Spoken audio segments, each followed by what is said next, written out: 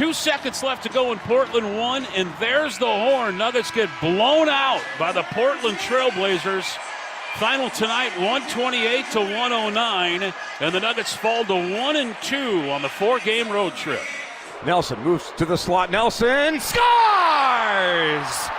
It's Brock o'clock, and the Avalanche are able to get the extra point. C'est magnifique. Colorado wins over Montreal 5-4. Murray has it up the left sideline, throws it in the front court over to Peyton Watson, and there's the horn. Hey, folks, what a road trip. Denver uses a monster third quarter.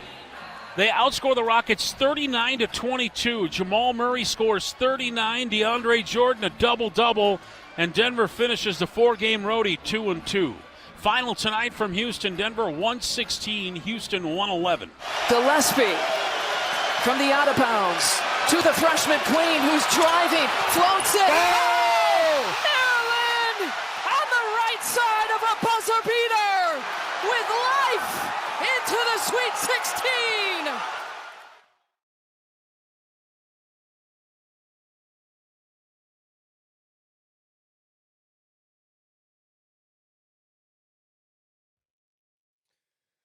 Well, good morning. What a bummer that was yesterday for CSU, as they had this great, what was looking to be this great run in the tournament, just getting started.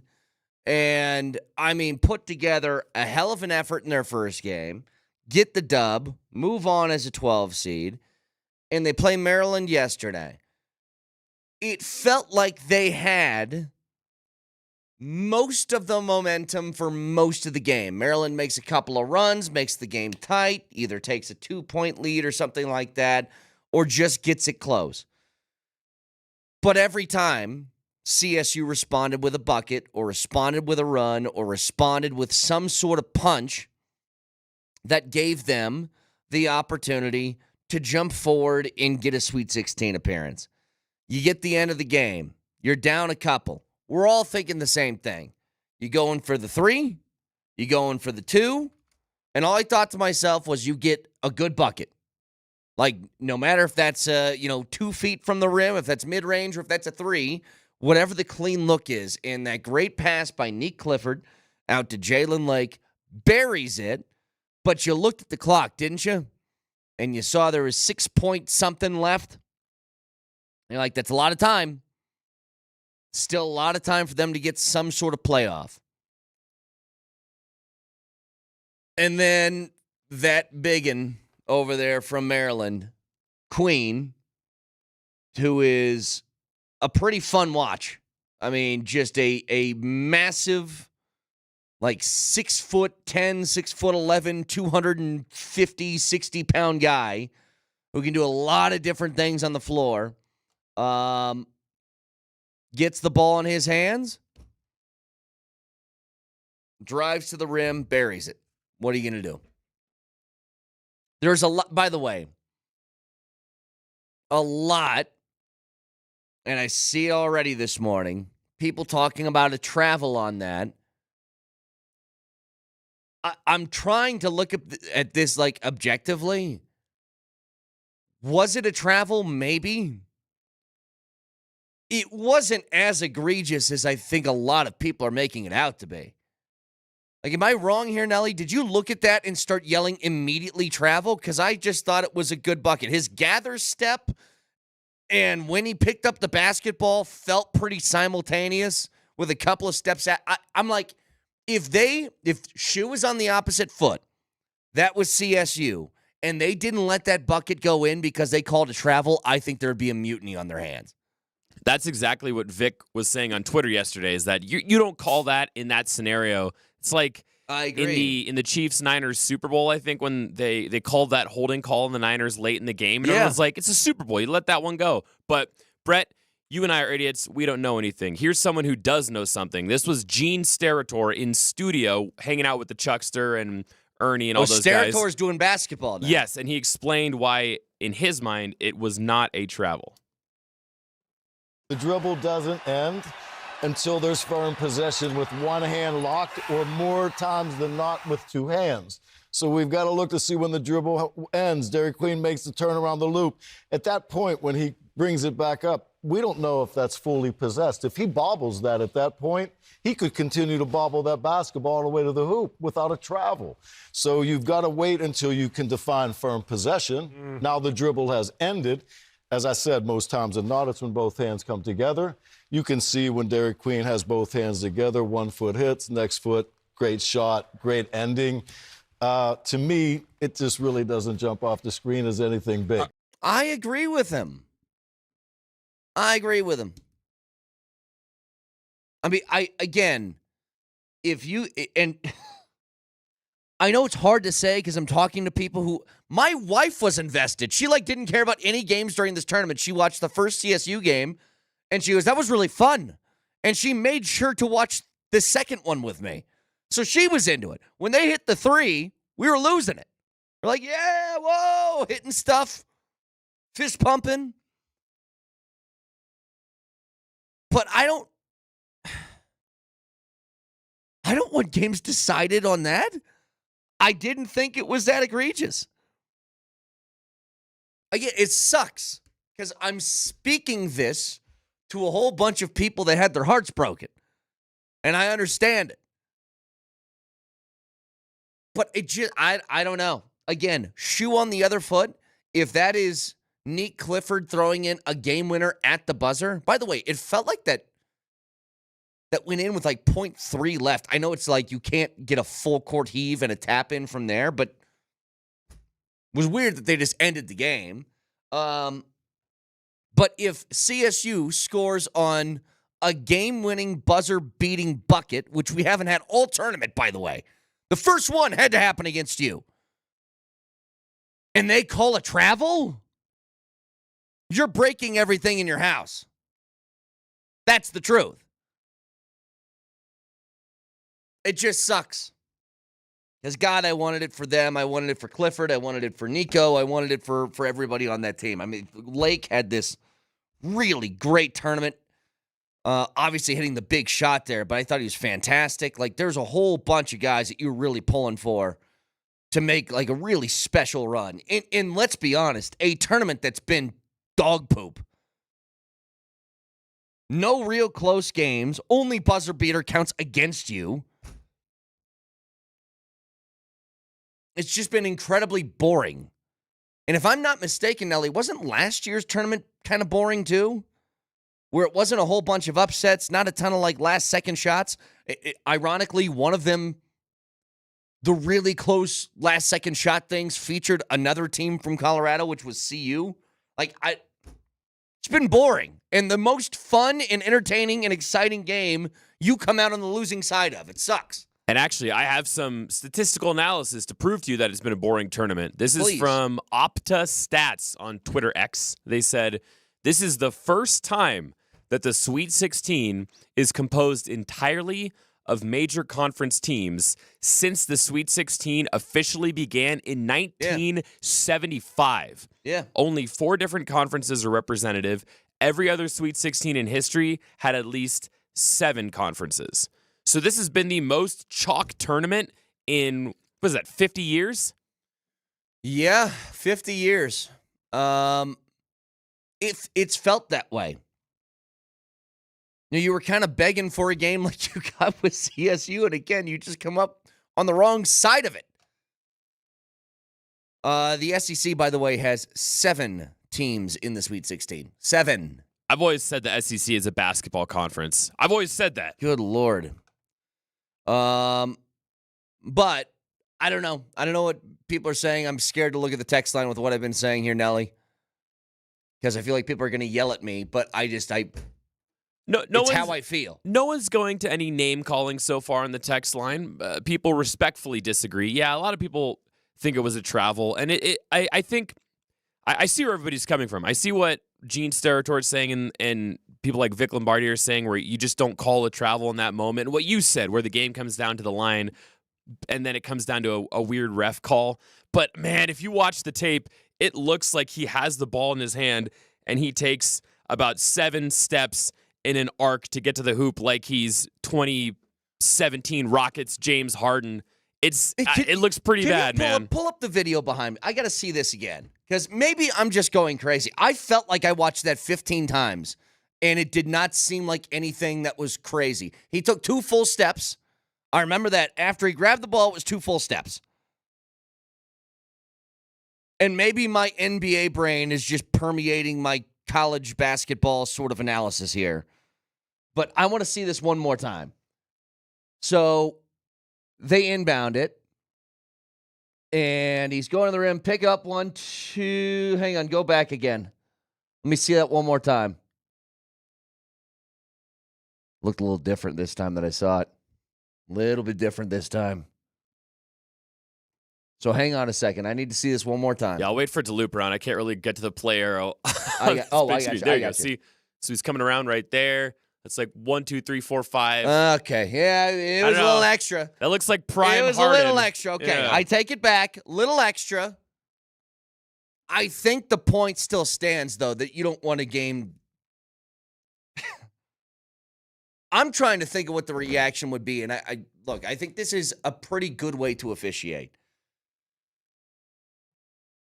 A lot of times over the regular season, at least in the NFL, we had a lot of games that ended on some BS that dominated the headlines the next day, and the conversation point wasn't about the game anymore. It was about the call at the end of the game. As a general rule, I think that you should err on the side of not being involved in something like that. And make no mistake, this might feel like a big deal, especially here this morning, that it was not called. But I'm watching national coverage, and guys, we can't play this card with this one. It's not like ESPN or the national media is rooting for a Maryland over a CSU. This isn't like big market versus small market. Nobody really cares about Maryland outside of what, SVP, because he's an alum? If they called that a travel and wiped the buzzer beater off the board, that's a main headline this morning. Main. The main headline's this: we finally got a good basketball game in the tournament that ended on a buzzer beater, and it didn't even count. So, I hate it. But I would prefer games being decided the way it did yesterday than the opposite of referee stepping in a moment like that. Just saying. 303-504-0925. Again, if you would like to disagree, Champ Mazda text line's there for you. Again, I appreciate it. I've been taking a look at this, Nelly. Very respectful disagreements with me, which I can appreciate. This texter says, boys, what is this traveling you speak of? It's been 1,000 decades since anybody is called traveling. That too, again, maybe my NBA brain has just been like infected to the point to where I can't even recognize it anymore. You know what sucks, though, Nelly, is that buzzer beater wipes off what was an amazing shot by Lake. Like, to have the pressure of that moment mounting.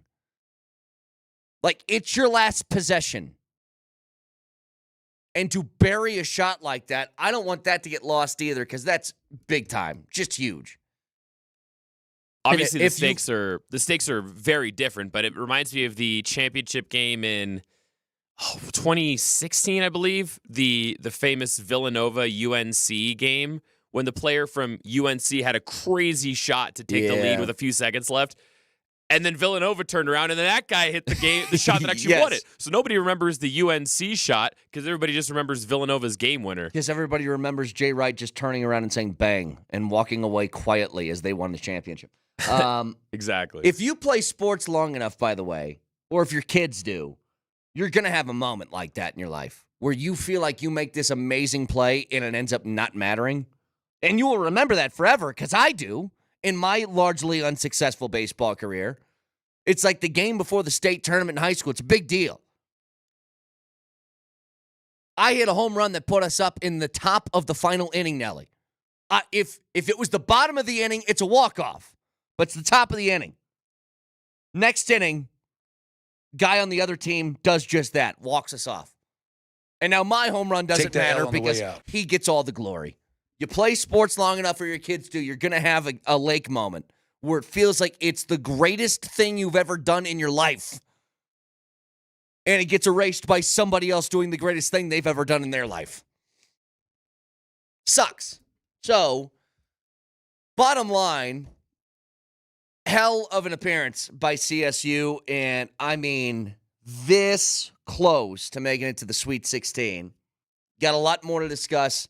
Nuggets with a mixture of horribly bad and really good over the weekend. The Avs continue to roll. A lot to get to. Stick around.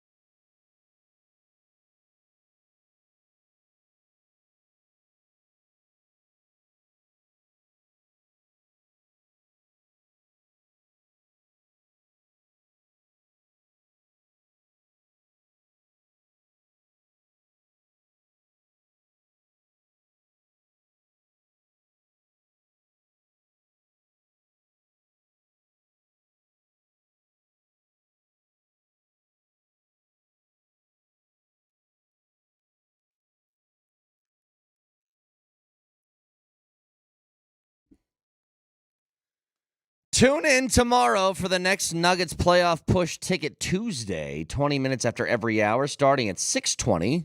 That would be now for tomorrow. We'll give out a keyword for your chance to win a pair of tickets to see the Nuggets on Wednesday night as they host Giannis and the Bucks. Don't want to take the chance of missing out? Well, you can buy tickets to every Nuggets game at nuggets.com/tickets. We'll see you tomorrow for the Nuggets playoff push ticket Tuesday on Altitude Sports Radio 92.5. Oh, in radio, do we love our alliterations. It's Ticket Tuesday. It's a Funky Friday. It's a Manic Monday. It's a Wacky Wednesday. It's a Double Dipperoo. We love our alliterations in radio. Do you remember, it was a long time ago. It must have been like 2019 when we used to, every Monday when there was an Avs game, Mark Moser and Connor McGahey would swap places. So Moser would go back. That, yeah. And we called those Moser, McGahey, Manic Mondays. Moser, McGahey, Manic Mondays. That's a quad alliteration right there. Man, we love them. Can't get enough of them. I'm surprised this show isn't called something like that. Wacky Wake Up. What would it? Let's see. How can we get your no ball with Brett? Buh, buh, buh, buh, buh, buh. No prostate, no bees, no melanin. Yeah. Something. So I want to get to the Nuggets in a second. I have a stat that I think is going to blow your mind that I found myself. I looked this up after the game last night because I was curious about one detail. So I'm going to give you that in a couple of minutes. But again, just one last thing on sort of the reaction to the finish of the game last night. I'm actually really proud of the way that some Rams fans are handling this. It sucks. It's a big old bag of kick in the nuts that you got last night. And I think that most fans are just taking it on the chin. And again, taking a second look at that, Nelly, is that a travel? I mean, yeah, probably. But I don't want games decided that way. And I've seen a lot of the same reaction, and I think that that's a I'll tell you this, Nelly, it's a lot better way to handle it than, I don't know, that jag over in UConn. I mean, can you guys imagine if that's the reaction? If you don't know what I'm talking about, by the way, I don't know if we have an edited version of this or not, Nelly, but Dan Hurley in UConn is walking off the floor. They lose, which I think it's the only thing that has truly made me happy during this tournament.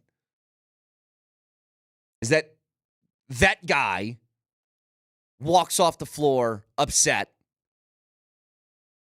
after UConn loses to, who'd they lose to again? Florida. And his reaction to the game is, I hope that they don't bleep you like they bleeped us, Baylor. That's what he says, knowing cameras are on him on the way to the locker room. And I just, again, if you're a coach, and at all, you leave a game where it's like your season ends or it's a big moment, and the first thing you communicate to your team is, guys, we got screwed by the refs, you're a loser. You're an absolute loser. God, I can't stand Dan Hurley. Like, this guy's won 2 straight natties, and you're right, they're out to get you. Yeah, sure. The victim complex you can have as the biggest megastar in the college basketball world is insanity. Like, if you're the richest man in the world and somebody goes, why doesn't nobody likes me and nobody wants to see me succeed? It's like, you're the richest man in the world. A few people do. Same thing with you, Dan Hurley. The victim complex is insane. And that's why I say that to tell you, I think you're allowed to be upset with maybe some calls that didn't go your way. But I am proud of the way that Rams fans have handled themselves, because there is a legitimate gripe you could have. But I think most people acknowledge that you probably don't want a game ending that way. That's it. But God, I hope they don't do that to you, man. What a loser. mean, seriously, what a loser. Like, it's pretty simple, UConn. Play better. How about that? Or, It's you know pretty what? simple. I win. Google me. You can do something else, too. You can tip your cap to your opponent. That's another thing you can do. Because you know what Florida did and you didn't? They shot 46% from the field and you were 37.5. Do you think that might be a little bit of a reason why you lost? You dummy. Anyway, here's the stat I got on the Nuggets. So the Portland game was a misery, as I think most of these games without Jokic are going to be. And again, he didn't play it all over the weekend. But you had a game in Portland. Jamal only has 10 points. You can't get a stop to save your life. Portland is draining everything they put up. It feels like they made like 50 threes in that game. It was 14, but it felt like way more than that. You could barely get a hand in somebody's face. They would go on these gigantic runs that you couldn't stop. And again in the fourth quarter, they just bury you. And you're like, oh, boy. Like, there's got to be some way we can figure something else out. And after that game, I thought about something. And I just, once it hit me, I said, God, that's pretty weird. When you think of the bench rotation this year, just in your head, start saying names out loud. Guys that you would consider regulars in the rotation coming off the bench. Who would that be? And you go to, okay, well, there's Russ. Russ is a regular. And Peyton Watson is. And Julian Strawther, when healthy, he is. It's been a little bit of Zeke lately. DeAndre Jordan's been a regular off the bench this year, except lately. And I couldn't figure out why that was, especially in games that Jokic is missing. The only other real player on the roster that has size is DeAndre Jordan. And Nelly, up until last night, he hadn't played in almost 3 weeks, over 3 weeks. And I don't remember seeing him on an injury report, so I'm like, what's the situation there? I feel like DJ's been fine when he's come in. So I wanted to look something up. Since the new year, how's this for a stat? Brady and his stats. Since the new year, in games in which DeAndre Jordan has played 9 or more minutes, the Nuggets record, there has been 24 games in which he's done that. What do you think their record is? 23-1. That's my GOAT. Nelly, I'm going to tell you the same thing that I tell Vic and Moj. You always guess the opposite side of what would be impressive because it's going to make the stats stand out more. So let's try this again. 24 games. What do you think their record is? I think they're going to be probably slightly north of 500. So maybe like 14-10. Nelly, they're 20-4. Pretty good. Doesn't that hit better, by the way, when somebody guesses really low and you're like, oh, really? How's this? Pah! Got it. So I can't overshoot it because then you have to go, well, it's actually a little less impressive than your guess. You take the sting out of all the stat. Hey, I was trying to pump up DJ, man. No, I got you. 15 rebounds. But Moj and Vic do this all the time. I'm like, do you know what the Nuggets record is when Vladko Čančar plays and it's 15 games? They're like, 15-0. And I'm like, now anything I say is going to be awful. Okay, fine. I'll use the Price is Right strategy. I'll guess one below what the actual stat line is. But they're 20-4 in games in which DJ has played 9 or more minutes since the new year. And he hasn't played for 3 weeks. And I'm trying to figure out why. And this is, it's difficult. When you're in one like the Nuggets have been, where you're win, loss, and then Jokic is out, and then it's a lot of loss mixed in with a couple of wins. You don't want to over-panic and change things too much, but I think there is a lot of room for criticism for the way that the coaching staff handles moments like this. Because it's like something's working and then you go away from it, and then you lose one half of your players that have size and you don't play the other half when he was playing before. It just, I don't know I don't know where the mindset comes in to just give up something like that. And look, I'm not saying that DJ is a key to unlocking some sort of elite level play, but I am telling you that he helps. Having a guy who's 7 feet tall on the floor helps your basketball team, especially when you're missing your other one. That's it. That's all. Right, and for months, for years, Avs fans. I guess I have Avs in the mind because my boy Brock Nelson with the shootout thriller. Nuggets fans have wanted a backup big man. The non-Jokic minutes have just been absolute murder. And now you have a serviceable backup big. I'm not saying he's a Nuggets legend, but I mean, DJ comes in, he does his job. He's physical, he gets you boards. That's it. He helps you tread water when Jokic is on the bench. You nailed it, man. Like, DJ is just... You know what DJ is? He's like it's like a peanut butter and jelly sandwich, okay? You would never go to a restaurant, like you wouldn't go to free agency, and say, give me the PB&J. But it's a nice little get me over if you're a little hungry, okay? If you just need something to bridge you from lunch to dinner, you make a PB&J, you're in the clear. Nothing terrible is going to happen when you eat it, but it's not going to be like, oh, this sandwich. Oh, it's not going to be like that either.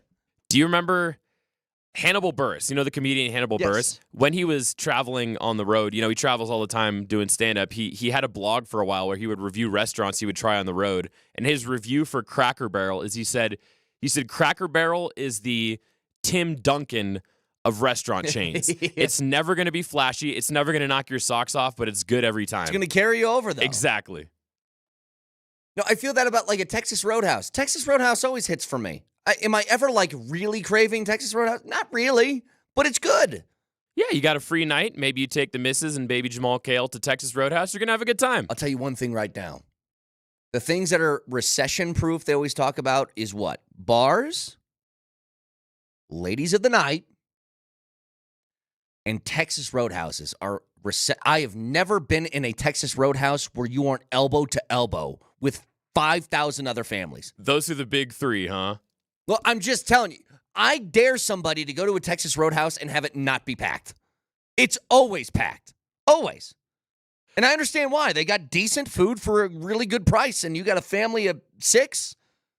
It's a cheaper meal where everybody's happy. I promise this isn't a sponsored read. We're not cashing bucks for pumping up what? Texas But Roadhouse right now. I like giving some love to some businesses that do good work, and they're one of them. Well, I'll give some love to a product of a different type that I like. Did you ever watch Bill Hader on SNL when he used to do the character of Stefan on the Weekend Yes. Update? You remember that? Yep.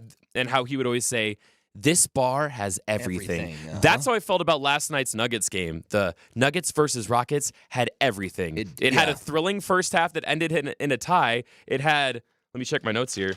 The Nuggets actually made adjustments at halftime and played well in the third quarter. Am I reading that correctly? They dominated. They got the a third. huge lead. They blew that lead. Jamal Murray had to play his ass off, and DeAndre Jordan had to get a double-double for them to then finally squeak out a 5-point victory. I mean, that was an absolute thrill ride of a game, and thank God the Nuggets ended up on the right side of it. Well, Jamal played really well, and in games in which Jokic is out, he's going to have to carry the load. I'm not saying he has to get 39 a night, but he's got to be that level aggressive. Like, what's the real difference between the Nuggets game yesterday and the one against the Blazers? The Blazers game, Jamal took 10 shots. The Rockets game, he took 28. He's got to take more than 20 shots in a game that Jokic is out because he's your best scorer. And you can't look at others. Like, this was the right distribution, by the way. Here's your leaders in shots in the game yesterday. Jamal took 28. Porter took 16. Russell took 11. Gordon took 9. That's the distribution that you should be having in games in which Jokic is out, which he might be out for the foreseeable future. Like, I don't know. But going back to where we started, I think playing DJ is important to this team. They need size. Like, here's an argument you could make if you were foregoing size for a smaller lineup. If you had really good perimeter defense, you could escape it. if you had really good offensive play, you could escape it. Like the Warriors did back in the day. And the Warriors had one thing, though. They had Draymond Green, who could guard like a center at 6'7". That also helps. But I think it's a necessity. Like, this team needs the size of DeAndre Jordan. Even if it's for, like I said, 9 minutes a night. How many times, by the way, when DJ's in, do you just see somebody lob a ball up near the rim and he finishes? Like, those are some easy buckets that only being 7 feet tall will get you. That's it. And he's not just 7 feet tall. He's huge. Like, he's a big body to deal with. Weight-wise, he's tough to hang with. But I'm glad they got the win. I want to get to the Avs here in a little bit.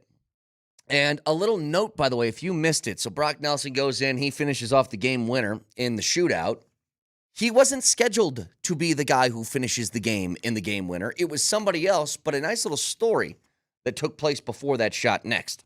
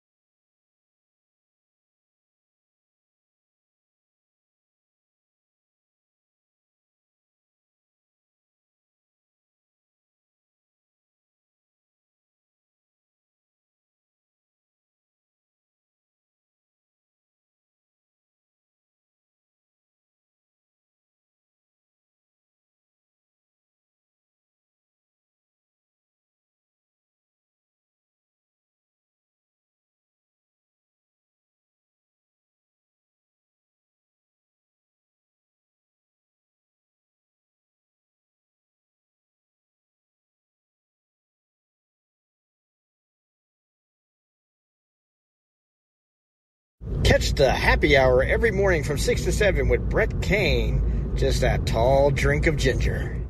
Yeah. I don't know what's going on with my algorithms, by the way, on Twitter. Ginger is popping up like every 2 seconds. I mean like the actual food, ginger. It's a superfood now. Is this the new thing? It used to be kale. It was the big kale kick, and now it's ginger. How do you eat that, by the way? You put it in your foods. You mix it in. Use it as a seasoning. It's like a garlic.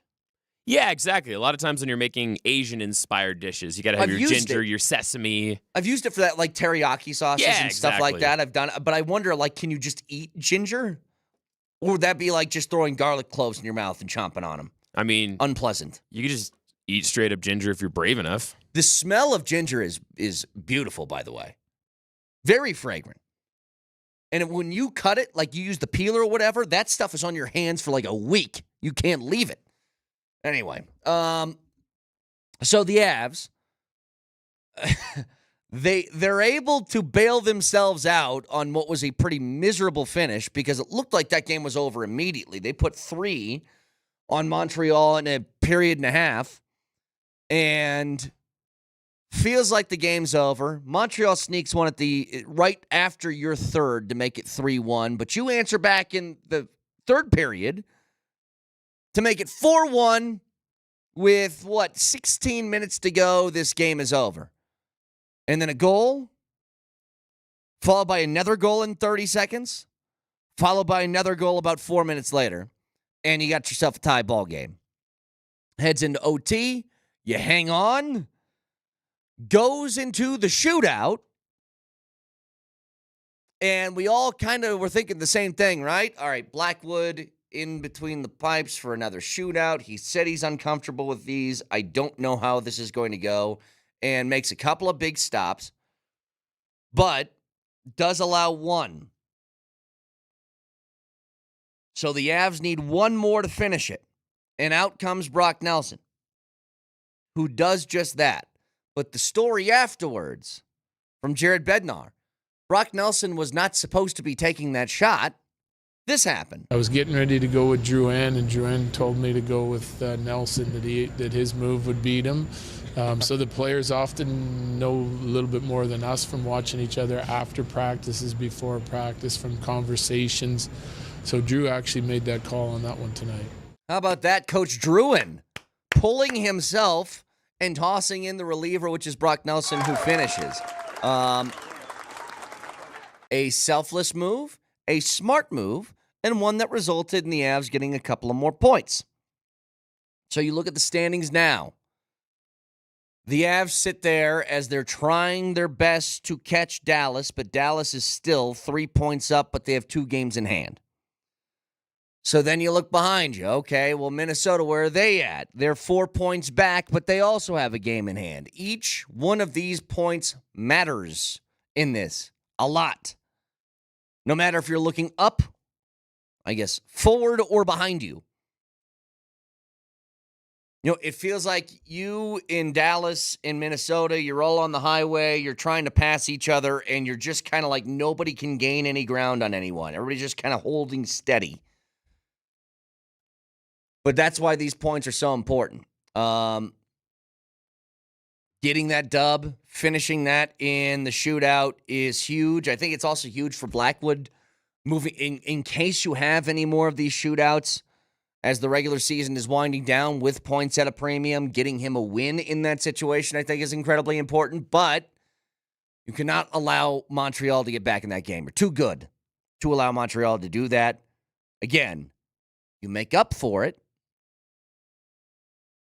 You get the finish. You get the 2 points. But just not something you want to make a habit of, we'll say. By the way, how's this for another stat for you? Ryan Lindgren, his career high in goals scored in a season is 4. His last goal before the trade came on December 30th, and he has 2 in his last 5 games with the Avs. Because if you are playing alongside some of the talent that you have on the Avs roster, you're much like anybody playing alongside Jokic, your numbers are going to take a bump. So he's now tied his career record for goals in a season at 4. And it was a big one that he had in that game a couple nights ago. I do want to share, or I guess save some time, cut out some time for this before the end of the 6 o'clock hour. So a lot of tweets about what the Rockies did over the weekend. And I wanted to save it for the air.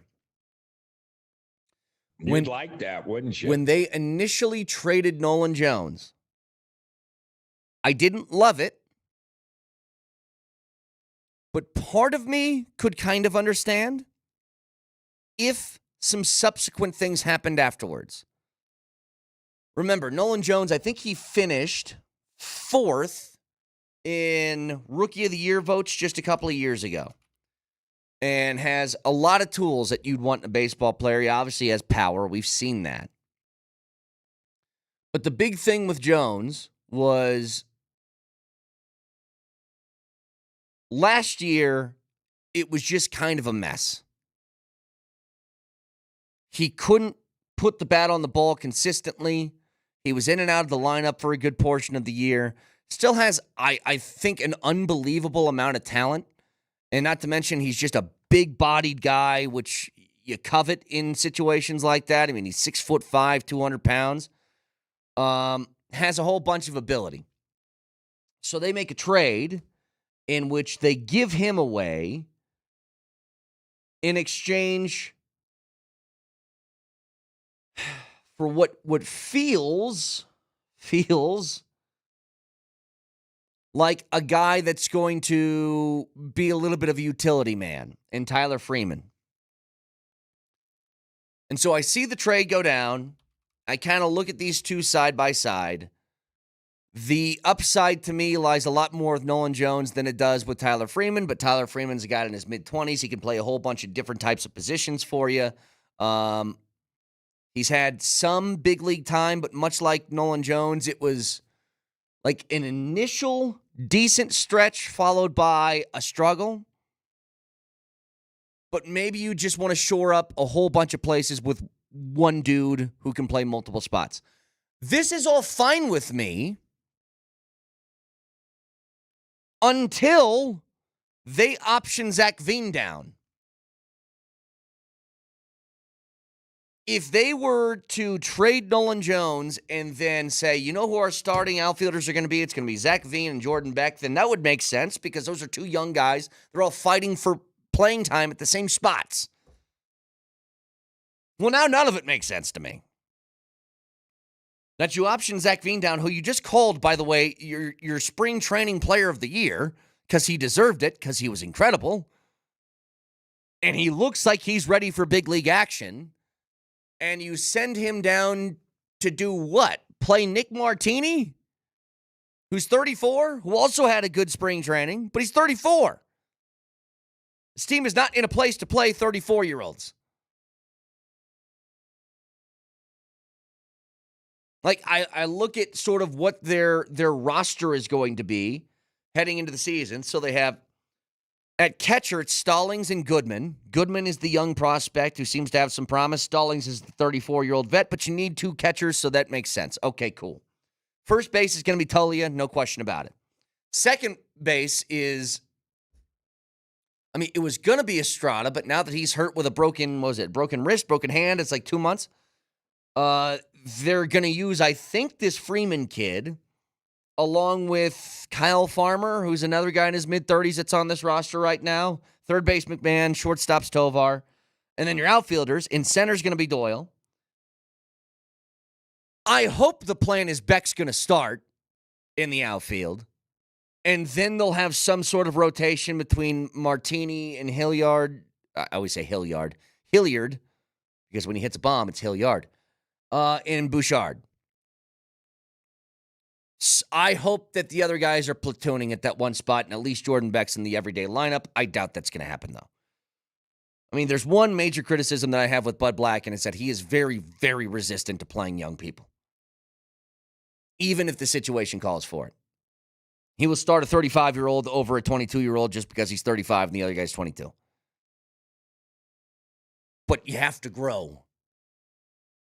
So I hope that Beck is going to be a stalwart in the lineup and that he can get that figured out. And then you have a sort of platoon on the other side because I know the DH is going to be Chris Bryant. That's what it looks like. You know who also could use some growth? Dan Hurley. Why did you send me more post-game audio of Dan Hurley crying? I just had to listen to... Because I need to yell about this guy I later. just had to listen to another minute and a half of Dan Hurley crying about the UConn loss. Brett, why are you doing this to me? I'm just going to let you guys know. Dan Hurley brings up the thought that now that he didn't win the national title this year, he doesn't have to throw out first pitches at baseball games anymore, which might help them next year, I guess. Ugh. What is wrong with you? So I got more thoughts on the Rocks, by the way, because I don't understand the moves that were made over the weekend. I could have understood it had they not happened directly after each other. So I don't know. We'll jump back into that a little bit later. Opening day, by the way, on Thursday. And I'm pumped. Even despite this, can't take my joy. You can watch the show live on Twitch. Twitch.tv, search Altitude SR in the search bar, the Altitude TV simulcast. That is the Safeway Twitch feed. Order online, Safeway does the rest. Get easy delivery or free pickup with the same great deals. Get started at Safeway.com or on the Safeway app. Safeway, fresh foods, local flavors. Also, the Altitude Sports Radio YouTube page. Search Altitude Sports Radio and subscribe to the channel. We're live every weekday from 6 a.m. to 7 p.m. And you get that Altitude Daily. The best things from each show thrown up in a nice little 10-minute package for you. Subscribe to the Altitude Sports Radio YouTube channel today. Moser, Lombardi, and Kane next.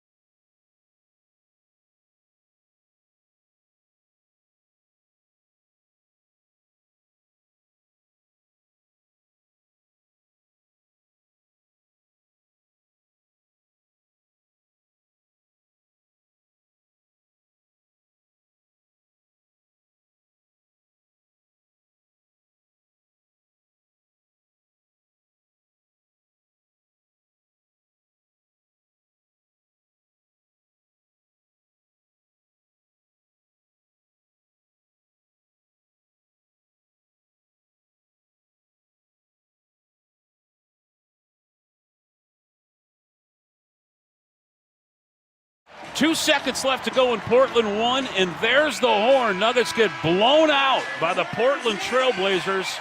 Final tonight, 128-109, and the Nuggets fall to 1-2 on the 4-game road trip. Nelson moves to the slot. Nelson scores! It's Brock o'clock, and the Avalanche are able to get the extra point. C'est magnifique. Colorado wins over Montreal 5-4. Murray has it up the left sideline, throws it in the front court over to Peyton Watson, and there's the horn. Hey, folks, what a road trip! Denver uses a monster third quarter. They outscore the Rockets 39-22. Jamal Murray scores 39. DeAndre Jordan a double-double. And Denver finishes the 4-game roadie 2-2. Final tonight from Houston, Denver 116, Houston 111. Gillespie from the out of bounds to the freshman Queen, who's driving, floats it. Oh! Maryland on the right side of a buzzer beater with life into the Sweet 16.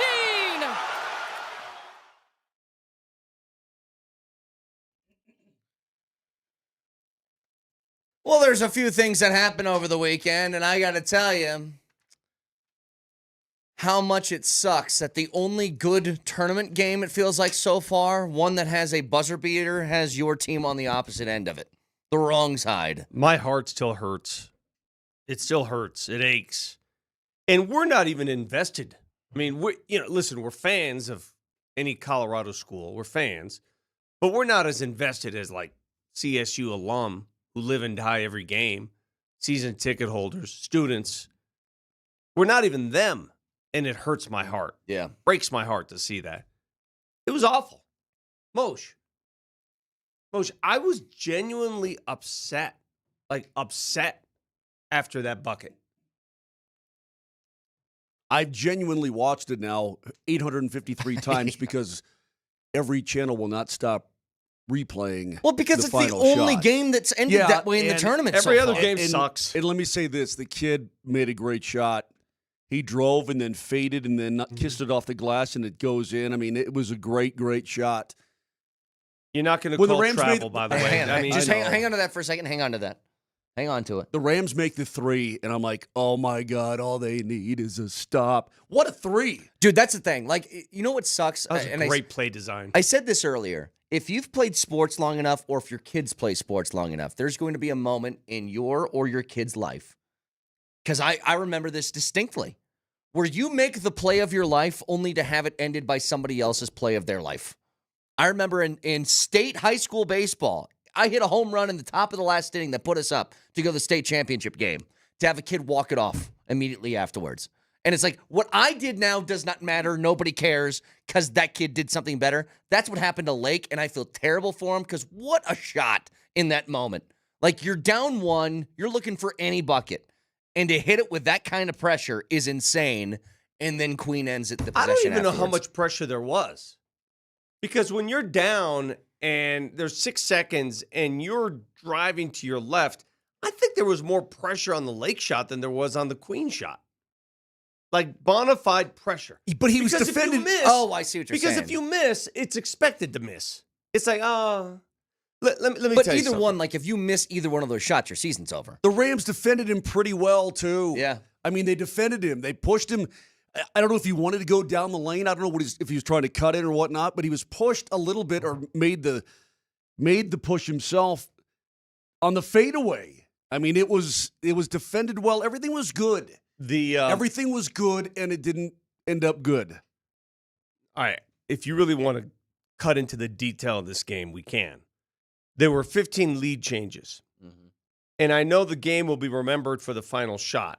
But in my humble opinion, the game was lost with 4.5 minutes to play.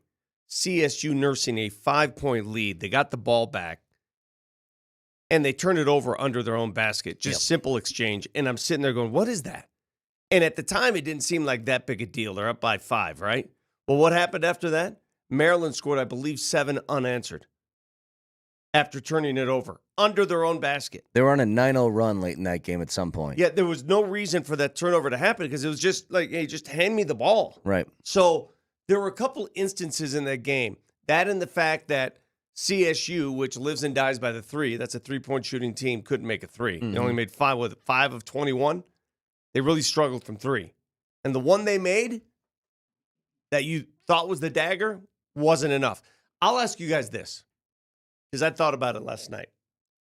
Would you rather, and be honest, get your ass beat, blown out by 30, or lose like that? No, as much as it hurts, I'd rather lose like that. I would rather lose like that. I don't want Really? a game in which you're completely out. I disagree, and I'm going to tell you why. Why? I'm going to tell you why I disagree. Because you remember those ones, and I'll give you some instances. Because these ones hurt more. Because the memory bank serves up the close losses more than the big ones. Case in point. Yeah, but I'd rather hold on. a grandpa. Okay, go ahead. Case in point. Nuggets lose to the Lakers in the Western Conference Finals. How Anthony Davis at the buzzer. We'll never forget it. Broncos lose to the Ravens in the 2013 playoffs. How? Double overtime. Oh, the Avs lose in OT Game 7 against the Minnesota Wild. Remember that? Mm-hmm. It's the close losses that are remembered most and hurt most. You may not think it, but it's the truth. I disagree. Okay? I've had, for the one team that truly gets me, the last 2 years, they had a game in which they were this close to making a Super Bowl 2 years ago. Mm-hmm. And then they had, this year, got their asses kicked by Washington. I would much prefer 2 years ago. I was miserable the entire game. I'm miserable after a close loss. I'm miserable when you're up by 20 in a Game 7 at home and you lose that game. I'm miserable when you think you should have won and you don't. Well, let's get to that part of it, okay? I have watched that replay over and over and over again. Was it a travel by Derek Queen? Maybe, probably. Did it look that way when you saw it live? Well, this is what I was going to say, Vic. Like, when I saw it live, I didn't think about it for a second. It's only after I saw the replay 15 more times where I'm like, yeah, it kind of looked like a travel. I didn't think whatsoever in the moment that it looked that way. Now, again, by letter of the law, was it a travel? Probably. I will tell you guys this, though. I do not want the ref stepping in that You're situation. Not calling that. Like, here's how I put it.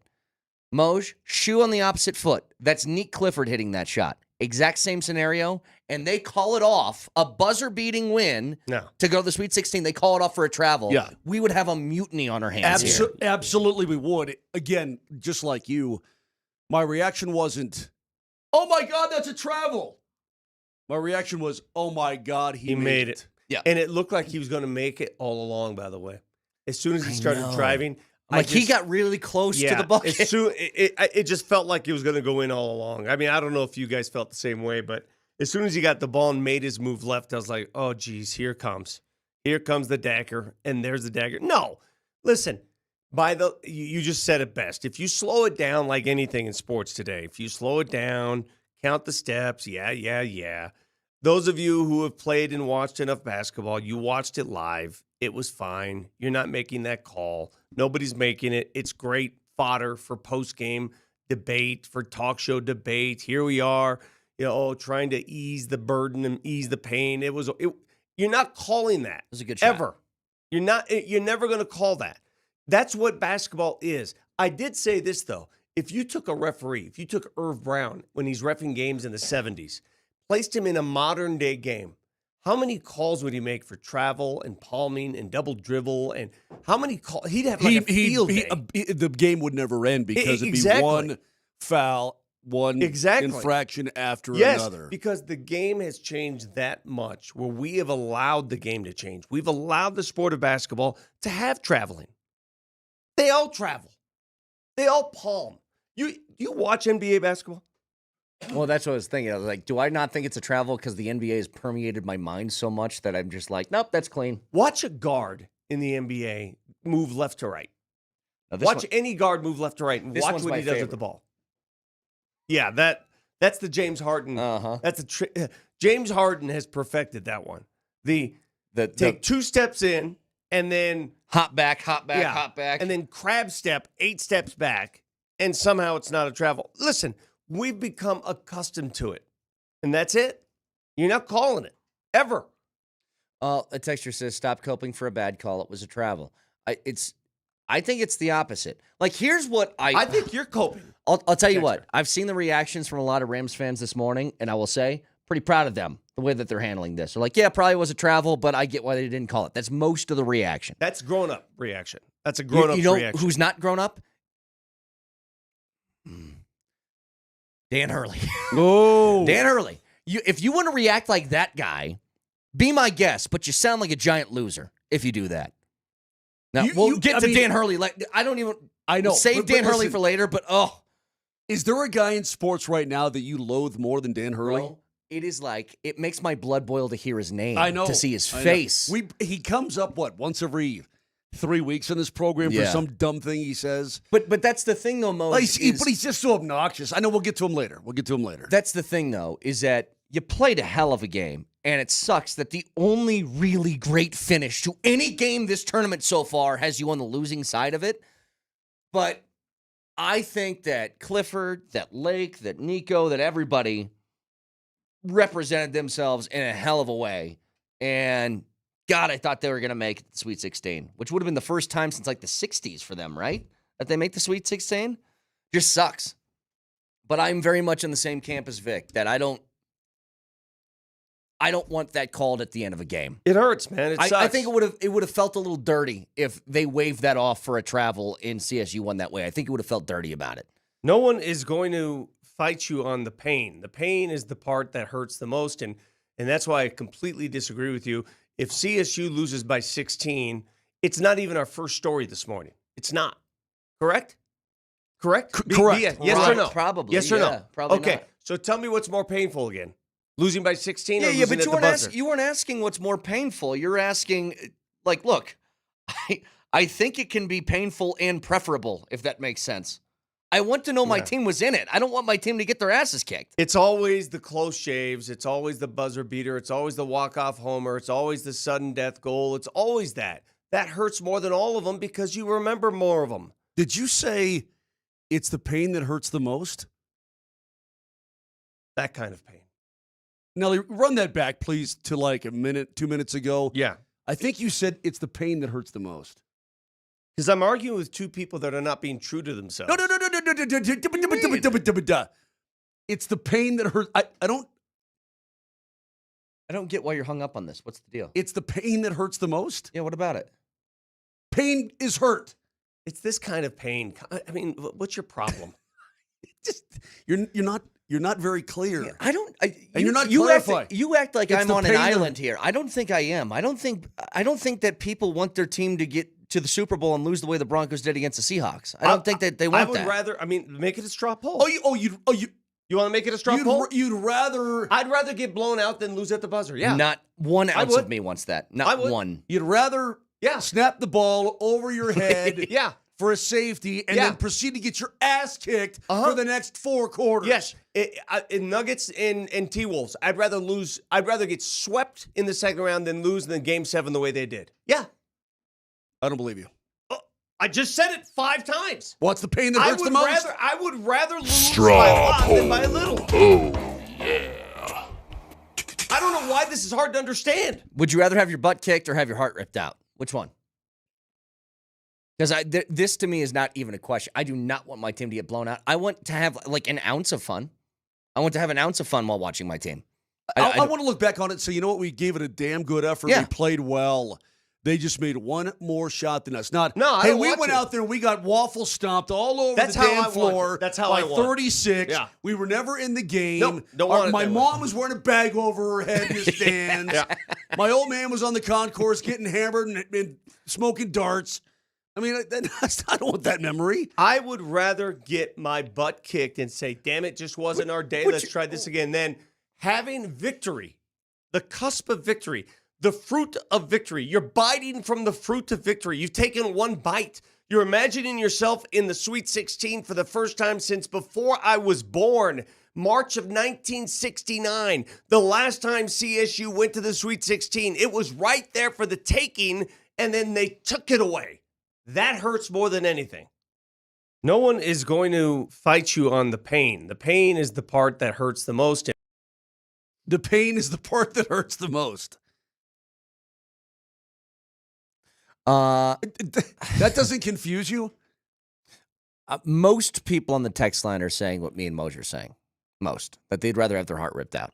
That's fine. I mean, you guys. I think there's just an aspect of you can look back and say, hey, they played great. It just sucks. As opposed to, like, after losses like that, if they lost 70-30, you're questioning whether the team was good at all to start. Listen, you're asked. These are two entirely different questions. You're asking which is easier to wake up from.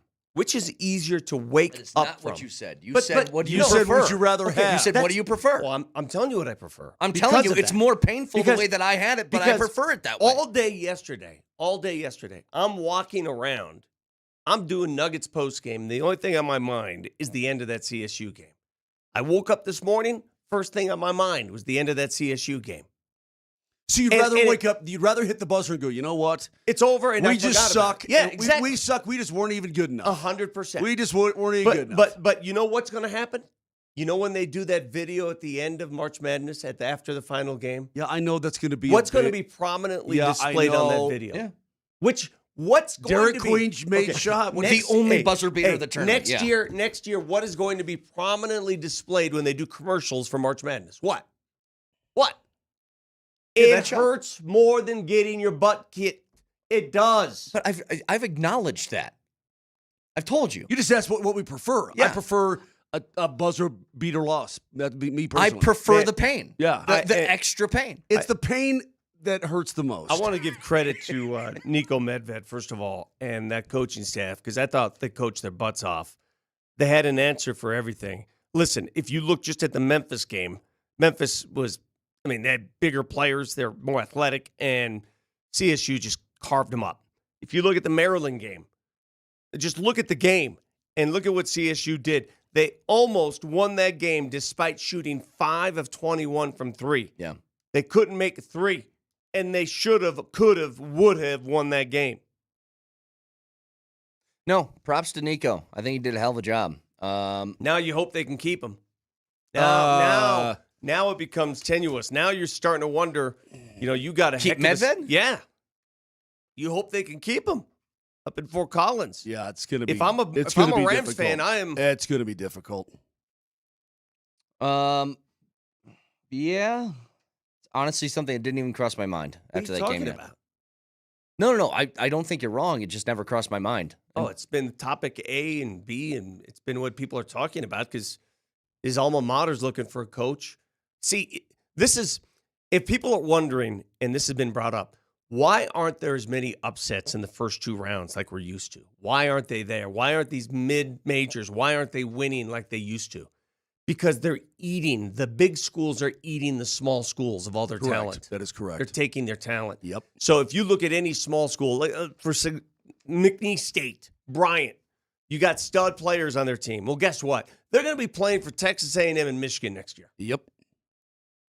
By the way, our Not Another Bracket contest is underway, and you can check out the full standings at altitudesportsradio.com/notanotherbracket. The grand prize winner gets those 2 tickets to a Nuggets playoff game, dinner for 2 at Denver Chop House, a big screen TV, and a catered party for 30 from Brothers Barbecue. That's all thanks to Evan Williams Bourbon. By the way, some of the standings here.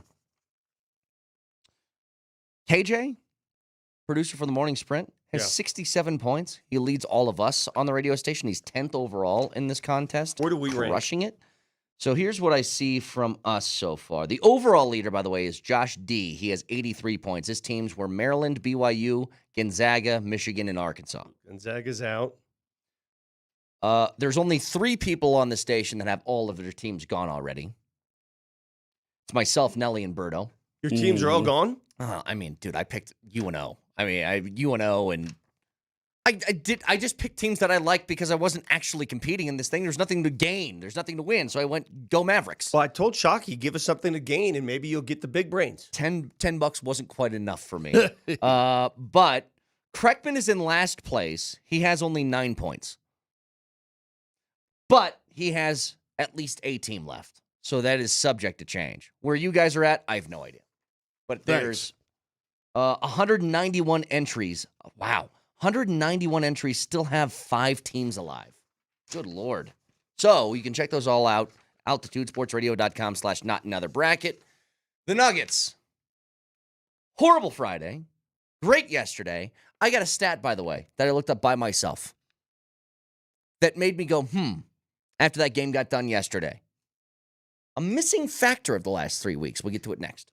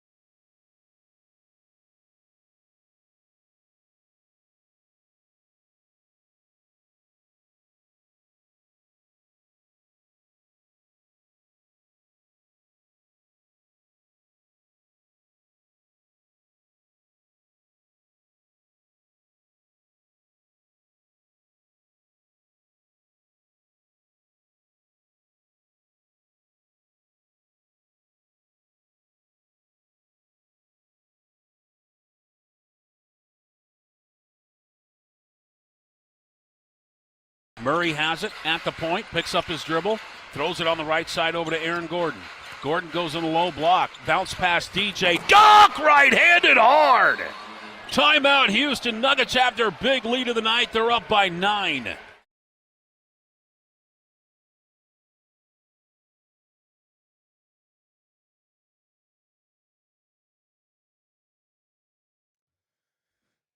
So the Nuggets come back and have a much better performance than they had a couple of days ago. Again, more games without Jokic.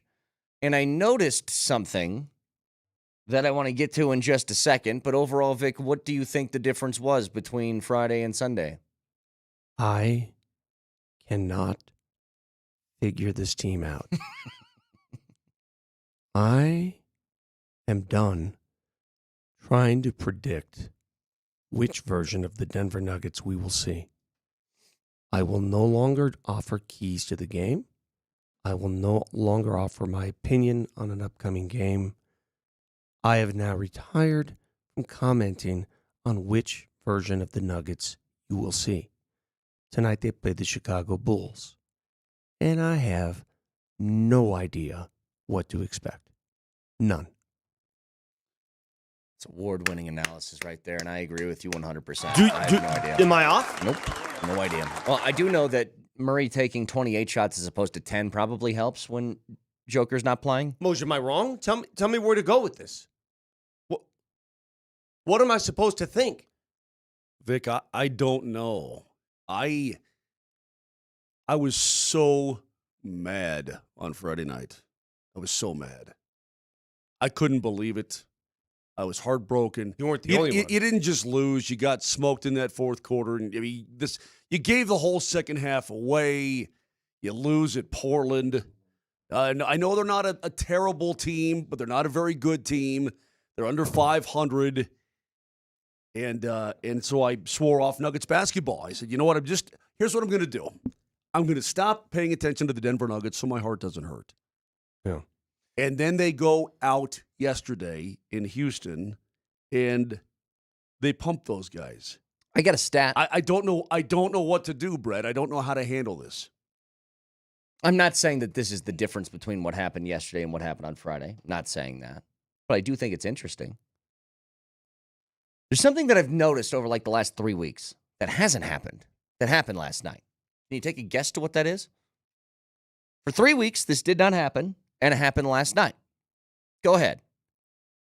Use your noodles here and guess what I'm getting at. 3 weeks. DeAndre Jordan played. DJ played. He should have played in Portland. Well, and I was sitting there, I was like, why isn't DJ, especially games in which Joker's out, he's your only other guy with real size, why hasn't he been playing? And I was like, you know what, let me jump through the DeAndre Jordan game logs. Up until last night, he did not play. His last game was March 2nd. And I started combing through something. How's this for a little Dan Hyatt stat for you, Vic? Since the new year, DeAndre Jordan has played in 24 games in which he has gotten at least 9 minutes. The Nuggets record in those 24 games is... Let me guess. Okay. 24-0. I'm kidding. I would say, how about... Because it doesn't feel like somebody who's super impactful. 18-6? They're 20-4. Really? In 24 games that DeAndre Jordan's gotten at least 9 minutes since January 1st, the Nuggets are 20-4. Wow. And I've wondered, Jokic is hurt.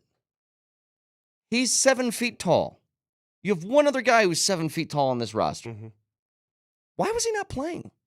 Why would you not want the size? I don't have the answer for you. Portland went small, for example, Friday night, and they wanted to respond by going small as well. But where did the Nuggets get abused in that game? On the boards. Yeah. He could have helped immensely on the boards. It's not just that. Throw him a lob and have him jump over people. Like, DeAndre is still really good at that part of it. Stand near the rim and catch a lob and throw it down. Like, we saw that multiple times yesterday. And I don't get why that would be the move. And maybe, Vic, if you're a team who is a really good perimeter defense team, maybe you go smaller and you just rely on that, but they aren't. And so I just don't understand. Again, I'm not saying that DJ playing is the reason why you won yesterday and the reason why you've been losing is because he's out. I'm not suggesting that. But I do think he helps. I do. I think to better understand what the Nuggets did and to win 2 out of 4 on that road trip, to go 2-2 on a road trip, I think Nate Kreckman tweeted this, and I agree wholeheartedly. I would have taken 2-2 with Joker, let alone without Joker. That's how tough that road trip was. Golden State, Lakers, a hot Portland team, and a Houston team that won 9 in a row.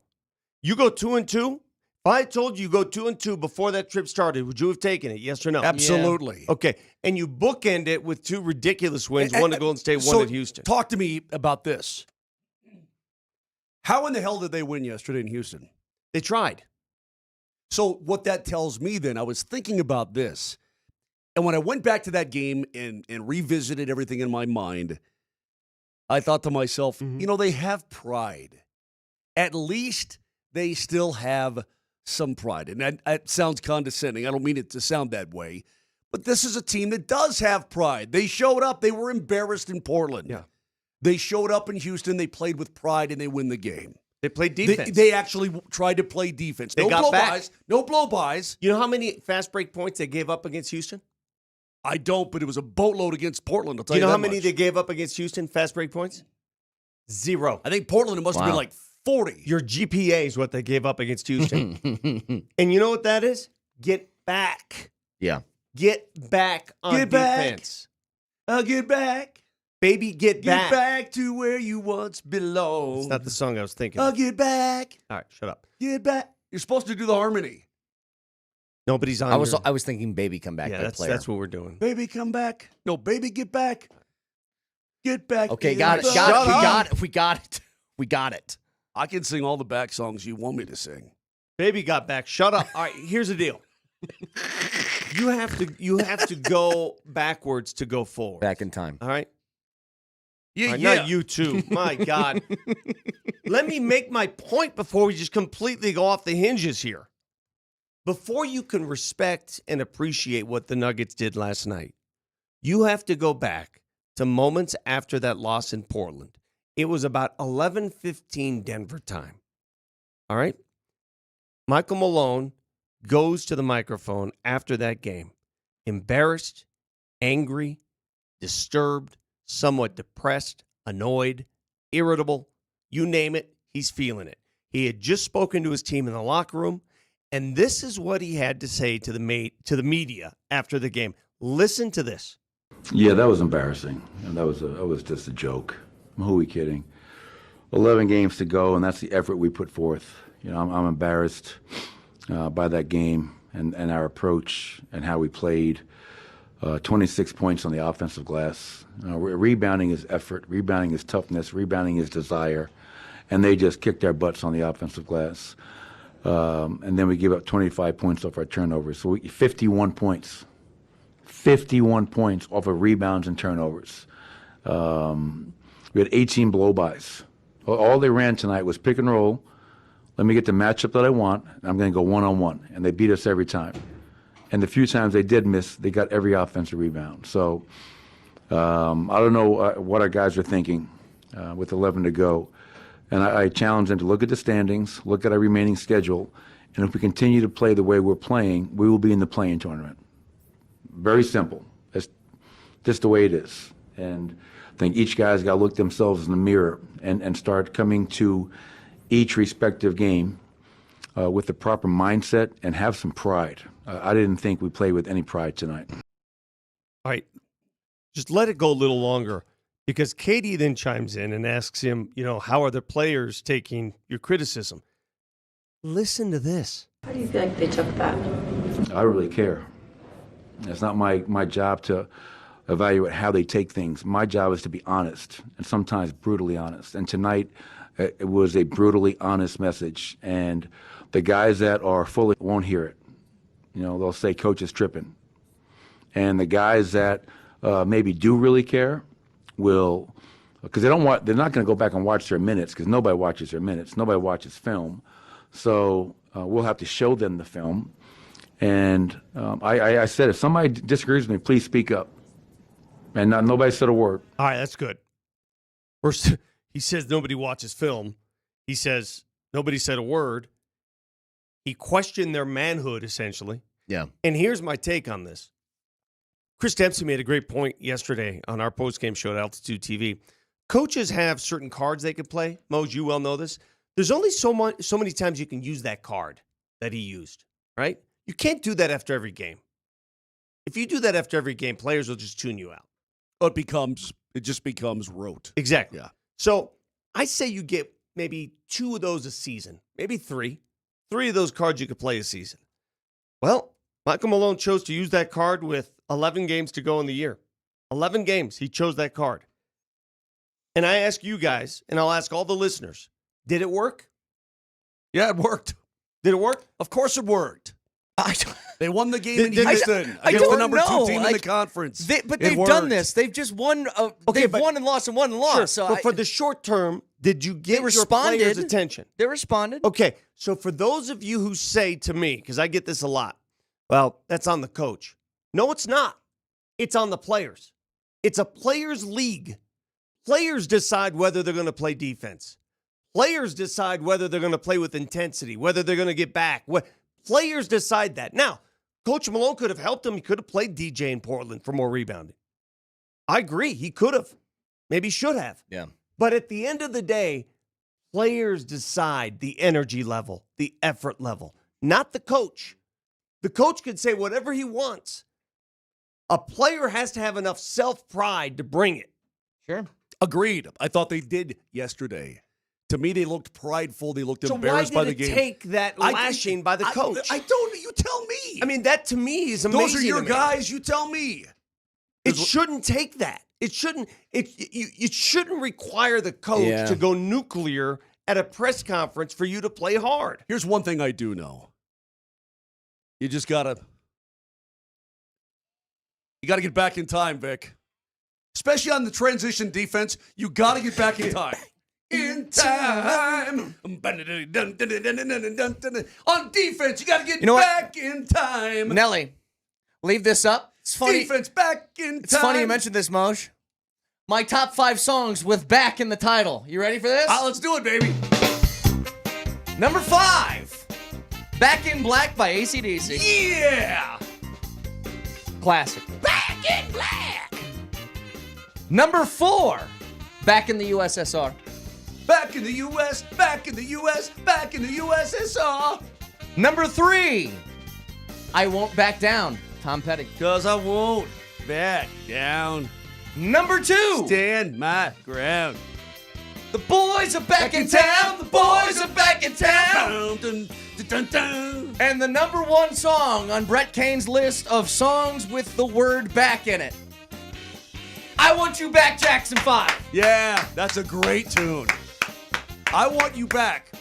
On defense, but I want you back. "Back in Time." Gotta get back Honorable in mention. time. That's number 6. Love it.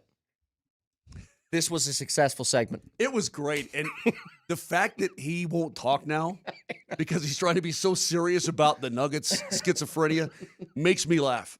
Look at him. He won't even look at us. What'd you think of my list, Vic? Do you agree with number 1 or do you have a gripe?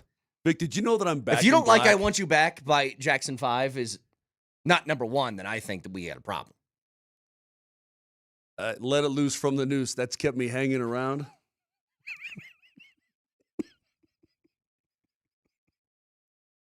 Guess who just got back today on defense? Them wild-eyed boys that had been astray. They stayed in the other end of the floor, you say, and now they're back and crazy. I take sports. He's so pissed off. I take sports seriously. To me, this is serious stuff. This is not play day. It's not a play date for you guys. We'll get to the Avs. I did my homework. By the way, I got a lot of thoughts. I turned in my assignments. I got a lot of thoughts on the Rockies, by the way, and the initial move of trading Nolan Jones wasn't all that confusing to me until they did something else, which made it very confusing. So we'll get to that in a little bit. But the Avs, shootout win, that should have been just An easy win. Oh, let me come up with my top 5 shootout songs. Can't wait for this one. I dare you to give me 5 songs with shootout in it. Oh, yeah. Let's just do this every segment now. I'd love to. Sure. Vic's top 5 shootout songs in the Avs game next.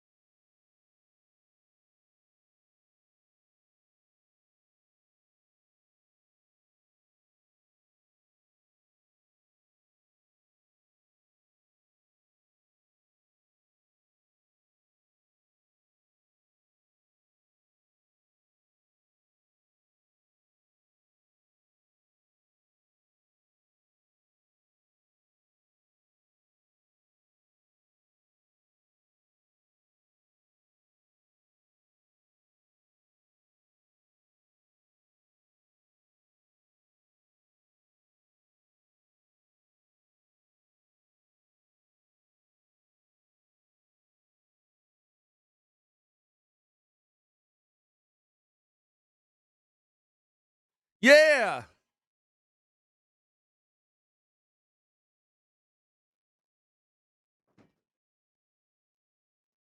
Is that Tito? Or is that Jackie?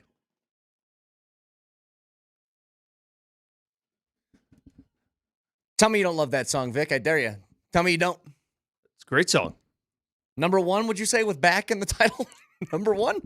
The Avs win in a shootout. Oh, a shootout. Oh, I got some shootout material for you All right, guys. go I ahead. got a lot of songs. I'd love to hear it. Shot. I'd love to. You know what? I'll give you a full 2 minutes before we start doing it. I'm not doing that. First, I'm going to hear from Moser and then interrupt him in the middle. Go ahead, Moser. Let's talk about the game. The Avs were not fit all on Saturday night. They played hockey. Mm-hmm. And they had a 4-1 lead. Coughed that up in the third period. You know, I turned the channel. What happened? How'd they cough it up, honestly? Because Ironically, at the 9:24 mark, it was the only guy who was really playing for the first half of the third period, I thought, for Montreal, was former Avalanche Alex Newhook, who actually had a lot of energy, and he dove hard to the front of the net on 3 different occasions. The third time, he created some chaos down the slot, loose puck, pinballing around, and Joshua Waugh happened to get a piece of it off of the skate of Mackenzie Blackwood, and it goes. You're like, oh, okay. All right, well, that stinks. And then 30 seconds later, Slavkovsky walks in and ping. You're like, oh, crap. All right. Listen, now it's 4-3. You have our attention. Let's kick it up a notch here. Nope. Still swarming, and Dvorak's backhand top shelf shot, gorgeous. Now you're tied at 4. Then you find your legs. Then you go to OT. You can't score on the power play. You win it in a shootout. That's the game. Yeah, the shootout. I don't know if you guys are thinking the same thing I was. Mackenzie Blackwood, who has admitted over and over again he's uncomfortable with the shootout stuff. I was like, oh boy, here we go. Makes a save though, a couple of them, and you get to the final one. So you're tied 1-1. You bury one, game over.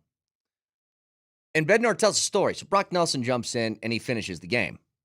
It was not supposed to be Brock Nelson taking that shot. I was getting ready to go with Drouin, and Drouin told me to go with Nelson, that his move would beat him. So the players often know a little bit more than us from watching each other after practices, before practice, from conversations. So Drew actually made that call on that one tonight. Wow, the selflessness of that act. Yeah. What did that stem from? What did he see that said Brock Nelson's got a better chance at scoring? Well, that was, what did Drouin see? I don't know, but Drouin knows Nelson. I mean, players know players, right? What I thought was interesting is that Coach Bednar went with Charlie Coyle first in the shootout. Mm-hmm. Caulfield misses, and then here comes number 10 over the boards, and I'm like, well, that's not McKinnon. That's not Val. That's not so on, and so that's not Drouin. That's not so on. Yeah. And all of a sudden, it's Charlie Coyle, and what does he do? Bing! Beautiful backhand shot, and he looked so calm, cool, and collected doing it. Yeah. I'm like, God, this guy's pulse never raised. Like, he just waltzes in, bam, backhander, top shelf. It was gorgeous. They just know, and Coach said, you know what? Guy's had over 50 shootout attempts in his career, and he's really good at it. I went with the numbers. To take 4 of 6 points on that road trip, and one of those games, a referee helped take 2 of those points away from you. But to take 4 of 6 is pretty darn good. Yeah. Pretty darn impressive. And to win in a shootout like that, which leads now to my top 5 songs with the word shot or shoot in them. I thought it had to be shootout. No, just shot. Okay, go ahead. Not that good. I'm not that adept. Shot Through the Heart by Bon Jovi. That's, you give love a bad name. Yeah. That's not even. Whatever. I don't know words. That doesn't count. Shots by Lil Jon. Uh-huh. Shot in the Dark by Ozzy Osbourne. Shot in the dark, one step away from you. And that's all I got. I've only got 3. How about hit me with your best shot? I mean, Okay, that's I'll the go first with one that I thought of. Why Yeah. don't you hit me with your best shot? Little Shoot to Thrill, AC/DC. Yeah. All right. Very good. Actually, Nelly, we have that. We have it as a bump. See, here's what happened. Give Vic a little. Berto plays it all the time. Here's what happened. For afternoon Avalanche games. Vic wanted to do a bit here, and he realized That you guys love the bit You that guys he's doing. actually You just like took it? over. Yeah. You're not making me mad here, Pork Chop. I'm doing The great. only thing that made me mad about You should do a music. I'm honest to God, you shouldn't do sports talk. You should do music. You should quit this job and go over to the station next door and do a music show. The only thing I found offensive. Yeah, I can also do airplanes too. Would you like me to do that? The only thing I found offensive about what you did, Vic, was that your list was terrible. That's the only offensive thing. I mean, if you're going to do the bit, put some work into it. I mean, you just said "shot through the heart" for Bon Jovi. I don't know the words. You give love a bad name. Okay, whatever. You know what's crazy though about the Avs? So you're looking like through the windshield and also through the rearview mirror. Like you want to catch Dallas. Dallas is 3 points up, but they got 2 games in hand on you. Minnesota's 4 points back, but they have 1 game in hand. It feels like none of these teams will lose either. Minnesota's won 3 in a row. It just feels like these teams are like, oh, we'll just keep winning as well. I know you're 8-1-1 in your last 10. What are you now? 9-2 and whatever in your last 13. I mean, it just you're playing great hockey, right? You're winning games. You're gathering points. You're looking good. And there you sit. We talk a lot about, with the Nuggets, how much better the Western Conference is as opposed to the Eastern Conference. Well, the Avs would be leading if they were in the East, the Atlantic. Had they been there, they'd be comfortably in multiple spots throughout different divisions throughout. It's like not only are you in the tougher conference, you're in the toughest division that the NHL has to offer. Like the Central's loaded, not just with you and Dallas and Winnipeg. It's also you just got Minnesota creeping behind you too. Well, St. Louis just entered the chat room over the weekend. Yeah. Vic, do you realize that Coach Montgomery, Monty? Yeah. They've won 6 in a row now, and they're in the second wild card spot. They're 4 clear of Calgary, who's got games in hand, but they're 4 clear of Calgary. I mean, you've got potentially and probably, but you've got 5 teams out of the Central that are going to make the postseason. Yeah, it's nuts. I mean, come on, man. And Monty's had like 5 jobs in 5 years. Yeah. He keeps moving around. I don't know why Boston let him go, but he's probably happy that they did. I mean, Boston's an absolute mess. Hey, speaking of Boston, I showed you the video from yesterday. Yeah. What's your reaction? Well, clearly, the referees did not want 2 goaltenders to fight. Why do you not want to see everybody in the entire hockey world wants to see a goalie fight? You want to see Swayman and you want to see Kemper go at it. All right, so do you think... and I can't even believe it. Swayman goes to center ice and calls him, and Kemper says, "I'm your Huckleberry." And he goes out there and he takes his glove off. This is our his Kemper. Glove comes off. This is Darcy. Well, how many friggin' Kempers are there? I just want to make sure. My top 5 songs with Kemper in it. So for the Kemper I Open won the used to be on 1989 Kemper Open. For people that don't know the background here, set it up. A lot of people didn't see this. All right, the L.A. Kings smoked Boston 7-2. Swayman's getting angry, right? And he wants to fight after a kerfuffle. So he skates out to the neutral zone and says, "Hey, Pork Chop, let's go." And Kemper says, "Let's get it." And so he lollygags his way, glove off, blocker off, mask off. Let's get it on. And I mean, let's get it on. Okay, easy. Good Lord. And the officials say, "No, I don't think so." I know the entire free-loving hockey world wants to see this, but we don't feel like it. Why do they feel the need to protect I don't them? know, man. Okay. I don't know. The entire hockey world wanted it. Well, did anybody ask? Anyway. Did anybody ask? Do you have any information? Well, I wasn't in L.A. last night, Well, I don't know. Is there any new information you can give us on why these officials decided to stop the greatest thing all year that we would have seen a goalie fight? I don't know. They're trying to. I mean, they don't want to promote fighting in the National Hockey League. It happens, but they don't want to promote it. So clearly, the officials were acting at the behest of the league. Who did not want to see that? Sister Jean, maybe? Maybe. I don't Is she know. the Pope? Clearly, the league did not want to see it. The Right. league. Would Gary Bettman allow that fight to happen? You know what? Even if he I'm just asking questions that are just rhetorical. What if he allowed that to happen? Yeah. No, he would not allow it to happen. Why? But because he doesn't want to promote incivility and But other people get to behavior. fight. What is it what's the specifically difference? about the goalies? I don't know. I look, just get it out. Okay, so get it out. The equivalent, I guess, would be like in football, if they were allowed to fight each other just every once in a while. Like quarterbacks can't do that, I guess, right? Is that what they're saying? Your quarterbacks can't fight? Who are you to tell a certain player at a certain position that they can't do that? Why? Quarterback in the NFL that would win that's top dog in fights right now, if you had to choose one that would dominate everybody else in fights. Oh, God, let me think about this. Anthony Richardson's big. Yeah. Probably wouldn't want to mess with him. He's built. You know who would be a scrappy choice? Baker. I think Baker could hold his own just because he seems scrappy. You know who would absolutely just dominate would be Jared Goff. He's maybe down in first one one punch. out. First one out. Actually, teasing. is there anybody old? I'm teasing. Huh? Is there anybody old right now? Who's like the oldest starting quarterback? Aaron Rodgers is Well, he's not a starting quarterback right now. Well, he's going to be. He's visiting Pittsburgh right now. He's going to be. I think don't know. Anthony Richardson, he's huge. He's too big. Dude, it's something about when you see the goalie drop his stick, throw his blocker off, take his glove off, take his mask and put it to the side. I mean, But by the way, speaking of fights, Middleton, I appreciate the effort, but yikes. He kind of got handled a little bit on that one. by Jekai? Yeah. Well, listen, it was Anderson who's in his face, and Jekai's doing a drive-by saying, I'll go. And Middleton's like, hell yeah, let's do it. I completely admire him. Absolutely admire that.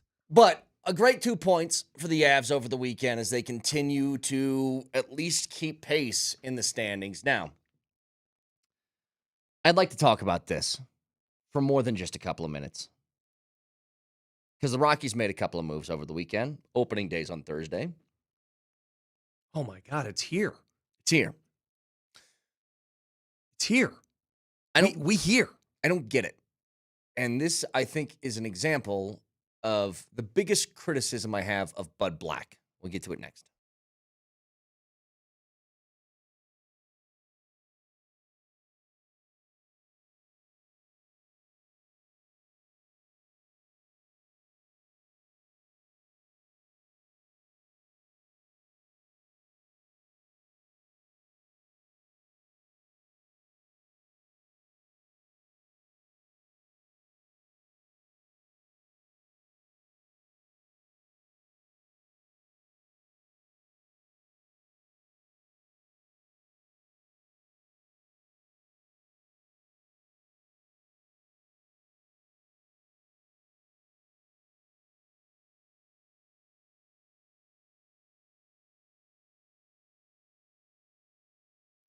I don't like to sweat.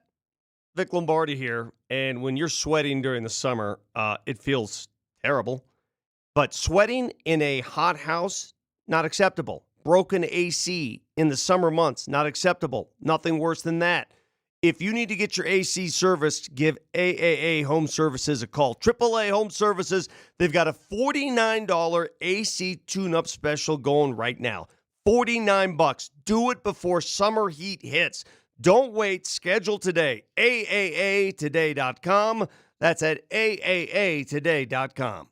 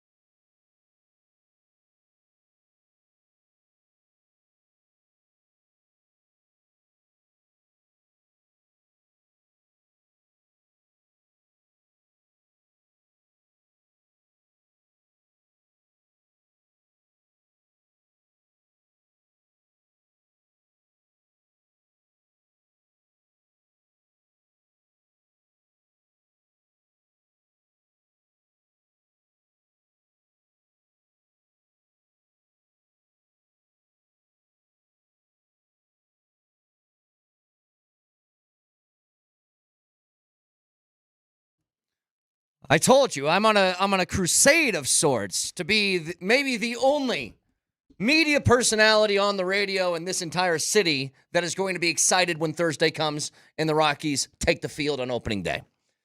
And with that, I've been following along during spring training. And I've been trying to look at what this roster is going to be, and I've told you, I'm excited about the young talent that they have and maybe what they could grow into this year. And they make a move yesterday, and immediately people are tweeting at me, what do you think? Trading Nolan Jones, who is a 25-year-old, 6'5", big-bodied. He finished 4th in the Rookie of the Year votes just 2 years ago. But if you remember last year, on and off the field due to injury, and when he was on the field, he wasn't great.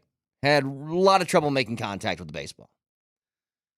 And I just thought to myself, okay, they make the trade. The guy that they trade for is a kind of utility guy who's also in his mid-20s by the name of Tyler Freeman, who's had a relatively unsuccessful MLB career so far. But I was trying to make sense of it. I go, okay, you want a guy that plays a whole bunch of different spots. Estrada's going to start the year on the IL, so you need a second baseman. Maybe he fits that role. He'll be a guy. Yeah, he's just a plug and play kind of guy when you need to give a guy a day off. But here's what I thought, Moj. Yeah. Like your outfield's going to look like this. Doyle's starting in center. You got 2 other young guys who I think are going to fill out your outfield between Jordan Beck and Zach Veen. Well, then they option Veen down to AAA despite calling him Spring Training Player of the Year. That I don't understand for the life of me. Well, the Nolan Jones trade makes sense if you're playing those two, but you know who's on the roster, Moj, is Nick Martini, who's 34 years old, and I don't get it. And Sam Hilliard's making another foray into this roster where I love Sam. He's got a lot of power, but the dude hits like 200, and he's getting older now. And then it's Bouchard's your other option in the outfield. He's 28. He's fine. Are you telling me Martini is on the roster? He's on the roster. So you're saying embrace your youth movement, especially when that youth shows signs of promise. Well, right? Embrace it, go with it, let's go. What are you waiting for? Yes. It's the only reason why I think the Jones trade made sense is you're going to start Veen and Beck. All right, so there are 2 motivating factors here. Why would you put this guy, why would you send this guy to AAA when clearly he's ready to go?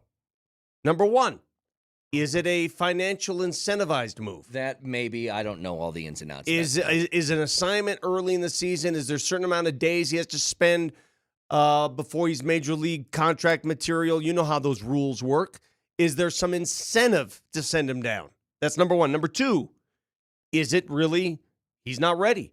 I'm going to quote General Manager Bill Schmidt today in the Denver Post in Saunders' article. Patrick Saunders wrote it, and he said, quote, regarding Veen, he showed a lot of positives in this camp and improved from last year, said General Manager Bill Schmidt. But as I told Zach, it's about improving his consistency in a number of areas. What does that mean? I don't know. I like to watch him mash it in spring training. It's code. I think it's just code for probably if we send you down for a month or 2 or something, then we can hold on to your rights for next year. might be one of those. That's what I'm saying. Is it financially incentivized here? Maybe. He's ready. He's ready. And it doesn't make sense. If you were to trade Nolan Jones, it doesn't make sense anymore. Because I don't need Nick Martini taking reps in the outfield because I know who's DHing. I'll go through the roster for you, okay? At catcher, you're going to have Goodman and you're going to have Stallings. Goodman's your young prospect who showed some promise. Mid-20s. Stallings is the mid-30s guy who is just there as the guy when he needs a day off. Been around forever, yeah. And he played all right last year. Sure. Tully is at first. No question about that. Yep. Second base was going to be Estrada. And now he's got a broken wrist. Probably going to be Freeman or Kyle Farmer, I think they have on the team now. Kevin Freeland? No, not him. Third base is McMahon, shortstop's Tovar, and center's Doyle, and then the outfielders are the guys I mentioned already, which I hope that Beck is going to be an everyday guy because I want young. I understand, though, what your frustration is because Zach Veen not only brings young, youthful talent, but the guy's fun, right? Yes. Shows up to camp with purple hair. He steals bases. Yeah, he does a lot of stuff. You sort of want to infuse your team with that, but maybe they figure, what's the difference between bringing him up now and in May? What's the difference? The difference is that why not? I mean, I don't understand the purpose of, unless they're like, he's not going to be an everyday player, so we want him to get all the at-bats that he can, but why wouldn't he be an everyday player, is what you're saying? Yes. That's what doesn't make sense. I don't know the answer to that. I do know this. Your DH, by the way, did you mention your DH? Yeah, it's Chris Bryant. Okay. I was going through rosters yesterday. Did you know we need a full season of KB. Did you know that Chris Bryant is the third highest paid position player in the division? Only 2 Dodgers make more than Chris Bryant at position. That is preposterous to me. Okay, well, there's Who some are the two? screwy Shohei stuff. Shohei's one. Yeah. And the second, Mookie. oh yeah, Mookie. Mookie Betts. Yeah. That's it. Nobody else? Position players. Nope. They're pitchers, but not position players. Yeah, that hurts. That does. By the way, opening day is on Thursday. I believe the Rockies' first game is Friday. I do think I get that wrong. Opening day for baseball is Thursday. Actually, opening day was technically in Tokyo. Yeah, I know. What is opening day anymore? The point is, I don't understand the subsequent moves that were made. You could explain the Nolan Jones thing to me if Veen was on the roster, which he's not, and now I'm very confused. So, anyway. Are you upset about Dollander? That one makes a little more sense to me. I think that they feel a lot more comfortable with their starting rotation than most Rockies fans do because they think it's better than what it's looked because they've been hurt. And now these guys like Senzatella and Marquez are healthy enough to play, so maybe that's their thought towards that one. And he gets the call up if one of those guys goes on IL at some point. I don't mind seeing the kid at AAA mowing guys down. He got hit around the yard a little bit in spring training. You're talking about Dollander. He got hit around the yard a little bit. One thing I don't want to do is have him up here and, give up some big innings and hurt his confidence and that sort of thing. Let him go down there, get his groove, mow some guys down at AAA, and we'll see him eventually this season. That would be ideal for me. You know what continues this year, though? Tyler Kinley's still on the roster. Yeah, what's up with that? That upsets you. I need somebody to explain that like I'm 5 years old. He's 34. Yeah. His ERA over the last 2 seasons has been over 6. Yeah. As a reliever, you have one job. I come in for an inning, and I get 3 outs, and nobody scores. And people score a lot on him. I don't know what the obsession is. The Rockies seem to be stuck in this no man's land where they have to rely on these veterans, and they're trying to get younger at the same time. See, that's the Bud Black thing, though. That's what I was talking about. Bud Black is just, I think, a big reason why Veen might not be here is because he would rather go with Nick Martini as a 34-year-old vet than he would a young guy who hasn't been there before. Do you think that's a Bud Black decision or an organizational decision? Let's be honest. I know it's Bud Black's decision to play Jake Cave as much as he did last year. He had other options on the roster, and he continued to play him because he's a vet. It's kind of the same thing that Malone does at times. Remember, it takes a long time for a young guy to earn the trust of him. Is that self-preservation? I don't know. You lost 100 games the last couple of years. I mean, I think self-preservation would say it's a lot easier to explain that if young guys are getting reps than it is old guys just trying to hang on. Does that make sense? I mean, in my head, it does. I still think sending Veen down to start the season is all about contract. It's all about when his contract starts, major league service, all that business. We've heard this song. We've seen it. We've seen it time and time again with the Rockies. This is not a first. Apparently you haven't been around long enough. They do this a lot with young players. I know. It annoys me. That's all. I am curious, though. It's, I guess, Friday? You say the opener's Friday. It's at Tampa, right? Yes. I'm curious to see what that AAA ballpark looks like. Because the A's are obviously doing it in Sacramento while they wait for their stadium to be built in Vegas. How big is that park? The one in Tampa or the one in Florida? I don't know. I really don't know how big it is. Sacramento, I think, is max like 16. That's really? It, yeah. The A's may not sell out that. Yeah, they will. Sacramento's going crazy. Okay. So you remember my buddy Todd? No. Y'all drank beer with Todd, the former Angels pitcher. Y'all drank beer with Todd. Do you remember my buddy Todd? No. Why not? Because I didn't go to a baseball game with your buddy Todd. You spent some time with my buddy Todd. I don't think it was at that game. You didn't go? Vic went. I don't think I was there. Yeah, that was the game where you started talking to this girlfriend of a guy, and they were arguing, and then you got involved in their conversation. And I'm sitting there going, who does that at a baseball game? Guy and girl are arguing, boyfriend, girlfriend, and Moser is playing therapist there. I'm like, what? Leave them alone. I don't recall that at all. I recall it. Anyway, here's the story, is that he gets tickets, right? As a former player, you get you have that baseball gold card thing, and you get tickets. Well, Sacramento's going crazy for this. Sacramento's wanted a team forever. So do they think they can step in and steal this No, team? no, I don't think that they think they're going to steal the A's, but I think they want to show that we can be a major league city. A number of teams, especially the A's, have flirted with Sacramento in the last 35 years. And now they want to prove that they can do it. So they're playing. They have a minor league team called the River Cats, and they're playing at that stadium. They've upgraded it. They've added seats. They've done this, that, blah, blah, blah, blah. But no, it's going to be hard to get a ticket there. With the Rockies, I'm curious to see what it's going to look like down in that AAA ballpark in Florida. What it's all about. You can see it at 2:10 on Friday as they take on the Rays in their opener. 303-504-0925. I do want to get back to not just CSU and the heartbreaker last night, but the tournament overall. It's been a boring tournament outside of that. Very. And I brought this up earlier in the show. It's pretty obvious what's happening now in college sports, college basketball specifically. These mid-majors who for years have produced these massive upsets, they're losing their talent. They're being gobbled up by the bigger teams. It's only a matter of time. When you have a one shining moment kind of player and he plays for a McNeese, a Bryant, hell, even a CSU, they're going to be eaten alive by the bigger schools. And those players will end up on those teams. Well, let's get to that in just a second. Stick around.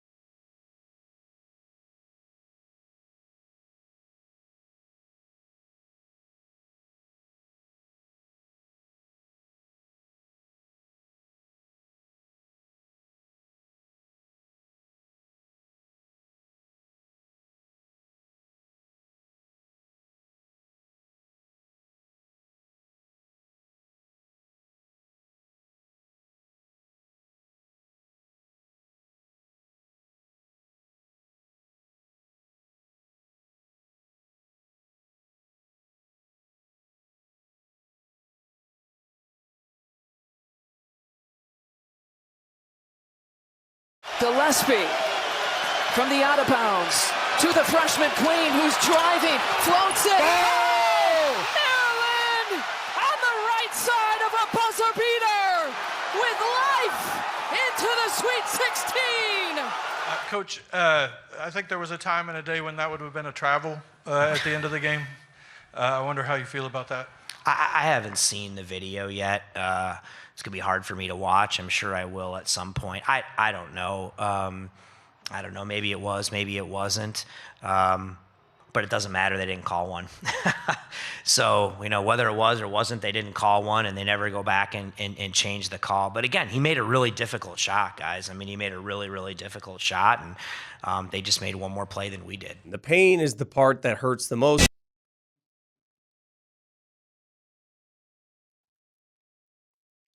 Hey, respect to Coach Medved. That is the correct answer for a head coach who takes the microphone after a heartbreaking loss. That's how you do it right there. Yep.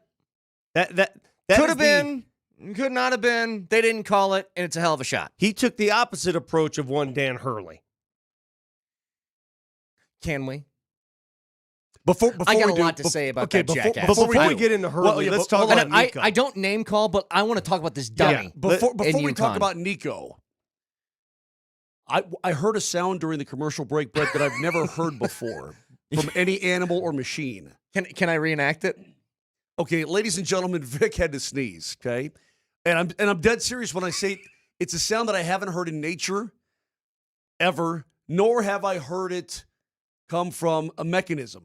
Of pipes or an automobile or anything. I don't even know how to describe it. Here was Vic's sneeze during the break. I tried to be courteous because we were coming back on the air. So I tried to stifle my sneeze, and it turned into Yahoo! It was bizarre. And then I just hear a couple of different things. I hear Mosh go, "Gun your head, could you make that sound again?"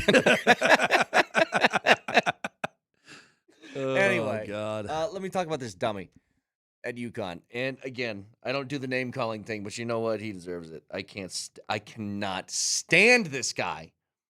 You just heard what a coach sounds like. A coach, after you get your heart broken, steps to the podium afterwards and says, "You know what? Maybe it was the wrong call. Maybe it went against us.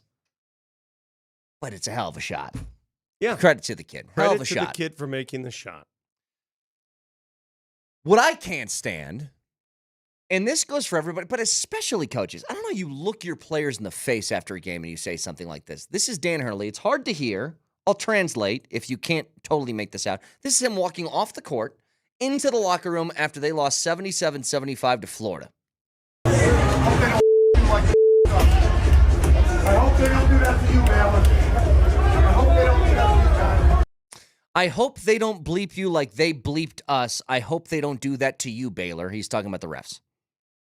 Man, I watched that entire UConn-Florida game. At no point did I ever think there was a disparity in calls. Ever, right? I watched the whole game, and actually, to be totally frank, I was sort of pulling for UConn because I always, when in doubt, pull for the underdog. And then I was reminded that Dan Hurley's our coach. And I was like, oh, what am I doing? This guy, it's amazing that he's a back-to-back national champion up until this year. They had won, including that first-round game on Friday. They had won 13 straight NCAA tournament games. He's getting selfish. How do you get the balls to play the victim as much as he does? I don't know. With that level of success, how do you play the victim that often? I don't know. It's just a bad attitude. So he goes to the press conference after the game. Nelly was very upset that I made him grab this audio. But Nelly, can you just run it? Because I feel like there's going to be some starting and stopping and starting and stopping. Can you just run it off the computer? Because he's got a little bit of like John Cooper mixed in with the arrogance of Kanye West, let's say. Mm-hmm. So let's hear it. I didn't even, I would say going into the year, there's a lot, rewiring and things I got to do in the off season, because you just get caught up in this tidal wave of success that we've had. And can you stop for a Yeah, second? just stop for 1 second. Gosh, That tone. I'm already leaning the way of he's annoying as hell. Well, he makes it sound. It's so. You know what he is? He makes it sound like he's the only coach who has to. Every coach. It's so easy for everybody else, but so hard for me. The burden I carry of having a Johnson this size is just. I'm telling you, it's too much to bear for one human being. It really is. It makes so much money. Is that it's not yesterday? I mean, he sounds. I get caught up in this tidal wave of just being great all the time at everything, and it's hard. It's such a burden that I don't know how somebody unlike myself would crumble. Yes. Go on. Let's hear more. My intestinal fortitude. And you just you lose perspective. You struggle with the ego at times because you've been on this incredible run. So it'll be nice to get to a normal off season and just get back to myself as a coach and not have to throw out first pitches. And you should only be ringing stock market bells and throwing out first pitches when you win the major championships. Oh, Time out. Turn this off. I can't do this anymore. For Christ's sake! Turn that off. Turn that off. Burn that tape. Nelly, burn that tape. I'm telling you. I'm not hearing You got this. it so hard, man! Jesus Christ. This guy's not the worst. That is pathetic. I mean, the absolute worst. That is And you know what the best part is? We got 30 more seconds, boys. You want to hear it? Hold on 1 second, though. What's the date today? It's the 24th of March. When's the national title game? Couple of weeks. Monday, April 7th. Okay, so it's 2 weeks from today, right? So he's like, it's just without the burden of the next 2 weeks, my life could just be normal. Again, that's a guy that lives in a bubble. I don't have to kiss babies anymore. I'm throwing out first pitches. I don't have to. I'm ringing the bell for the National Stock Exchange. I have to say hello to my kids once in a while. It's just. Do you know what it's like being on a yacht for 7 days with Leo DiCaprio? I mean, it's horrible. Listen, I don't have to go marlin fishing with Mark Cuban, the Cubes, and Super Chef Bobby Flay. Super Chef Bobby Flay catching. What is it? Bonita fish. Bonita fish. Was that from? Is that with Step Brothers? Is that Derek at the? Quickly, Coach. Are those fish big? Well, they're what's called a trophy fish. So yeah, they're pretty big. I don't. This guy, I don't know what Step Brothers. Yes or no? Yeah.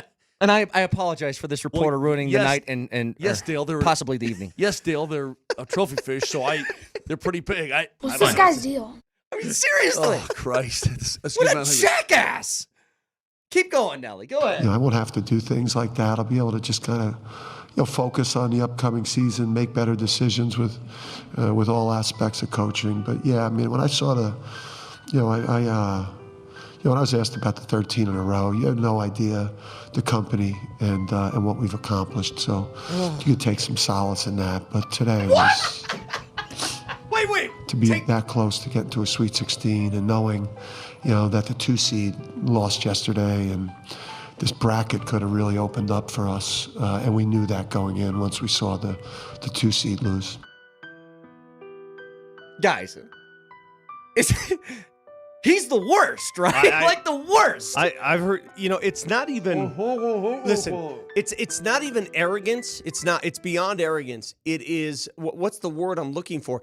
He is so sheltered from the rest of the world. He's unaware of what's going on around him. He is so self-absorbed. No, he sees this as a plight. Like he is going through trials and tribulations, unlike anything known to man. No one's gone through this before. No one.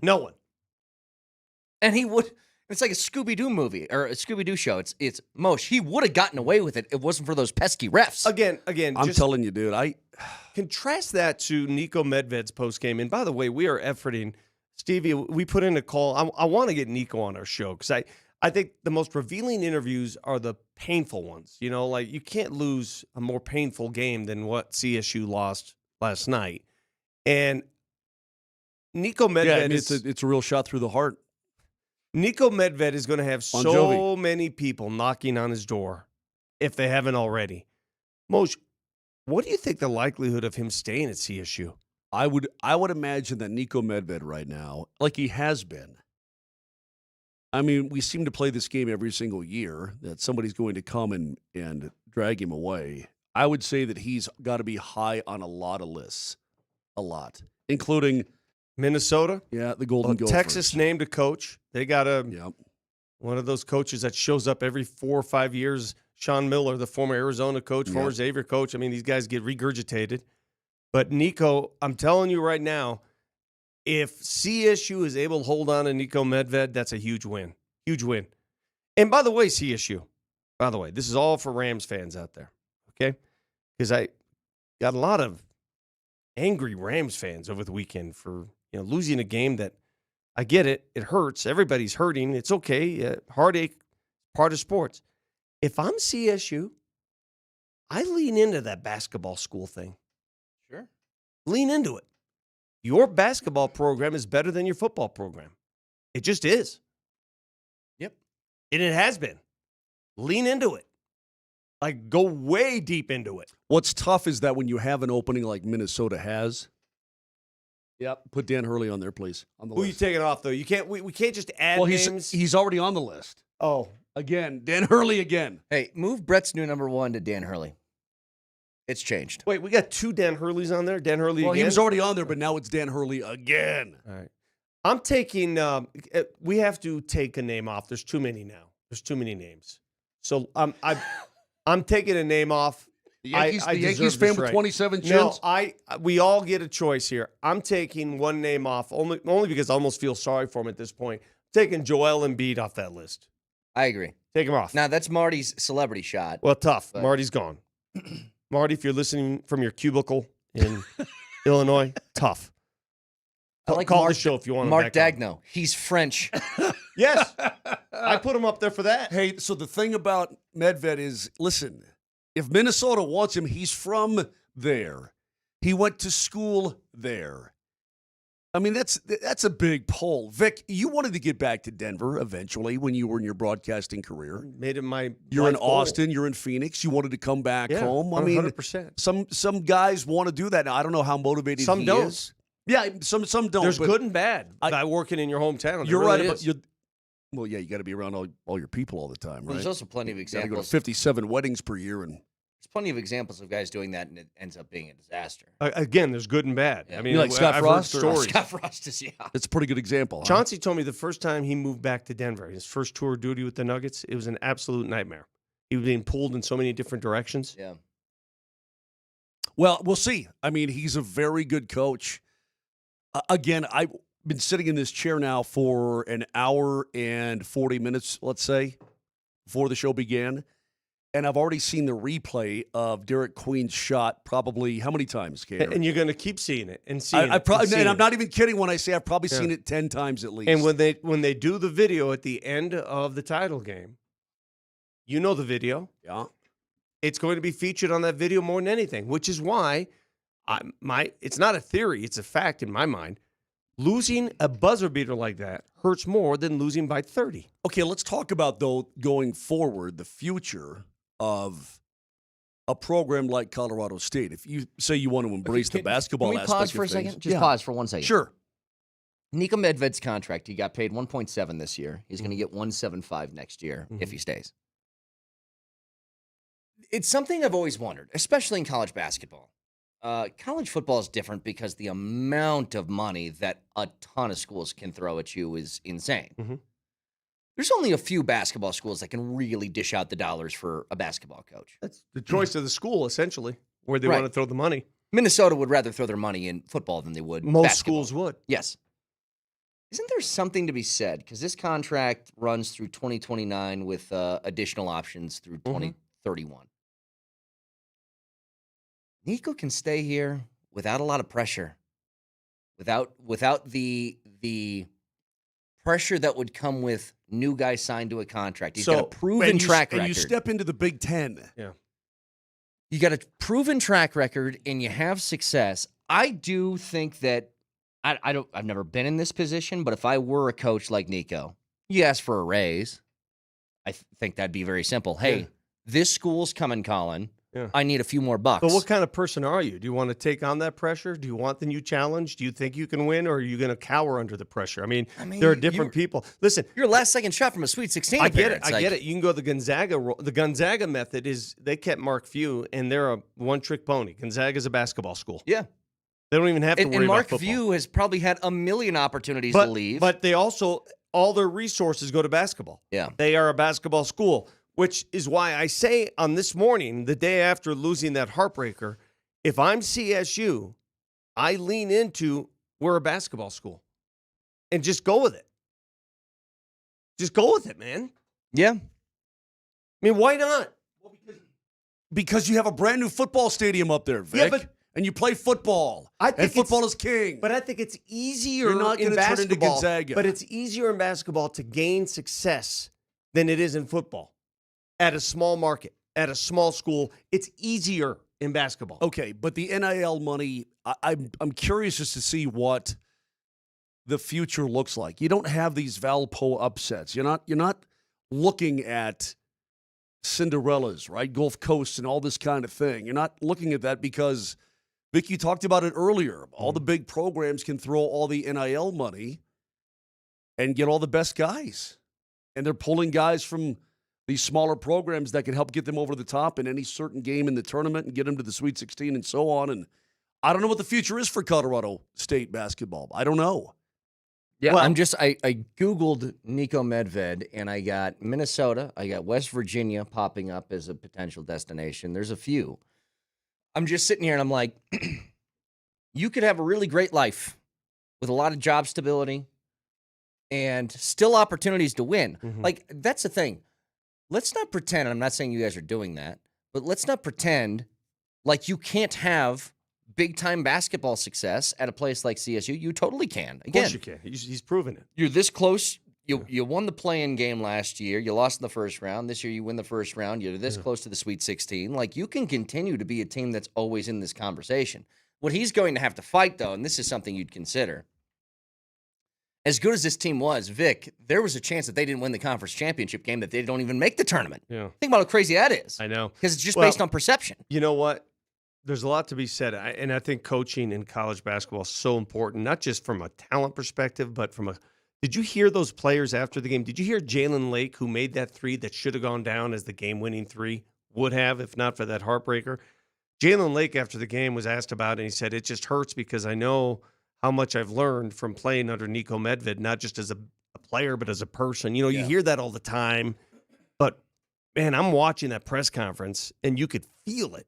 You could see it, what he means to those players. Sure. You lose a coach like that, man, that's a rebuild. Well, here's another example. The last coach who was kind of in the same position as Nico was Tim Miles. He took the Nebraska job? And was it 5 years later?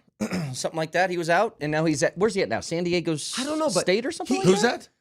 Tim Miles. But he's at San Jose State. He had success early in Nebraska, though. Do you remember that? They made a tournament game, and it felt like everything was going to just continue to go up from there, and then it just kind of crashed and burned. But he had, considering Nebraska's never won a tournament game ever, making the tournament's a big deal for them, yes, it was successful initially. But it got to the point, like, there's always the extra pressure that comes along with it that I don't think exists at a place like CSU or a smaller school like that. I don't know. I don't know what he does. But if he wants it, I mean, he could be due a big payday and a bigger gig. I don't think there's any doubt about it. 303-504-0925, Champ Mazda text line if you guys want in. You can tune in tomorrow for the next Nuggets Playoff Push Ticket Tuesday, 20 minutes after every hour, starting at 6:20. We'll give out a keyword for your chance to win a pair of tickets to see the Nuggets Wednesday night as they host Giannis and the Bucks. And if you don't want to take a chance of missing out, well, buy tickets for every Nuggets game at nuggets.com/tickets, and we'll see you tomorrow for the Nuggets Playoff Push Ticket Tuesday on Altitude Sports Radio 92.5.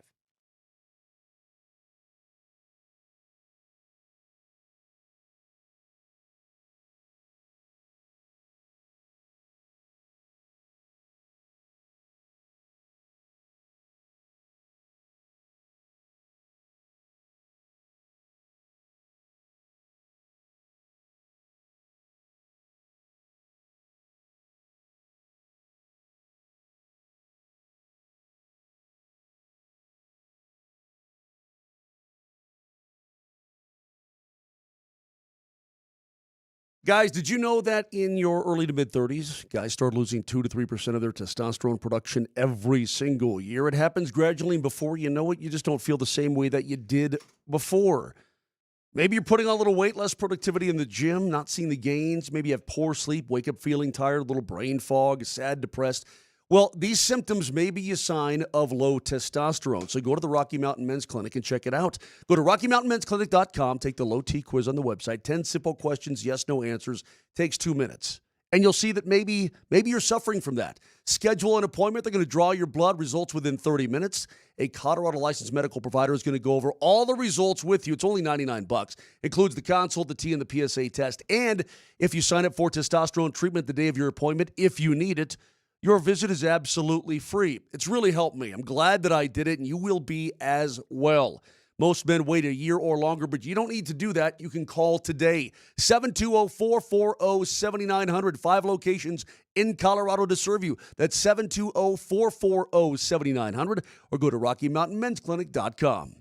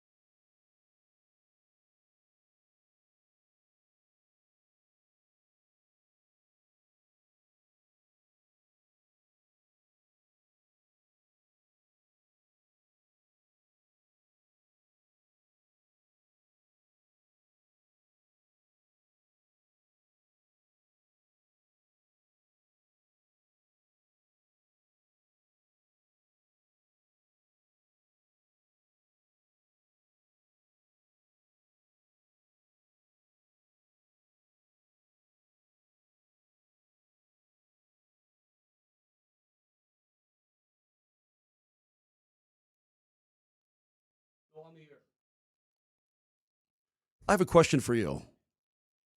And for you too, Vic. As you look at this Avalanche team beginning a 4-game homestand, knowing what you saw on the road trip and so on and so forth, how you feeling? Good.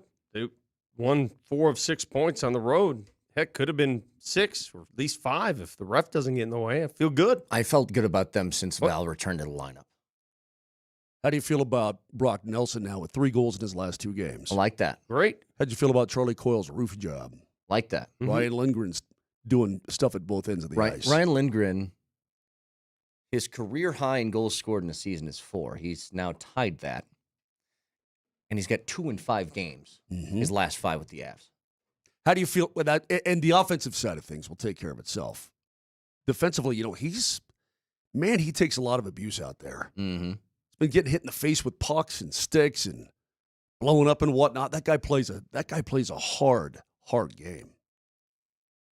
He does.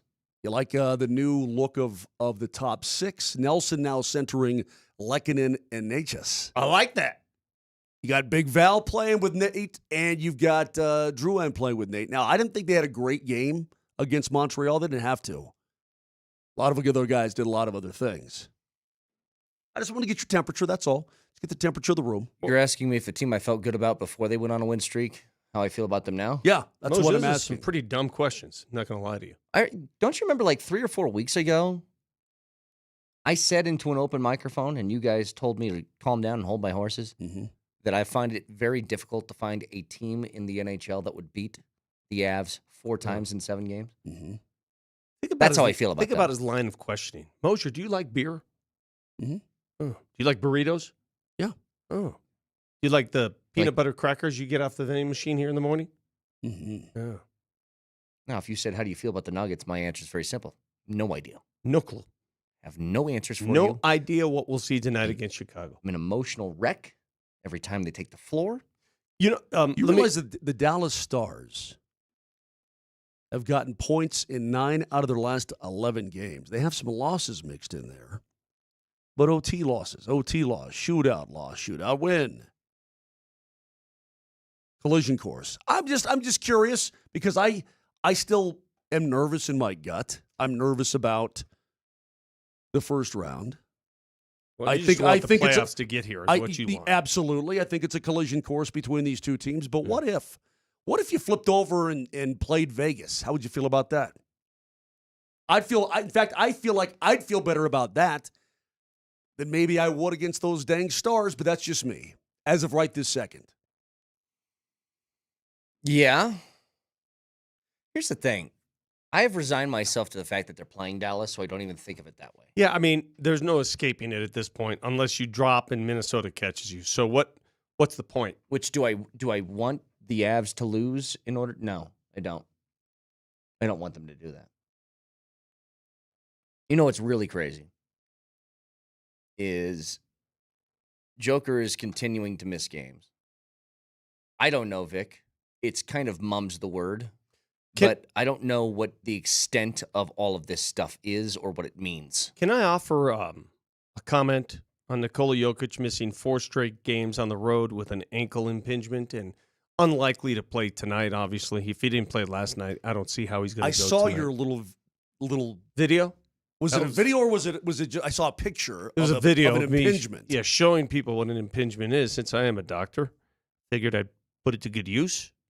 Put it out there on social media just to show people what an impingement is. It doesn't look fun. It looks like it hurts. Looks like it hurts. You've heard of shoulder impingement. They happen a lot in the shoulder.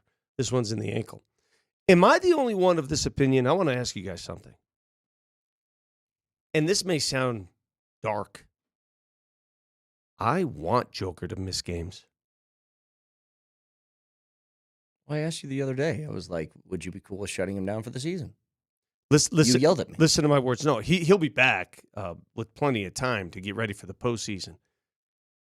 But when Joker misses a game, as he did yesterday, I don't view it as, oh my God, the end of the world has arrived. I see this now as an opportunity. No longer is this I'm not going to play Dan Hurley, I'm a victim.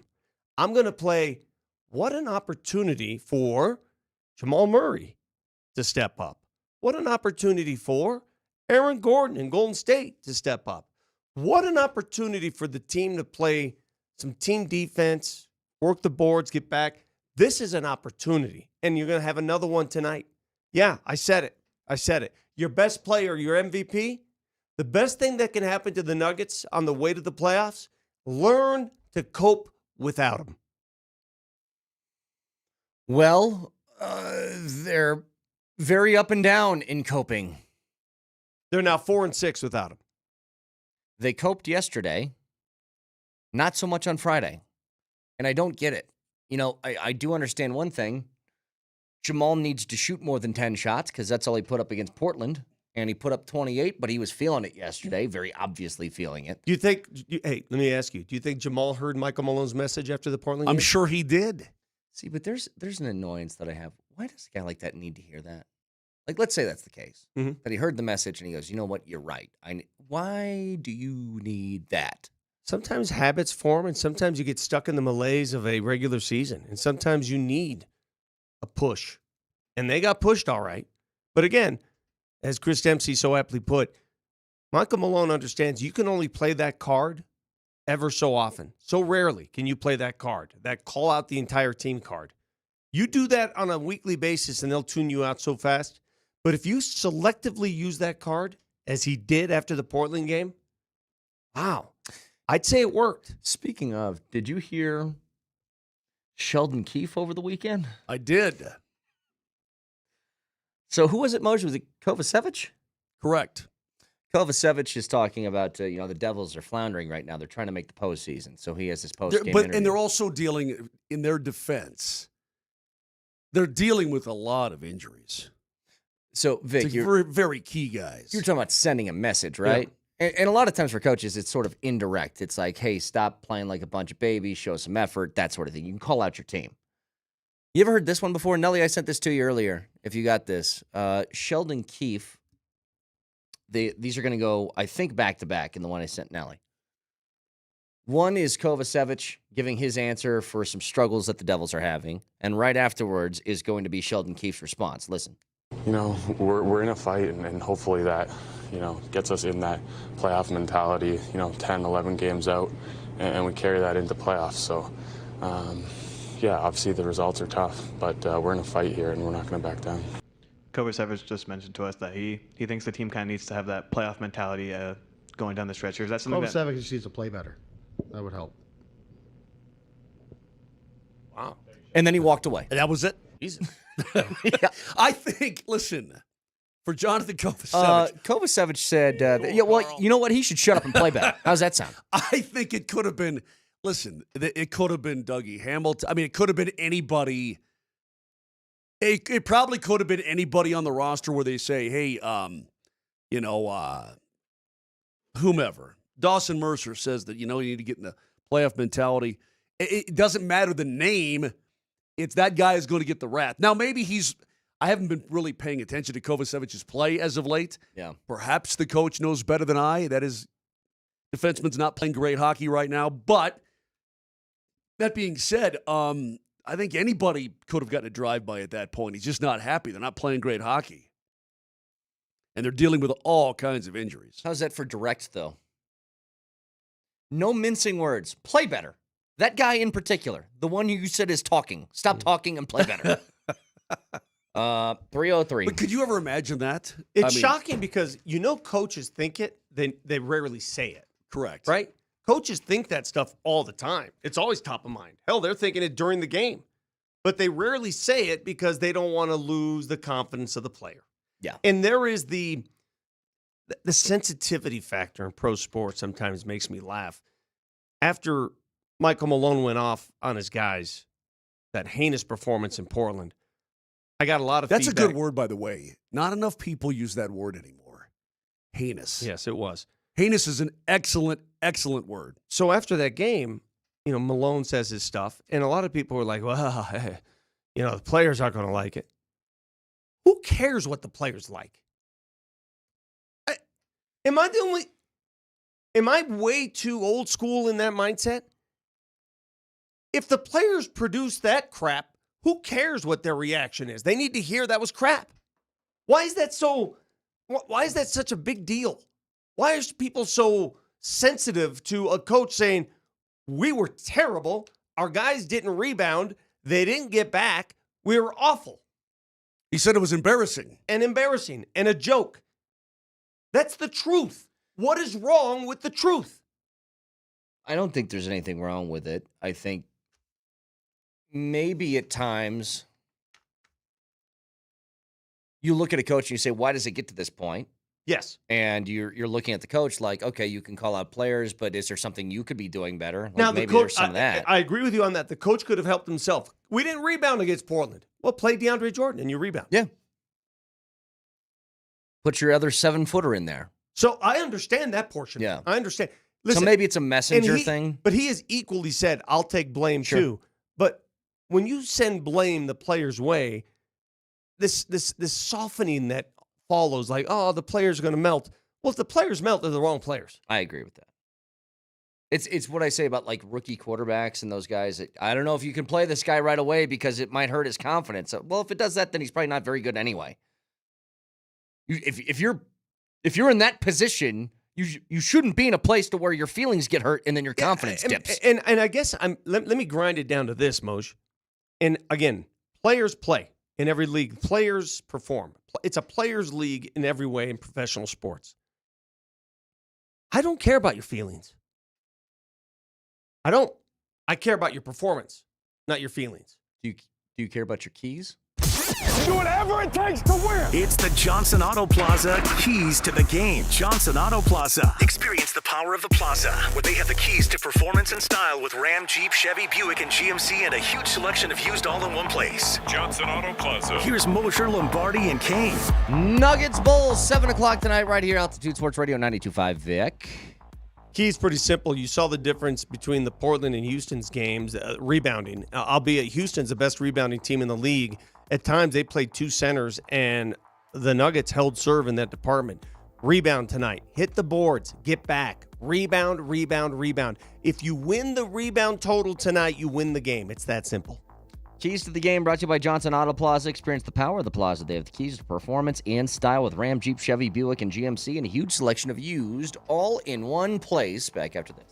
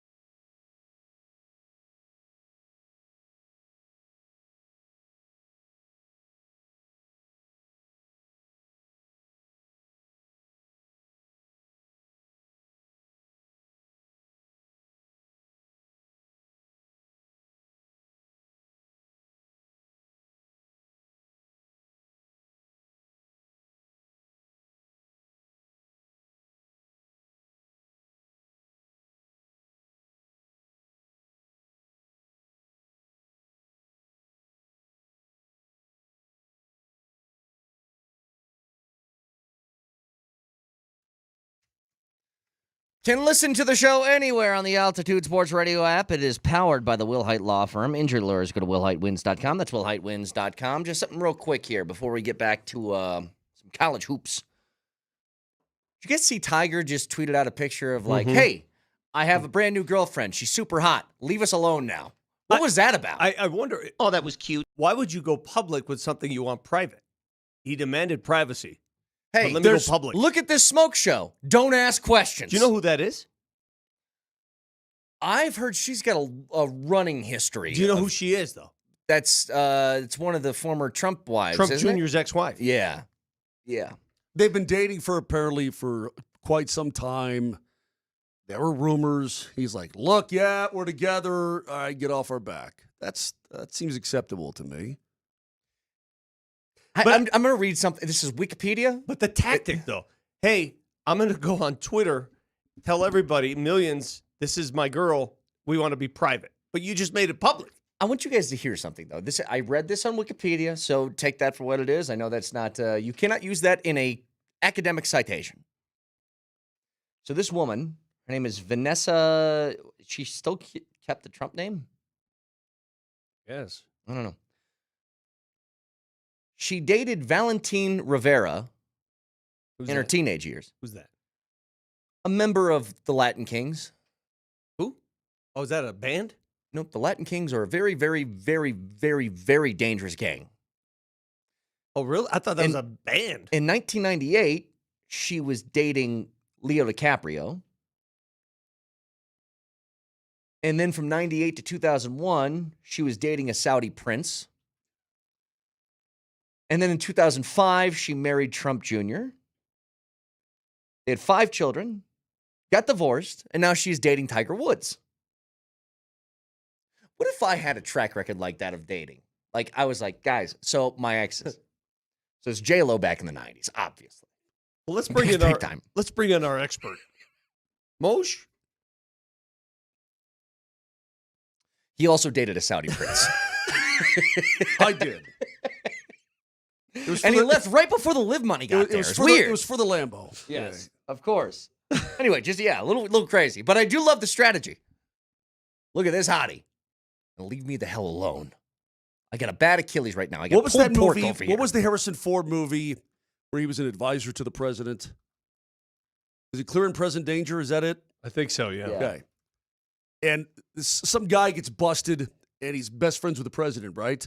And he's going to go down. And so everybody's like, hey, man, just deny you ever knew him. And Harrison Ford goes, no, man, here's what you do. You cut it off at the pass. You come out and you say, and when they say, are you surprised that someone, and you say, yeah, because we were the best of friends. I'm very surprised that this guy was committing these acts or whatever, he took a bribe or whatever he did. So you just cut it off at the pass and call it a day. Hang on a second. What do you even care? What does this have to do with dating a Saudi prince? That's why Tiger comes out and just cut it off at the pass and call it a day. Somebody just said it's because paparazzi put the picture and profit from it and blah, blah, blah. It's just not. Here's one thing I do know. I'm not famous. But if I understand paparazzi correctly, when you say, hey, can you politely stop harassing me? I don't think their answer is, sure. I don't think they just stop because you ask. I don't think that's ever how paparazzi's ever operated. In fact, there's a couple like Randy Johnson videos and Alec Baldwin videos that would prove they didn't stop, and then they ended up with a fist in the camera. Tiger better call Big Lou. He better. Hey, let's get back to the tournament and the travel that wasn't. I think the way that Nico Medved responded after the game was beautiful. In fact, Nelly, can you find this and play it again? Watching the replay, as I have multiple times, it does look like a travel. When I saw it in real time, not even a thought that crossed my mind. And by the way, for those who continue to say, well, why are you guys talking about it? It continues to be topic A across the country. Everybody's talking about what looked to be a travel. Now, because it was the only game that was good so far. Now, let's break this down. Let's break it down to what it is. Is it by letter of the law a travel? As we look at the play unfold before our eyes, here we go. When you saw it in real time, did you think it was a travel? Yes or no? When you saw it in real time? Not in real time. Watching that. When you saw that in real time? No, I did not think, oh my God, he traveled. No, I thought, oh my God, he made it. No. That's what I thought. Okay, so if your first instinct watching it in real time was not a travel, then guess what? It's not a travel. Because that's what basketball has become. I agree. The end. It's over. There's no other argument. Yeah, but if you break down the no. It's not a travel. It sucks. Letter of the law, there is no gather step in college. There isn't. Letter of the law, yeah. Okay, it's a walk. Letter of the law. But sports isn't played often by letter of the law. How many things do teams get away with, players get away with in sports? How many times do we watch Kansas City Chiefs play football and their left tackle is off the line of scrimmage? Mm-hmm. All the time. Every play. How many times in an NBA game is a free throw shot and somebody leans into the key? Every time. You know what? On the Hail Marys in football, pass interference is not a thing. All the time. And that's the thing. I'm talking about pass interference. You want to go back? Was it pass interference? It didn't look like it at the time, but yeah, perhaps it was. I mean, look. Oh, yeah, you got a handful of the jersey game. Yeah, tugged him. Yeah, I did not. Was it defensive holding or was it not? I did not think it was a travel at the time. Hey, baseball Looking guy. back on it, yeah, it's a gather and then a couple steps and then a lean and then he made the shot. He kissed it off the glass for crying out loud. Hey, baseball guy, how many times Sucks. in a baseball game is there a double play and the shortstop really doesn't touch second base? Well, not anymore, but it used to be a lot. Yeah. Because they review it now. But it used to be, and there was something that they actually, it wasn't in the rule book, but it was called a neighborhood rule. It was, if I'm near the base, I don't want to get taken out. So you don't want Ty Cobb up in your jock with his spikes, right? Here's another one, too. Third baseman makes a diving play down the line. Did the runner beat it? Probably, but that's a hell of a play. Yeah. Someone said, well, what if the roles were reversed and CSU did it? They'd call travel. No, they wouldn't. If Nick Clifford pulled that same move to win the game, they would not have called travel. Look, we always think that there's like some big tobacco thing in professional sports. Like there's like, oh, we have to protect the Lakers. We have to protect the Yankees. I don't think Maryland's in that sort of running. I don't think they're the same type of team. In fact, I would estimate a bigger controversy would have ensued had they called travel. It definitely would have been. Like they're talking about this a little bit. If they reverse that call, it's the number one thing that people are talking about. 100%. I saw the gleam in your eye. I just saw the Vic. Did you see the gleam? Can you even notice a gleam anymore at this age? Gleam or a gleam? Gleam. A gleam in his eye. I saw the gleam on the punch out. Oh, I love how bad do you just want to go? Oh, I wish I never was an umpire. I should have been. Yeah, first base umpire and just punch guys out all day. Can you guys judge my punch out? Yeah, real quick? please. But it's got to be a big play because Okay. if it's a regular ground ball, you just hit him with one of these. Yeah, you kind of walk, you waddle back and forth. Yep, that's an out. But let's say big play.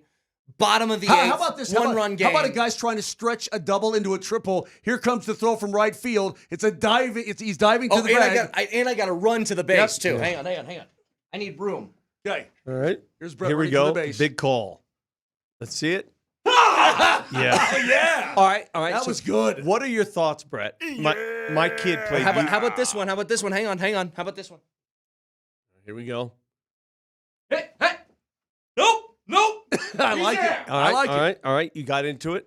What are your thoughts? You played youth baseball. I watched a lot of youth baseball with my kid on umpires getting very animated in youth games.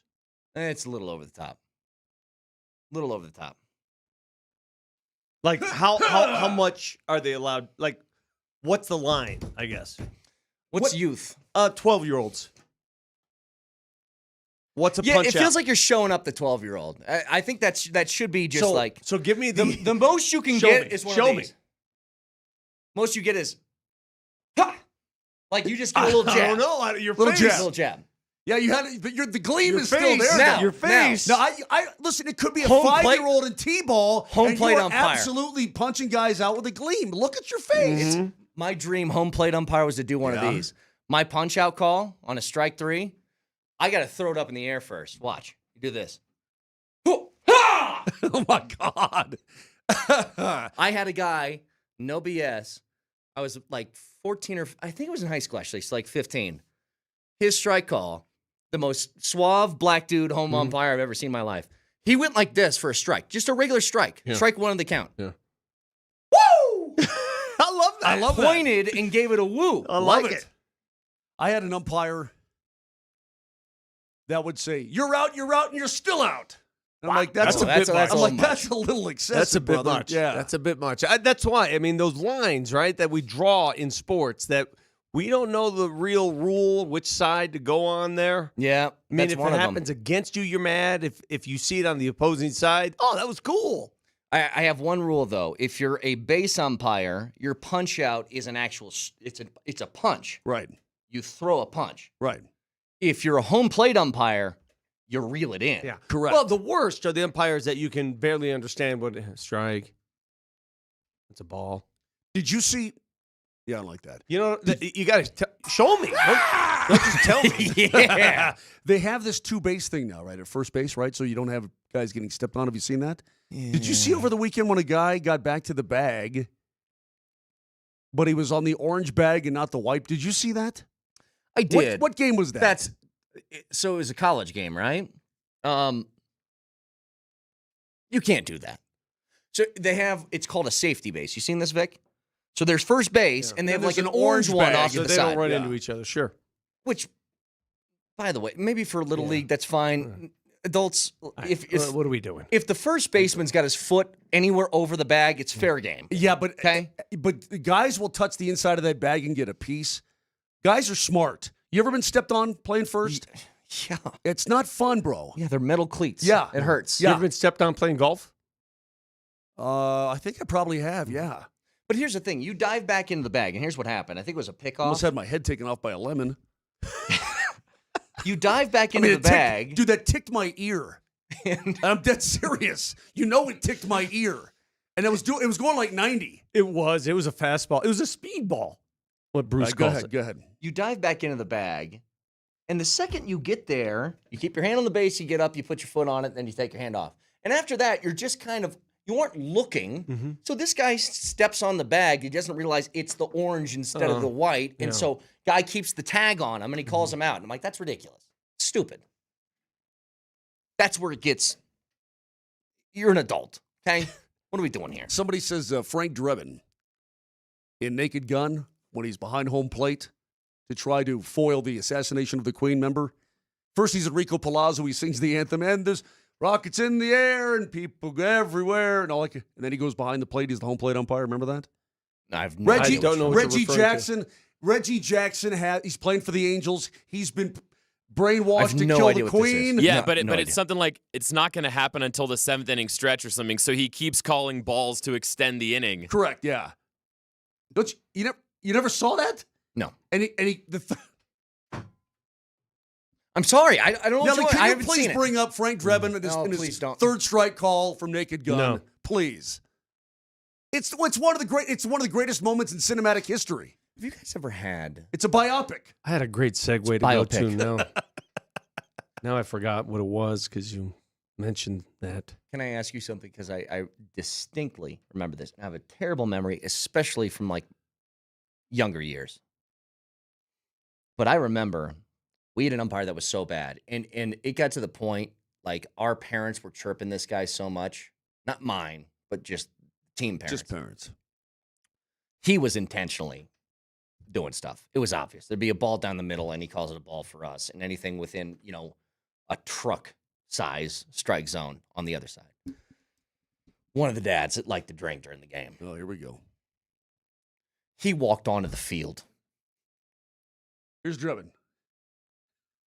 Yeah, it's a good one. Little 360 spin, do the splits, and then you punch a guy out. This guy walked on the field, turned his hat backwards. He could barely speak. He was so angry. Here we go. And got in the guy's face. Oh, boy. And the game ended right there. Of course it did. Yeah. Had one of those. He didn't like the punch outs, I guess. A little too much. I reckon he didn't. Again.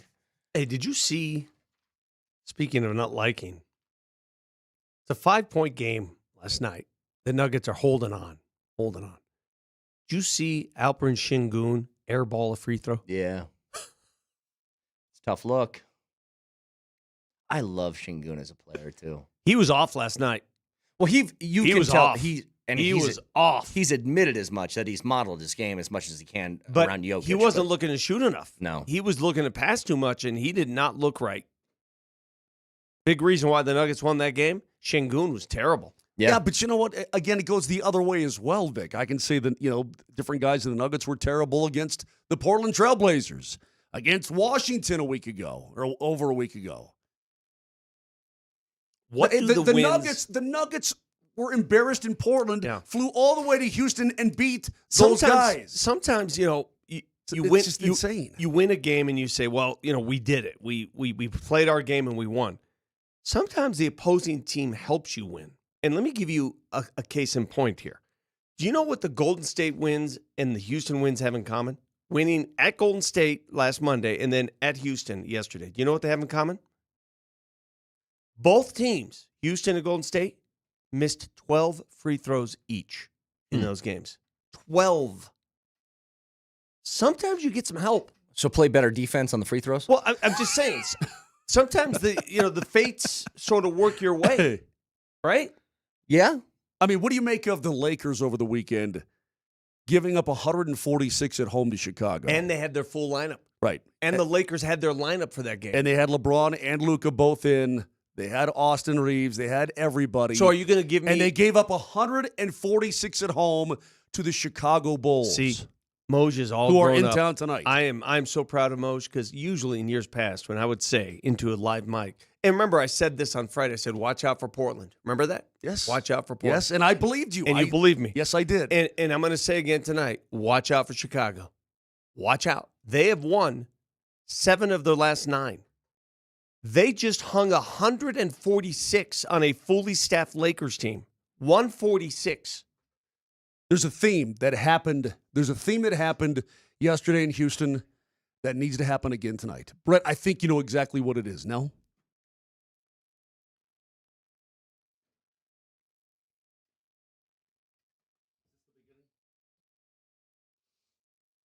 Brett, give me a little. I love the song. Yeah? It's a callback to a joke from about 2 hours ago. Yeah, it is. What a great song, though. Guess who just got back today? The boys get back in every way. Back on defense, right, Vic? That's the theme. Get back. Breaking news. Oh, no, what? John Rothstein. Minnesota is expected to hire Nico Medved. There you I go. told you.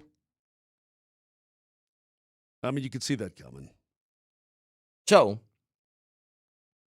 we'll get to that in just a second. Obviously, Sucks. huge for CSU. It's something that you kind of smelled coming. That sucks. But John Rothstein is basically reporting that this deal is done. We'll get to that next.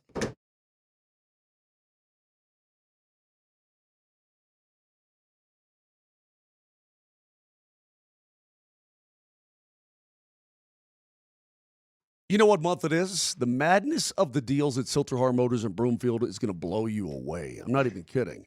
Right now, they've got amazing deals on over 1,000 new and pre-owned vehicles right there on the lot. Certified pre-owned, all you want. So if you're looking for a new ride this spring or this summer, now is the time to get it. Go ahead and shop online, 5 dealers and more at sthmotors.com. 5 different manufacturers, sthmotors.com. Then get to Silterhar Motors. Right there at Highway 36 in Wadsworth in Broomfield. You're going to be happy because Greg Larson and his crew are going to take care of you. They do an unbelievable job. Best dealership I've ever worked with by a mile. It's Silterhar. Everything you want out of a dealership.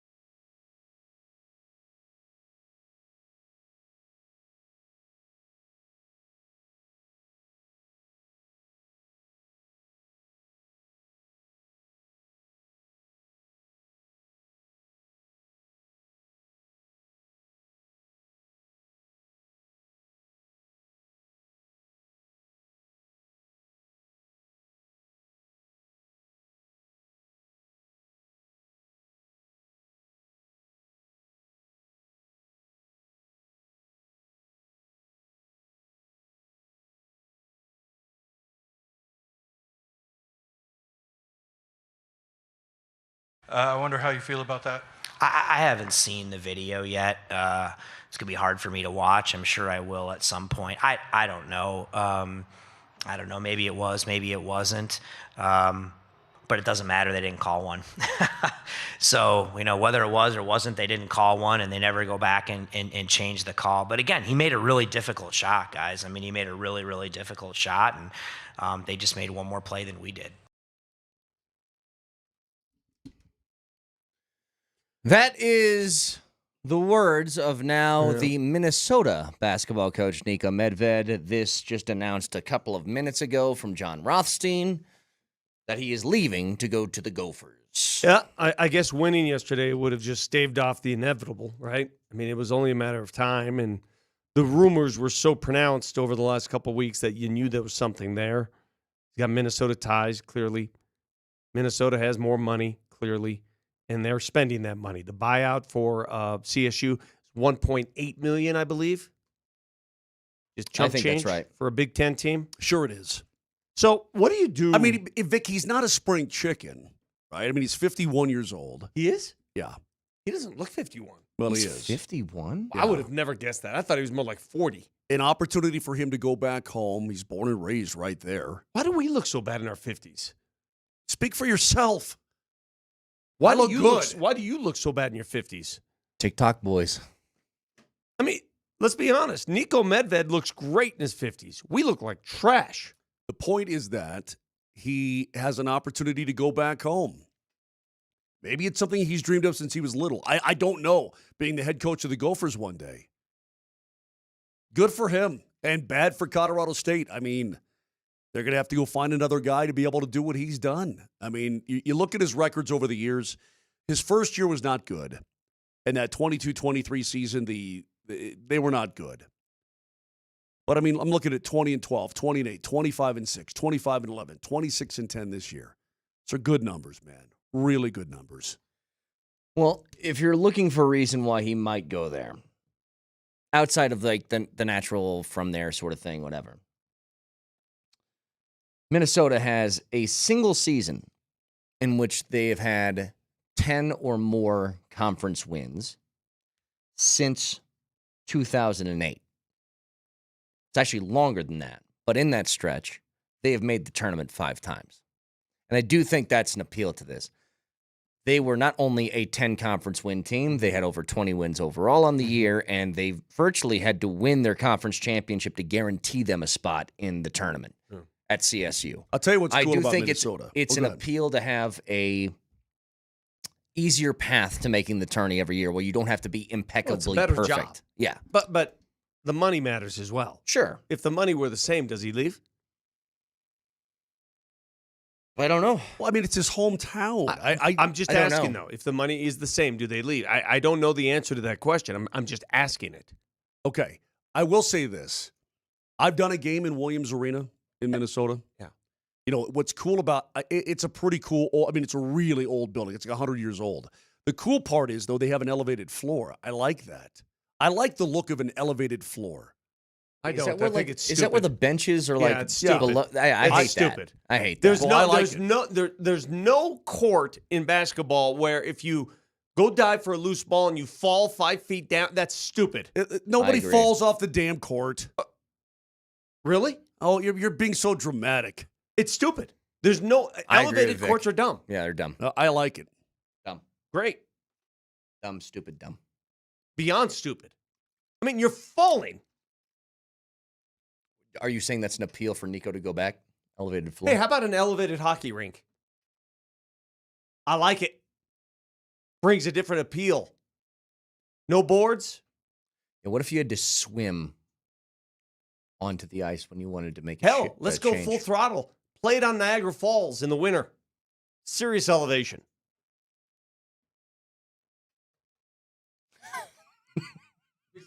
Now what? I got to say something. Hang on. Now what? I'm going to do it. To who? Now what? To me? Oh. Okay, all right. Wait, did that go on air?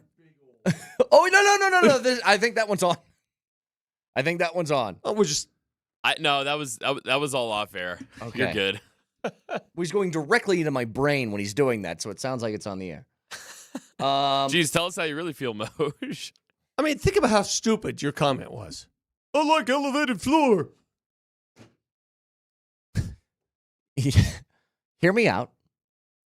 Basketball played on carpet. What do you think? Well, they play tennis on grass. Yeah, they do. You know what? Asphalt. If I want it to be like just going to your local blacktop. Ask Johnny Swish about that. He'll tell you. This is nothing different, because small schools lose coaches and players to big schools all the time. Happens all the time. It's never going to change no matter what.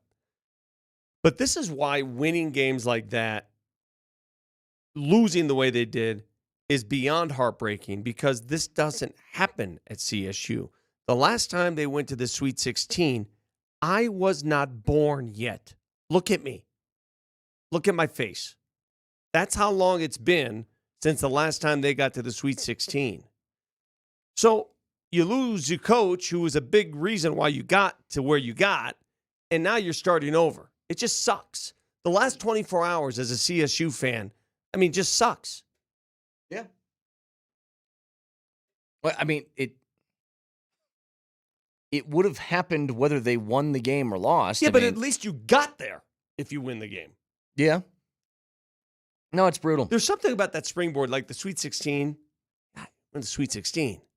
Oh, yeah.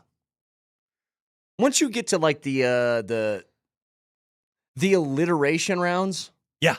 Sweet 16, Elite 8, Final Four. Once you get to that, like those are all marquee moments. Yep. Of where you're reaching and the heights that you're going. Thrifty 32. Thoughtful 32. Thoughtful 32. We made it to the Thoughtful 32. We were talking about this earlier, actually, me and Nelly, because we were talking about our Nuggets playoff push ticket Tuesday, and I said how much radio loves their alliterations. Just people love I'm going to tell you guys right now, I am anti-alliteration.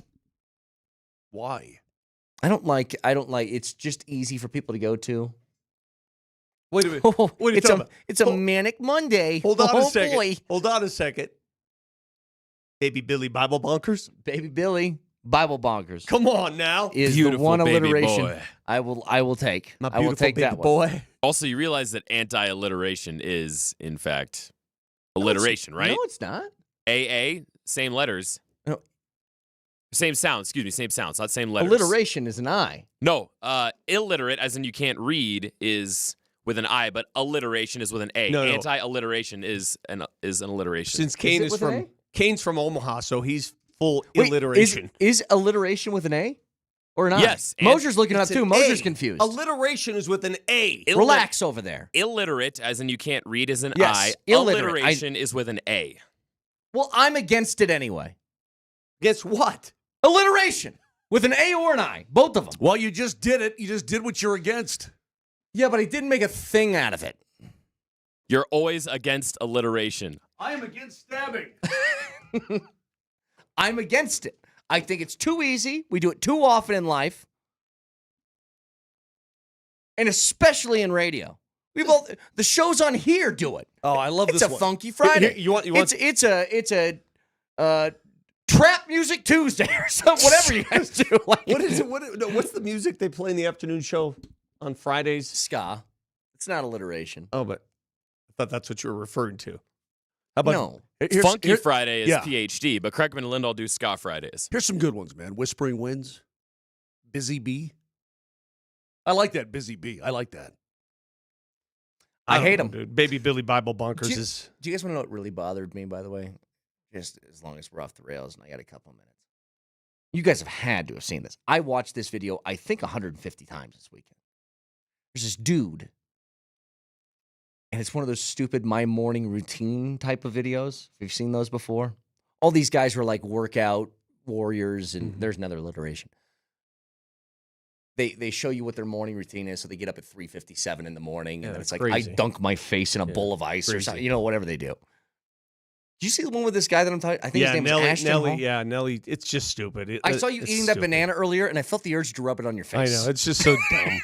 The best part of that video is when he's taking his morning swim. When he jumps to get in the pool, it says 7:36, and by the time he finishes his arc and lands in the pool, it says 7:40.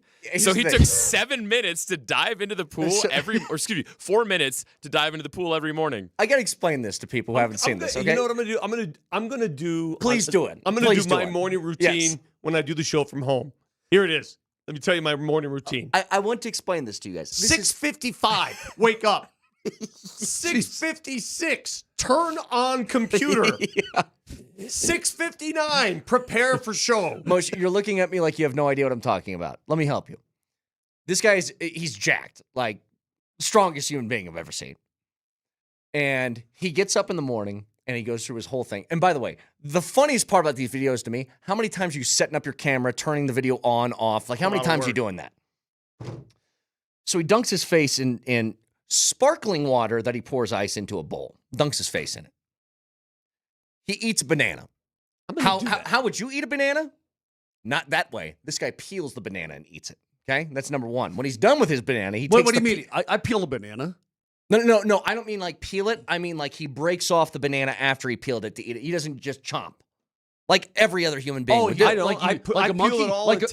You mean like a monkey? He takes like little bites? Yeah, I take out the naked banana, dispose the peel, and then eat the banana. Well, don't dispose the peel because it's good for your skin, I guess. Because that's what this guy did afterwards. He takes the banana peel and he rubs it on his face. Moshe, I'll give you $30 now if you pour the rest of that Diet Pepsi into a bowl and dump your face in that bowl. Please. $30 cash if you do that. But make sure you put the bowl on an elevated surface like Minnesota's basketball court.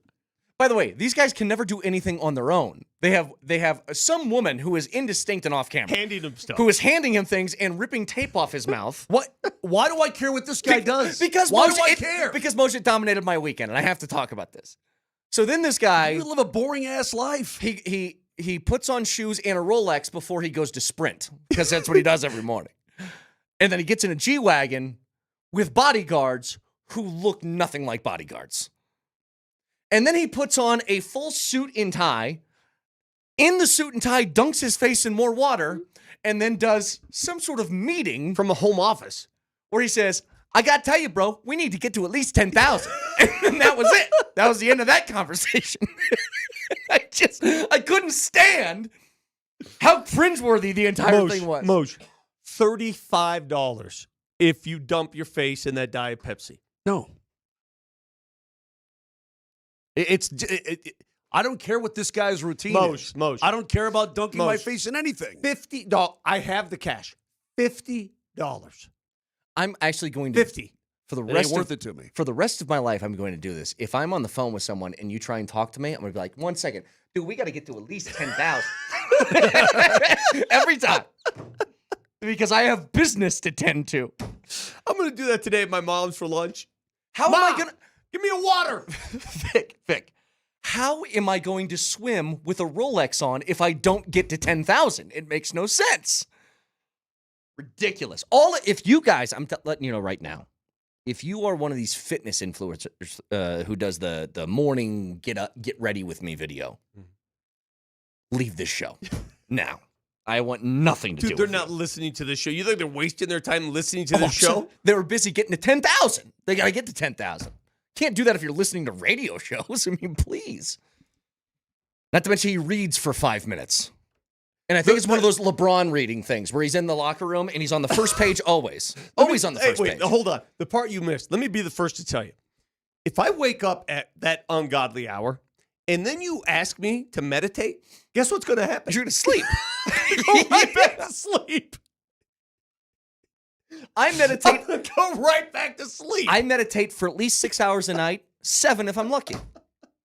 I mean, he wakes up at 3:30 and then he's sitting there meditating. Dude, that whole meditating thing, like my brother does, I go, how do you do it? I sleep. Right to sleep. Right to bed. Gone. 30 seconds. Yeah, that's what I thought. It's the most viewed video in Twitter history. Well, guess what? I'm responsible for half of them. I can't stop watching that damn thing. What the hell are we doing?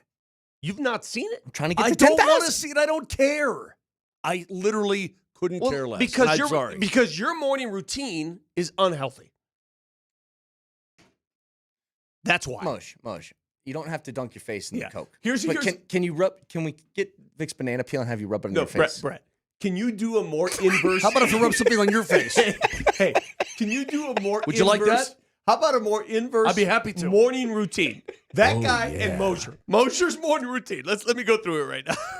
What do you think is more? How many trips to the vending machine for peanut butter crackers and Diet Pepsis do you take? I had 2 one or Diet 3? Pepsi today. That's it. That's Do you all I kn- had. But Moj, honestly, do you know how funny it would be if we just quote tweeted that video that I'm talking about, and we had Nelly put together 7:36, you hitting the vending machine for peanut butter crackers? It would be the funniest thing ever. And then it all ends with you dumping your face in that Pepsi. Yeah, dude, $62. It's up to 62 now. You have some sort of weird fetish going on, and I'm not going to humor you. No. Can I get some help from the listeners? Can anybody add to this fund? put the banana peel on your face. Do it for me. Will you be my huckleberry?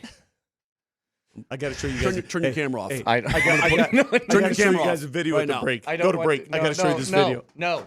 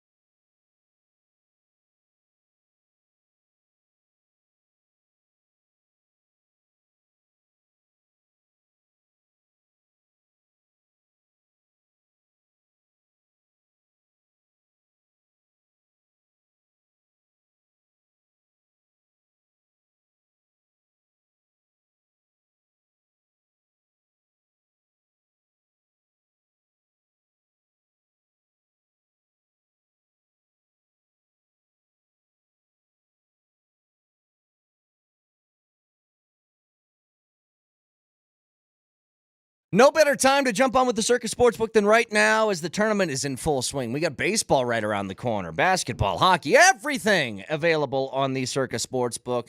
And they have the best odds in the game, tight money line splits, and excellent customer service. Find out for yourself. Try and compare some odds. I've done it. Circa is the absolute best. Download the app right now or go to circasports.com. And always remember, any gambling problem, call or text 1-800-GAMBLER.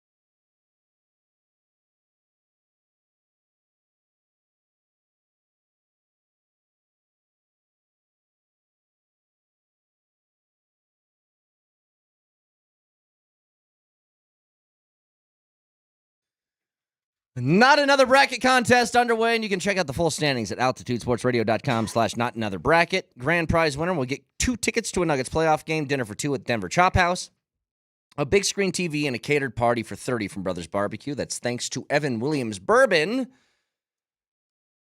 From tip-off traditions to buzzer beater celebrations, I can never say that. See another alliterative word. Adding this award-winning bourbon to your game day lineup is a slam dunk. And also Brothers Barbecue, let them take your next event to the next level with their award-winning catering service. How do I get on and figure out whether or not I'm... I know I'm not... AltitudeSportsRadio.com/notanotherbracket. I just said it. I'm right there, but how do I get to the thing with the thing? That's irrelevant. Hey, Vic, I'll figure it out later. Vic, I don't know what to expect tonight. This Nuggets team is so schizophrenic at times. I don't know what to think about the Bulls coming into town this evening. A same Bulls team that put 146 on L.A. in L.A. over the weekend. I don't know what to do. I don't know what to expect. I don't. When's Joker coming back? What's going on? I doubt Joker plays tonight. If he didn't play last night, I'd be surprised if he goes tonight. So I would not expect that. And I don't mind it one bit. I'm at the point now where they've got to learn how to go on, how to move on without him and cope without him. And I think the formula, here's the formula for Nuggets winning without Nikola Jokic, is somebody, one of the other core 4 on the team, has to come up big. They beat Golden State because Aaron Gordon had 38. They beat Houston because Jamal Murray had 39. One of those guys, maybe it's MPJ's turn tonight. Yeah. I don't know. One of those guys has to play above and beyond expectation for them to win these kind of games. Is that fair? Yeah, has to. That's it. They have to have one of them, and I would say put DJ back in the lineup, please. I just think that even in the whatever minutes he's getting per game, it helps to have size. Yeah, what is it about him? I mean, he played 38 minutes last night. He wasn't hurt, right? No, he's just out of the rotation. What is it about him? And by the way, you got Vucevic coming into town. The big fella can play. What is it about, though, DJ, that you think makes the... I mean, when I say, hey, here's the record with Val in the lineup, I can tell you why Val makes them better. I'll tell you why. Why are they 20-4 when DJ plays more than 9 minutes? He cleans the defensive glass. Well, then leave him in. He cleans the defensive glass. Like, how many times in that Portland game did we see second chance points because they couldn't secure a rebound? Yeah. He cleans the glass. Number one, starts you on the run, gets you running the ball because rebound is made, outlet pass is made, go. He had 15 rebounds. You got to clean the glass. You can't give up second chance points in this league. He's also just, it feels like it's easy for 3 or 4 times a game, depending on his minutes, that he just gets to stand by the rim and catch a lob and dunk it. Like he had a couple of those last night. Holy crap. Like, he had that one reverse lob dunk from Jamal. That was, whoa. But nobody else can do that. No. I mean, AG could, but AG is playing a lot more. Not like DJ, though. He's also playing a lot more on the outside now. AG's not really in the paint all that much, or not nearly as often as he used to be. DJ had one dunk last night over Şengün. Yeah. Where Şengün was ready to go get it. And he goes, no. Mm-hmm. I want you to eat this hand. I'm gonna dunk the ball, and then this hand's gonna follow through, and I want you to eat the hand. Mm-hmm. That's essentially what he told him. Yeah. Eat it. Hey, Jamal played 38 minutes last night. Took 28 shots, 4 of 6 from three-point range. But here's the back-to-back. What do you expect? What do you want to see? Who needs to step up instead? Who in the back-to-back? Well, I just told you, it's one of the core 4. It's one of those guys that's going to have to score in the 30s for the Nuggets to win, and I'm not sure who that is tonight. I just saw this. Do you want to see MPJ have a game where he shoots the ball as prolifically as Jamal Murray did last time? I mean, do you want to see? I mean, no. What I'm saying is, do you want to see him take 25 shots tonight? Yeah. Hey, Mike. I'd like just that. keep shooting no matter what. Yeah. Shoot. I don't mind if he shoots a lot. I just saw this stat about Jamal Murray. Adam Mars just tweeted this, and this shocked me. I had no idea. Because a lot of people look at Jamal's season and say, well, he's got to be more consistent. He's got to play better. He's got to do this. He's got to score more, right? That's been the calling card, correct? Yeah. Do you know that Jamal Murray this season has more 30-point games than he's had any season of his career? He has 11 this season. He had 8 last year, 7 the year before. Why does it not feel that way? I know. You know, this is like a couple years ago, Moj, it felt like, or maybe it was last year, it felt like Miko was struggling in the postseason for the Avs, and he was still a point-per-game guy. Yeah. And you're like, well, the numbers don't add up. And I go, yeah, but I don't remember him being as impactful as the numbers would say. The numbers add up, but it doesn't look like they're adding up. It doesn't look like they should add up, right? Well, the way, I'm not even going to say it. I'm not even going to say it. In regards to Nikola Jokic, I love the Nuggets' approach to this. I love the fact that because in years past, even last year, you got an ankle impingement, but you're good enough where even 90% of Nikola or 85% of Nikola is better than most every other center in the league at any time. Yeah. So you're going to play. So, we got to. This year, they're like, no, screw that. No. Good. We want you at 100% or close to by the time the playoffs roll around. We're not playing this game this year where we keep trotting you out there on one leg, one shoulder, and you're still that good that we rely on that. This year it's like, no, If it costs us a few, so be it. We're going to let you heal up. And this is the way it should be handled with him. I love it. Broadcasting from the Backus and Schenker Studios, their passion is justice. Again, tonight, 7 o'clock, Nuggets Bulls. You can hear it right here, Altitude Sports Radio 92.5. Just quickly, over the weekend, George Foreman passed. Oh, I know. Vic, I love that interview you sent out. Who could not love Big George Foreman? Did that 2 years ago. And go watch his biopic. Not a biopic, biopic. Biopic. It's an amazing, his life. I just want to strangle you when you say that. It's the correct way to say it. Dude, it's not. The second stanza of his life is probably the greatest comeback story ever. I was going to ask something, and I'm going to say it might be stupid to some to say this, because I didn't watch George Foreman box all that much. I know how great he was. Too young. I mean, it wasn't your era. Is there a chance that he will be more remembered or as remembered for the grills than he was for his career? Yeah, could be. He's total sales is more than 100 million Foreman grills. I had a George Foreman grill. I did. Could be. He said much more the last time he was asked. The last time he was asked about the grills. Much more than 200 million over his lifetime from just the grills. That's awesome. And Brett, at one point, he was making $8 million a month. That's awesome. Good for him. I think for people in our generation, the grills are what we think of. Like when you say George Foreman, I think of Michael Scott stepping out of bed and cooking his foot on a George Foreman grill. I think it's a generational thing. Trivia question: the George Foreman grill was first offered to who? And was turned down. Let me think this through. I've seen this before.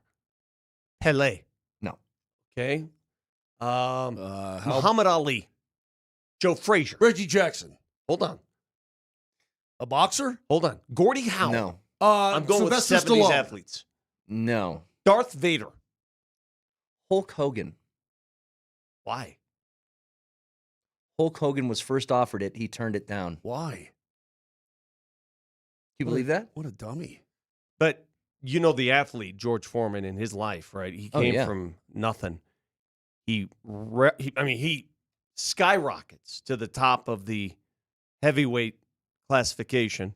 He has the Rumble in the Jungle with Ali, and then he falls off the face of the planet for more than 10 years. Was gone.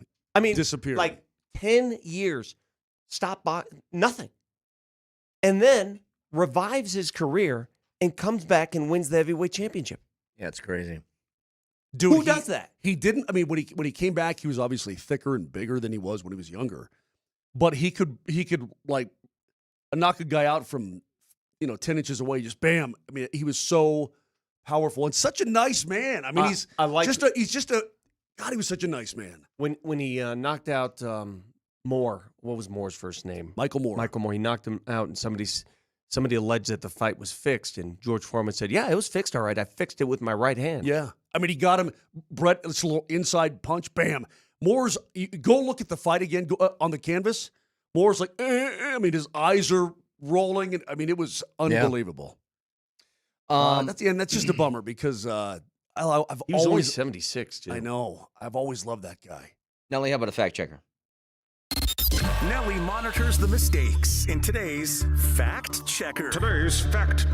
Presented by Rock Plumbing, Heating, and Air Conditioning. Your local home comfort specialists. RockHeating.com. Rock, bringing comfort home and simplifying your life. If you remember, the previous tagline for this segment was Marty monitors the mistakes, which is an example of, you guessed it, alliteration. Brett, if you look behind you, alliteration, as in similar letters and sounds, is spelled with an A. What you are evidently is illiterate with an I, which means you cannot read or spell. You and your people are more familiar with the alliteration. That is your language. Alliteration is more for the sophisticates. Illiterate. Yes. Hear the other one? Alliteration. See? It sounds the same. What current Avalanche player is illiterate? No. What current Avalanche player has 75 points? Cale Makar. No, he's got No, one. Mikko. Wait, current. Netchus. Correct. Which former Avalanche player has 74? Mikko. That's also correct. You realize Cale Makar is top 10 in scoring? Yeah, but who in the can't league? read? I prefer the illiterate question. Be nice to the delivery guy. It's not his fault he can't read. You know what? What if Nathan McKinnon legitimately couldn't read, but he just would blast pucks? Like, that's all he could do. Listen, I'd take a DH who couldn't read or couldn't do anything. I Couldn't would tie his too. own shoes. As long as he hit 450-foot bombs to right Yeah. field, I'll Read take it all this. day. As long as he goes into the party deck 8 times a week, I'm good. I got some you can read. Shot through the heart, and you're too late. What, National Geographic? I already do. iTunes, Spotify, wherever you find your podcast. Moser, Lombardi, and Kane. We'll talk to you tomorrow. Have a wonderful Monday. Love you. Bye.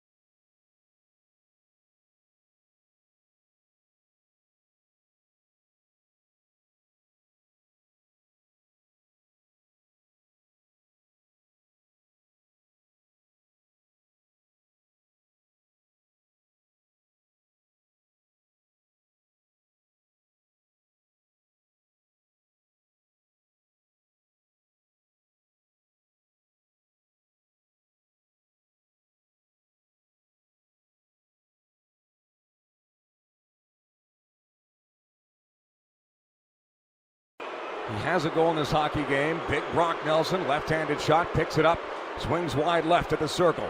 Nelson moves to the slot. Nelson scores!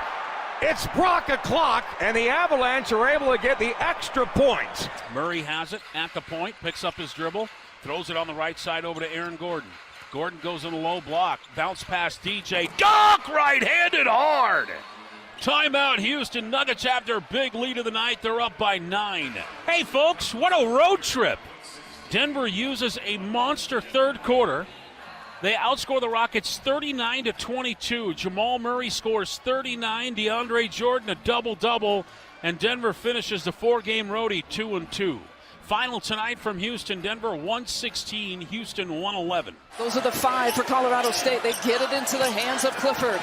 Trying to back down Miguel. Blake, that's for the lead. Gets it! Colorado State up 1. From the out of bounds to the freshman Queen, who's driving. Floats it. Oh! Maryland on the right side of a buzzer beater with life into the Sweet 16.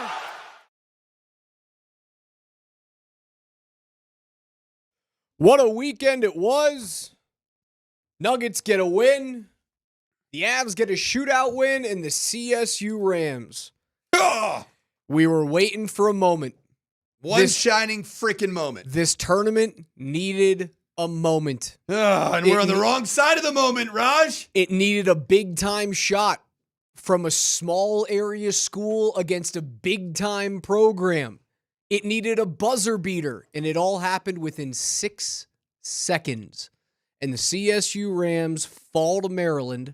Get that crap song out of this show. Not today. Keep playing it, please. Turn it up, too, will you? I want to hear if the ball's going to be tipped. You're going to do this to me after that dagger? After that dagger, you're going to play this crap song. Just be quiet for a minute. This 80s sitcom nonsense on a day where not only do the Rams lose, but Nico Medved's gone. So you get a double dagger? Nico Medved hired by Minnesota, leaving CSU. Nico, you should have given me a call. Goes back to his hometown, goes back to the Gophers, the Big Ten. That's fine. I know it's your hometown. I know that's where you kind of grew up and cut your teeth and did all the different things. Could have warned you about life in Gopherland. That athletic department is the drizzling poops right now. Not a great spot. So tell me what you know. If those of you who don't know, Coach has coached at Minnesota. Yeah, I got fired. Just full transparency. So bitter, yeah. I was going to let you take bitter. That one. Yes, I am. Very bitter. Why? Because somebody runs that athletic department, and it's not anybody that has any of the best interests of basketball in mind. It's PJ Fleck. It's the football program and an athletic director who I knew, Mark Coyle, very well. Knew him at the alma mater that I am a part of, Boise State University. He was our athletic director in very fine times. And since he's been at the University of Minnesota as the athletic director, it's just kind of been above average rowing of the boat and then just bad athletics everywhere else.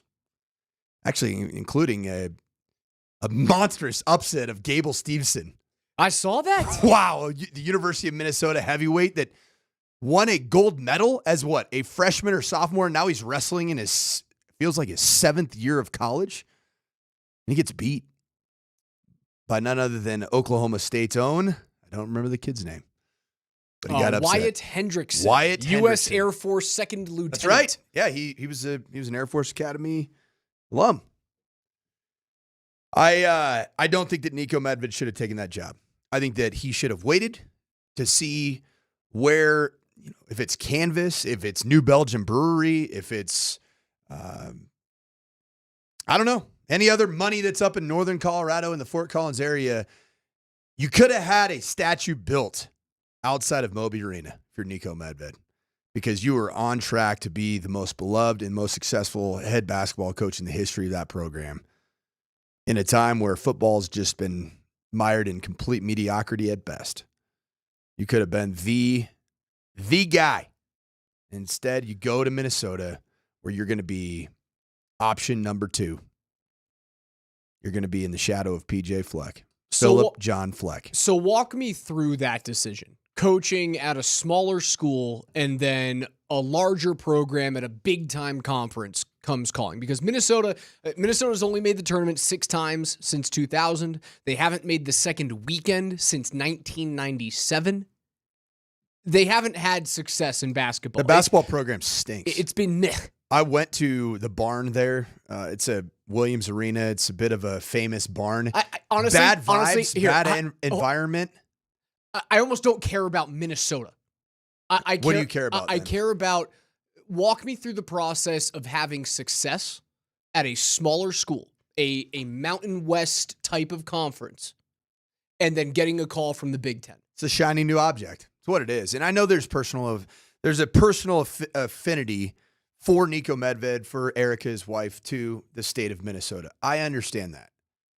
But I'm just going to tell you, what's under the hood at the bigger program isn't always something that you knew.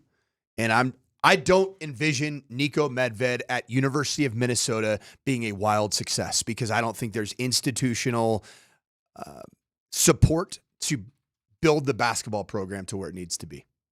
I don't. And so you had the support, you had it rolling, you had the assistant coaches, and I think that's going to actually play out. I think that there should be John Weber, athletic director at CSU, should promote from within. Farouk Manesh, I might have butchered his name, Farouk Manesh. I was close. You were right there. I was in the ballpark. That should be your next head coach, the famous Northern Iowa Panther superstar that made some history at the tournament Shorts himself. Down to his calves. Bring those things back. That'd be fun. Yeah. But Put your stamp on the program. I don't like the move for Nico Medved. And the reason for it is because I think you had everything that you needed to have sustained success in a basketball conference where you can win. Can you win at the University of Minnesota in the new Big Ten? How's the Big Ten doing so far in this tournament? You probably can't win there. It's an also-ran program in basketball. Now, one thing I will say, the state of Minnesota has very good high school basketball. Why? Because you got to stay indoors about 8 months out of the year. So you do have a good natural recruiting opportunity in your backyard. But the problem is, do you have the NIL to be able to pony up and get those superstar hoopers? I was there. I was at University of Minnesota. Do they have the big-time NIL money, the big-time investment from the boosters and donors towards paying players? You're competing with the Minnesota Vikings. You're competing with the dollars that go towards the Minnesota Timberwolves, the Twins, you name it. It's a pro sports downtown, and you're an afterthought. And that's why no one outside of the hockey program and wrestling program at the University of Minnesota has had any sustained success anytime recently. All right, Big Ten teams currently still in the running. Purdue, they've got Houston to take on the basketball 1-4. powerhouse. Michigan State, Maryland, and I think that's it. I think 4 of the 16. Did Oregon get through? I thought Oregon... they lost, didn't they? Oregon lost by like 4 or 5, didn't they? They were the late game. Yeah, Arizona held off Oregon. Oregon's out. So it's Arizona and Duke in the East, BYU and Bama in the East. Houston's the 1-4 matchup in the Midwest. Kentucky and Tennessee an SEC matchup. Texas Tech and Arkansas is Arkansas. By the way, speaking about popping tops on Friday, when you called it, that was, until the CSU game, the most exciting game of the tournament. Some drama. Just because it had juice to it. It did. Calipari, right, Patino. Name the 3 best things that have happened in this tournament. The number 1 best thing that happened in the tournament, and it sucks because it happened against the Rams, is Derek Queen's shot.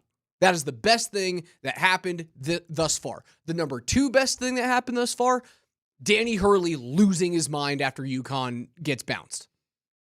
And then the number 3, Arkansas beating St. John's, because there are a couple of villains as head coaches in that game. Well, I was in the 99.9 percentile on my ESPN bracket. And it was named, my bracket was themed Patino's facelift.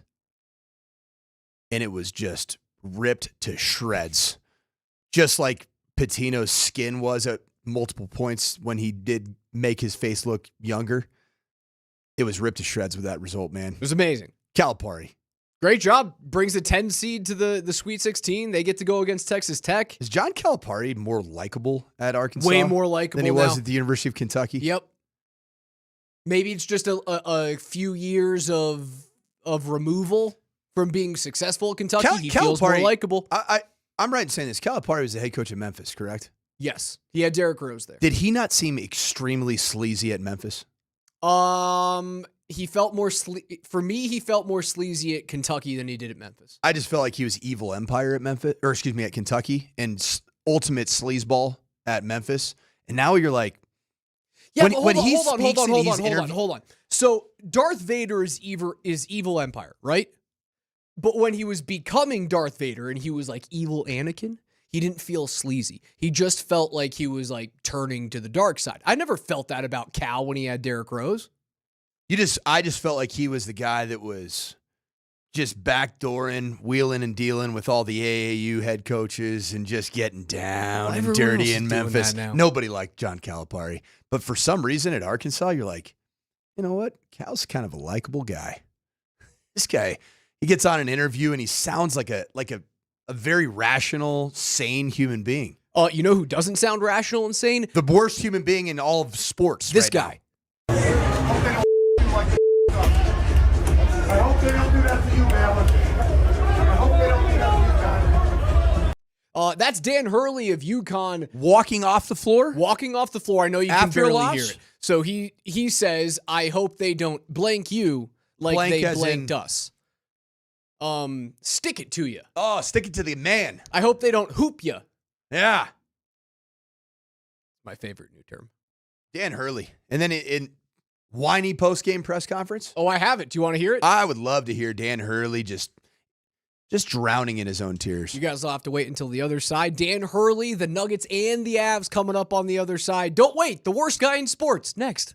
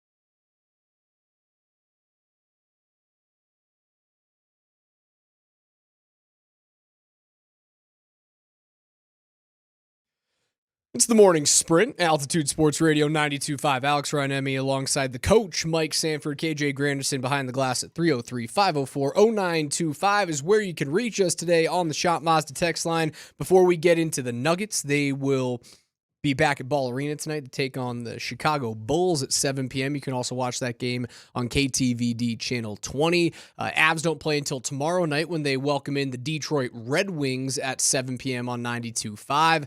They got a shootout win. We'll get into all that. But before we do that, I want to continue my string of negativity. It hurt. CSU loses. Nico Medved, as of this morning, leaving to go to the University of Minnesota. Here's the worst guy in sports. I didn't even, I would say going into the year, there's a lot, of,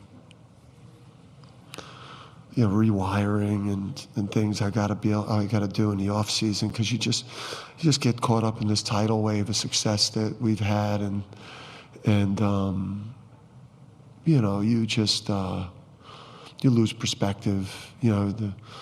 You struggle with the ego at times because you've been on this incredible run. So it'll be nice to get to a normal off season and just get back to myself as a coach and not have to throw out first pitches. And you should only be ringing stock market bells and throwing out first pitches when you win the major championship. So I won't have to do things like that. I'll be able to just kind of focus on the upcoming season, make better decisions with all aspects of coaching. But yeah, when I saw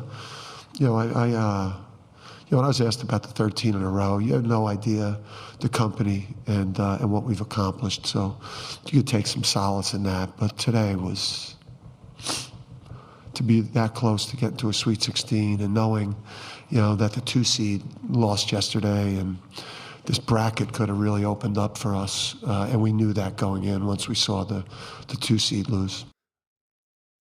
Raj, can I have your permission to curse? And looking down the hallway at our program director right now, waiting for that approval. And KJ, I'm just going to give you a heads up. This one will clear the FCC. That's the definition of a douche hat. That was ridiculous. I hadn't heard that. When I started hearing him list off all the things that he did because he's so amazingly good as a head basketball coach. I'm just so upset that I can't throw out the first pitch at ticker tape parades. Hartford or Yard Goats game. I'm so sad that I can't ring the bell at the New York Stock Exchange because, the referees screwed us against Florida. And now I get to go back to focusing on getting me to where I got, which is being the best basketball coach and God's biggest gift to the game of basketball, because I am Dan Hurley. It's just so hard to win after you win. Is that not the most vomit-inducing post-game conference that you have ever heard? That guy sucks at life. I wouldn't want to play for that guy. I wouldn't want to be on his staff. I wouldn't want anything to do with that dude. And you know that those types of moments in front of the nation are going to be used ad nauseum against him in recruiting. Like, hey, I get it that you're going to make $1.2 million per to play basketball at UConn. Do you want to deal with that guy?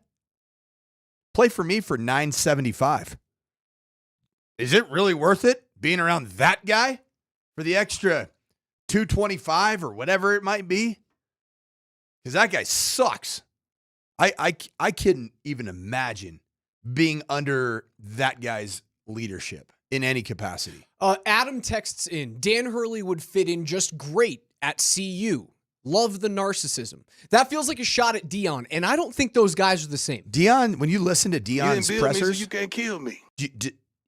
Whether you like him or you hate him, do you want to vomit? You know what I've never heard from Dion, and Dion is boisterous. Dion is cocky, and to the point where they haven't won anything, but they have had success. You want to know what Dion is not? That Dan Hurley is? Smug. I hate smug. I want to wipe smug off your face. In fact, I want to sometimes knock smug right off of your face and your head.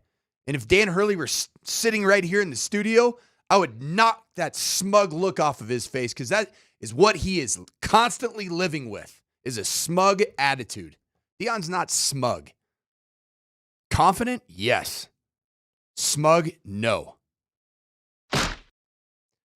I suppose you'll learn this year what Deion is. Without Shedeur, without Travis, if they take the step back and there's a lot of, fanfare happening with Julian Lewis behind Slow down. I know there's a lot of people that, oh yeah, he could start as a 17, 18-year-old. All of the people that take one internet clip of a fade throw. I know. I just was at this Colorado Youth Football Invitational for 6th, 7th, 8th grade All-Star Championship games yesterday. I did the broadcast for it. I saw the same fade throw in the same facility. It's not that big a deal. Slow down. Slow down. Because you're going to set up this young man who's, 16, 17 years old? He's 17 right now. You're going to set him up for absolute failure. Slow down. So if they do step back this year, I think you will then very quickly realize who Deion is. Because that's the same situation, right? UConn loses all those players. They have those national championships, and they, instead of being a 1 or a 2 seed, they're an 8 seed this year in UConn, and they end up falling. And now you have to look back on it and go, well, I didn't have all those things, and I was distracted because my team was so good the past 2 years, and we won so much that I didn't get to focus on what was actually happening on the hardwood. If they take a step back and CU turns, they're a 500 team this year. I don't anticipate Deion having this feel bad for me. Shedeur's gone, and Travis is gone, and all the fanfare of the first round draft picks, and maybe a number 1 overall this year if my quarterback goes number 1, or if Travis jumps up the board and Tennessee wants to nab him at number 1. I was so distracted by that. I don't anticipate Deion Sanders doing that. He won't. You know what Deion Sanders will do? He'll go back to his old school roots. Played for a really, really special head coach, an old school head coach in Bobby Bowden at Florida State University. And he'll go back to pointing out the discipline that may or may not be lacking. And you've even seen the narrative in some of the well-off media clips that have been released from this offseason that we're not going to tolerate this, that, or the other thing. And so that's where I think it would go if they don't have the success. I'm really interested to see how this all plays out at CU, just in terms of the team itself. What is it going to look like? Because it sounds like there's going to be a bigger emphasis placed on a desire and commitment to running the football. That's a little tough to do in year 3 because there's a culture and a system that's been in place. And granted, you did change over the offensive play caller from year 1 to year 2, but now it's year 2 to year 3. It's the same offensive play caller. I don't know that you can just snap your fingers and become a physical ground and pound type of a team as you break in a brand new quarterback. In the case of Juju, if that's your quarterback, if in the case of Caden Salter, he's played, which is different. He's played at the Division I level for a lot. He's an experienced quarterback, or even Ryan Staub. I just don't know that you can't just become physical overnight. Last thing on CSU for now. Was it a travel? Yes. And in college basketball, travels get called. Travels get called. KJ, you got something to say back there? Yeah, go ahead, KJ. It's definitely not a travel. It's not a travel. That first step he takes is a gather step. 1, 2, that third step, if he's going up with the shot, it doesn't count as a travel. That's the new basketball rule. No, that's the new NBA where they don't call travel. You know what they do in college basketball? They call the fouls that occur. The missteps. What happened in the Duke North Carolina ACC championship game or quarterfinal? Lane semifinal. violation. Lane violation. Semifinal. Is that a lane violation in the NBA, KJ? Probably not. No, it's not. Right? So how many steps did you just talk about? Say it again. So it's a total of 4 steps. Oh, okay. Thank you. That's it. We're done. We're done here. A total of 4 steps. 4 steps? I grew up playing basketball. That's a travel. 4 freaking steps is a travel. How many are we allowed?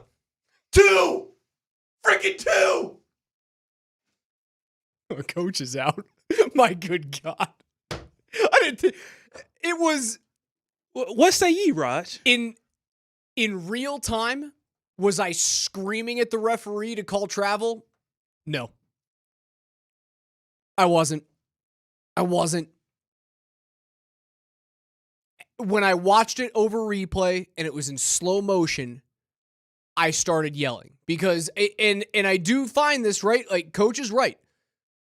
They do call that travel in college on the gather more often than they do in the NBA. They do. But in real time, no. I didn't think it was egregious. I thought it was a great shot.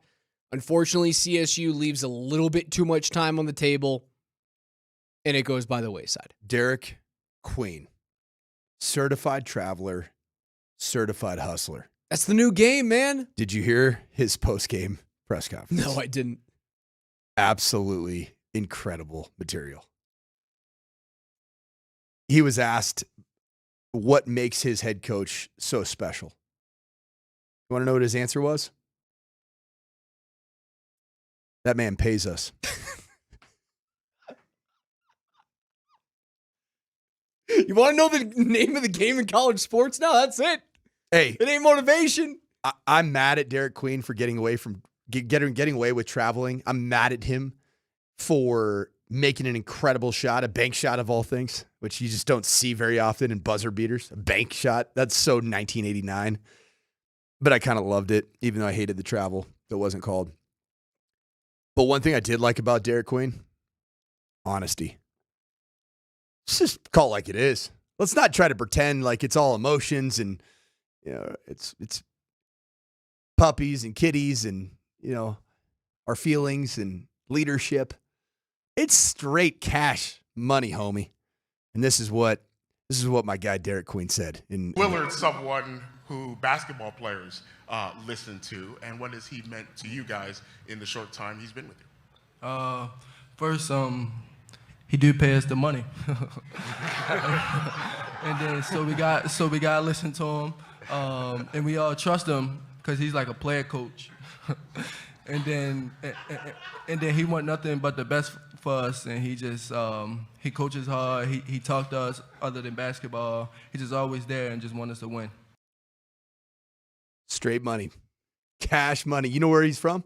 Derek Queen, from Baltimore. He's from Baltimore, Maryland, and he claimed it on the floor in his instant reaction. He's a likable character. He is honest. He's transparent. He's not fake. And I think the one thing that I've learned with coaching Gen Zers and Gen Alphas and raising two Gen Alphas, an 8 and 10-year-old, just real is appreciated. Transparency and authenticity is spectacular. Derek Queen, I hate you, but I kind of love you. He do pay us the money. Is Michael Malone being transparent helping with his team? It played out in one game with a positive result, that's for sure. This was Malone after the Portland loss. Yeah, that was embarrassing. And that was just a joke. Who are we kidding? 11 games to go, and that's the effort we put forth. You know, I'm embarrassed by that game and our approach and how we played. 26 points on the offensive glass. Rebounding is effort. Rebounding is toughness. Rebounding is desire. And they just kicked our butts on the offensive glass. And then we give up 25 points off our turnovers. So 51 points. 51 points off of rebounds and turnovers. We had 18 blow-bys. All they ran tonight was pick and roll. Let me get the matchup that I want. And I'm going to go one-on-one. And they beat us every time. And the few times they did miss, they got every offensive rebound. So I don't know what our guys are thinking with 11 to go. And I challenge them to look at the standings, look at our remaining schedule, and if we continue to play the way we're playing, we will be in the play-in tournament. Very simple. That's just the way it is. And I think each guy's got to look themselves in the mirror and start coming to each respective game with the proper mindset and have some pride. I didn't think we played with any pride tonight. So they turned that around. They beat Houston 116-111 yesterday to improve to 45-27. on the road. So they win both games away. They come back tonight to take on Chicago, who's in the 9 seed right now in the East, but they've won, if I'm correct, 6 of 8 or 6 of 7. Kobe White of North Carolina fame goes off for like 36 in their last game. Josh Giddey damn near had a quadruple double. So that conversation, that post-game conference, seems like it struck a chord. For them to go on the road at the 2 seed without Nikola Jokic, who hasn't played in 10 days now, and get a win, that's big time. It all happens because, obviously, Jamal goes off for 39. But DeAndre Jordan, at 36 years old, plays 38 minutes, drops 15 boards, 12 of them on the defensive glass. That's everything. Should DJ have been playing more as an enforcer, as a disciplined rebound getter? I would argue that if DeAndre Jordan had played more regularly during the regular season, I don't know if you're dealing with this Jokic injury right now. Now, you do run into Do we really know what the Jokic injury is? Elbow injuries and then an ankle injury. Do we know? Vic had some tweet about it, some TikTok about it. I saw it, but we can break down what the name of the released injury is until we're blue in the face. Wear and tear of being the most banged on big in the NBA for the last 7 seasons. That's what the injury is. I know Michael Malone would be for playing and not sitting out and not being soft like many of his other superstar cohorts are in this association. Correct. That's what the injury is. I know for a fact that if Michael Malone were sitting here and I accused him of load management, he would sock me right in the face. But is this a little bit of load management for Nikola Jokic? No, I think this is I think this is forcing Nikola Jokic, who is playing injured. And we see players play injured in so many sports, and yes, NBA players also play injured. But more so in that league, guys sit out hurt, right, rather than injured. And in other sports, namely football and hockey, you see guys playing through injury, or rather playing through being hurt, and only being kept out of games when they are truly injured.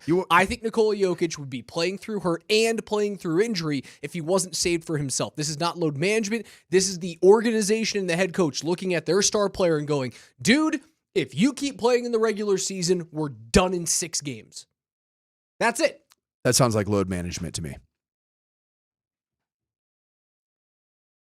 You said the franchise is telling him because I think he is injured. I don't think Nikola Jokic is hurt. I think he is injured. There's a difference between pain and injury. Yeah, hurt and injury. Hurt is the lesser. Injured is the one that, like, if you are injured, you should probably be sitting out unless it is a do or die game in the postseason. You know who else I think does, I guess, dip the toe in the water consistently with being a guy that plays injured in another sport? Is also one of the greatest on planet Earth. And it cost him a Super Bowl this year, in my opinion. Patrick Mahomes. I find myself completely agreeing with you. Because I think he might have had a C word in the Super Bowl in terms of the way that he usually works the pocket versus what he looked like running into sacks and finding sacks, which he doesn't typically do. Seeing the defense was not typical Patrick Mahomes. And then all of the different ankle and knees and things that he's had over the years that he's played through. It's interesting because his statistics are starting to kind of nosedive a little bit as a regular season. He wasn't even in the conversation at any point of an MVP. Not even the conversation. I think that this is a smart decision to manage the superstar and the load that he puts out. Therefore, this is load management by the Denver Nuggets. To get I think that is most optimal version of Nikola Jokic for the postseason. If I didn't believe he was injured, and words matter here, if I did not believe he was injured, I would agree with you. If I thought he was just hurt and he was fatigued and they were sitting him out, then I would sit here and go, this feels load management-y. This feels like what Philly would do with Embiid. I firmly believe that this guy should not be playing basketball right now. I totally agree with you. It's not load management. I think that's a slap in the face. To who? Nikola and the head coach. Because this is a team that doesn't do that. Whether it's called load... Even to their detriment. Whether it's called load management or forced rest because of injury, I agree with what's going on with Nikola Jokic and the Denver Nuggets, because I think it is going to yield a better version of not only Nikola Jokic in the postseason, but I actually believe it's going to yield a better version of the Denver Nuggets as well. I talked about that on Channel 20 this morning for a couple of seconds, where it feels like you're part of a group project in school, and the smartest person in the room, the person who's been leading the group project, is now out sick, and you have to turn in the project in 2 days. And you've just been sitting on your hands waiting for this smart person to get it all done so that you can walk away with an A, right? That's what it feels like the rest of the supporting cast has been doing with Nikola Jokic, not only for the whole season, but for the better part of 2 years now. They've been thrust into a place now of learned helplessness, which I think is a really good place for them. And now you got to sink or swim, right? Like, you either turn the project in or you fail. And last night they aced the test. Can they do it again against a desperate Chicago Bulls team? We'll have to see. That game tonight, 7 p.m., 6:30 p.m. pregame show right here on 92.5. The Rapids had a tough weekend. Ooh. Chris Armas joins us next.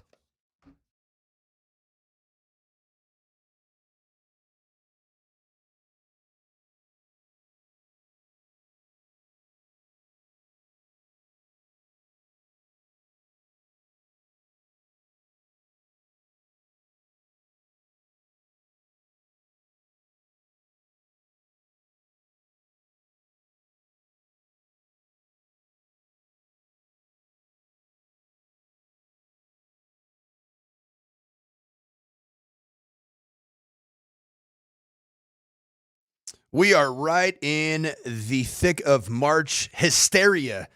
And if you don't know what you're doing on your spring break, which could be this week, could be next week, or you could be like me and you're coming out of spring break and you're looking for a vacation, you need to go to circalasvegas.com, because you have the perfect place to go watch some hoop, watch the Masters coming up here in a couple weeks.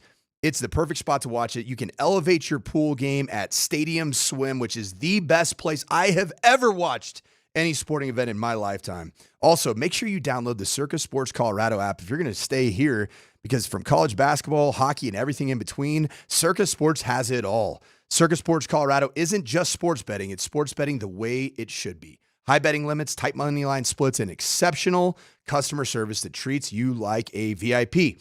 Whether you're looking for futures on playoff basketball, playoff hockey, props on your favorite players, and more, Circa Sports has you covered. Download the Circa Sports Colorado app or visit circasports.com today, and visit circalasvegas.com to book your getaway and get into that beautiful pool so you can watch some hoops. Must be 21 or older. Gambling problem? Call 1-800-GAMBLER.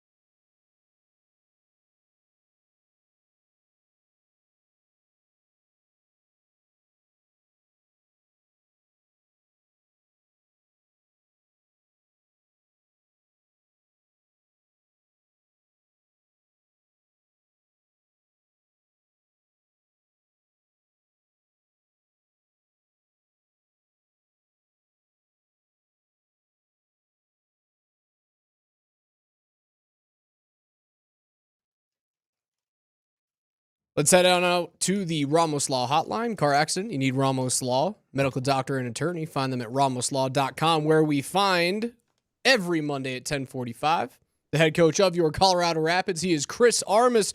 Coach, how are you? Welcome back. Thanks, guys, for having me. Good to be back. Tough weekend. You guys finally get handed your first loss of the MLS season. Obviously a little shorthanded. No Zach Steffen because he's out backing up the U.S. national team, and a 3-0 loss against Portland at home. Walk me through what happened, because it didn't look like you guys were as sharp as you had been to start the season. Well, listen, it's what I'll tell you is what I told the players after the game, that in sport, in our sport, we're going to lose some games along the way, right? And there's different ways you lose games. And this is a really strange one, because the first 2 chances we give up are the first 2 goals they score, which it's demoralizing, and even the timing of it. So imagine end of the first half, we get an injury with Kevin Cabral. He goes down, and the new rule in MLS is if it's not a concussion or a yellow card, you have to come off for 2 minutes. And in the 46th minute, we concede a goal, a man down, and we all would want the play back because we could have defended it better, if I'm being honest. We regroup at halftime and talked about all these little advantages that we created in the first half. We were really, really on top of things, which is a shame, because it's one of the ways you can lose games. You have control, you think you're playing well, and you don't do quite well enough in those advantageous moments. So we talked at halftime about calming down, staying on the ball, maybe taking some extra touches, all these little solutions and tools we talk about. But right after halftime, 47th minute, bang, a moment where, again, we could defend it better. And now, almost out of nothing, again, the first 2 chances, end of the first half, beginning of the second half, we're down 2-0. And that was the story on the day. You know, we probably, you know, we didn't have our good stuff going. We were in it. We did lots of things well, but in the decisive moments, in and out of possession, we just weren't our sharpest. Coach, if you're looking at some of the positives from this result, it just seems like Rafa Navajo just continues to be an engine and is developing into somebody that no matter what the outcome of the game is, or the score, or what's up on that scoreboard at home or away, he just keeps on going. And this is a player that a lot of the Rapids fan base didn't know much about. He's a foreigner from Brazil. And as you have learned more about Rafa Navajo, and we as fans are learning more about him, what is it about him that his engine is an example for this club, and is exactly what you preach as the head coach of this club, that you're going to be on the front foot throughout the course of the game? Well, listen, anyone that knows our team knows that we want to play with energy and intensity, and that when we have the ball, we all attack, and when we don't have the ball, we all defend.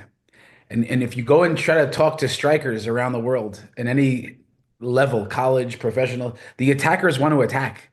So to get a guy like him that's a big goal scorer, that also he leads the entire MLS in the type of running defensively that we require. So this is not just the eye test. He puts more into it physically than any other striker, which is a rare combination, a guy that works and runs for the team, but also can have big production. So yeah, we have a special guy, because that's mentality, that's DNA, that's how he's wired. He's a team guy that loves to score goals. On the night, again, if we're a little bit sharper, I think he gets a few goals, because we didn't even have the big chances. We had a few, but we had these moments that need to turn into chances that turn into goals. So, but we're fortunate to have Rafa. You started an 18-year-old in net at home for his home debut. Obviously, Steffen out backing up the U.S. men's national team, which also didn't have a great weekend. Coach, how do you think that Adam Beaudry did, and how do you think that your team responded in front of such a young goaltender? Yeah, look, again, if I'm just removing the goals, we defended the goal and spaces pretty well. I think we give up 4 shots on the day and 3 goals. And for me, it was not our goalkeeper. We didn't do enough in those moments, because the chances that the goals that we were scored were we say pretty high XG. There was one outside the box that Adam, goalkeepers, they always want to stop those little bit longer range, but I think it's a pretty good shot. I'll congratulate the scorer rather than maybe put blame on our goalkeeper. I think the team believes in Adam Beaudry. He's a winner. He's top goalkeeper. If you look in 5 years where he's at, he's going to be a big presence in the goal. But we wish we could have rewarded him with, maybe scoring a few, defending a little better. But he did his part on the day. He made some big saves, if I'm being honest. And his distribution in possession, helping build attacks. We actually had some really good attacks down the field that started with him. Coach, if you would humor me for a minute here as a follower of the U.S. men's national team, you yourself, 66 caps from 1998 to 2005. When I watch, and I have my own theory on this, if you just hear me out, and I would love to hear what you have to say about the state of the U.S. men's national team. I look at it from the perspective of it. There's been homegrown head coaches. So you Bob Bradley, and we talked about other head coaches that have been involved with this program. And then you look at going external. And for a while it was Jurgen Klinsmann, and now it's Mauricio Pochettino. Seems like there's either animosity from the inside towards a foreign head coach, or at times there's animosity from the outside of the home cooking that might exist with some things that even have resembled daddy ball and different things that have. What is going on with the U.S. men's national team? What is the solution? And the time it's ticking. The clock is ticking towards the 2026 World Cup. What do you see with the state of the U.S. men's national team?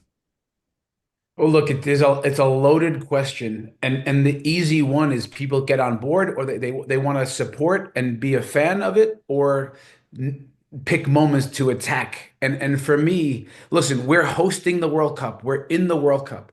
We have time to get there. The coach needs to learn the roster. So not every game is going to be about everything to win this game. But if and I also know that when you put on that jersey, it's not easy. It's much easier on the outside to criticize and to see, oh, can we do this? Can we do that? It's, to put yourself out there, it's much, much harder, let me tell you. And I've lived it. The thing that I would say is I always love, I think this statistic is real and true, that there's never been a national team win the World Cup without a domestic manager. I think it always comes from that country, if you get what I'm saying. Right? So I think with the American team, sometimes if you go and coach Brazil, maybe you can get the best players. I think in our country, I always like the idea of an American manager, because I think he knows the American player, he knows the MLS, understands who we are, our strengths. We have good players, right? Christian Pulisic, but our strength as a nation, we're workers, we have big belief. We can run. We're athletic. Team spirit is the American way, right? So, listen, Pochettino is a great coach. He's proved it at Chelsea and many places. Tottenham when he was there, but it's going to take a little time for him to get to know the team. The thing that we all want above all, and this is why Landon Donovan even came out and criticized. They don't make them like they used to, type of thing. That when you put that jersey on, we want to see fight and energy.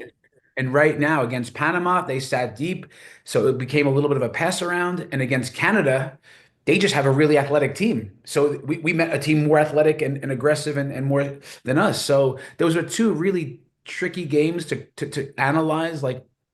That's not really who we are. I mean, it's a tight game, 8 shots to 5. They sway it. But listen, there's time. We got to get behind our national team. We're hosting it. You'll see when that whistle blows at the World Cup, we're going to be ready, and we're going to be ready to rock. There's no question. I'm going to tell you this, that after 3 more stars are added to the Rapids above that crest there, you've got my vote. I got my 2030 World Cup head coach right here. It's Chris freaking Armish, baby. That's what I was hearing too. Let's go. That's somebody who'll have some pride for that shield. Coach, we appreciate you. Best of luck against Charlotte this weekend. Guys. Appreciate it, guys. We'll talk to Coach Chris Armas coming up next Monday at 10:45. That is Coach Mike Sanford. I'm Alex Ryanemi. Avs got a shootout win this weekend. Some interesting choices made by Jared Bednar, and his hand was forced by a player. We'll get into it next.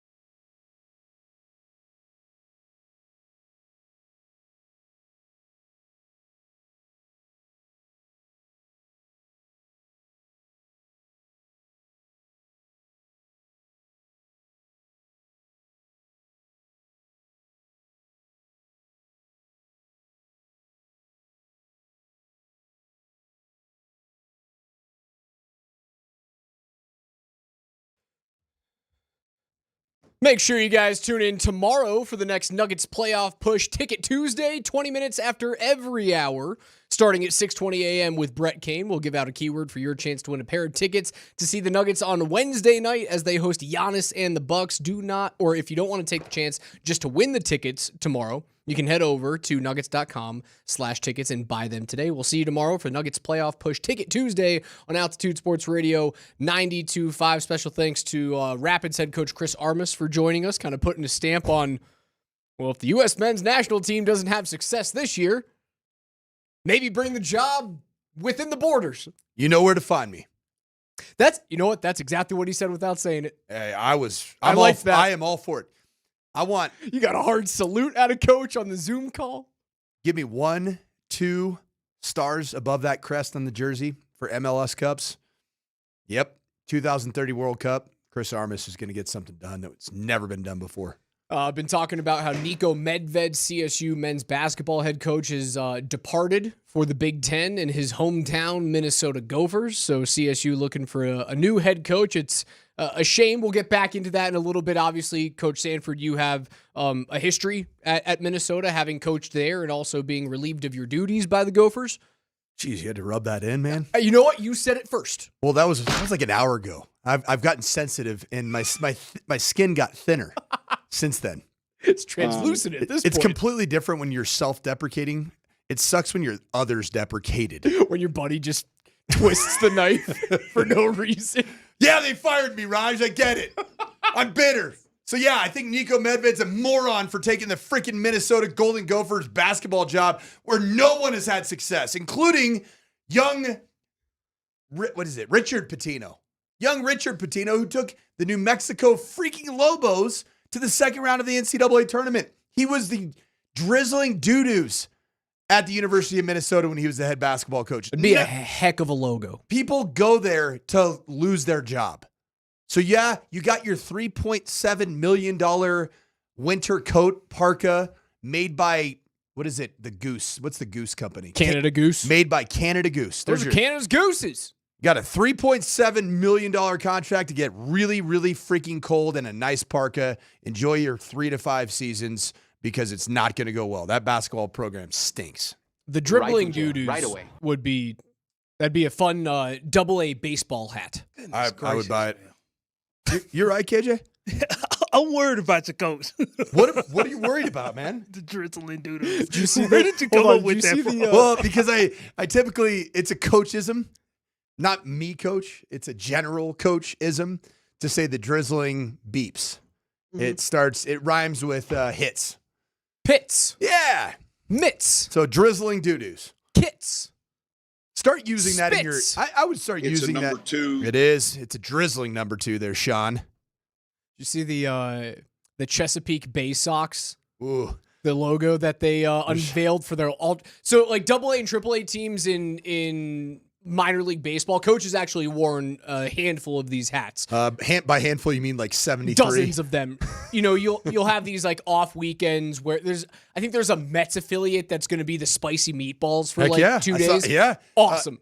My guy Steve Nelson sent me a couple different Buy versions me a hat. of that. The Chesapeake Bay Sox are going to be the oyster catchers for a weekend. Yeah, you can use your imagination what that logo may look like. It looked like the female reproductive anatomy. What is the opposite of phallic? I actually don't know the term. Because we know what the word phallic means. The opposite of that. Yeah. Is it really the opposite, though? I guess from in 2025, it might not be the opposite. The other side of the tracks. Correct. It's your matching counterpart. The traditional other side of the traditional tracks. Well, the logo didn't go on so great for them, so they have now removed it. The third logo that they have, which is like a menacing looking, I think it's a seagull or a pelican that would look to go grab an oyster from the ground, is really cool as well. But they've gotten rid of the actual shellfish part of it. I hope that you guys go onto Twitter and find it because it's phenomenal.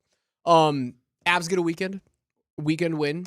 They walk away 4 out of 6 points on this road trip. Yeah, but what happened in overtime, it doesn't matter, Raj. You've told me that so many times. Yeah, get the point. Who cares? That's all I cared about. So yeah, I turned it off, to your point. That's fine. I didn't watch Brock Nelson go in and become a hero for the Colorado Avalanche because my very own pal Alex Ryanemi, who knows hockey so dang well. What sport does he know? He doesn't know any of them.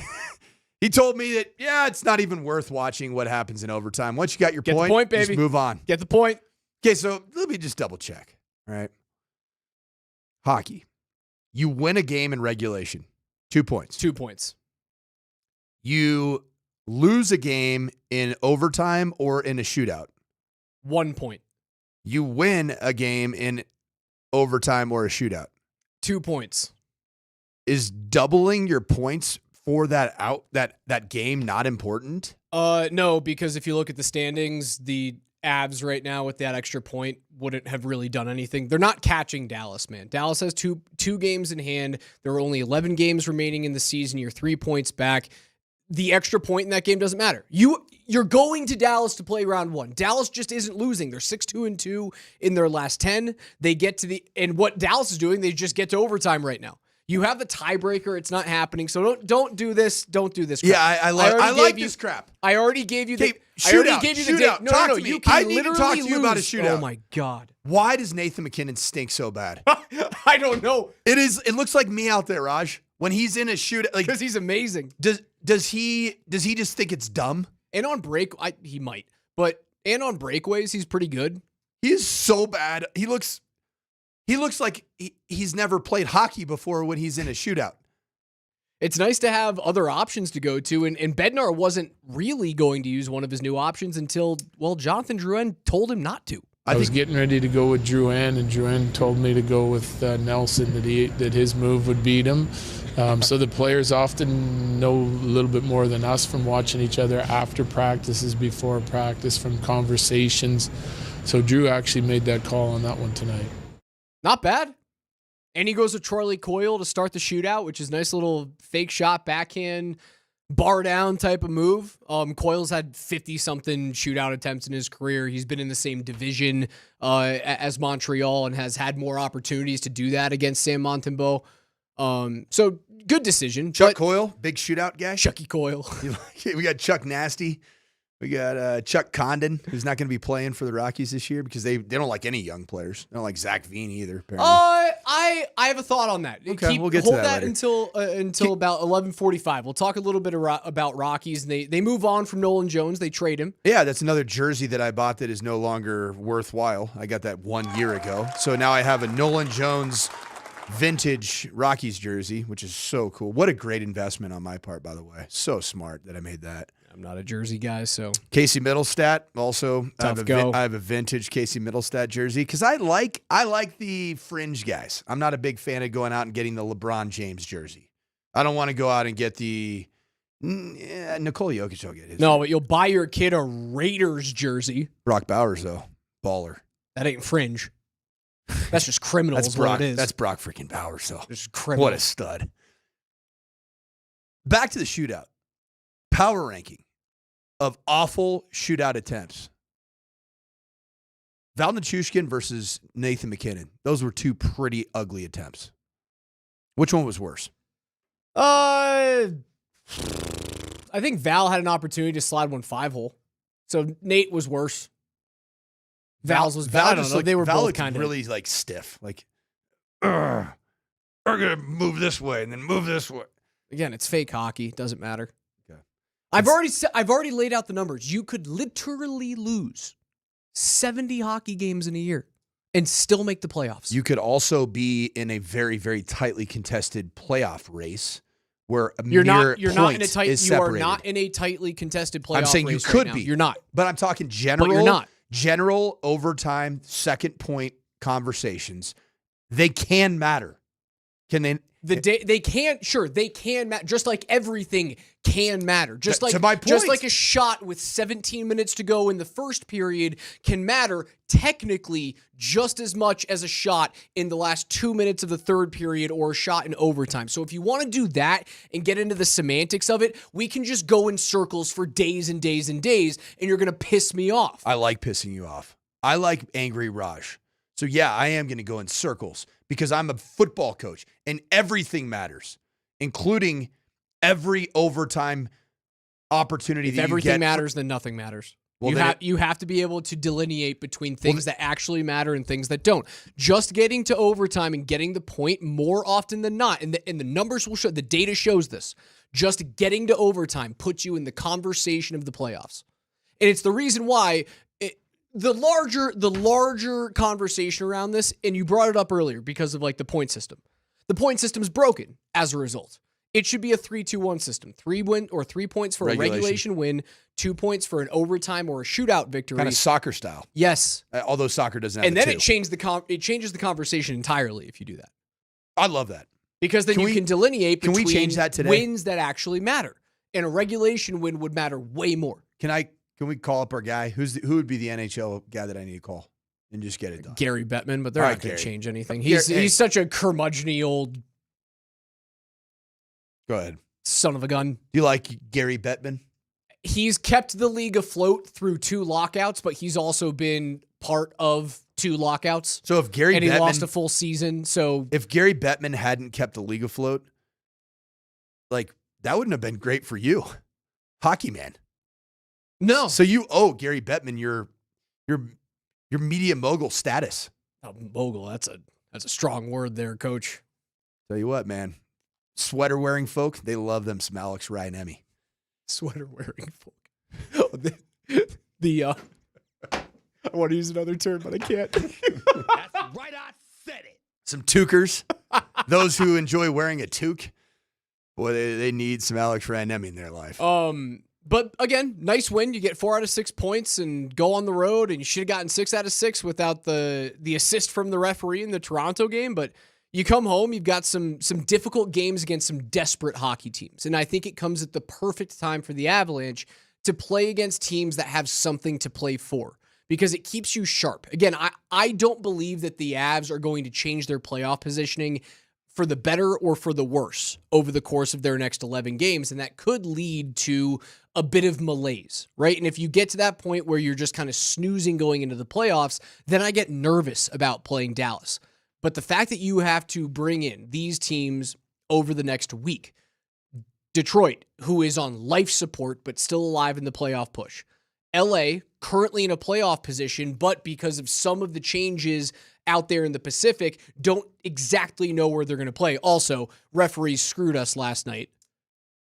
There was an opportunity for a goalie fight between our old buddy Darcy Kemper and Jeremy Swayman with Boston, and referees just don't allow goalies to fight anymore. It's devastating.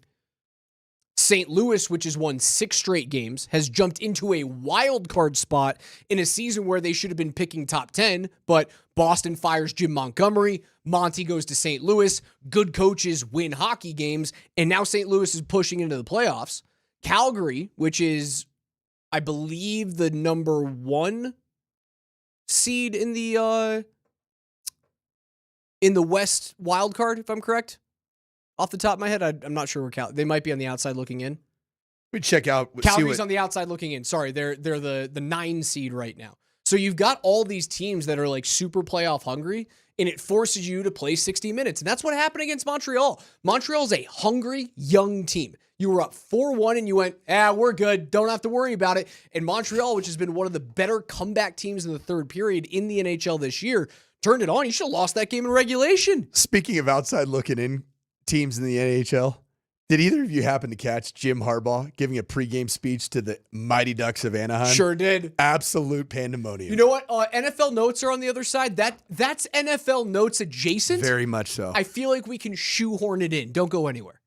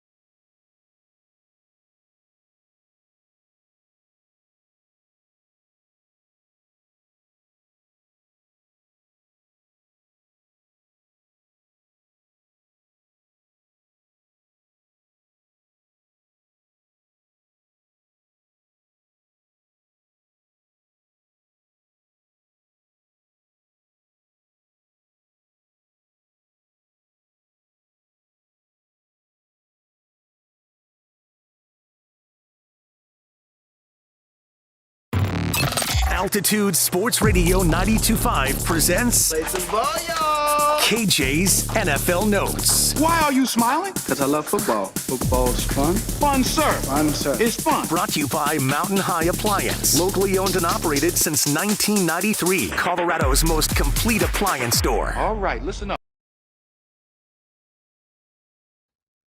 Every day here at 11:20 on the Morning Sprint, we go through the biggest stories in the NFL. But before we get into that, not another bracket contest. It's underway. We're heading into the second weekend of the NCAA tournament, and you can check out the full standings at altitudesportsradio.com/notanotherbracket. Just go right there. Again, altitudesportsradio.com/notanotherbracket. You can click on the link and go see where you are.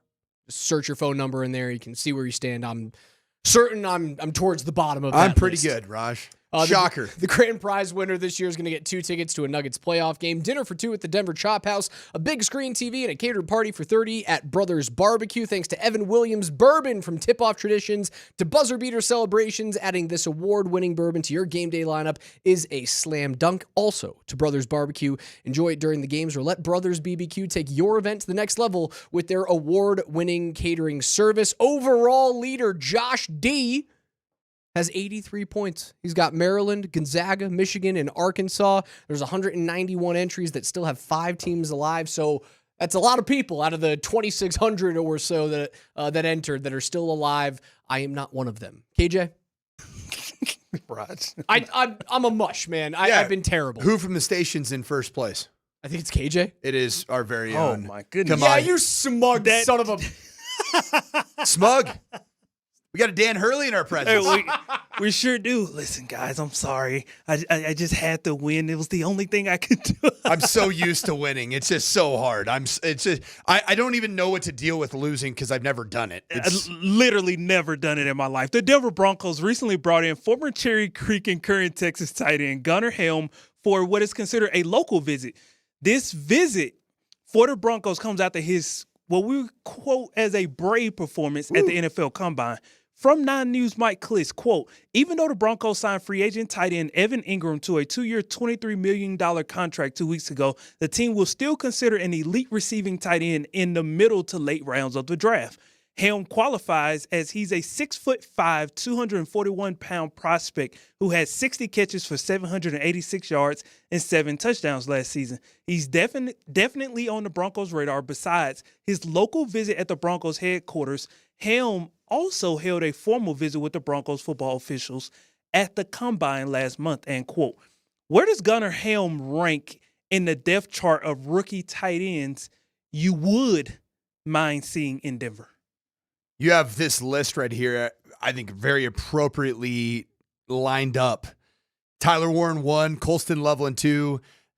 I would have Mason Taylor, son of Jason Taylor, former pass rushing demon from the Miami Dolphins, as the LSU tight end, probably number 3. Elijah Arroyo from the University of Miami as number 4. Terrence Ferguson, number 5. I'm anxious to see, does he get a local visit, an official top 30, however you want to decide to call it, because he is also a local product right here from Littleton, I believe, Heritage High School. And then Harold Fannin Jr., I would have Gunnar Helm right after Harold Fannin Jr. What do I think about Gunnar Helm? I think he's going to be available in the 4th or 5th round.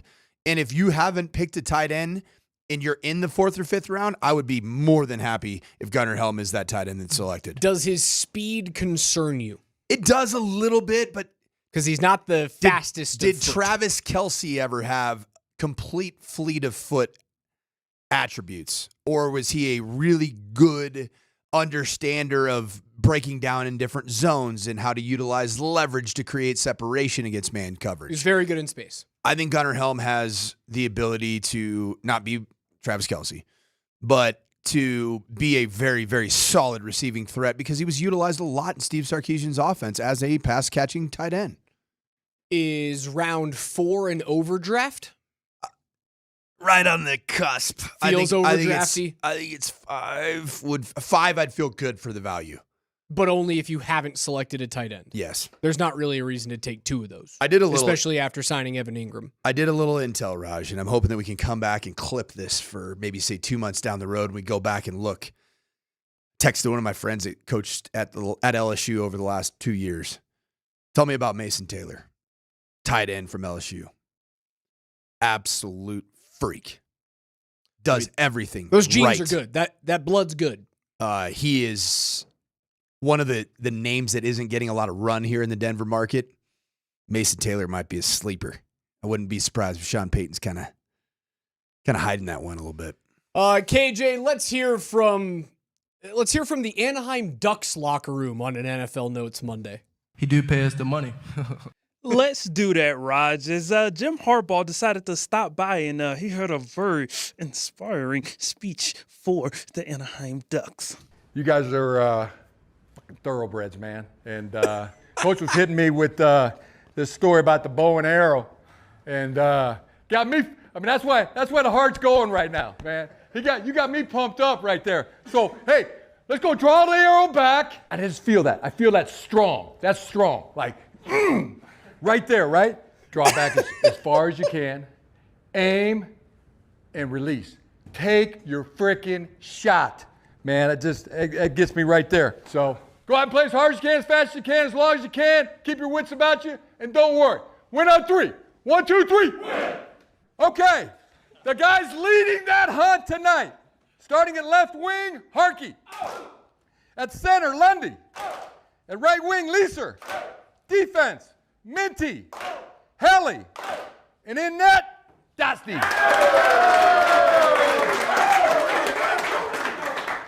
Go Ducks. Get a freaking win, all right? Let's go get this thing. Go get after him. Get after him. Get after him. Get after him. Ducking A. Ducking A indeed. Alex Ryanemi, you've sat in a hockey locker room before. I never have. What do you think that those players for the Anaheim Ducks were thinking? The Finns and the Canadians and the Russians, the Ruskies? In the middle of the bow and arrow imagery, you're probably going, oh God, where is this going? But he pulled it back. When he went into the lineup card, he pulled it back. He pulled back the bow. As long nice as and strong. As long as you finish off with a solid lineup card, and the fellas are giving you like on time claps, and he did. He was quick. He didn't wait. He didn't miss a name. As long as you do that, I'm ready to play a hockey game. The bow and arrow is a little ayahuasca-y. Hey, plays hard as you can, as fast as you can, for as long as you can. Keep your wits about you. Don't worry. You know how many times I heard that when I worked for him for 2 years? I had a feeling you would like this. You know what's great is that he swagger jacked that from our special teams coordinator. That was our special teams coordinators saying DJ Durkin. But Jim Harbaugh recently added keep your wits about you. DJ Durkin, the former Maryland head coach, used to say play as fast as you can, as hard as you can, for as long as you can, and don't worry. DJ Durkin, current defensive coordinator. Texas A&M? Auburn. Didn't know that. KJ, keep going. He do pay us the money. On Sunday, Athlon Sports' Landon Hollyfield urged the Cowboys to acquire Broncos veteran wideout Cortland Sutton in exchange for moving back from the 12th pick of the NFL draft's first round to the 20th overall pick to bolster the Cowboys' passing attack. Quote, bolster? Huh? What did you? Are we allowed to bolster? What does bolstered mean? Coach, you know you can't say that word on this show. The ideal blueprint, a trade back from pick 12 to 20 in exchange for Sutton. That drop would still allow Dallas to go after Omarion Hampton while calming the fan base's nerves over the how high is too high for a running back concern. Of course, trading for Sutton means negotiating a new contract, and the front office is already knee-deep in Michael Parsons' extension talks. But if Sutton truly wants to come home, he is willing to work with the Cowboys financially. It could be a fine match, end quote. Check this out, guys. You don't have to pay Sutton. You don't have to give up a pick. You get a younger star wide receiver, and you still get to draft a young running back in the second or third round should the Broncos take the trade if the Cowboys ever came calling. I don't like it. I'm not a fan. So what's happening here is you are swapping 12 for 20 and Cortland Sutton for the services of Tet McMillan. That's what this trade is. Yeah? Yeah.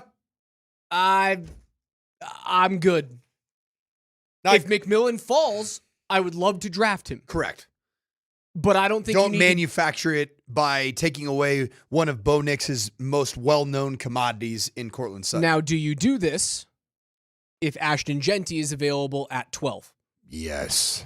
You give up Cortland Sutton. Now, who's your young quarterback throw the football to? Devon Vele. He's your one? Who's your one? Me? KJ? I don't make the trade. Yeah, you don't. I think it's hamstringing Bo Nix, and that is the worst possible thing you could do going into the sophomore year of a guy who you can make a solid argument exceeded expectations. Right.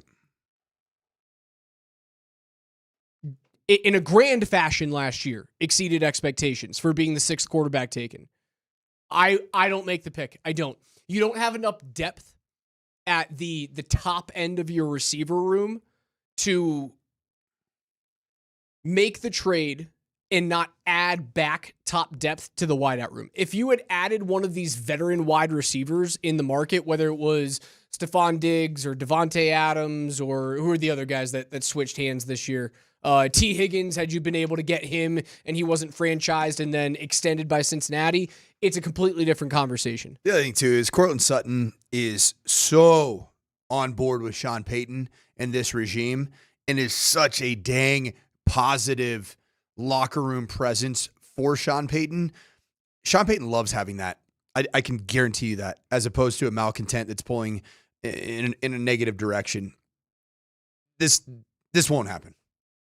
No way. And you know what you do? You play out this year, and if you get to a contract impasse next season and Sutton does well, let him walk. And then you go get your first rounder either next year as a wide receiver or you tap into the wide receiver market in the free agency period.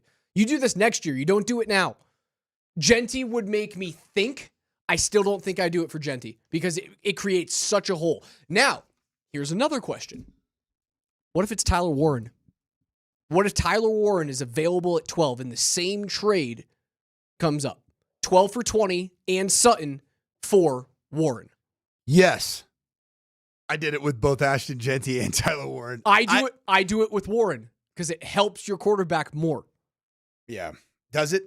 I think so. Does a run game, does a dominant ground game, and does Sean Payton being committed to the run game? You had a worthless ground game last year and you still made the playoffs. But you didn't commit to it and it caught up to you when it caught up to you. But you made the playoffs. And you got boat raced because one team committed to the ground game and James Cook and that offensive line, and you did not commit to it at any point in the regular season, which didn't allow for you to commit to it in the postseason. That's true, but like the Bills are also at a vastly different time in their evolution. They also had the MVP on their team.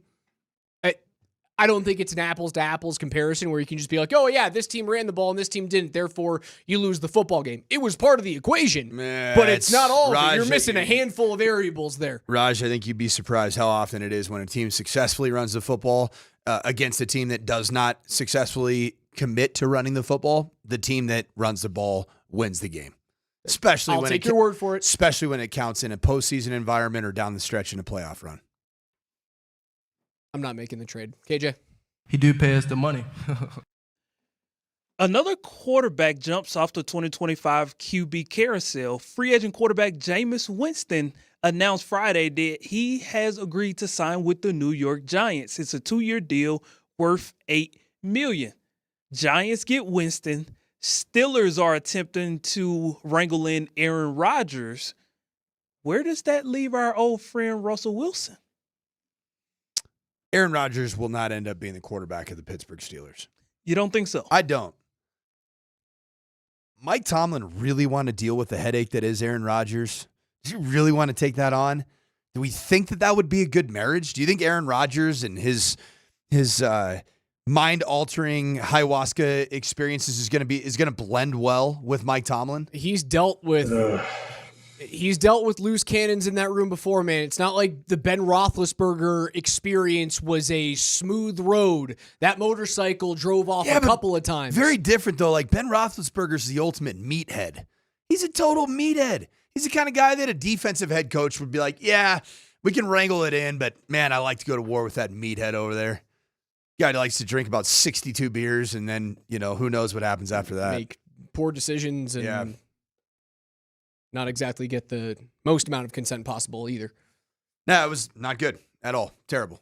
Horrific. So like he has dealt with guys like that in his locker room. Like he dealt with Antonio Brown and made it work. For a period of time. Right, but he made it work. But you also have to understand when you've made it work, quote unquote, that also means that there was some way more of a headache behind the scenes than you or I could ever really even imagine. And especially with a ship that doesn't it doesn't leak, right? Like Pittsburgh, that's a pretty ironclad side. Yep. As compared to other organizations throughout the league. So anything that you did here, that ship is ironclad, no leaks, and it just consistently is always chartering right towards the first round of the playoffs, and then it just stays right there in that harbor. just never gets to the never gets to next port. lock. Just never gets to port. It's just chilling out there. You got to swim out to it. Loves that first round harbor. Just hanging out there for 7-8 years now. Eventually, every 15 years, the tide brings it in. You get a championship. Keep it going, KJ. One more. He do pay us the money. Shedeur Sanders and the CU Buffaloes will host their official pro day April 4th, and it will be on the NFL Network. Speaking of the NFL Network, their own Bucky Brooks released his best landing spot for Shedeur Sanders during the NFL Draft. Number 1, Cleveland Browns. I mean, the sky is blue. Las Vegas Raiders. I mean, the grass is green. New Orleans Saints. I mean, the sun shines. But number 4, the Los Angeles Rams. Quote, if Sean McVay can transform Jared Goff into a Pro Bowler and Super Bowl quarterback, he would work his magic with Sanders given their similar games. As a creative play designer who employs a quarterback-friendly scheme, McVay could handcraft an offense that accentuates Sanders' game as a drop-back passer. With Matthew Stafford in place to serve as the team's QB1 in 25, the Rams could provide Sanders the equivalent of a redshirt season to help him acclimate to the pro game while they observe, mentor, and develop him for a starting role down the line. Give that the Rams are one of the stronger player development teams in football. The marriage between Sanders and LA could be a win-win arrangement for both parties. And quote, what are the odds the Rams could find themselves in the Shedeur Sanders sweepstakes? I hate Bucky Brooks' number 1 and number 3 options for Shedeur Sanders in terms of best fit. Cleveland Browns, quarterbacks go there to die. I could see that being a terrible marriage from the jump.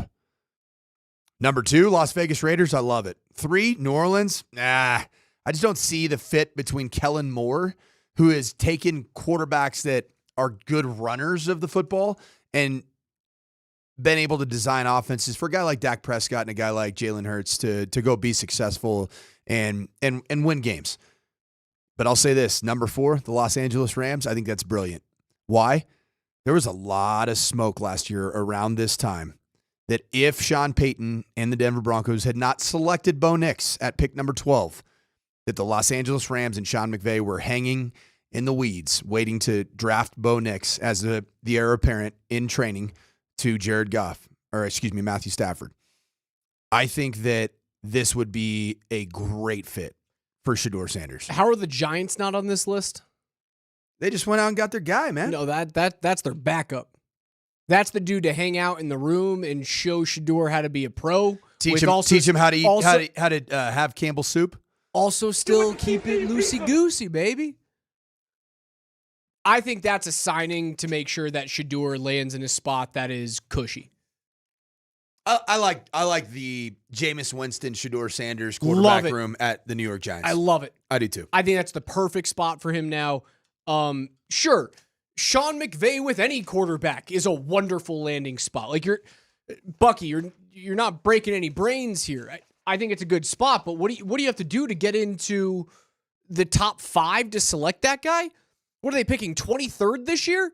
26th. And they do have their first pick. They have their first pick next year and the year after for the first time in how many seasons? What's going to happen here? You have to give up 3 first-rounders to get up there? What you currently have this year and 2 futures? They're not doing that. It's a good landing spot, don't get me wrong. Are we just assuming? But you know what else is a great landing spot for any quarterback? Kansas City. Are we assuming that Cam Ward is going to Tennessee? Is that just a given at this point? Yes. Based off what? Rumors and every mock. I don't think it's as guaranteed as we're Where do you being think's led going to there, then? believe. I don't know. I just don't think it's as guaranteed because I think Cam Ward is a prospect with some warts on him. I do. KJ's NFL Notes are brought to you by our friends at Mountain High Appliance, Colorado's most complete local appliance stores with locations in Denver, Louisville, Littleton, Colorado Springs, and Glenwood Springs. They offer every major appliance line and brand, and you can find them at mountainhighappliance.com. We'll wrap everything up on the other side and hand it off to PhD on a Monday.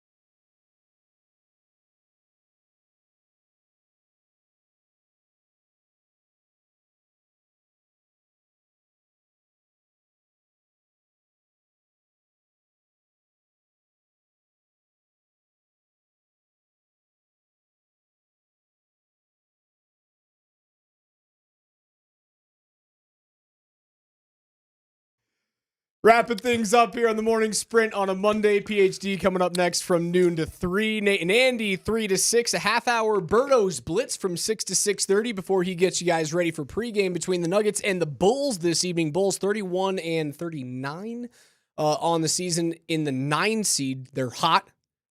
And Kobe White went off his last game. Josh Giddey almost had a quadruple-double. Home game, yeah. You go on the road, you win 2 without Joker. Pretty solid. You come home on the second leg of a back-to-back, and who knows who's going to play the 5 tonight? Like, it was 38 minutes out of DeAndre Jordan yesterday. I would assume that the 36-year-old center, if he plays, it's going to be sparingly tonight, right? Like that. Yeah. It's a dude that doesn't see the court for a month and then comes back, plays 38 minutes, and was, a main reason why he found a way to beat the 2 seed. But I have to assume this is a heavy Zeke Najee game.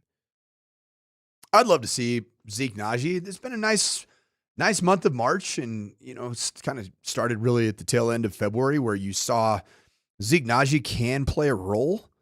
Who knows how much, where it's going to be, but in the event there was an injury or foul trouble, you could see a Zeke Najee postseason micro role, and I think that'd be good to see his continued development on a game like tonight. The other big news from today, Nico Medved, the former CSU Rams head basketball coach, is now taking a job in the Big Ten with his hometown Minnesota Gophers. CSU fans, that's a tough 24 hours, right? You play a great game. Unfortunately, the Rams give up a late lead. They hit, that would have been an all-time 3, an all-time Colorado college basketball shot. And it gets erased because there were 6 seconds left on the clock, and Derek Queen makes, whether it was a travel. Did you say Dairy Queen? He should get a Dairy Queen sponsorship. Without question. Derek Queen. That's such low-hanging fruit for him to get the NIL deal, because we already know that Derek Queen is getting paid handsomely. He loves the cash. By his own head coach. His own head coach pays him well, so he listens to him. He's a good players coach. I love a blizzard, man. What do you go with? What type of blizzard? I love a strawberry cheesecake blizzard, but then you add brownie bits into it. Okay, that changes things. Yeah.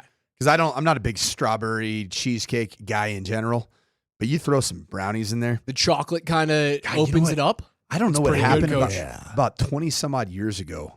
My standard order at Dairy Queen was the mud pie blizzard. What's in a mud pie blizzard? Kind of got some kind of coffee-ish, and then it's got some brownie in there, and they stopped making it. Like, I ordered it. Devastating. And I felt like I went to a different country. And it's like, no, we don't have the mud pie There's blizzard. nothing worse than when a staple is taken off of a fast food menu. Like Taco Bell is very guilty of that from time Wendy's to time. was guilty of it. They got out of the 4-for-4 bag is now like a 6-for-8 bag or whatever it is. How good is it? Wendy's chocolate frosty. Chocolate frosty, spicy nugs, and a small burger with a small fry. Good. Get out of town. It's really good. Unreal. But they get rid of How that. about Del Taco it's like Just the rapture. shuttering its doors The on a random rapture happened Tuesday. in the state of Colorado with Del Tacos. Oh, yes! The first time I ever heard the term Taco Tuesday was at Del Taco. I missed it. I mean, you can get crinkle cut fries with your chicken soft taco. Starbucks used to have this chorizo and egg breakfast sandwich, and they got rid of it, and it was the best piece of food at this side of a lemon loaf or a cranberry bliss bar that Starbucks had to offer, and they got rid of it, and it was devastating. Also, I found out, and this was years ago, hot and spicy McChicken from McDonald's, it's just a thing kind of like here. If you go to another McDonald's somewhere else in the middle of the country, they just have McChicken, and their hot and spicy McChicken is just like slathered in a gross, disgusting sauce. You what? It's an issue. I just went to Starbucks this weekend. My daughter had softball tournament all weekend long. So we went to Starbucks like 6:15 in the morning to order breakfast. And I'm like, gosh, I'm so sick of Starbucks breakfast items. I don't really like them, to be honest. And I saw there's a brand new item on the Starbucks menu. It's called the jalapeno chicken pocket. It's like, huh. Sounds like it's up my alley. It's like, yeah. $4. I bet this thing's going to be pretty good. How's your colon? Tell you what, man. I grabbed that jalapeno chicken pocket. It was smaller than my pinky. It was so tiny. I was like, this is $4. It's a bite. One bite for a freaking jalapeno chicken pocket. This is a hot pocket made for ants. Although it was really, really tasty. It was a tiny, satiating, enjoyable $4 menu item that had me really upset at the size and quantity of it, but actually very, very satisfied with the overall quality of it. I was originally upset when the Rockies traded Nolan Jones this weekend to the Guardians, but I can look at it as something that might be savory for Rockies fans. So you move on from Nolan Jones, 26-year-old outfielder. He's 2 years removed from like a really good season, and last year he was horrible at the plate. So they move him for... He had a serious gap or flaw in his swing last year. So fell off the face of the planet. They move him for utility player Tyler Freeman. He can play all three outfield positions, although he's not going to play center. He'll play left or right, and he can also fit in somewhere on the infield, like mainly second base, because Estrada goes out with a right wrist fracture before opening day here for the Rockies, I believe, in 4 days, and then home opener on April 4 that coincides with the CU Pro Day. I don't think it's the worst thing in the world. You might be selling low on Nolan Jones. There's a possibility that he goes back to Cleveland, and that's the place that he started his career with in their system, and that the Guardians unlock him once again, and that would suck. But it'll probably happen. It does open up space for Zach Veen, who is down in AAA now. Had a good spring, 2 homers, batted .298, 9 sweet stolen mustache, bases. sweet hair. You name it. He's got purple hair, yellow hair. It gives you the opportunity to save a month or two of service time on that player and then bring him up whenever Estrada is healthy. It does give you the time to move Amador from short to second because he's not going to play short here. I don't think it's the worst thing in the world, rather than trying to hold on to a version of a player that you hope returns to who he was 2 years ago. Yeah, and just another Colorado sports jersey that adds to the boneyard, the graveyard of Colorado sports jerseys. Nolan Jones, see ya. Maybe we go out. Russell Wilson, see ya. Maybe we go buy a Bo Nix jersey or a Cale Makar jersey, or maybe one of the ones that are going to be like really good for a long time. I have bought those for my kids. It's really the jerseys I get for me, because I like that off the beaten path jersey. I was listening to the Chili Peppers before they were cool. Yeah, so punk rock, dude. My jersey selection, while being very punk rock, it also has proven to be a really bad investment. Casey Middlestat, see ya. Nuggets and Bulls tonight, 7 p.m. tip, 6:30 p.m. pregame show right here on Altitude Sports Radio 92.5. For Coach, for KJ, I'm Raj. PhD is coming up next. Can't wait to talk to you guys tomorrow at 10 a.m.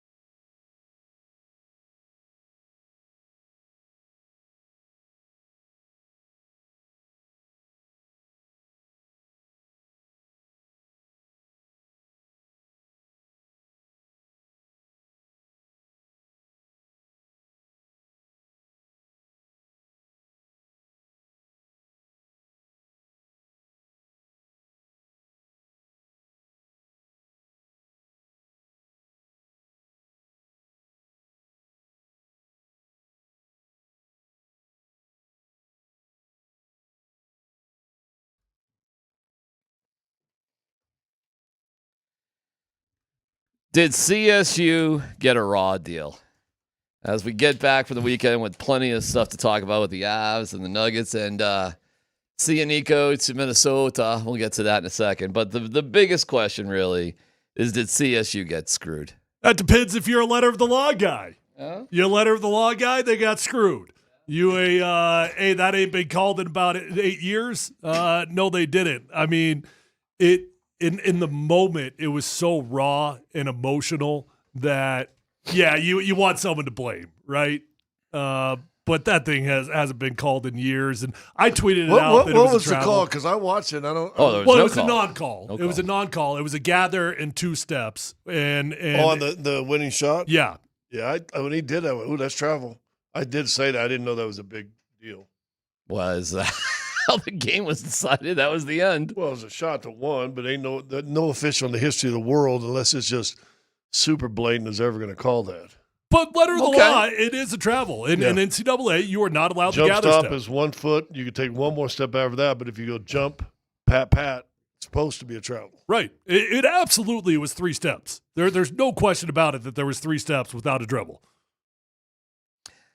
The CSU got a raw deal. And you can't BYU nearly got a raw deal. We can talk all about that. I was there for that one. That was something else. That was a trip. He blatantly threw the yoke. We'll get to that in a second. Who cares about BYU? I'm kidding. It was we'll get to that in a second. But I think CSU got a raw deal. I think they are taking the high road. Like, here it is. Like, you can't believe. All right, 1, 2, 1, 2, 3. Okay? Yeah, probably should travel. That's a travel. I mean, it's 3 steps. And what I love is the defense. 1, 2, we're good. 1, 2, travel. Now go back to the very beginning. And because that's a hell of a shot, though. It's a hell of a shot. And great defense, too, because you couldn't foul because you're only down 1. Now, I can't see stupid computers by way, but people are also complaining that off the pivot he traveled. I never saw it. I'm curious to see it right let's here. See it one more time. We'll see if off the pivot. No. Yeah, he's got the ball down. 1, 2, 3. Great shot. Look up top. 1 fractions of seconds. Buzzer. Damn. You know that dude's never made a game-winning shot before? Well, now he has. His teammate was saying after the game, I wouldn't give him the ball if I knew that. And then Lake from CSU hits that just unbelievable 3. Nails. To give him a 1-point lead. So did CSU get a raw deal? Now you've seen it. We've all seen it was here. a travel. Should have been called. That being said, I've never seen an official call travel on a guy that's in a play like that. I mean, it wasn't as. So welcome to the culture of basketball? Yeah, welcome to Steph Curry going, just step back 3. So in certain Steph Curry stepping back 8 feet to hit a 3 and not dribbling. So in certain circumstances, it's okay to break the rules because the game shouldn't be decided by officials or the rules. You have coward officials that swallow their whistles late. Mm-hmm. And that's why, go watch that weak side on that. That guy is hammering the guy. In fact, they got a big offensive rebound 2 plays before that put him up in the lead. Mm-hmm. That probably was an offensive foul. Officials are cowards, and they swallow their whistle late. Here's the thing. It's by letter of the law, absolutely a travel. However, in every sport, there's always nuance to rules, right? And for whatever reason, this has been an evolution of a nuance to the rules. It's like holding in football. Every single play I'm holding. There's not a single play in an NFL football game that I am not attempting to actively hold the defensive lineman. Mm-hmm. But there's an art to it. There's nuance to it. You get your hands within the chest, and you don't get it outside. You don't extend your hands, and the referees aren't going to ever call it, right? So it's just a nuance to the game that sucks. You want someone to blame. Maryland fans are pointing out, hey, probably should have been kicked out of the game for that elbow to the face, and that's probably true. It definitely went both ways. Okay. Do you feel bad for CSU fans here this morning? Well, I feel bad because it was just an emotional game. I mean, that was the best game of the tournament. I mean, I haven't watched all the games, but of the games that I've watched, it's a great game. It was by far the best game. I feel bad because it would have been the 3rd team for the local people in the local area to kind of get behind and cheer for. Mm-hmm. Because BYU held on, they won. I mean, it's kind of local, right? Sort of. CSU and It then is. Arkansas. I mean, it's been 3 teams now from this region. Arkansas, from, yeah. You know, local Congratulations, influence, by the way, local man. influence that have been in the Sweet 16. Congratulations for your school. And That's but awesome. it really wasn't just even a local thing. CSU they were the darling of the tournament. I mean, that's what they were. They were the underdog. And in a year in which there weren't many upsets, CSU was that team that nationwide people were holding on to. Now, I mean, you can make the argument too. Hey, man, don't go on don't allow the other team on, what was it, a 9-0 or 16-3 something run late. Don't do that. Yeah, they got in a little 4.5 panic. minutes. They got at about 4 I think they or 5 had 2 minutes. points for like 6.5 minutes or something like that. Yeah, at one point. they got into trying not to lose. It was way 30-second clock. You can't just hold the ball. With Play 6 basketball, minutes. man. Do what you're doing. They made about 2 turnovers with about 4.5 minutes left. Was it Clifford that mishandled the inbounds there? Not the inbounds, but right on the baseline there. Ooh, I forget. I think it was Clifford. He had a Might heck have of a been. game, though. That was the turning point. And they were up by 4 points. All of a sudden, Maryland went on a 6-point run there, and it was a tight game from there on out. The ability to, and it's harder, I think, when you're younger players, the ability to slow your clock down when everything around you is all of a sudden sped up. You know, it's that pass the one guy hit. You put a little bit more juice on it because you don't want it to get deflected. You put it to where the guy, for sure he's open here, but it's behind the guy. Your clock is sped up. Instead of just take time. Hey, you want to make that pass? Fake it to the left side. Get that guy in front of you to jump to your left, and then that passes. Let me ask you this. If we're not calling traveling, we calling fouls in that situation too? Or not? You should. Not really. No. Are we letting that go too? They do. I would say yes. You do let it go. Oh, okay. And Unless you're Janice Schroeder, you let it go. Unless it's egregious, nobody wants referees deciding games, and that's why it gets looser. It happens in football. It happens in every sport at the end of the game. Should you be able to review a play like that? Ugh. Because it was travel. It was traveling. Should you be able to call for a review? Could you imagine if you were able to call for a review, went back and took that away, shots done, bing, bing, boom. Of course, the travel happened at, what, 1.1. 1 second, yeah. Yep, so CSU gets to inbound the ball with 1.1, something like that. Should you be able, with all the technology you have, and the fact they do review quite a bit of things in college basketball, including a elbow to the groinage. That was intentional and blatant. We'll get to that in a second. Should you be able to, if you can review a pointy elbow to the family jewels, shouldn't you be able to review a moment that decides the game? So I think what you could do in that circumstance, just like the NFL does with scoring plays, all scoring plays are immediately reviewed, right? You could make game winners always immediately reviewed. If his toe's on the line, are we reviewing that? What do you? Yeah. If his toe's on the line and he hits a 3 to win the game, are we reviewing they that? review that, yeah. Oh, they review that one. Yeah. Oh, so that rule does count, and we look at that. Even if in the spirit of letting them play, it's really awesome, and the referees just miss it on a blink of an eye, they do go back and review that, but we don't review traveling. Okay. Fun game. Fun moment for all you CSU guys out there. Guys and gals. I'm torn because I want less computerization of the game. You didn't need a computer to see him walking down the hall there, Scott. No, but yeah. I mean, it was instant that people saw that. It wasn't a mystery. See, and there's 3 officials on the court. Yeah. Who's got a bigger television market, Maryland or Colorado? Fort Collins? You think that's what it was? I always go there. I No always way. go there. Not in the moment. I think I March always Madness go there. loves Cinderellas, though. It's too much. CBS don't. They like it for 2 rounds, and then no, let's get us some TV markets. I don't know why the referees didn't I mean, call isn't it. that a fun conspiracy to just go down for a second? What is CBS having a meeting with the referees before the game? Like, hey, we got to get Maryland through here. It would be far better for CSU television-wise to win that game than Maryland. No. Oh, yes. Are you kidding me? The Cinderella story is what the whole NCAA tournament's based on. I know, but we can love them up, build them up. Nobody and cares about Maryland. Yeah, until next Thursday when they play, and you got the whole D.C.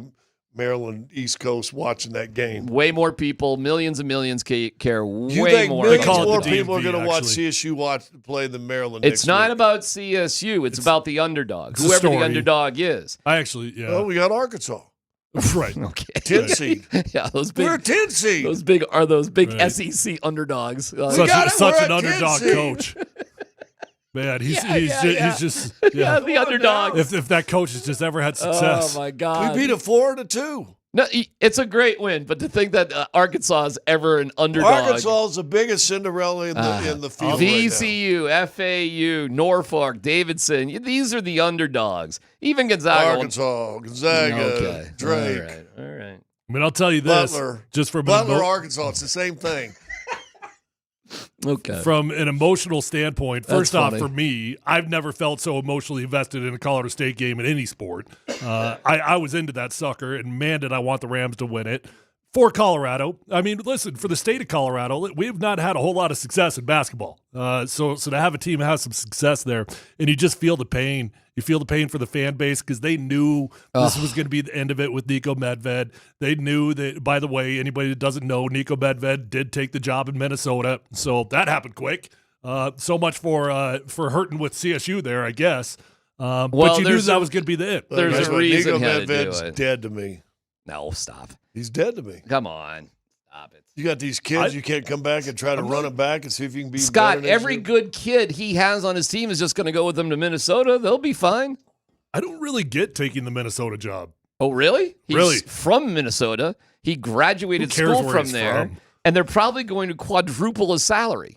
Probably not quadruple. Whatever. They're going to He might You know, go, he well, might I go saw from what- $1.5 million to $7 million. So we'll see. I saw what the previous coach at Minnesota was making, and it wasn't that much more. It was like $700,000 than what Nico's making right now at CSU. $700,000 ain't enough to change jobs and go back home I to where think- you're from. Man, he's got a hell of a thing going there at CSU. Whatever. And He'll start a new hell of a thing in Minnesota for the next My 20 years. only point is, I think he could have waited it out and gotten a far better job than Minnesota. You don't think Minnesota's his dream job? Minnesota's a bad basketball job.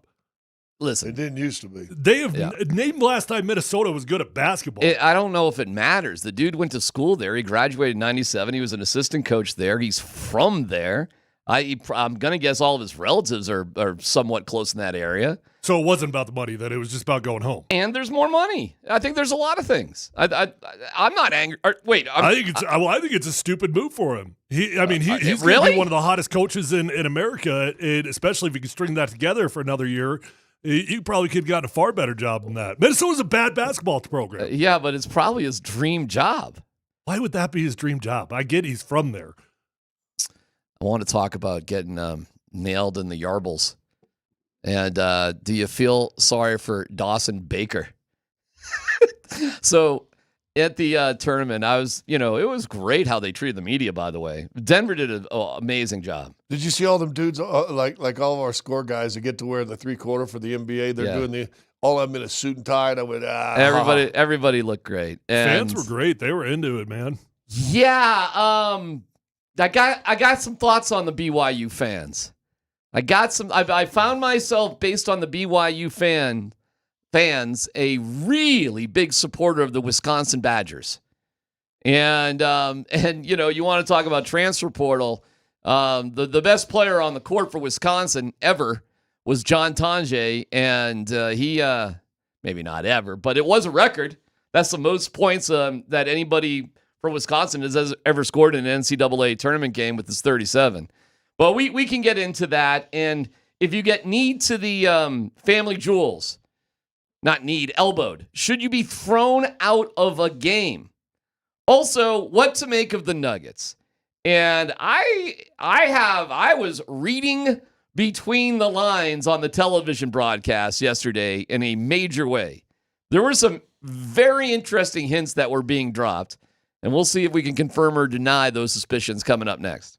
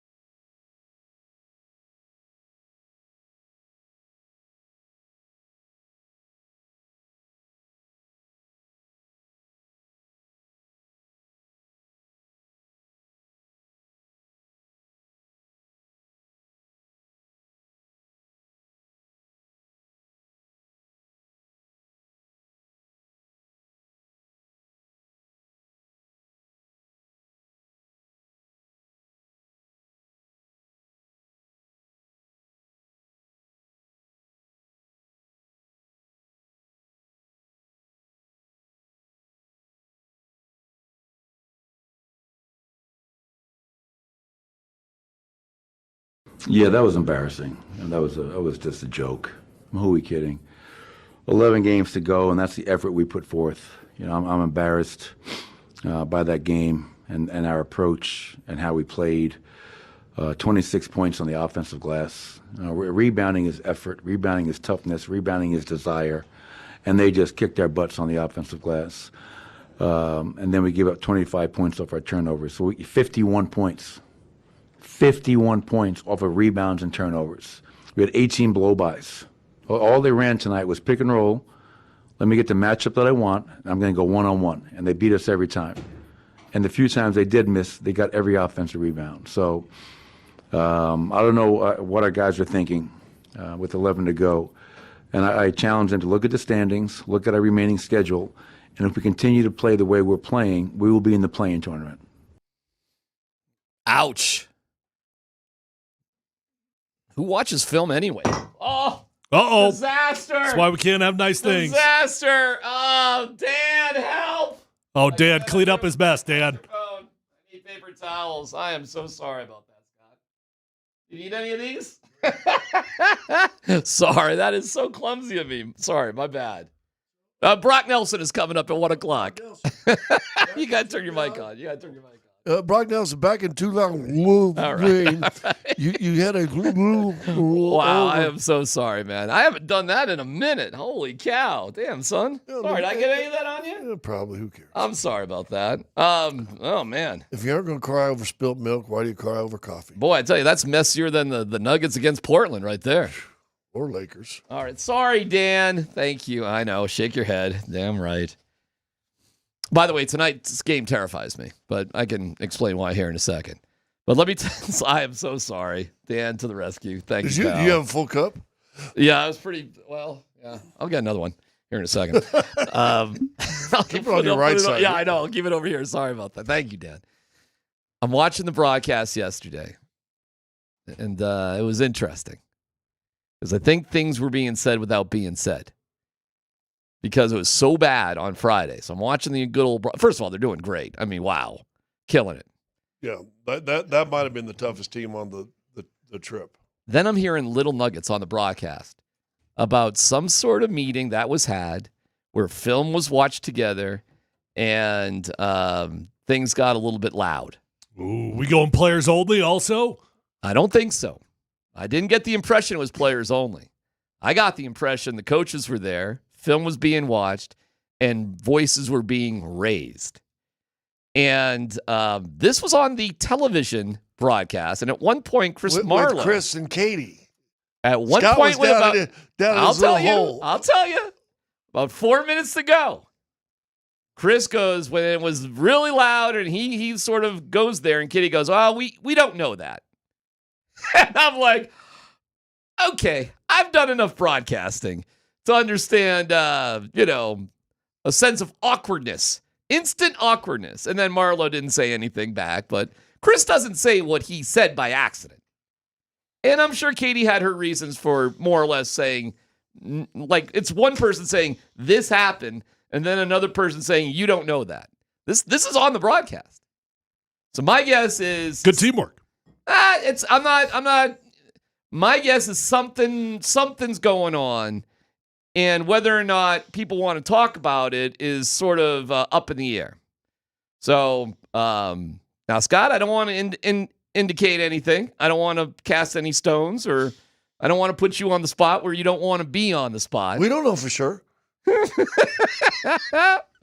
They had a longer meeting than usual, but they'd also lost 2 games in a row, 2 games ugly. When you say they, who's they? The Nuggets. The team. The coaches. The team. I'm talking the team. And when was this meeting? Well, they used to have a walkthrough meeting, day of the game, go over plays, what they're going to do, and then it's open for breakfast and they eat. See you later. And it probably went 30 to 40 minutes longer than maybe scheduled, but again, we weren't in the meeting, and we don't know. They might have more film session, more blah, blah, blah, blah. The assumption was, and it's all assumption, and we all know you can assume makes an ass of you and me sometimes, but the assumption was that it was let's go, let's air it out. What's going on? Players to coaches, coaches to players, everything. Lay the cards on the table. That would be my assumption. And it's obvious we're watching very specific film of what Michael Malone was talking about. Probably, yeah. Yeah, again, I'm not in the room, so I don't know, but I would assume that, the rebounding, the weak side defense, the running around, the help, blah blah blah, and all the different stuff.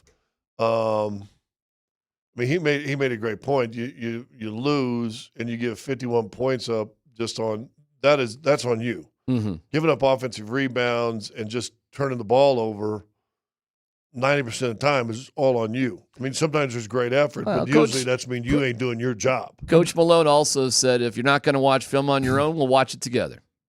Well, he said, and ain't no one going to watch. He said that in the post-game presser, so we know he said that. Yes. No guy's going to watch and critique themselves. Okay. So I think it was probably a come to Jesus kind of meeting. I'm sure it was everything he said in the postgame. I'm sure it was the same stuff that he was already mad about, and it probably just got rehashed in a public forum. I'm sure it was, but then I'm also sure that then they're allowed to. I think they speak. Let's go. This is democracy kind of. It was pretty clear in the broadcast, and I'm not. It is what it is. Something happened. Something was going on with the team. Well, we talked about in the pregame show. I think it was Katie and I. Talked about what after this get together. What do you expect? I say it goes two ways. I've been a part of it. You've probably been a part of it. If you got a legit team, you'll come out and answer the bell and say, "Yeah, okay, right." But we're not afraid to take some of this blame and let's go. We need to do things better. If you're if you're a contender, if you're a pretender, you go. He don't know what he's talking about. Mm-hmm. These guys are idiots, and you'll get beat by 20 points again. But that did not happen. And I threw that out there, and to me, they came out and said, "You know what? Okay." It seemed to me like a team that took a little responsibility for their actions in L.A. and Portland. And again, when I looked at this road trip, Houston to me was the toughest team on the road trip. Thought it was a loss for sure. They're scary. That was the strangest 2-2 road trip. Because if you just look back on, you say, hey, we're going to go 2-2 against some tough opponents, all playoff worthy We were teams. taking that leaving. In fact, I think we said that. You got to go 500 on the road. I'd be like, that's fine. But not like that. And the Portland loss, I didn't really care about the Lakers loss. That didn't really bother me. The Portland loss, though, bothered everybody, as it should have. And I just expected you to lose. In fact, you guys say on the broadcast, what do you expect is going to happen against Houston on Sunday? Wow. See, Scott, I guess my question for you would be, how commonplace is an open dialogue meeting in the NBA? I've been a part of, what? Local team on the airwaves. Razorbacks are on ESPN. Yeah, that's right. Yes. Mm-hmm. See, in my world that I come from, I've come from a world in which, I've been a part of a lot of meetings. There have been a lot of words been said, a lot of yelling, right? Not very many open dialogue meetings. Now, I wonder if the intimacy of the NBA makes that different. Helps. Because there's just so many guys in the room. You got 9 guys that played, 8-9 guys that played. So really, those are the ones that are mostly involved, right? But it's not very commonplace in my world for players to have open dialogue, public conversations with coaches in a setting like that. I guess is what I'm getting at. So I'm curious in the NBA if that is commonplace. It's commonplace only from this standpoint. Like I've been on multiple teams have done it, but it's when you are in a world of poop on the team. And listen, you're down to 10 games, and you've got to just – and listen, I'll go back to Portland game. I'm going to give them credit. I thought they played good first half. First half was fine. They're up 5 points Yeah, after. it was fine. It was an achievable game, not only into the fourth quarter, but during the fourth quarter. Yeah, well, but the third Until about quarter they 9 didn't minutes come out ago. and play, and it just got ugly quick. Whatever. Good. Listen, you know who never want to take any blame? Coaches on the way out. Brian Shaw, and I love Brian. I really do. Brian's a good guy. He had some bad characters on his team. And the proof is that they fired him, and within a year and a half later, everybody that he complained about was gone from the team too.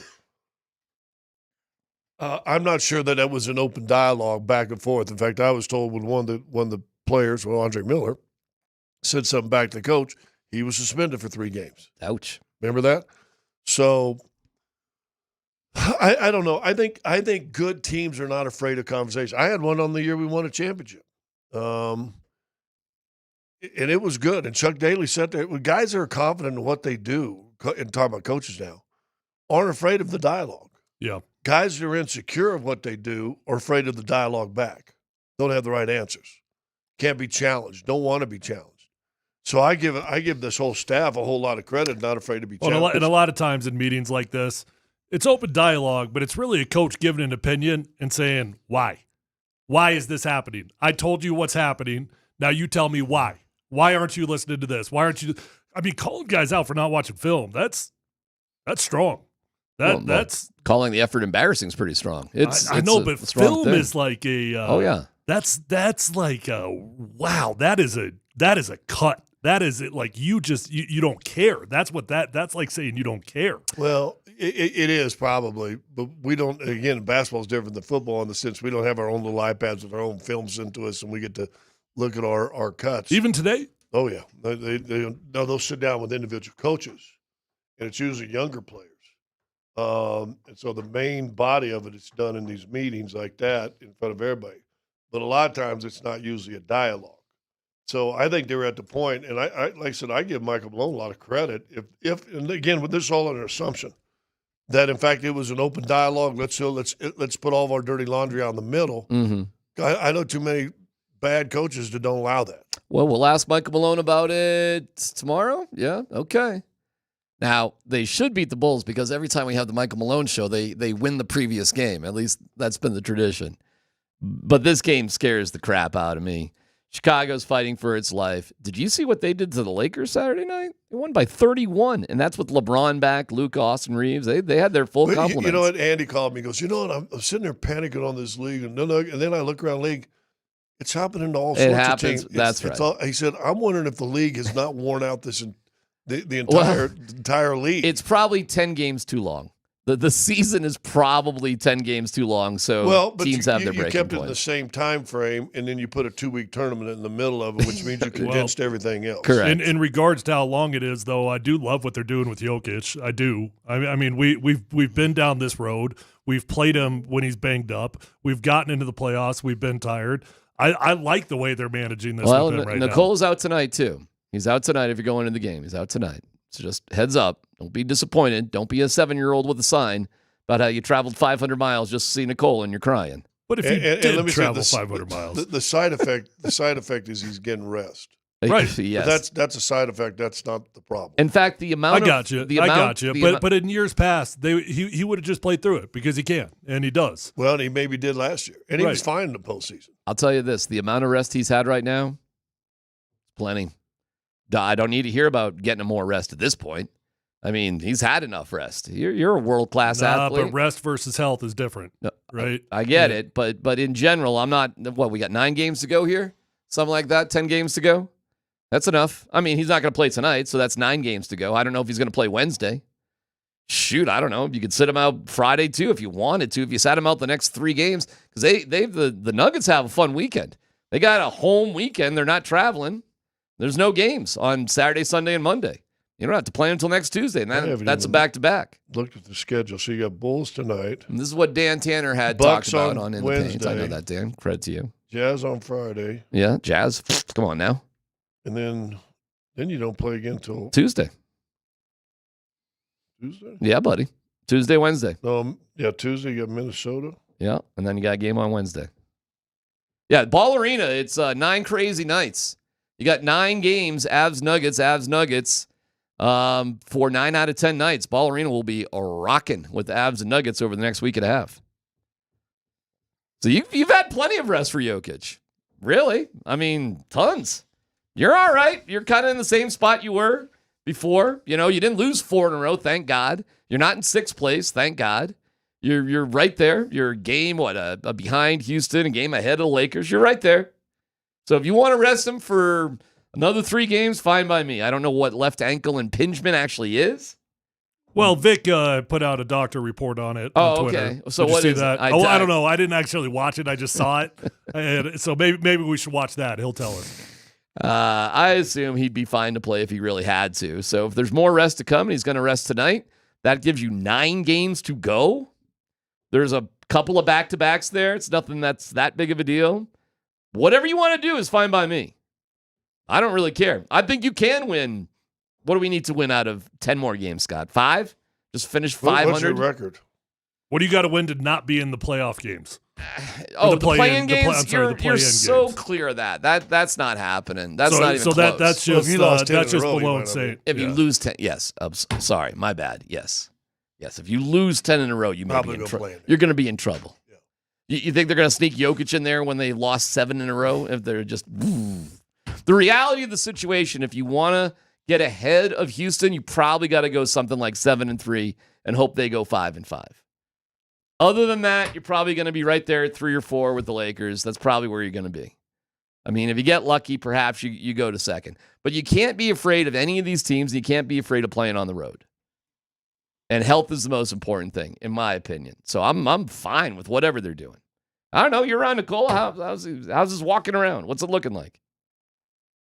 What, you don't want to talk? Is there a problem? Yeah, I think he's legitimately injured. All right, then take more time off. Well, he is tonight. Okay, keep taking time off. Yeah. Who cares?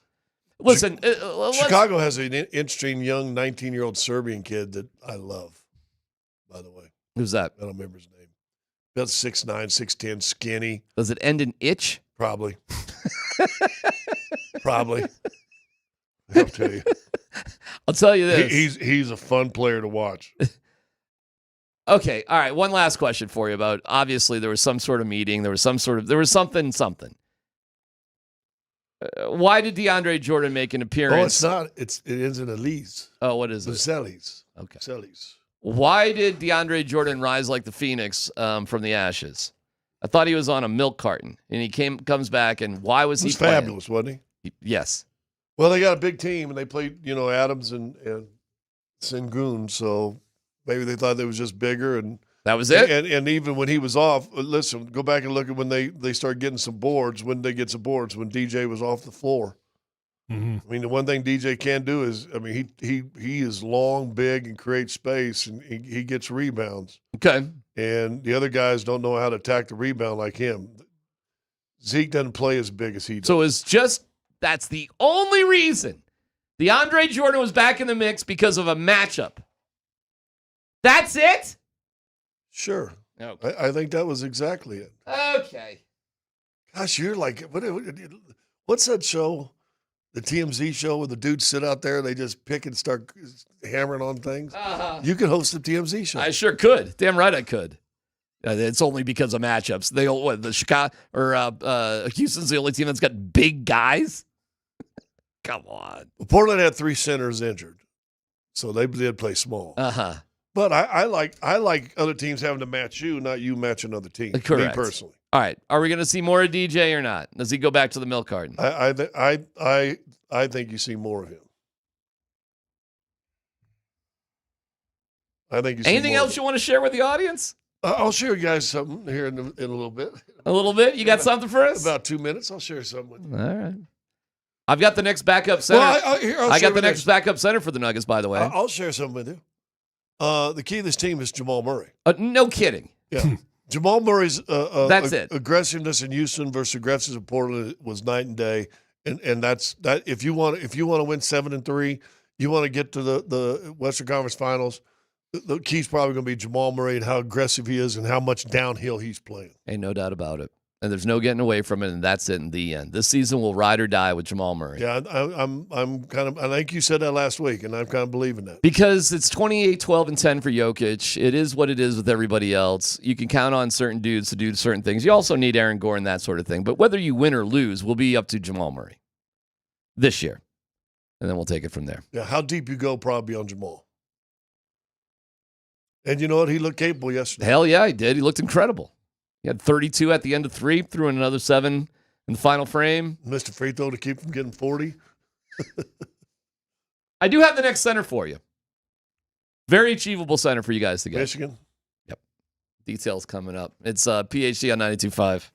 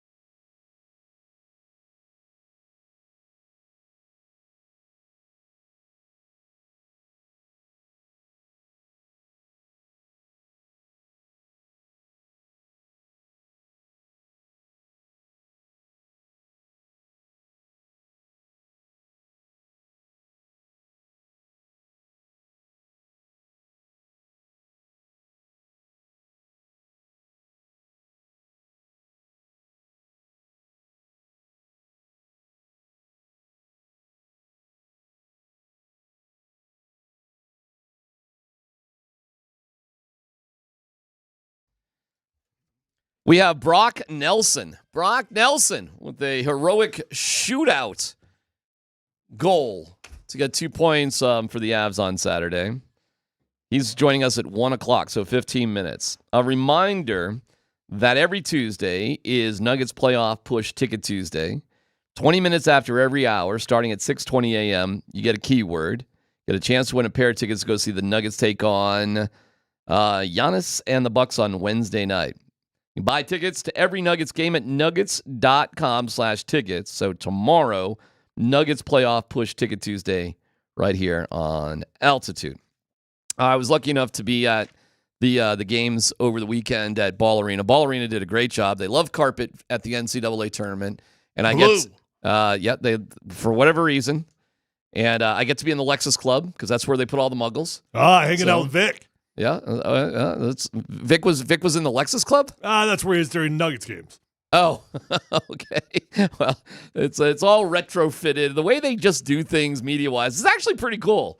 They do some quirky things, like giving you a ticket voucher for $16 chicken sandwiches, and then theoretically you should have $4 left, but you can't get cookies, or you have to pay $1.60 because the cookies are $5 for grandma's cookies. NCAA is going to get their money's worth. They are. Free popcorn, though. And I saw... Did you wear a suit, a jacket and tie? Oh, hell no. No. People dress like slobs. They're still writers. I saw Leggy on the front row wearing a coat and tie. What? Yeah, well, I was watching, I guess it was the BYU game, and it was down there like about free throw line extended on the front row. Yeah. There he was in a coat and tie on the front row. Yours truly had some serious back-of-the-head TV time, except there was some sort of replay where apparently I was front and center. Not to the elbow, to the nuts. That was on the other side of the court. But it was like directly across from me. I was just like, Black Hawk down, what happened? Like, I had no idea what happened. Let me just say this real quick. It's time, in my opinion, and listen, I don't know the world of basketball because BYU had a kid out there from Mali. So who knows where the next superstar is coming from. But there is a 7'1" Russian named Vlad Golden from Michigan who is a pure center. The Iron Holmes ain't Holmes is a Holmes. Holmes. He is not a pure center. No. He's a big guy, but he's not a pure center. He's a 4. This dude isn't even a first-round guy, Vlad Golden. But he is the closest thing that I've seen because he's not a big guy who might go in the first round. He may not go in the first round. But I've never seen somebody that would be so appropriate to work with Jokic in terms of that sort of role. He's not a big scorer. Not really. Kind of isn't. But this guy, I'm telling you, if the Nuggets aren't interested in him as a backup to Jokic as a pure center, I don't know who they would be interested in. Speaking of big Russians, I saw Mozgov in Los Angeles. Timofey was there. How is he doing? He looked good. He's got a kid at like 13 that's got to be like 6'4". But he's another oh, man. He's another one, 7'1" and change, pure center. And of course, like all these international centers, they all can shoot the three and all that sort of stuff too. But I'm looking at this guy like, okay, here's a dude. And, Michigan had a bit of a scare on Thursday, but then they more or less plowed ahead and did what they should do. They should do great in this tournament.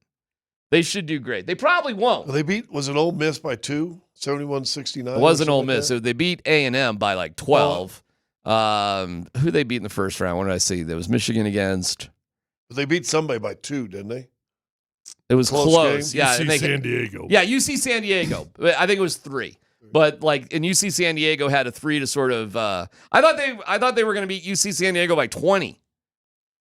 But I'll tell you, UC San Diego and BYU, they're two schools that run an NBA type of system, and it's so refreshing to watch. But that being said, BYU fans are obnoxious, and I was rooting hard for Wisconsin quietly. Well, you certainly wouldn't be the first one to ever claim that BYU fans are obnoxious. Oh, my God. The entitlement of the BYU fan is next freaking level. You may be the most obnoxious fan base I've ever seen in my life. And then you got the Wisconsin fan base, and they're Wisconsin people. They're nice. I don't know what is going on in Utah with the BYU fans. Well, holy cow, am I rooting against them? Not the kids, just the fans. Is that the way Utah Jazz games are, by the way? Okay. What are they doing? I mean, what it's hard for me to like put a finger on it, Tyler. It is just like, first of all, they don't shut up the entire game. And they're screaming and complaining about literally everything. And there was a dude standing 3 inches behind me that can whistle like really loud, and he knows he can whistle loud. And he is just the whole game with his freaking wicked loud whistle. To the degree where he's like, oh, I bet I'm bugging these guys. And the answer was yes. But you paid your ticket. I didn't. And I did not complain. I didn't turn around. I didn't tell him not to do a damn thing. But he stood 3 inches from my head. I can't even do it. But just imagine the loudest. Yeah, can you do it? That's pretty good. That is really You know how good. many times I've tried to learn how to do the finger in the mouth whistle thing? That is just an impossibility. Okay. That I do not have the skill of. Do that for 2 straight hours. 2 straight hours he's doing that for no reason. He's just doing it for whatever. They just don't oh my God. The only cool thing they got is Cosmo, their mascot. Got to be the best mascot in college sports. He is pretty talented. You seen the push-up thing he does during I don't know if he does during basketball games, but during football games where he'll get tables and he'll jump up on push-ups on the tables. He didn't do that, but I'm sure he could have. Here's the key. Small head. That is the key to Cosmo. That helps. Small head. Doesn't get him off balance. Yeah, because he can break dance, he can spin on it. It's just a regular size. Almost every mascot has an oversized head. Not Cosmo. And you would Small assume that most mascots with the big ones would just like a little head instead of the big one. Yeah, you should see the Badger guy. Can't do anything. He can't do anything. Cosmo is whoever that kid is. It's an acrobat, first of all. He's unfreaking believable. So you want to now. All right, talk about all that. That still was a horrible ejection.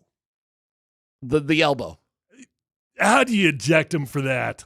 I mean, if CSU dude didn't get ejected, how does that guy get ejected? Do you know a kid from BYU got a technical because he pointed at the Jumbotron to the ref about like, oh, look at that. He did that, T.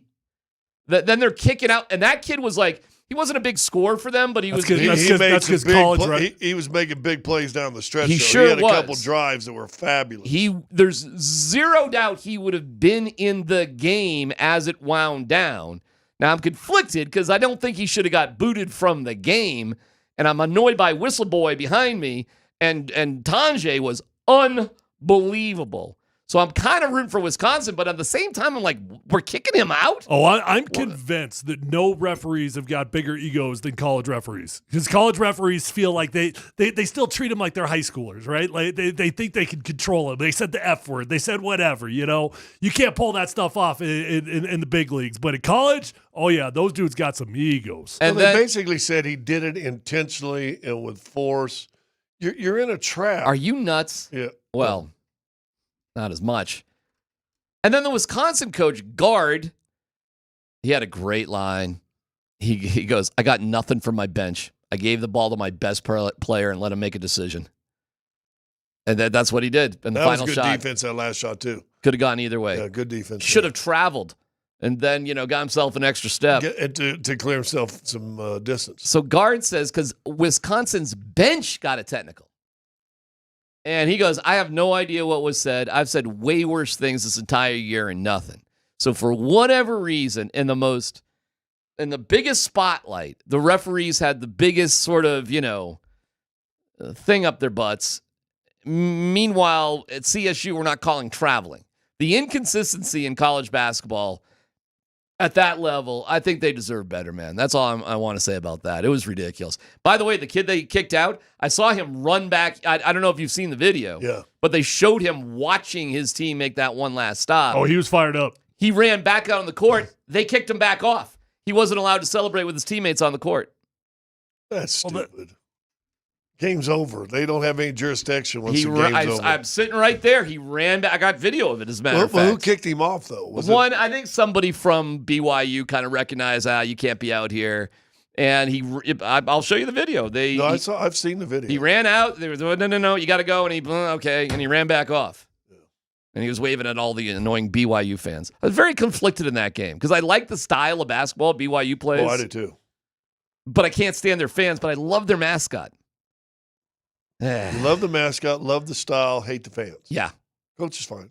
Coach is cool. Yeah. Coach is fine. Well, by the way, all these coaches, now I know what happens. Because the coach there for Michigan, I know I'm like a baby new year here with college basketball, but like you just transfer schools, you take your best players with you. FAU, Michigan, let's go. Come on. Like who still has eligibility for CSU who's about to become a Gopher next week? You know that's going to happen, right? Good thing or bad thing? How high is Nico Clifford going? Or not Nico, I'm sorry. Neek? Yeah. Neek Clifford? I don't know. I'm not sure. He's an NBA player, though. Which one's he? He's a first rounder, right? He is, I don't know. Low first round? I don't know. 20s, It's a good 30s? question. It's a good question. Not sure. All right, we got to take a break. He tried to go out last year. He did the whole draft evaluation thing, which was smart. And they said, nah, he should probably go back to school. He definitely helped himself out by going back. Well, so did this Vlad Golden guy, the 7-1 Russian. It's the same sort of thing. It just wasn't panning out for him. And I looked it up. He's still sort of a second-round guy right now, which I think, let's watch out for the Nuggets on that. Brock Nelson.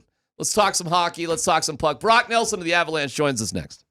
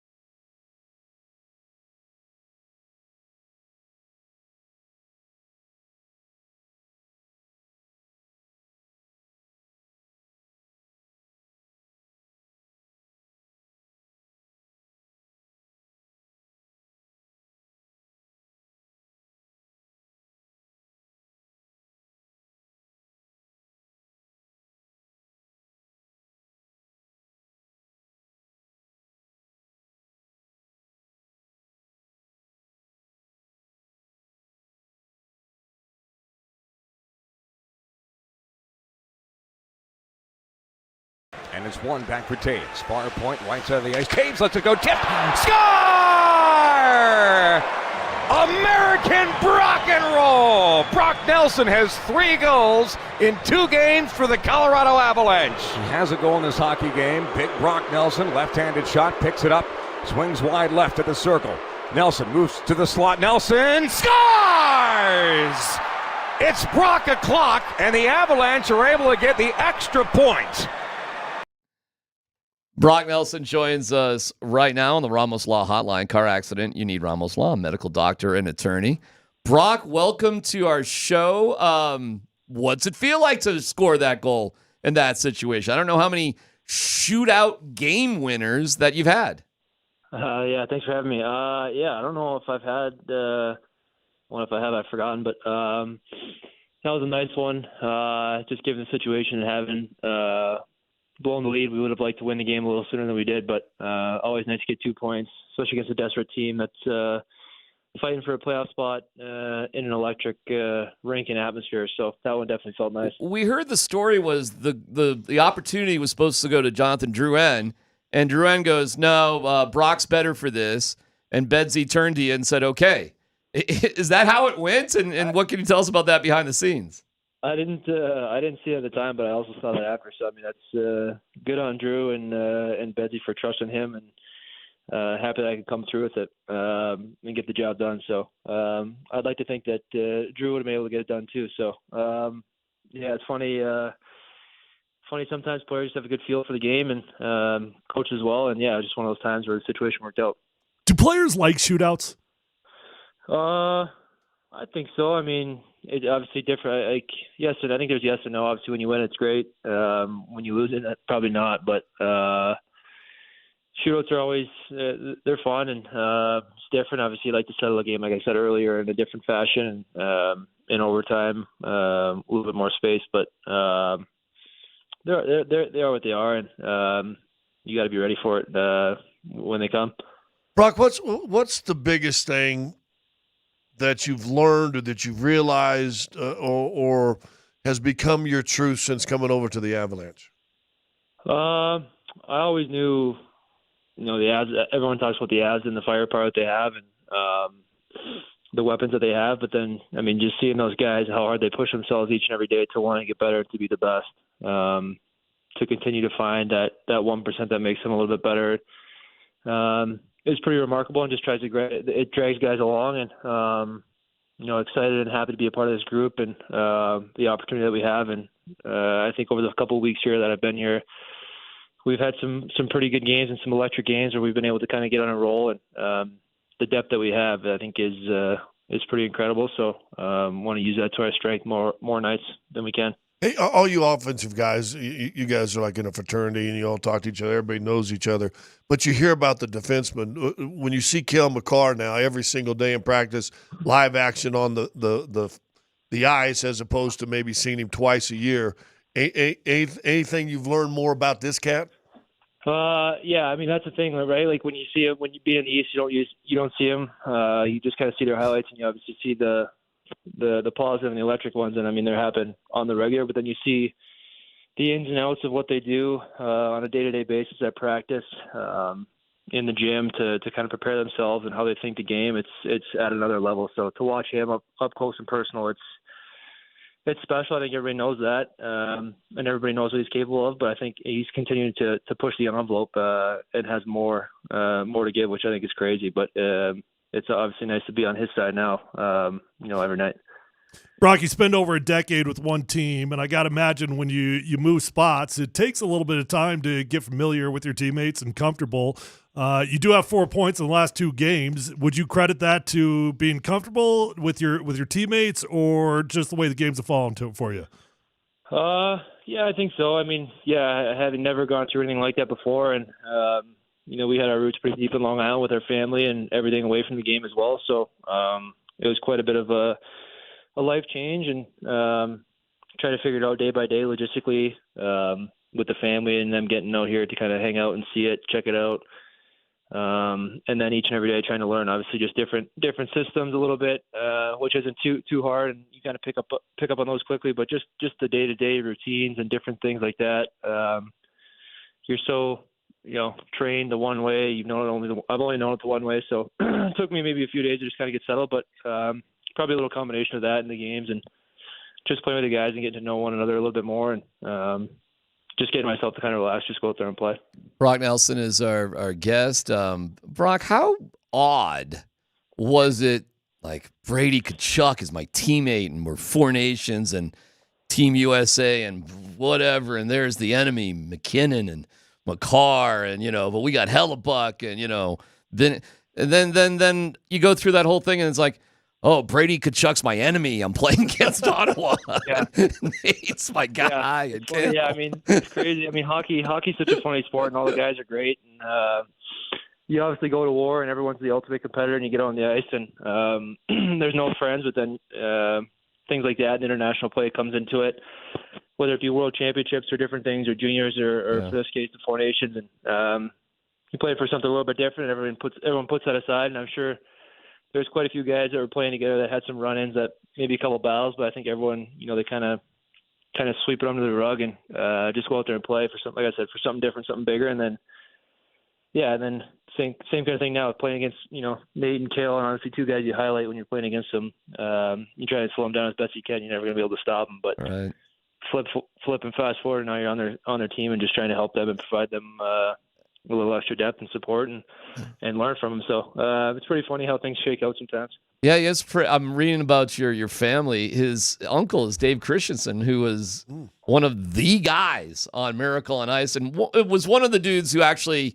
Brock had a great NHL career. Not all those guys went on and played, but Dave did, who's your uncle. And then you've got grandfathers and uncles, and I mean, it's crazy what your international experience is with your entire family. Yeah, fortunate. I mean, I grew up with those guys just being, like I said, when I was younger, just family and not thinking anything more of it. And then you grow up and you learn a little bit more about their history and what they accomplished in terms of the sport.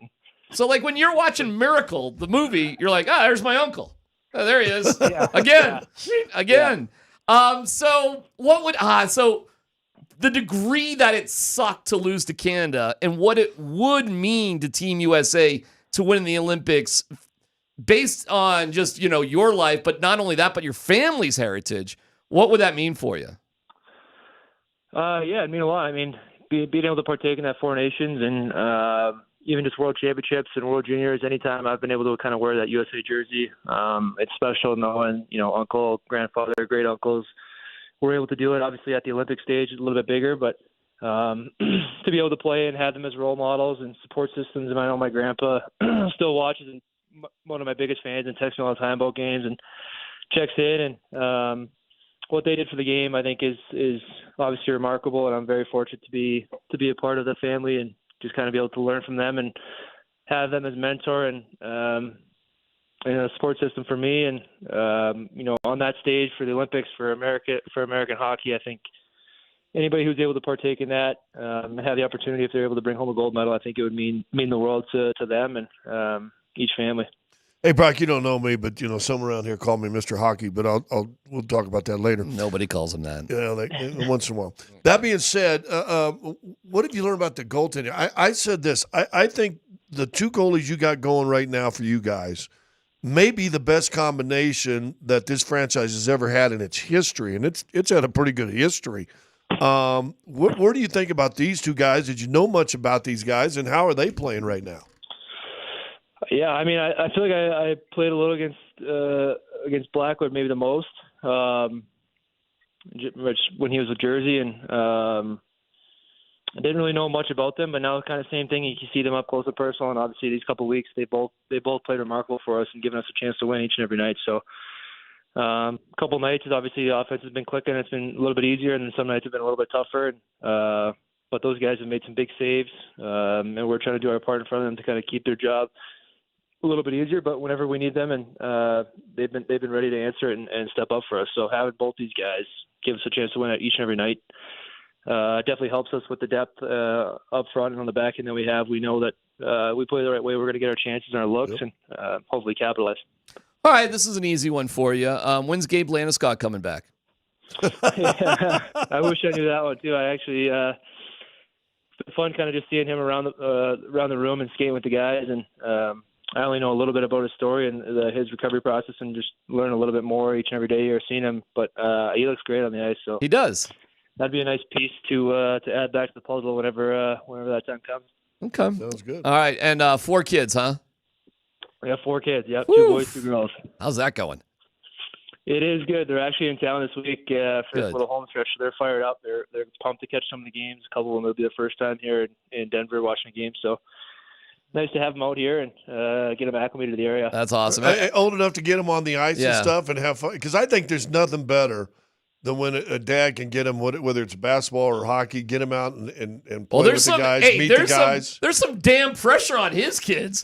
I mean, it's, yeah. My wife played too. My wife played too. She was a good player. So I mean, we have 3 of the 4 kids. 3 of the 4 kids have skated. The 2 boys are definitely skating. My older daughter, she skates a little bit. And then the youngest, the 2-year-old, she's not quite there yet, but she likes to come hang out and be around the rink too. So I'm sure her time will be soon. Yeah, Brock's being demure here. His wife was Minnesota Ms. Hockey and competed for the University of Wisconsin's ice hockey team. Don't forget, his grandfather won a gold medal in 1960. His uncle's Dave Christensen. Won a gold medal in 1980. Yeah, the pressure on your kids is ridiculous, Brock. No pressure for them. I mean, the boys, they've shown a liking to it, and they love it. And we have the mini sticks here. Actually, they brought them with them on this trip here too, so they love it. Just try to provide them with any opportunity they can. And it's fun to kind of watch and relive the mini stick days with them, and just see how much they love the game. And they love watching, going to warm-ups, and just picking up on anything. So makes it all the more enjoyable for me still to be a part of it as well. Listen, I hope you can bring the cup to your grandfather and uncles and everybody else, and they can drape their gold medals around Lord Stanley this summer. That'd be fun. That'd be great. That'd be the dream. That'd be great. All right, hey, thank you for spending some time with us. Best of luck. We're thrilled that you're here, and we wish you the best. Colorado's a wonderful state, Brock. I hope you got a good vibe out of it, and I hope your family really enjoys it here. Thank you. Appreciate it, guys. If you get lost, the mountains are west. That's right. Yeah, I got that. I got that part down. Thank you. All right, thanks, Brock. There you go, Brock Nelson. Is that not when you get you always hear? I guess I'm the only one. No. I've been out. Nope, it's happened. I'm out. I'm a little bit lost and turn around. I just like. Okay. You go somewhere else without a landmark. It's like, what am I supposed to do here? Go to Oklahoma, and then my folks or my dad would, hey, just head down west on 44. I go, what does it's that all mean? the same. What does that mean? Yeah, what does that mean? Where's my landmark? What do I do? He comes from probably, I don't know, man. That might be the best It's a hell of a USA hockey heritage family ever. It's crazy. Yeah, that's a crazy lineage. Well, listen, the 2 gold medals, right? Wasn't the previous one before 1980, 1960? Yeah, and his grandfather and his great uncle were on the team. Then his uncle, I don't know what's wrong with his dad, but his uncle is on the 1980 team. He's played internationally. You know, the Olympics are in Italy next year, and it's going to be the first time in a minute that NHL players, I get it, the 4 nations, that was fun. How about Team USA comes back with a gold medal in 2026? How about that? And how about he's wearing that gold medal? By the way, that is going to be so bizarre to be like playing against guys and playing with, you know what I'm saying? Like that whole 4 nations thing has got to be weird. odd, don't you think? But let me ask you what I asked him. So he comes this summer, the Avs win a Stanley Cup. Which trumps what? Gold medals or Stanley Lord Cup? Stanley? I think everyone would say it's Stanley. I don't know, man. It's a good damn question. I mean, that's good. That's a good, no dumb question. That's a great idea, though. You win that thing, drape all those gold medals on that. Yep. That's a good question. I don't know. To me, it feels like what would I know? I don't know. But wearing USA on your chest and it's pretty fast. I don't know. I mean, it would both be great. There's nothing really to compare it to in football, I suppose, right? But no. I mean, would you give up your NBA championship? You were on an international team. If you could have been on one of them teams, probably not though in basketball, huh? I won a gold medal, world championship. Under 19? Yeah. That they called it Junior Olympics back then, but yeah, that could not have been as good as winning an NBA championship. Oh, what? All right, timeout. Was it? Here's the only thing that was cool about it. We were in the middle of Brazil and beat Brazil in the finals, and it was like 15,000 Brazilian fans and like 5 Americans that were stuck way up in the right top corner that we were all pointing to at the end of the game and going crazy. So from that perspective of being deep, literally in enemy territory and coming away with the championship was kind of cool. We will tell you. And they had big beers afterwards. I'm sure they did. The latest news with CSU, the good, bad, the ugly. That's coming up next.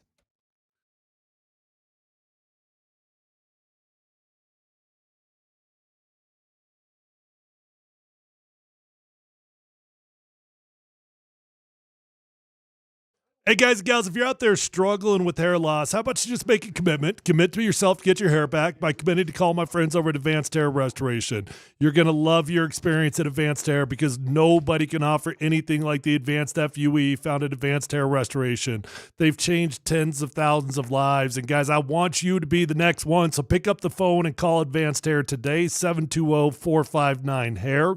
When you go to Advanced Hair Restoration, you'll be in a calm, relaxed environment, and you'll have the best of the best. Dr. Tanya Pauls is the best in the industry. The entire staff at Advanced Hair Restoration, the best of the best. And I love the fact that they guarantee your hair is going to grow for life. Lifetime guarantee when you go to Advanced Hair Restoration. That's a comforting feeling. Matter of fact, your own natural hair, it's going to start regrowing the very next day. 720-459-HAIR. Call today. You're going to get 250 free hair grafts and $250 off. 720-459-HAIR or advancedhair.com.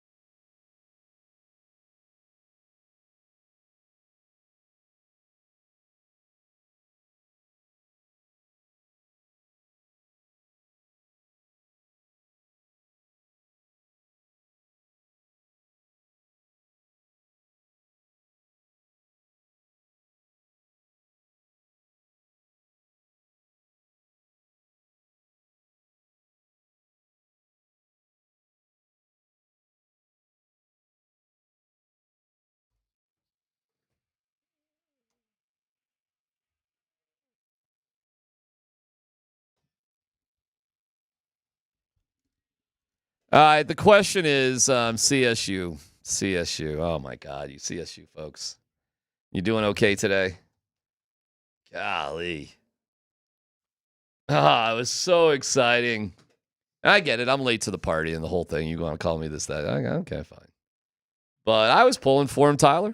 Of course, man. I was rooting for him. I had zero problem being all in on the Rams. None. That was just a fun experience. Admittedly, they didn't really catch my attention until the Mountain West tournament. And when you saw the way that, first off, they had to win. Let's not forget, they had to win that thing to get in, right? Not only did they win it, they just flat out dominated. They were just kicking butt in the Mountain West. Get to the tournament, and they're the Cinderella story. They really couldn't have played a better basketball game. It was the best basketball game of the tournament so far. And when Jalen Lake nailed that three-pointer, dude, I felt such utter jubilation. Like, it's over. No chance. That's it. That's it. He drilled the three-pointer to get the game winner. And right before that, all they could talk about on the broadcast was all the last-second upsets that Maryland has had. I'm like, oh, my God, it happened to him again. Yeah. Oh. And then the moment of heartbreak. Oh, so bad. 3.8 seconds, give or take, something like that. Yeah, and they got it. He made a move, but it was traveling. Nico Medved. Coach, I think there was a time and a day when that would have been a travel at the end of the game. I wonder how you feel about that. I haven't seen the video yet. It's going to be hard for me to watch. I'm sure I will at some point. I don't know. I don't know. Maybe it was, maybe it wasn't. But it doesn't matter. They didn't call one. So, whether it was or wasn't, they didn't call one, and they never go back and change the call. But again, he made a really difficult shot, guys. He made a really, really difficult shot, and they just made one more play than we did. That's class. He's got class. I don't know. Also, guy says I'm out of here tomorrow. Yeah, by the way, I'm heading to Minnesota. Which has happened. I don't really care. I got to do a job. Did he even meet with the team before he took the job in Minnesota? Doubt it. I don't know, man. I think everybody knew. I don't think I don't think kids are bothered by it at all now. They leave. They go with the coach. We'll see who he takes. I'm sure he'll take some kids, whoever he likes. Wait, hold on. Let me back up here. Do you think he's doing the CSU program wrong by taking the Minnesota job? No. We're not angry at him, are we? No, he's not doing anything wrong. This is the way it works. Right. You level up or you get fired. In any sport, you level up or you get fired.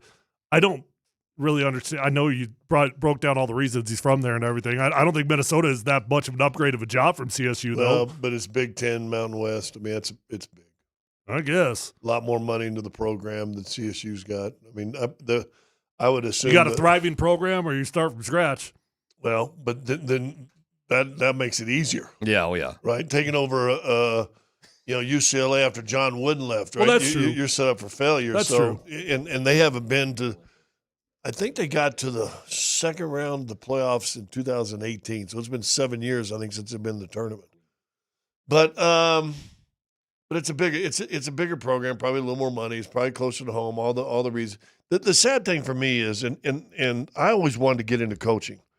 And I thought – and listen, the NIL and – the transfer portal has changed everything for everybody. But I thought it'd be nothing greater than to get a small college community and go and coach that team and be in that town and that community for 15, 20 years. I thought it would be the greatest thing in the world. Fort Collins is a great community. Yeah. The school is wonderful. The area, great. And I think it'd be good to raise family there, and then all of a sudden, But now that's not anymore. I think coaches now are in it, just like the players are, to which is bigger and better, and where can I go from there? And a chance for him going to say, Kentucky, he has a better chance to go from Kentucky from making Minnesota successful than even doing what he did in Fort Collins. All right. Did CSU get a raw deal? No, it's just basketball. Okay. All right. Watching it in real time, if you tell me you thought that was a travel in real time, I'd call you a liar. I didn't feel like that was a travel in real time, at least. I'll speak for myself. Watching it in rewind with slow motion, yeah, that's a travel. Mm-hmm. I mean, come on. You took 3 steps. There is no gather step allowed in the NCAA, but there's nuance, man. And I tweeted it out because I got caught up in the emotion of it because I was rooting for CSU. And I tweeted I was absolutely a travel. I don't know. Over time, you look at it a little bit more and you just think about the nuance of the game. I just don't think that's ever getting called. It's never getting called. And what it comes down to, there is the rules as it's written, and then there are the rules as they are called. And every game has got nuance to that. I know in the NFL there's plenty of nuance to holding, and I think in basketball the nuance of a travel is so different than it was before. I don't think any referee is calling that a travel in real time. I was sitting there where they had me sitting in Houston last night. Really a great platform for sideline. I'm up. I get to see the whole floor, sitting by an ESPN guy, and he ends up taking, which I didn't even know you could do, the what was usually a stat monitor. He's like, boop, boop, boop, boop. All of a sudden we're watching the game. He's watching the CSU. he's watching the CSU game. And I did say, I'm watching. Oh, that's traveled. He traveled. And he made you thought that in real time? When I first saw it, because but he went from the top of the key to the block quick. Well, here is Gene Steratore explaining why it wasn't even a travel. Now let me just say this before I even hear what he says. Why is he talking about this? Paid by CBS. I got it. What does he know about college basketball? All turned into everything he does basically is protect the official. That's why I don't like those guys. Are you ready to hear it, or you want to predict what he's going to say? He's going to protect the official. How's he going to do it? He's able to. First step doesn't actually really count because something else right here, and then you got 2 steps after. I heard some guy try to explain that it's really not 2 steps anymore. It's 2.5 to 3. Okay, here's what he said. Look, by rule, the dribble doesn't end until there's firm possession with one hand locked or more times than not with 2 hands. So we've got to look to see when the dribble ends. Dairy Queen makes the turn around the loop. At that point, when he brings it back up, we don't know if that's fully possessed. If he bobbles that at that point, he could continue to bobble that basketball all the way to the hoop without a travel. So you've got to wait until you can define firm possession. Now the dribble has ended. As I said, most times than not, it's when both hands come together. You can see when Dairy Queen has both hands together, 1 foot hits, next foot, great shot, great ending. To me, it just really doesn't jump off the screen as anything big. I've got to be honest. That's a cop-out by a referee for referees. Wow. It's awesome to know you could palm the ball and just run down the court. No, you got to be bobbling it. You can't palm it, but you can just bobble it back and forth. I would love somebody to do that, flip it up, ball gets loose, and then you just back it back and forth like this. All the way down the court? All the way down the floor. Because that is true. That would be like hilarious. Russ made a pass yesterday. That would be a riot. Russ made a pass yesterday. No one caught it. He went down the corner and chased it down, got it travel because he actually passed it. If it would have been slipped out of your hand, he could go run down and catch it. So a bobble does change everything. If you're going to sit there and say on a layup that first possession from when I'm in total control of the basketball and the dribble, and the first possession I pick up, we're not sure if that's a bobble. You're an ass kisser of the officials, and that's what Gene Steratore just did. There you go. But saying that, I would have never. No one's calling that a travel, ever live action. I stand corrected, by the way. I had no idea that he reffed college basketball. Yeah. Yeah. But he also works for CBS and does all the football games and stuff too. Pathetic. CSU got a raw deal. Guys, I've said it a million times, so I'll be consistent. And it might be painful, but I do think sports should be played as if it was invented yesterday. I have no idea why you can review certain things, but you're not allowed to review things when they matter the most. I think they should have been able to review that, and I think it would have gone CSU's way. They would have got the ball with like 1.1. They would have had to just throw it in bounds, and they would have won the game. They earned the right to be in the Sweet 16. That kid Queen, who had a funny thing to say about his coach later, we'll play it for you in a second. That shot doesn't happen unless he creates separation with his third step because the defense was great on him. I mean, it almost got blocked as it was. If he just had to put that shot up after 2 steps as he should have, it would have been blocked. The third step is what created the separation and gave him the possibility of making a really clutch big shot, which he did. He did. John Tonje for Wisconsin, who had an unbelievable game, had the ball in a very similar circumstance, and he just couldn't find. He's 6'5", he's not 6'10", and in the gaze, he looked like he's about 6'2". Yeah, he just got the ball in a bad spot. His coach said, "I gave the ball to my best player, and I let him make his mind up," which I think is the right coaching. Get the ball to your best player and let him make the decision. How many game winners do you see off the bank, by the way? You don't see that all too often. It was a great shot. You know, in terms of whether it should be reviewable or not, nobody wants the game slowed down more in any sport. I mean that is the goal of every sport right now, to speed it up, not the opposite. So I don't know that it should be reviewable in any point of the game, but you could talk me into every game winner should just be reviewable. Right? And I don't know what the definition of a game winner is, if it's less than 5 seconds, if it's less than 10 seconds. I'm not quite sure how you define that, but you probably should be able to review a game winner. It is a weird thing to say because of the ethos of just basketball. Rules are allowed to be ignored at the penultimate that's every sport. time. That's every sport. That's not basketball. That's every sport. That is wild to me. Go look at it. It is wild to me. NCAA, NBA rule book now. Just go look at one. You know, section 14.3, A, C, E, E, B, B, D, and all these. You know, the original rules of basketball is 13. 13 rules. 13. Now you got books this thick. Come on now. Well, I'm just saying, you're stopping the game in the middle of the game to determine possession on a ball that's tipped out of bounds. But we're not getting the call right at the end of the game on a game winner? Gene Territor just told you that call would not have been okay, overturned. then you know what? Review it and don't overturn it. So go through the process. Do it. If Gene Territor is right, establish a system where you can challenge things because it's the most important moment of the entire game.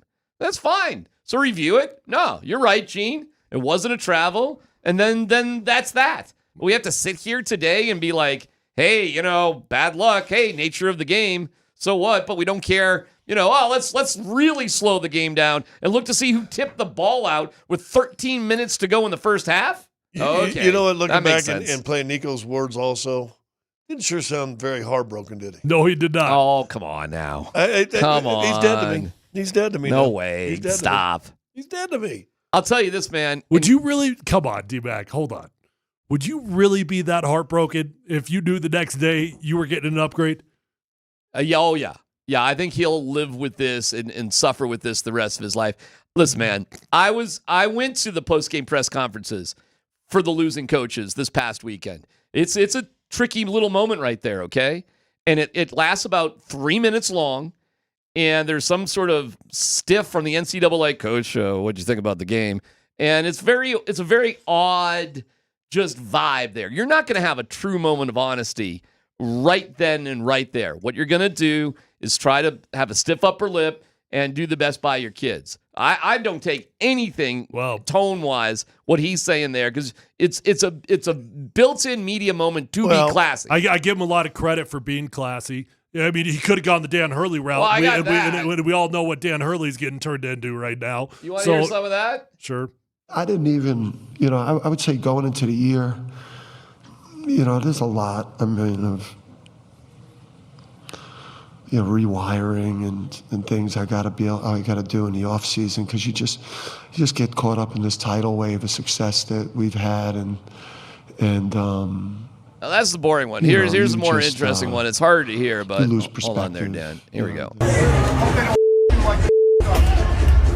hope they don't do that to you, man.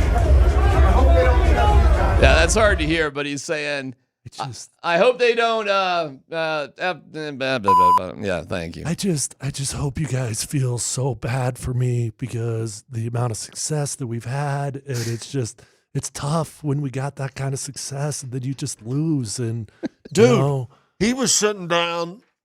I thought I liked Dan Hurley last year. Listen, 2 years ago, I thought I loved that dude. He's not even the most winningest coach in Connecticut history, right? And he sat down with that little one-on-one with him and Gino, and Gino's like, dog, you need to kind of relax. Chill out. And Gino was one of the more intense coaches there ever was. And what they win, 11 or what's he won, 10, 11 or whatever he's won? Like that. And they're probably in it again this year. I didn't even check. I mean, Hurley did win back-to-back championships. I mean, that ain't cod liver. Yeah. or chopped did, liver. Gino did that 4 times. I mean, come on now, right? The Not Another Bracket contest is underway. Our guy KJ is killing it here with the local yokels, and so is Andy. He's right on his heels. Does he have Arkansas? Either one of them have Arkansas? I don't know. Smart people have Arkansas. If you want to see where you're at, it's not another bracket contest. Grand prize winner with 2 tickets to the Nuggets, 2 dinner for 2 at the Chop House, a big screen TV, catered party for 30 from Brothers Barbecue. This is all thanks to Evan Williams Bourbon. So thank you to Evan Williams Bourbon and also to Brothers Barbecue. Let Brothers Barbecue take your event to the next level with their award-winning catering service. So that's awesome and good for KJ. And Nate Kreckman is in last place. But apparently he's got room to grow. So good for him. I don't know where we are. We're all kind of scattered. I don't even know who I picked. All right, there you go. Wait a I did pick UConn. I know they were one of mine. Well, you're out. Should have just picked Arkansas. Here you go. Here's what Gino did. 95. These are championships. 2000. Okay. Yeah. Gino Auriemma. Yeah. Then he went 2002, 2003, 2004. Wait, is your point Gino was a better coach? Then 2009, 2010. Then 2013, 14, 15, 16. So you're talking about a guy who's freaking out. He won 2 in a row. Let's give him all this love, blah, blah, blah, blah, blah, blah. This other guy's going, dude, you need to relax a little bit. And this guy's got, 1, 2, 3, 4, 5, 6, 7, 8, 9, 10, 11 championships. And he's telling you with 2, hey, dog, settle down. You're okay. Well, the 60-minute special, it shows him like kind of as a freak. And his wife's expression with the whole interview is like, oh, yeah, can you believe this guy? That was her whole, like, vibe. I don't know what a screen is. I don't care.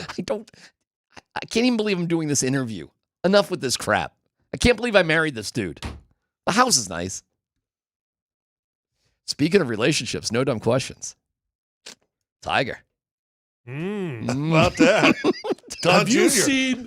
Okay, but Todd have you seen this lady's dating history? Well, we can get to all of it. No dumb questions coming up next.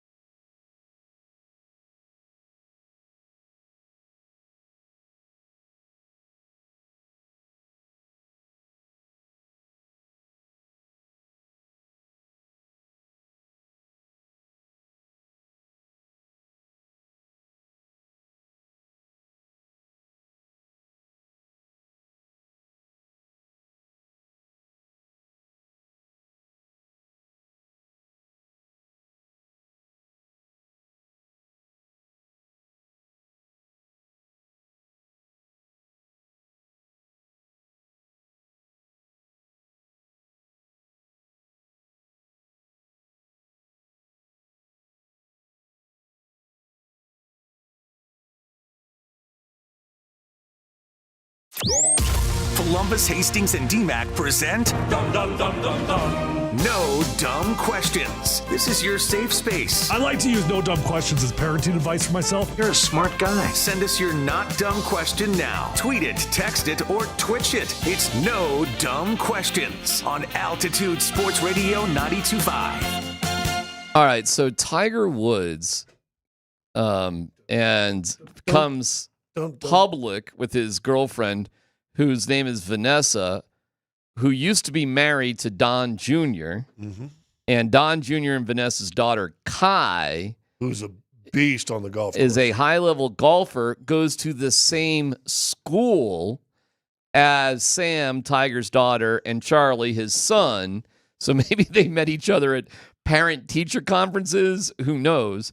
But Kai is such a high-level golfer. She was playing in some sort of exclusive junior tournament that Charlie was playing in. And now Tiger and Vanessa have come out and publicly, we're a couple, respect our privacy, all that sort of thing. If you want to respect your privacy, why are you announcing it to the world? Everybody was roasting him for that.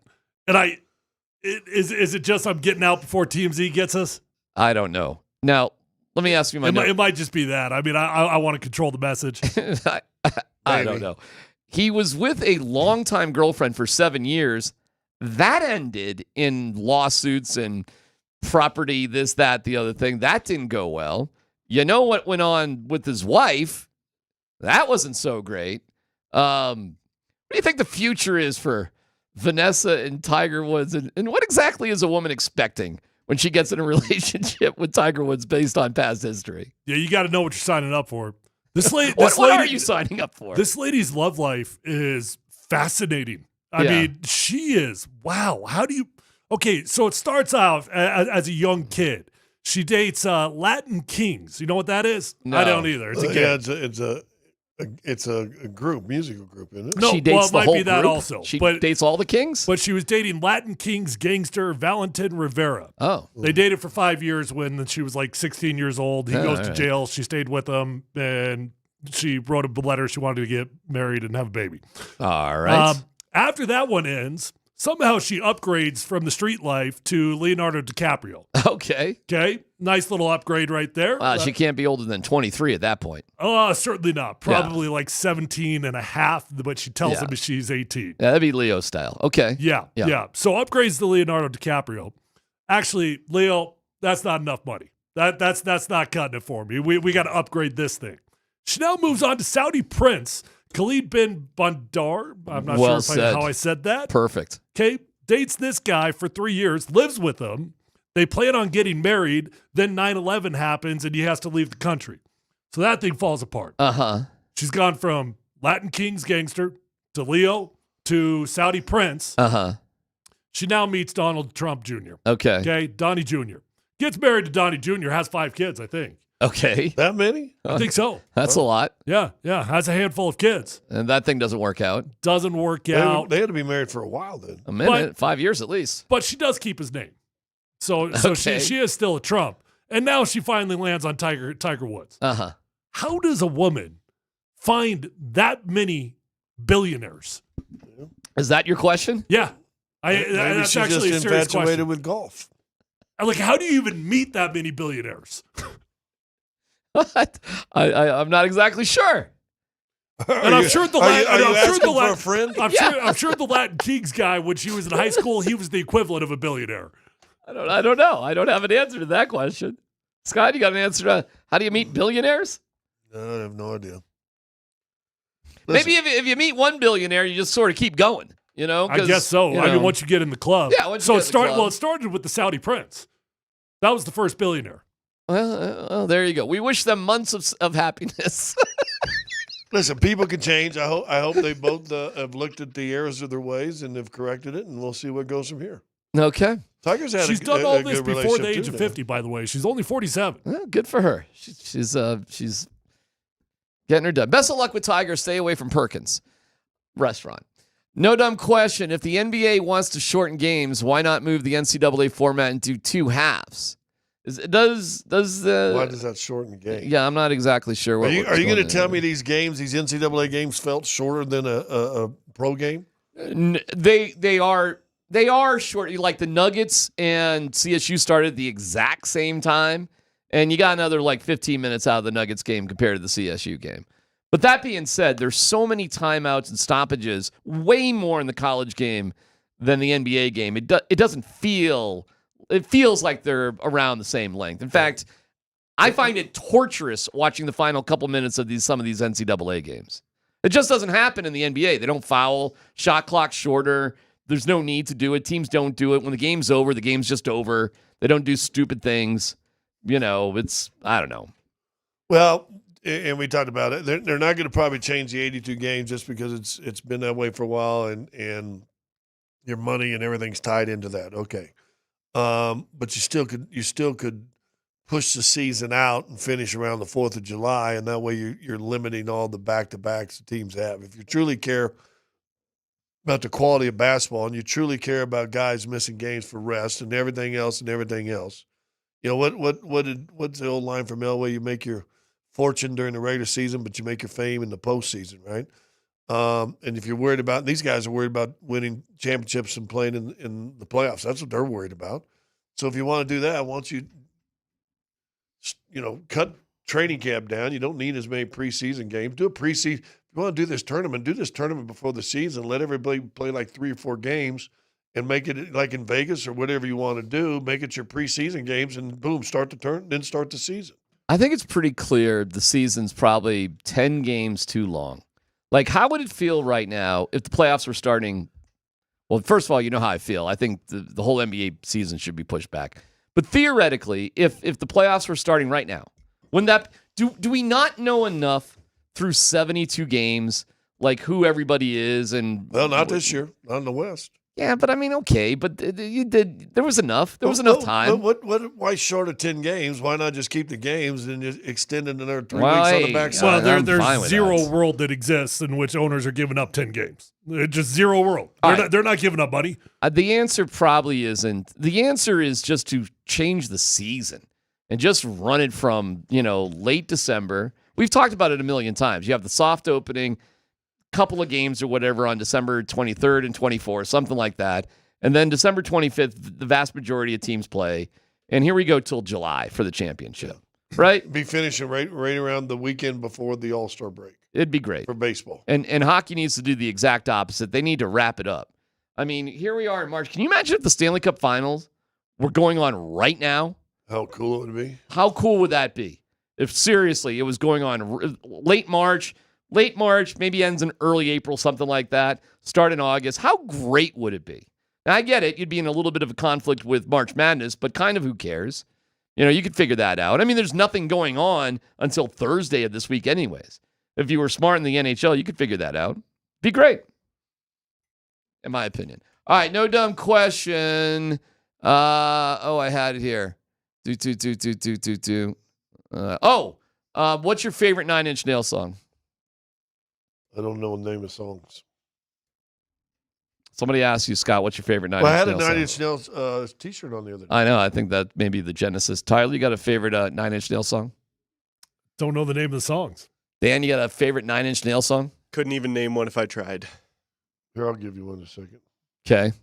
Head Like a Hole, but, that's the biggest one. You could go Hurt, Johnny Cash. It's a good one. Oh, Hurt's good. That's a really good one. Hurt's really good. Mm-hmm. I would go Hurt. Do you like the Nine Inch Nails version or the Johnny Cash version? I like them both. I Me like them too. both. I think Trent Reznor is a genius. How about Head Like a Hole? That's the one I said. Oh, you said that one? How about Closer? Closer's a good one. I have a White Lotus scoop. And it's a local sports tie-in. Now, Jared Bednar says when he turns his brain off, he watches the TV show The White Lotus. Are you guys watching this show or not? I am. I've seen the first 3 episodes of the first year. Did you watch last night? Not yet. It was. I did watch last week's with one hell of a conversation between those two guys. Yep, Sam Rockwell and the other guy there, the guy who's with Danny McBride and all the stuff. Unbelievable conversation. Can you imagine the outtakes on that? Walter Goggins. His name is Walter Goggins. Yes, the actor's name is Walter Goggins. There is a connection between local sports and the White Lotus. It's not a big story. I don't think it's worth a lengthy discussion, but it had a very interesting moment in Denver sports history. And there's a connection to the TV show. Because it's not that big of a deal, I don't mean to overhype it, but I'll tell you what it is. And the connections are crazy. In about 1 hour at 2:45, okay? Just want to make a note. If you want to hear Did you write it down? I did. I got the White Lotus scoop. Because if I didn't do it, I would forget. 1 hour from now. Just appointment listening. It's PhD here on 92.5.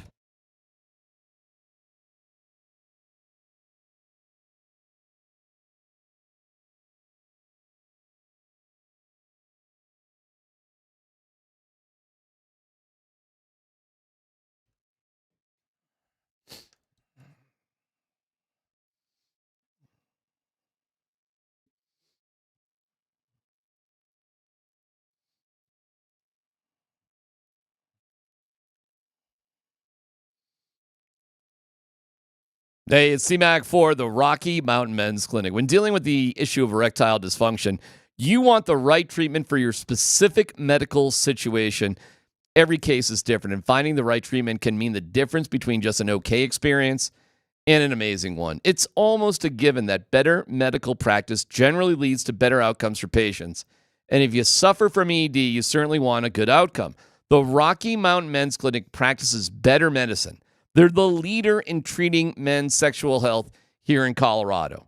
So find out what the deal is, where their treatments have success rates well over 90%. Some treatments can have you last an hour or more. They've served the Front Range of Colorado for nearly a decade, treating tens of thousands of men. So schedule a consult today. It's only $99. You get a T and a PSA test. If medically advised, a test dose. If that doesn't work in the office, your visit is free.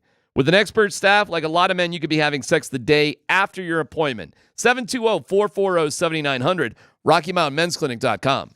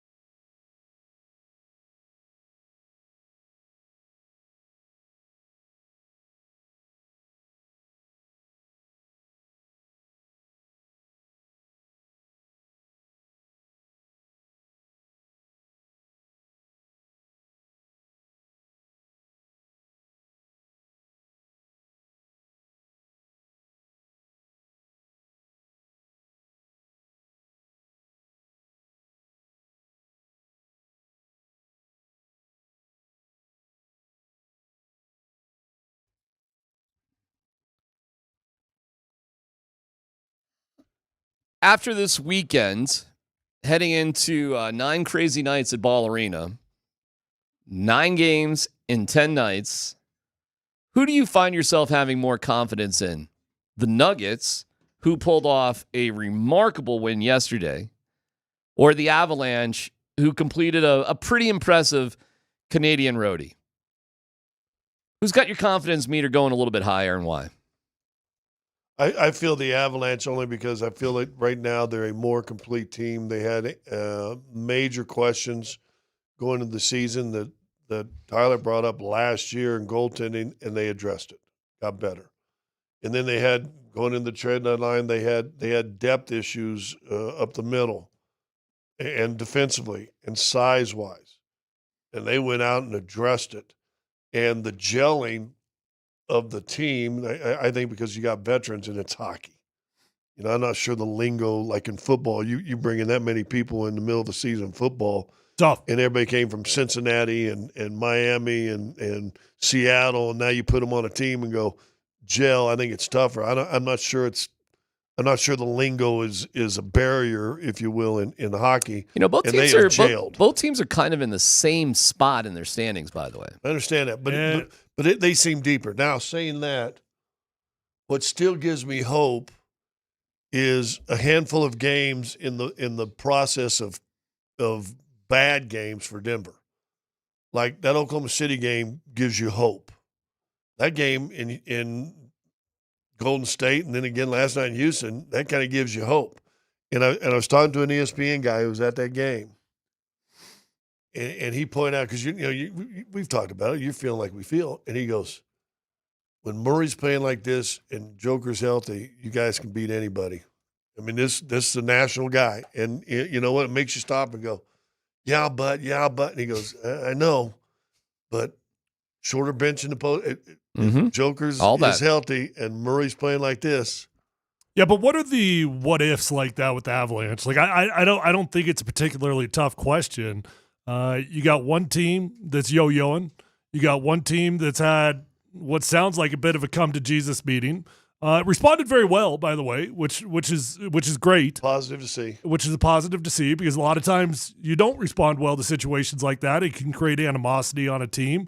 The Avalanche just feel like a team that's got a stock chart that's going just straight up, and a couple losses along the way, but really 3 out of 4 of the last 4, things are looking great. Brock Nelson's got 4 points in the last 2 games. Your new guys look fantastic. And the Nuggets, we've got what ifs. What if Jamal can play like that in the playoffs? What if Michael Porter Jr. could do this? I don't know really what the what ifs. Now, I'm not guaranteeing a championship from the Avalanche, but I think it's a very easy answer, and I feel more confident in the Avalanche. We had Brock Nelson on about an hour or so ago. He was great. So you can catch up on that on the app or with YouTube or Twitch or whatever you want to do. So that was cool.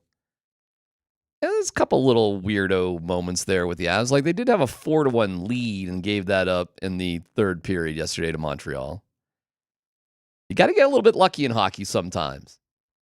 I don't find that same luck in basketball. I feel like, for the most part, the better team wins. You just don't win out of luck, it feels like, in basketball. The one game they've lost recently, the 2-1 game. To Toronto, yeah. Toronto.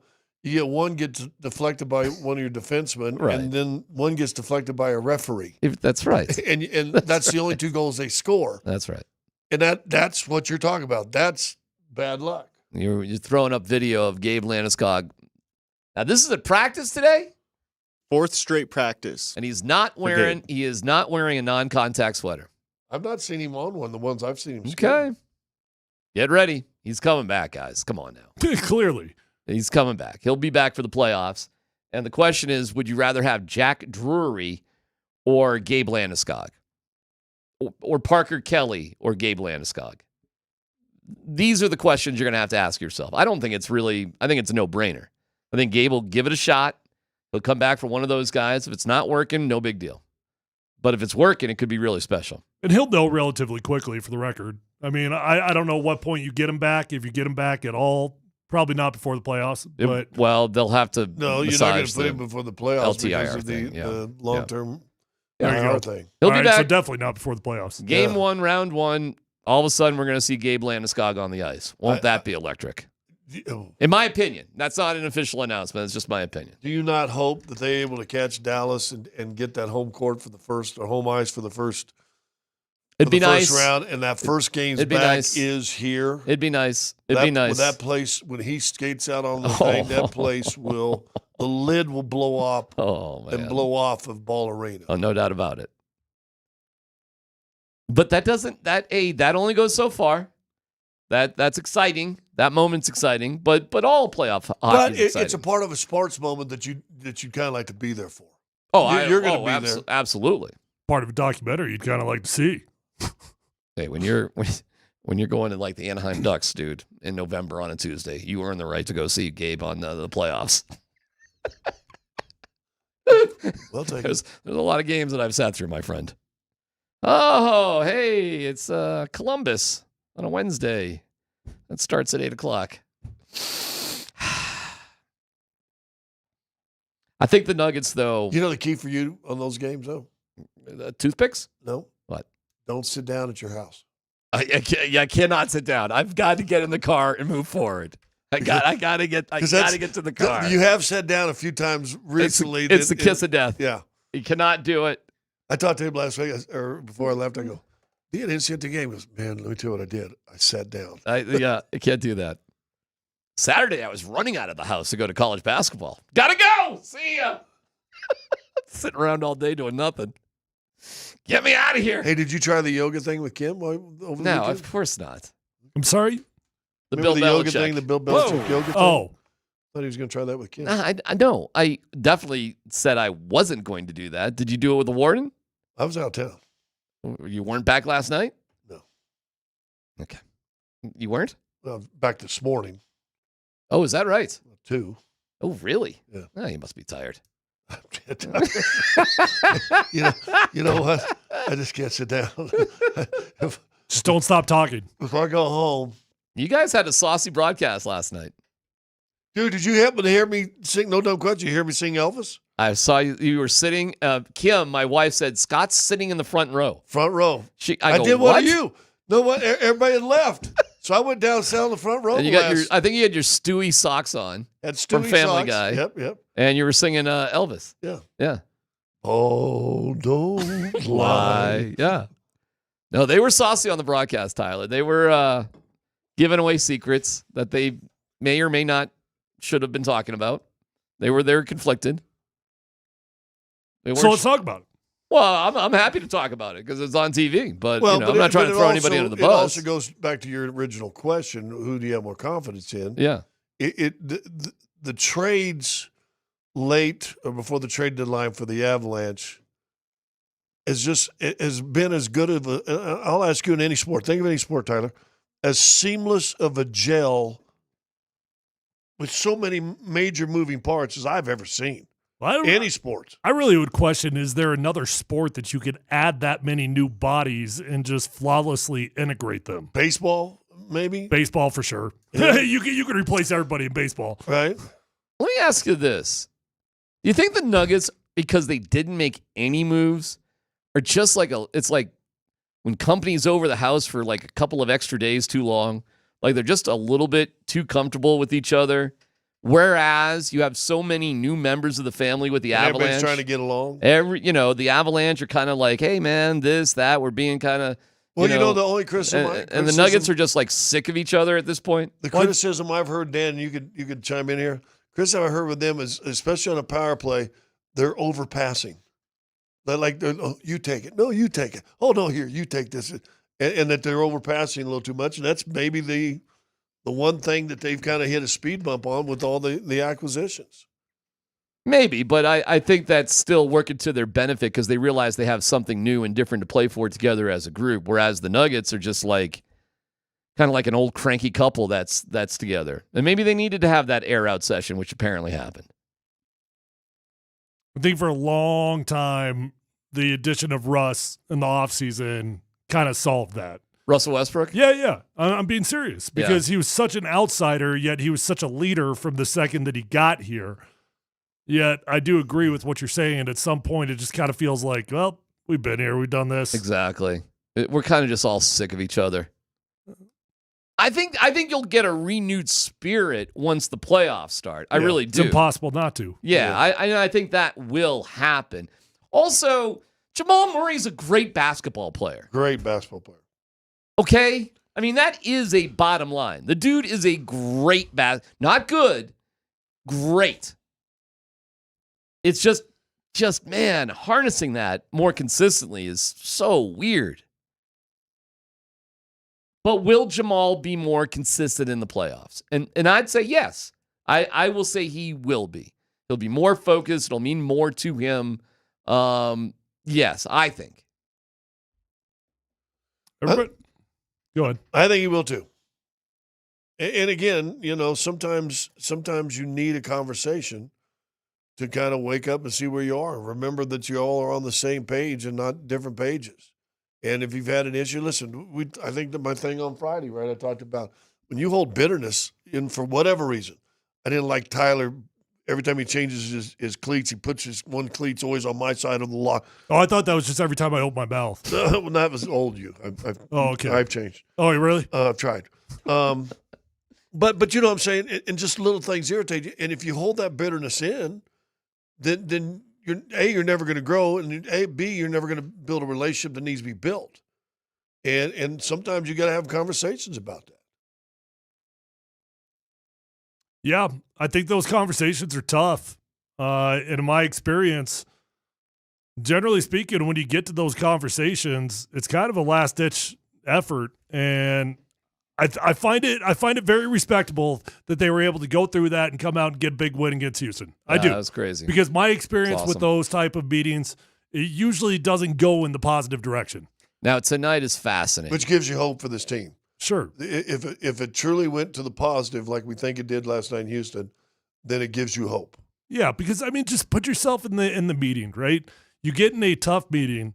Nobody's really thinking it's me. Nobody's really thinking I'm the problem. So all of a sudden, whether you're literally pointing a finger, whether you're verbally actually saying what you want to say, or whether internally you're just stewing over things that you're fed up with your teammate about, right. You walk out of the meeting, and you're like, that was so stupid. That was about Aaron. That was about Jamal. That was about whatever. Internally, those are the things that you're thinking. It is interesting. On the surface, you would think the Avalanche are set up better right now. There's no drama. They're playing well. They seem to have depth. You might get Gay back, all that. But there's still an element of luck that exists in hockey that doesn't in basketball.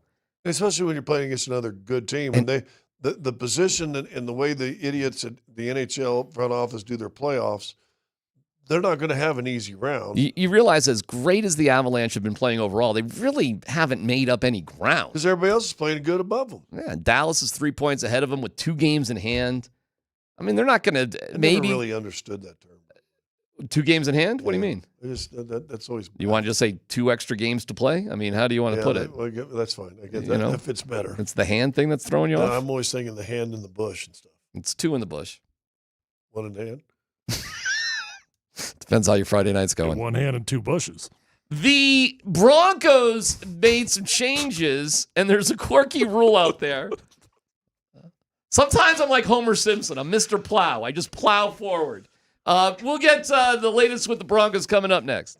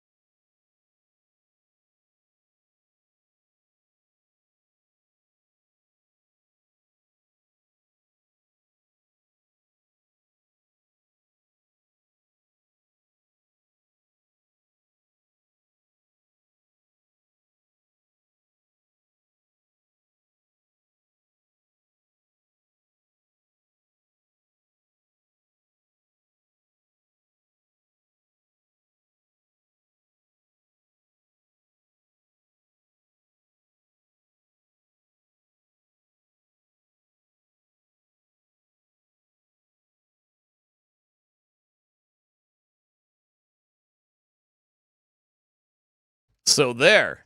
Put that in your bonnet and smoke it.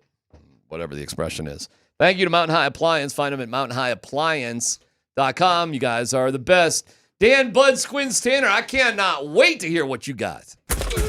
All right, the Denver Broncos recently brought in former Cherry Creek tight end and current Texas tight end Gunnar Helm for a local visit. This is an early look for the Broncos. It comes after his good performance at the NFL Combine.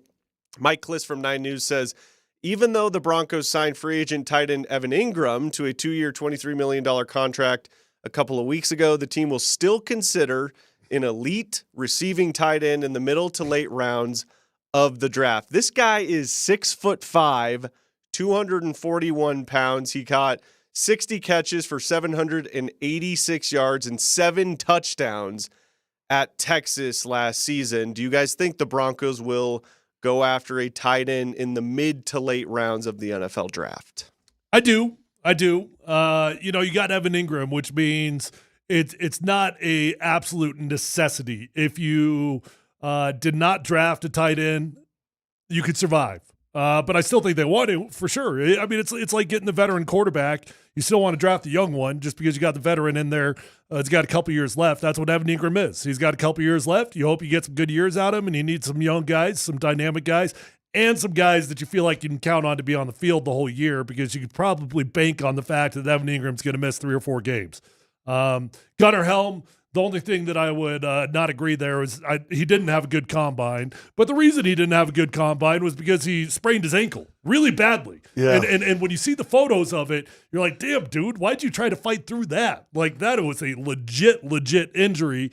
And his numbers were bad because of it. But teams aren't holding that against them. Yeah, and he'll have his pro day or whatever, right, from his college. Right. And just real quick, because he's a local kid, the Broncos are allowed 30 visits. It's called the top 30, right? So you bring in 30 kids to come meet with them, whatever, before the draft. Local kids do not count.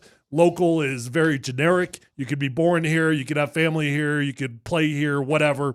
Gunnar does not count as one of the top 30. Yeah, I thought it was like as long as you provide your own accommodations and transportation, it didn't count against you, which would go to like a local sort of thing. But like, what is local? Like, what does that mean? Yeah, there's a lot of loopholes to it. Right? Like, am I local if I live in Omaha and I just drive myself to the Bronx? What about Salt Lake City? Am I local if I drive 8 hours? What does local mean?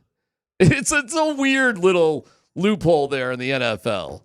And why they limited to 30, I don't even understand that. Like, why can't you have an unlimited amount of visits to whoever you want to have come in? Why does the NFL care? Yeah, you got to pay for it. What does it matter? It's probably a fair point. I don't know. All right. I wish him best. But if you're getting a veteran guy tight end that you obviously like, you pay for to bring here, it'd make perfect sense to me to also draft a young guy. Yeah. And let this pro teach this. Because, listen, this chances are, if it all works out, this is going to be his last contract. Yep. Right? So why not have a young guy waiting in the wings that you've taught how to be a pro? Dan, what was that mock that you saw them moving up to take Tyler Warren at 14? Where was that through? Oh, the Broncos? Yeah. No. They had the one I saw today was them taking Omari and Hampton at 20. Oh, okay. Gosh. Oh, somebody else might have reached out to me that they saw something where the Broncos were aggressive in moving up. I don't see that happening, though. I don't know why they would do that. You got something? All right, Dan, go ahead. This was going to be one of my next stories. All right, well, let's go. Yeah. A writer from Athlon Sports has a potential Broncos Cowboys trade. Oh, well, here that's that he would like to see. So he's urging the Cowboys to acquire the Broncos veteran wide receiver Cortland Sutton in exchange for moving back from the 12th pick to number 20 to bolster the Cowboys' passing attack. I'd like to be able to dunk. Well, so basically what this is saying is the Broncos could move from 20 to 12, move on from Cortland Sutton to draft Tyler Warren. Okay, that's so dumb. I don't know if it's, well, all right. That's dumb and it'll never happen. Anybody else? Well, I mean, had we gone out and gotten a free agent wide receiver, I think that's a conversation we could have. And matter of fact, it'd be very appealing. Moving up all the way to 12 from 20, that's pretty that's a big jump right there. But you didn't add any veteran wide receivers. No. And your current priority is going to be retaining Cortland Sutton and giving him an extension. Is there somebody at wide receiver position that they think they would hit a home run with at 12? No. I mean, it'd be Tet McMillan, I guess. No, you move up to 12. Golden. You're doing that to take an Ashton Genty or to take Tyler Warren, yeah. something like that. Yeah. They're not going to do that. And by the way, you got to love the, hey, this would be great if. Another team's got to be a dance partner with this too. It is way harder to move around in the draft than people want to think. So, if anything, if the Broncos do anything, they would trade back. But then again, you'd have to find somebody behind you that really covets somebody at 20. That's not easy to do either. I think the Broncos are going to be right there at 20. If they do anything, it's to trade out of the first round completely for, that I could see possibly happening. If somebody wants to jump. Get a second and a fifth or second and a fourth? Whatever it would be. I mean, you'd have to go back to like the Wolf trade, right? I doubt it. I don't think Sean Payton's got that in him. Who's running the draft? Well, Sean. It'll Sean. Just say probably. Sean. Just say Sean. The first round pick I'll give you is got it. Just say Sean. That's Sean. I don't know how much he has to say the rest of the draft, but the first round he's is got definitely everything Sean. to say about everything if he wants to. You think he's dialed in on those 3 6-round picks? No, that's my point. I mean, if he is, and he very well might have a tight end, for example, that he absolutely loves in the third round. Mm-hmm. Yes, I could see him having the say. If he wants the say, he will have the say. At some point, he just might pass the reins over. I think we essentially agree, though. I know we agree. It feels like it's going to be offense, and it feels like they're going to be aggressive within the first 3 rounds.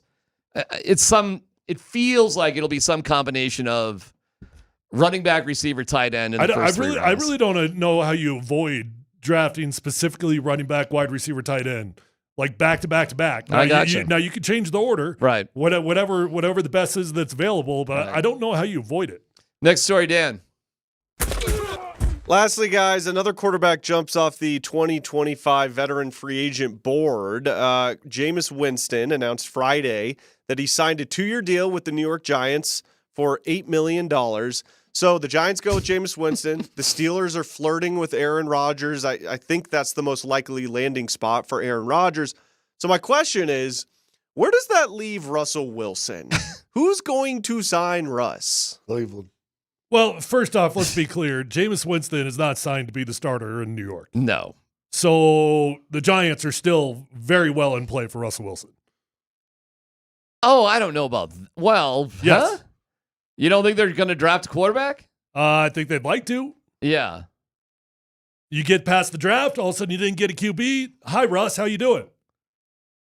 Wow. The Giants. By the way, did you see the latest with Kirk Cousins? No. What's up? So he's not going to waive his no trade clause until after the draft. After the draft, he'll waive it.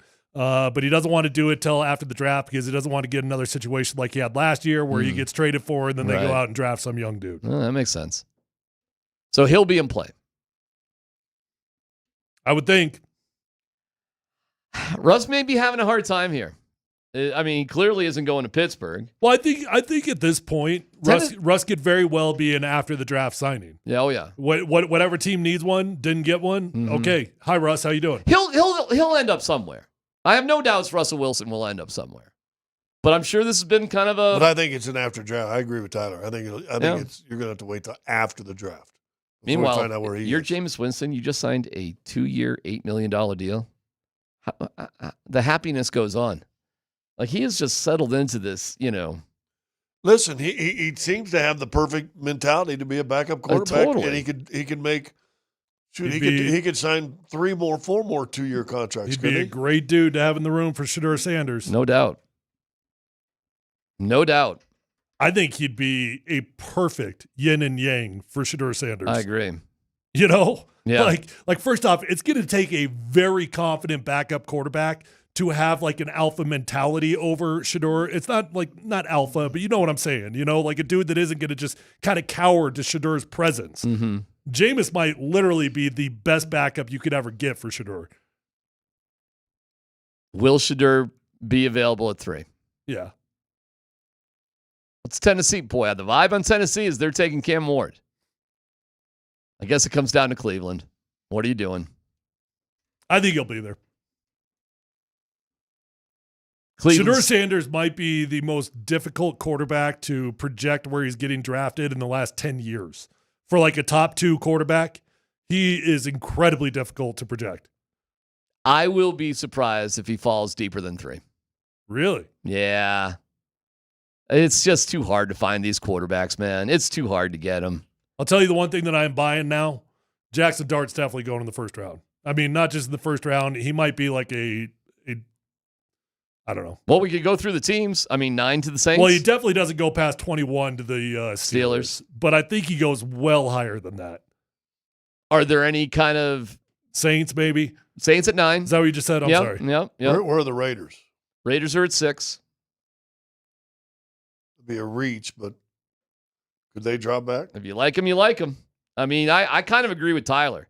Like, if he's there at 21 with the way the things have gone for the Steelers, I think they do snatch him up. What do they have to lose? Well, that's the thing. Like, everybody talks, and I know you love to harp on, like, it's a bad idea to draft in the 20s. Sometimes you don't have a choice. Yeah. You got the situation that you got. And so you cross your fingers and you hope that it works. Well, if I'm the Steelers, I'm not sitting around. You know what I'm saying? Like, if I like them, I'm going to try to go get them. Here's the thing with the Steelers. I've said this before. Steelers have had, and maybe it's because of where they always draft, because they're always good, refuse to lose, and they're always down there 18 to 23 or whatever their draft thing is. They've had some bad luck drafting quarterbacks. Dude, it's crazy. After Roethlisberger, I guess. Yeah, but to your point, they've not been in a position to capitalize on it. Right. So Well, they've done the best they could. If Jackson Dart's available at 21, doesn't it feel like another Rudolph or any of those other guys that they've drafted in the last few years? It absolutely does, but you do it again and you hope it works. The reason why this may be, first of all, to be a playoff team and not have a good quarterback situation is weird. Never mind winning a Super Bowl and not having a good quarterback situation, which was, Broncos' case. I don't think there's a lot of teams behind the Steelers, though, that I think would be drafting a quarterback. So I think if he got past the Saints at 9, I don't think they have to do anything else to get him at 21. I think they're probably going to be fine. Well, yeah, and I disagree with you when it comes to guys like that. I'm not an advocate of moving up. If they fall to you, take them. If not, it's not worth the gamble to move it up. Well, you gotta look who's behind you. You gotta see, what the temperature of the room is. Honestly, though, even if you're afraid, I still wouldn't do it. Because either way, you're just crossing your fingers and hoping that it works out. But it's a whole lot worse if you move up. Well, what were the Falcons doing then last year? That's different. What were they? That's way different. They had a guy that they loved. What were they doing? Oh, so you're not drafting a quarterback you love? That's my whole point. With the Steelers, they might not have a choice but not take a quarterback that they love. They might just have to take the best dude that's available. Well, I wish them the best of luck then. But what choice do they have? I don't think they have much of a choice at all. I think they got themselves in a bad situation last year with Russ and Fields. They didn't commit to either guy. So if I'm not just head over heels with this dude, I'm not moving up to get him. Well, then why are you drafting him if you're not head over heels desperate for him? Well, then that's so you try to make the best of the situation without giving up more than you have to. Okay. Well, how does that work out in general?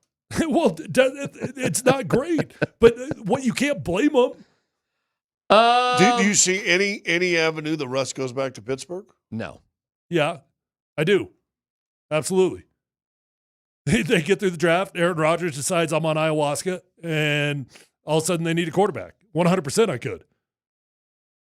I think Russ would turn him down. That's not a burnt bridge. What? I think Russ would ain't turn him turning down. anybody down. I think Russ would turn him down. What? He's got another offer then? He'll get another offer, yeah. Yeah, I think he'd be a fool. I mean, he'd be just an idiot to accept an offer at this point from Pittsburgh. He's going to take the bird in hand. Okay, well, we'll see how it washes out. But that's our guy, Russell Wilson. He'll be with somebody. They always land some. Joe Flacco will be with somebody. They got to wait till after the draft, though. All right, I have the White Lotus scoop. Again, it's not the most amazing thing in the world, but there is a tie-in to. But you've been holding on to it for a while. This is the biggest news in the world. It's not, but there's a very quirky twist to the White Lotus and Denver sports. Very quirky one, and I'll tell you what it is next.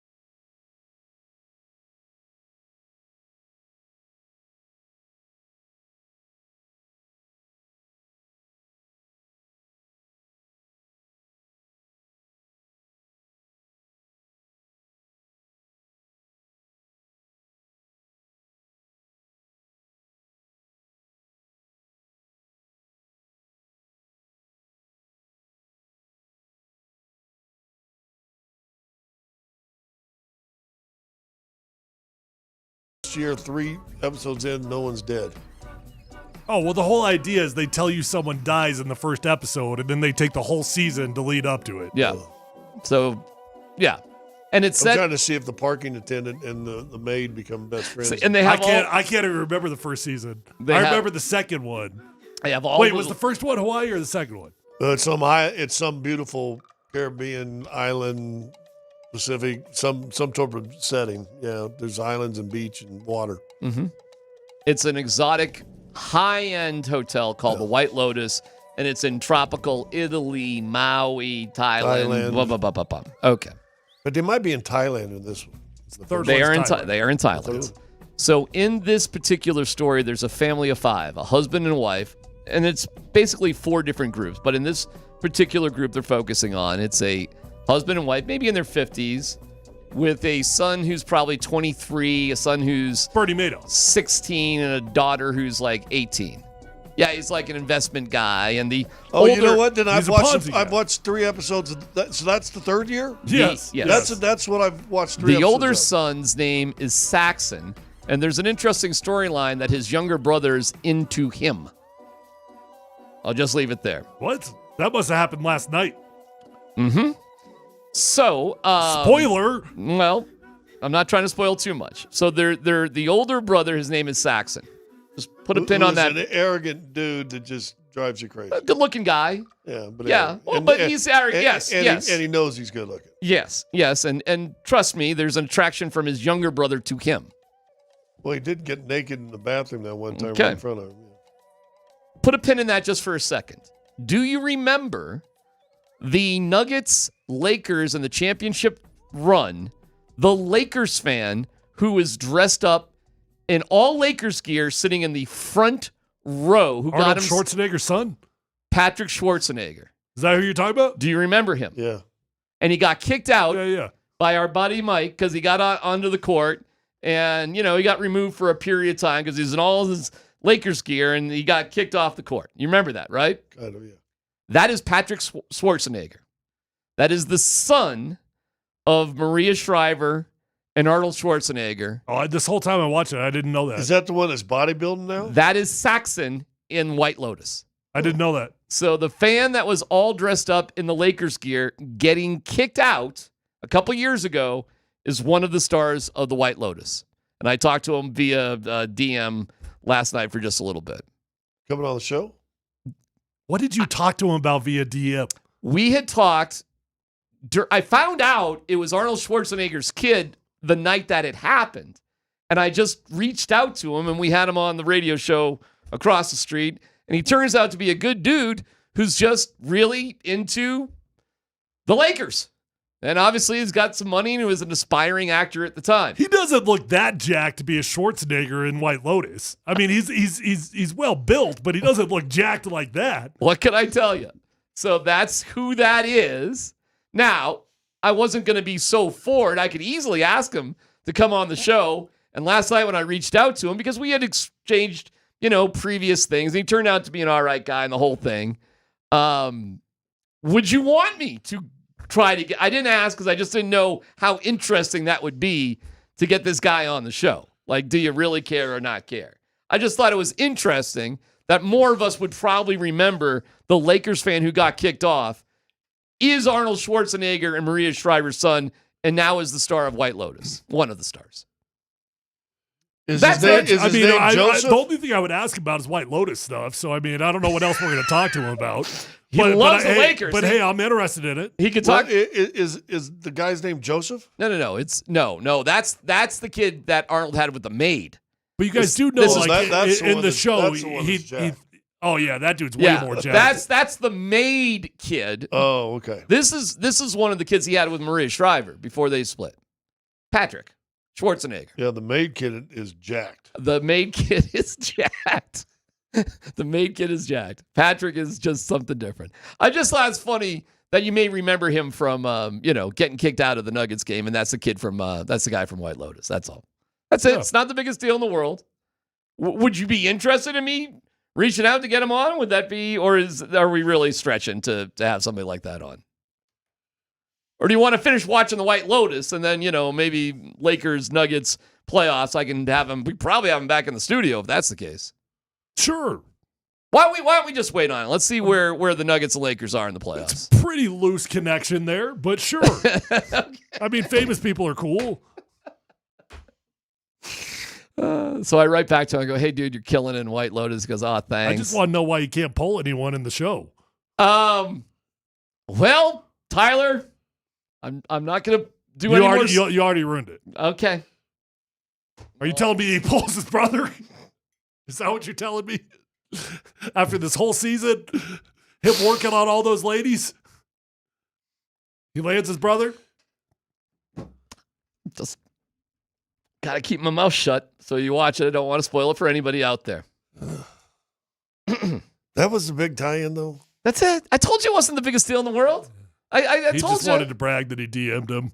Yeah, I think that was the bottom line was that you DM'd Yeah. And I DM'd him last night. A movie TV star. Yeah. You don't have to prove it. He's going to his phone to prove it right now. Prove it. DM'd him in what, believe Twitter you. or? I believe you. Yeah, I believe okay. you. Should I believe you. Here we go. That's him, Dr. Schwarzenegger. There you go. Well, you know. My buddy T-Bone. No one cares about the F-ball White Lotus. Thank you, T-Bone. That's it. Nuggets tonight. Transition. I don't like this game tonight. I actually hate this game tonight. That was a hell of a tease and a payoff for a humble brag. I told you. All that was just one giant humble brag. I'm not mad at you. I'm not mad at you. Maybe. Well, if he comes to Denver for the playoffs, we can have him in the studio. Yeah, that's what I said. That's what we talked about, actually. Yeah, see, back and forth. What's he call you? Bro. Bro. Hey, bro, you got any protein? Hey, speaking of somebody who might have feelings for a bro, I mean, maybe are we learning something here from you? You never know. We'll see at the White Lotus. What happens to the White Lotus stays at the White Lotus. Tonight. Oh, what's our final poll results on CSU? Here we go. Did CSU men's basketball get a raw deal with the no call to travel? Yes, 55%. No, 44%. Do you think that's about right?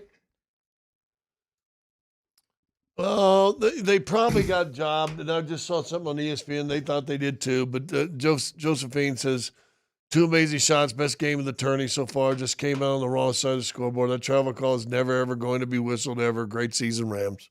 And I think that's it right there. Rams win it with that moment. You think it's bad no call? Tougher. I mean, if you're being honest about it, obviously you want your team to win. It's a question of you would be going to battle with anybody saying that was a bad no call. Well, I mean, hindsight being 20/20, if we're just in the world of no calls, then why wouldn't he foul Queen when he goes up for the shot and, be more physical with them? Because theoretically, what's the difference between a foul and a travel? It's both a violation. Why would you call something one way or the other? Well, it'd been interesting if the outside official on it. It'd be interesting to see who that guy is and what he said about it. But if he'd have called traveling, would you have as many people defending the travel call as the people are questioning the travel call? And Nico goes to Minnesota like everybody suspected, and we'll see who he takes with him. And what's that? Why is that wrong that he's dead to me? I can still like the guy. I hope he does well, but he's dead to me. I like dead people. I see dead people. Well, Tim Connolly's dead to me too. I mean, that's I like fine. him. You told him Tim's that. a fine guy. I got you. But I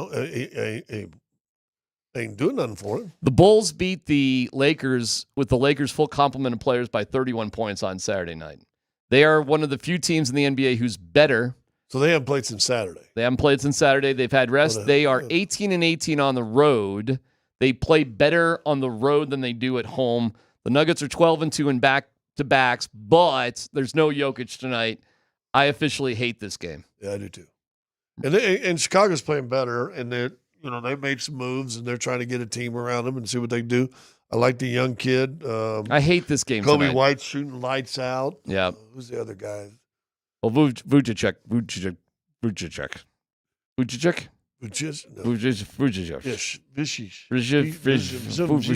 Just real quick from the text line. Yeah.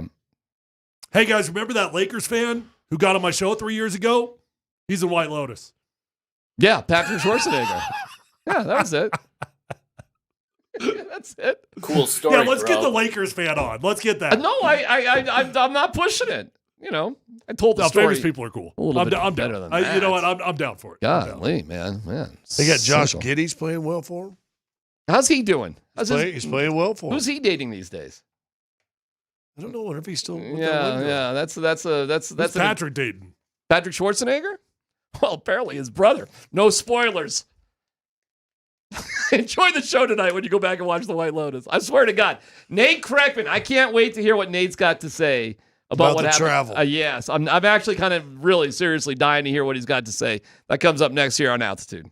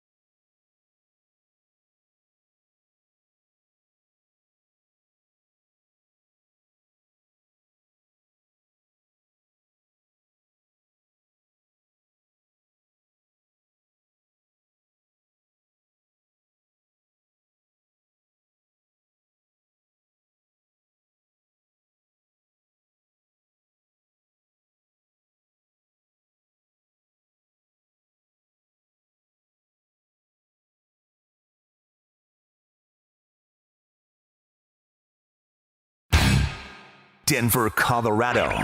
Altitude Sports Radio 92.5. It's Kreckman and Lindahl. It's Clifford and Lake. Those are the 5 for Colorado State. They get it into the hands of Clifford, trying to back down Miguel. Blake, that's for the lead. Gets it. Colorado State up 1. Here comes Maryland. 5 seconds. 4 seconds. Calls the final timeout. Clutch for the Rams.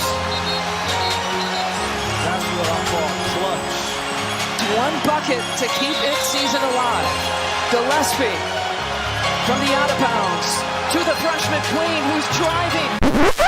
Floats it. Oh! Maryland on the right side of a buzzer beater with life into the Sweet 16.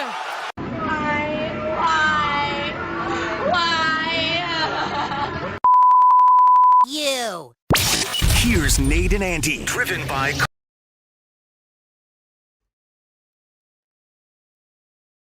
A tournament without Cinderellas. And we almost had it, Andy. We almost had it. We, the fine people of the Front Range, almost had the Cinderella, and then we didn't. Really thought that Jalen Lake 3 was going to be the one shining moment. Yeah, it felt that way, but we've seen it too many times. There's like, 1-point lead. That's a lot of time left. Yeah, they inbound. They get it over midcourt. They call the timeout, and then... one shining travel as Derek Queen hits the game winner over Ethan Morton. Oh, Ethan Morton. Well defended. It's just when you're going up against a 6'10 lottery pick and you're Ethan Morton, well, that's the way that it goes. Andy, did he travel? Yeah, man. I felt like he traveled. That was 3 huge steps, but whatever. Yeah. Look, man, it's and full disclosure, and our little pick 5, I took CSU because I like a 12-5. You needed those points. And so I was tasting that point total. Now, there were a whole bunch of people at the station that would have cashed in on that too. Sure. It would have been a wash. But, I felt bad. I felt bad for CSU because I thought those kids fought hard. They clearly, 2 games in a row where they were not the more athletic team. They played really well. Neat Clifford looks like he belongs amongst the NBA mock drafts where he's going in the first round, so good for him. Yeah, he went over from 3 in the tournament, and that hurt, but still, he did a lot of good things. He got to the hoop. He commanded the first half last night. Yeah. He created the go-ahead 3. He got doubled.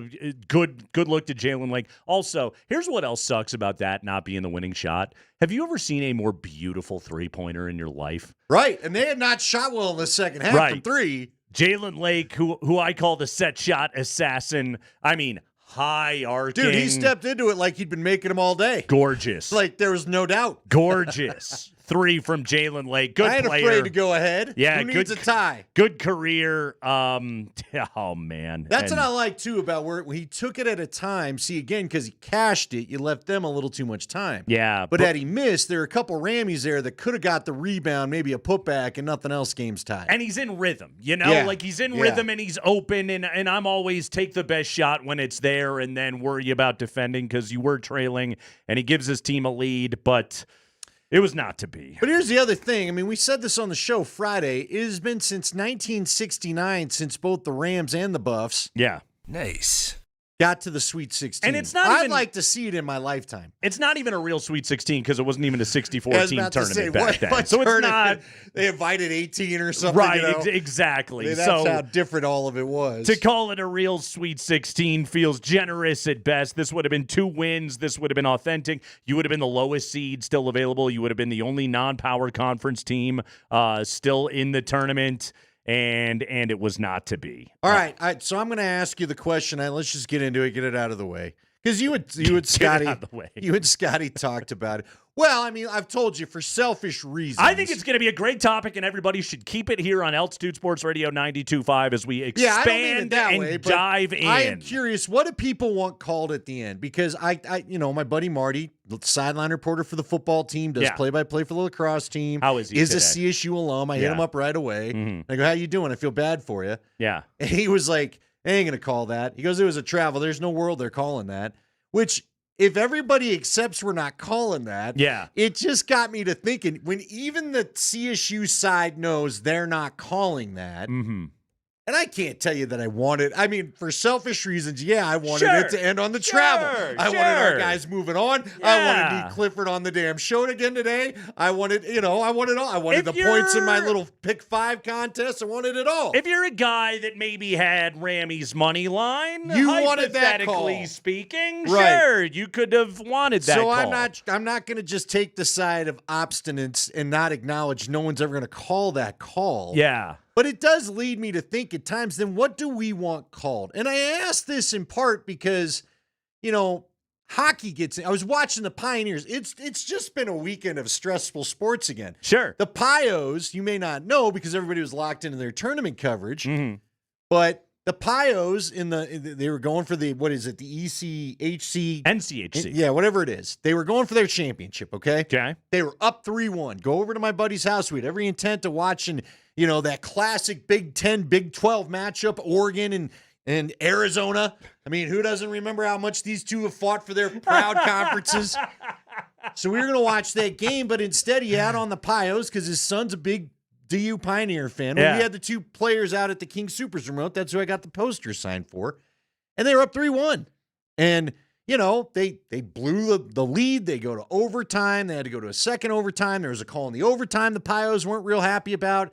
So I just feel like it's been a weekend, at least for me, of, all right, what calls do you want called? Like, what should be, is everything out of bounds at the end of a game? Do you know what I mean? Like, okay, so like what hits the category of this is going to get called, don't do it? You know what I'm saying? No, I know. Because all sports have that level. I understand a travel is one of them. You ain't, unless you go 4 steps, unless you cross half court and run like it's the dunk contest, they're not calling a travel. I don't want that travel called at any time in the game. Okay. I don't care if it's the last second. I don't care if it's the opening minute of the game. I don't want that travel called. That's a gathering too. Okay, in college, by the rule, by the letter of the college law, that's a travel. In the NBA, it's not. I don't want it called. And more college officials call it similar to what it is in the NBA, and I don't want that called. Okay, Derek Queen picked up the ball on his right, went left, right, and shot. Okay, I don't ever want that called. But I am also like, and maybe I'm a traitor to my generation as a mid-40s dorky dude, okay? But, like, I don't want traveling called. I don't want carrying called, all right? Like, I get that, I want the game to flow. I want the greatest athletes in the world to excel and put on a damn show and entertain me. I don't need every one of the last damn peach basket rules to still exist. I don't want it to look like Bob Cousy is out there dribbling the ball around, bent over at the waist, staring at the basketball. Looking like Stanley in The Office, dribbling that thing. One hand out. I don't need any of that, and so no, I don't want that called in that moment. But also, I don't want that travel called ever. And I'm glad that the travel wasn't called. I'm glad that the officials looked at it and said, make the bucket. And the kid made the bucket. He did, and it was a tough shot. It's a tough shot, and all credit in the world to Ethan Morton. You're guarding a future NBA dude, and you're Ethan Morton, and you've had a fun college basketball career, and you did some cool things at Purdue, and you came to CSU, and you played your reserve role perfectly, but also, in the end, the future NBA dude whose NIL deal probably looks a little bit better than yours, that dude's going to get that bucket, and that's how it goes, and they allowed him to catch, and they didn't double, and didn't force the ball out of his hands, and he made the shot. So what should be called? Because I'll tell you what, at the very end of a game. Let me give you another example. Okay. Now, the stakes were not nearly as high, but let's not all pretend that we all didn't think we were going to get done twice in the gut last night. Yeah. When the Nuggets started giving up their huge lead and in the fourth Got quarter. a little shaky at the end. Who was the player? Was it Green that jumped up, got all wild with his legs, and got the kicked three? His leg I out. mean, come on. Yeah, kicked his leg Are out. you calling that? Not a natural Let's motion. not call that. Right. Anyway, I'm just trying to figure out, because we do sports talk for a living. You and I have had 1,000 of these conversations about 1,000 different sports. If there's a sport out there, at some point, there's probably been some call that we've had to talk about no matter what it is. Yeah. And I'm just, part of me just wonders, what do we expect called at the end of the game then? That's the funny thing. We have all these rules that we legislate all throughout the game, and then they all go out the window at the end of the game. And I, like you, want the players to decide the game. Yeah. But I also am going to acknowledge it's incredibly hypocritical to say that. Oh, sure. Yeah, it's... And the other thing I got with Queen real quick, Uh-huh. Queen is such a massive human being. Yeah. He went from like top of the arc of the key I know. down to the block in 3 steps. I'm like, come on. Huge. He's just a large man with a big gait. Yeah. But still, I was like, all right, that's a lot of space to cover. And you don't have Bemba because he's got the back problem. Yeah. So you're counting on Ethan Morton to defend him, and Morton did a good job, and a double never came. Jalen Lake stayed on his man in the corner, and again, that's the Rammies chose to defend it straight up, and the kid just made a tough damn shot. Look, if Morton hits him on the arm, I would expect it to then be called. If Queen pushes off with the off arm, I expect that to They be were called. bumping. Yeah, exactly. Like You got to give Morton credit. He took a couple big shoulders to the chest and didn't go very far. You know, if it's a fuzzy extra step situation, I don't need that called. I don't need it called, and I don't want it called, and I don't want to watch basketball that gets officiated that way. So I'm that's where I come down on this. Maybe it makes me a traitor to the fine Ram Nation out there. But I don't want that. Well, travel call. that's why I want to make it clear. Everybody Yeah. I've talked to has said they know they aren't getting that call. Yeah. I'm just asking us as sports fans. Text in 303-504-0925. I'll read them in the break, and I'll try to get back to a couple people. Maybe we'll talk more about it. I don't know. There's a lot to cover today because there's a huge weekend of sports. But I am just curious, what do people expect called at the end? Like, what is fair game at the end of games? Mm-hmm. Is there anything? Because, again, there's hooks in hockey that the refs let Sure. go if it's overtime. Sure. Or, you know what I mean? Mm-hmm. So when everybody says, well, they're not going to call it, okay, what are you going to call at the end of the game? Is it a blatant smack? Do you have to maim someone in the face? You know what I mean? Blood. There Right. must be blood in order to get the But whistle. at the end of the day, I admit, I feel bad for CSU and their fans because Killer. It's a man. freaking killer, Dude, man. you thought you had it. Like, you hit the shot. You hit the shot. You hit the big shot. The big The shot. gutsy shot. I know. I'm texting with all my CSU alum friends after the game yesterday, and they're all just like, "I hate life," you know. Yeah. And there's nothing I can say to you right there because your team played well enough to win. It's just that again, the 6'10" freak hit the bucket that had to go down. One more quick public service. Okay, I'm going to call out our friends or coworkers, Jason Kosminski and Mark Rycroft. Mm-hmm. You both, at points in your broadcast this weekend, had called a game over. Okay? Rycroft, they get the 3-goal lead. I don't think they're coming back. Kosminski, then, based off of my already hurt emotions, I'm moving, already hurt emotions, on the radio yesterday said 18 points too much, I think, for them to come back as they went to the fourth quarter. Don't either of you do that. You both know better. You both know better. Andy's heart can't take it. It's the Kreckman and Lindahl show.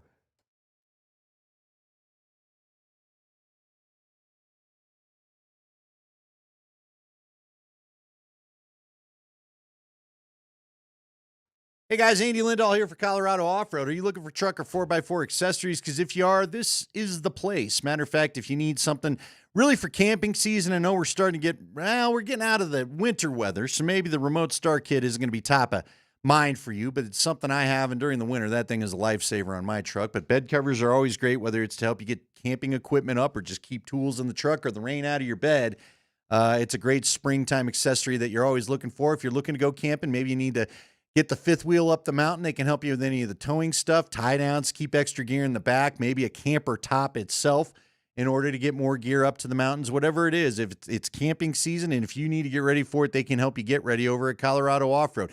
If you happen to be a tradesman and you're a commercial tradesman, you need a little something extra out of your truck topper, they've got the Workforce Pro topper. They're an exclusive dealer of this topper at Colorado Off-Road. Give Jerry Jones a call. Let him get you into one of these things. Again, that number's 303-761-1264. Find them on the web at cooffroad.com. The showroom's located 3 blocks south of downtown Littleton on Prince Street. Colorado owned, Colorado grown. It's Colorado Off-Road.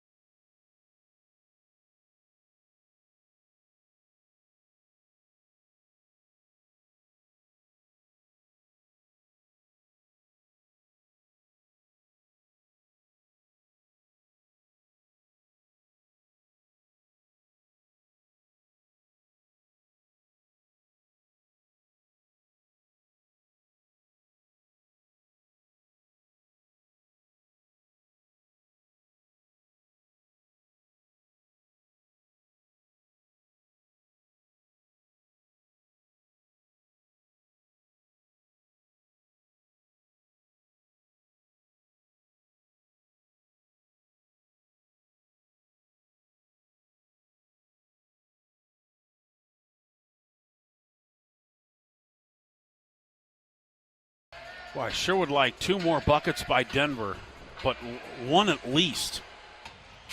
You got Murray, a great clock manager on the floor, but you can't just bleed this thing out here. Porter lobs it in the paint over to Aaron Gordon. Gordon working against Thompson, shoots over him. Got it. Jumper's good. That's huge. 109-100. Excellent Aaron Gordon game last night. Excellent DeAndre Jordan game last night. And an A-plus level performance out of Jamal Murray. He was magnificent. Andy, 39 points, 7 assists, 4 rebounds, a turnover. He was the best player on the floor. He was hunting Dylan Brooks. He was attacking Amen Thompson, who's one of my favorite players in the entire NBA. Going after Fred VanVleet, just great game for Jamal Murray. He had the killer instinct. He was shaky at best on Friday night in his return from injury. And he was wonderful last night. And the road trip ends, and they go 2-2. And I sit back and I go, you know what? If they would have had Jokic for those 4 games, I would have been pumped if they went 2-2 on this road trip. And they went 2-2 without him. That's a great road trip.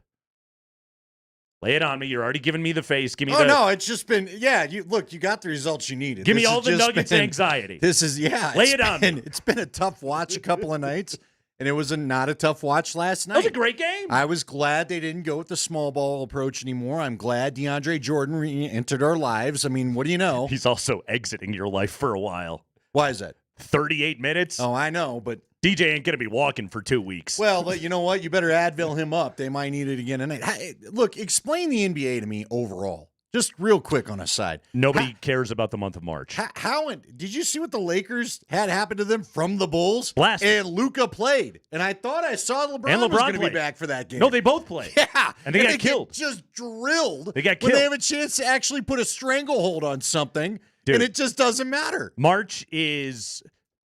This is what's funny about the NBA in at this time of year. For the most part, like, everybody is kind of set where they are. Okay? Like seeding is... It's not done. There's still a little vacillation to be done, but basically, like, the hard work's behind you, okay? And you get these teams that are right now trying to make the decision of health or seeding. The Nuggets are clearly prioritizing health over seeding. That's the decision that they have made. They will play road playoff games in exchange for having the closest version of 100% Nikola Jokic that they can get. So that's the decision the Nuggets have made. But this is happening all over the NBA. Guys are missing games. Teams that are supposed to be tanking are suddenly winning games. And the month of March is just a gigantic borderline waste of time in the NBA. That's what it is. It's March Madness in college basketball and March Badness in the NBA. That's what you're currently watching, and you're watching the Nuggets go on a road trip where they beat Golden State without Jokic, who was on a 7-game win streak. They beat Houston without Jokic, who was on a 9-game win streak, and they get their butts kicked by the Portland Trailblazers. I don't know. That's the best that I can do for you, but I'll take the results. I'll take the 2-2 trip. Wasn't always the prettiest thing, but I'll take the results. 2-2 trip, fantastic. number 1, loved it. Yeah, I just don't want to watch another game. What was the game? Friday night? Awful. They couldn't rebound anything. Awful. They kept wanting Portland to death. Horrid. Oh, my gosh. But, hey, use DJ on a Sunday, get a win against a team that's got a bunch of giant dudes, and the matchup worked out, and they get the victory. All is well. The DJ performance, 39 minutes, his first action since March 2nd. Again, I think it's very clear Malone is looking at DJ and just going, all right, man, you played a lot of minutes this year. We're going to put you on the shelf for a while. Let's get to the playoffs. And then you maximize your 7 DJ minutes a night that you potentially get in the postseason. I thought Porter played well yesterday. After, again, he was not very good on Friday. Westbrook, hey, you're going to trade in a couple of turnovers, but...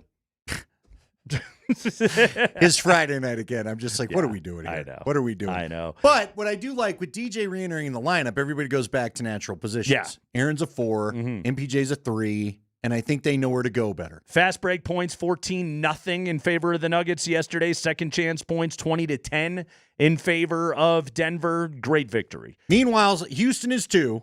Yeah. And the Trailblazers are 12th. Yes. Exactly. That was your weekend. That's your weekend. So when you want to know why I don't enjoy things. Bulls tonight. Chicago 7-2 over their last 9. They're top 10 in offensive rating in that stretch. Kobe White is scoring 30 a game in that stretch. Still no Jokic. They just beat the Lakers. They just won in Sacramento. They killed the Lakers. They killed the Lakers. The Nuggets got their hands full tonight. This is a Bulls team that's, fighting for play-in positioning right now. So explain that. They get rid of Zach LaVine, and now they're great? Now they're really good? Now they've decided they like each other? I mean, what's going on there? Yeah, there you go. They're in the play-in. Again, that's my answer. I don't know. More minutes for Modest Buzelis, and they're suddenly kind of fun and good. They were needing Modest to they were. Be cocky, and now he's got time. Yeah, good win. Again, 2-2 on the road trip, Andy. When we talked about it before the road trip started. You were worried about 1-3. I was. And then when I heard Jokic was out, I was like, oh, Nate might be right. Yeah, no, 2-2. Good to go. I heard this stat today as well, by the way, and this is a weird one for you. Did you realize, all right, so the Nuggets this year, in games where Jokic doesn't play and they are favored to win in the point spread, Matt Moore had this today on his podcast. They're 0-3.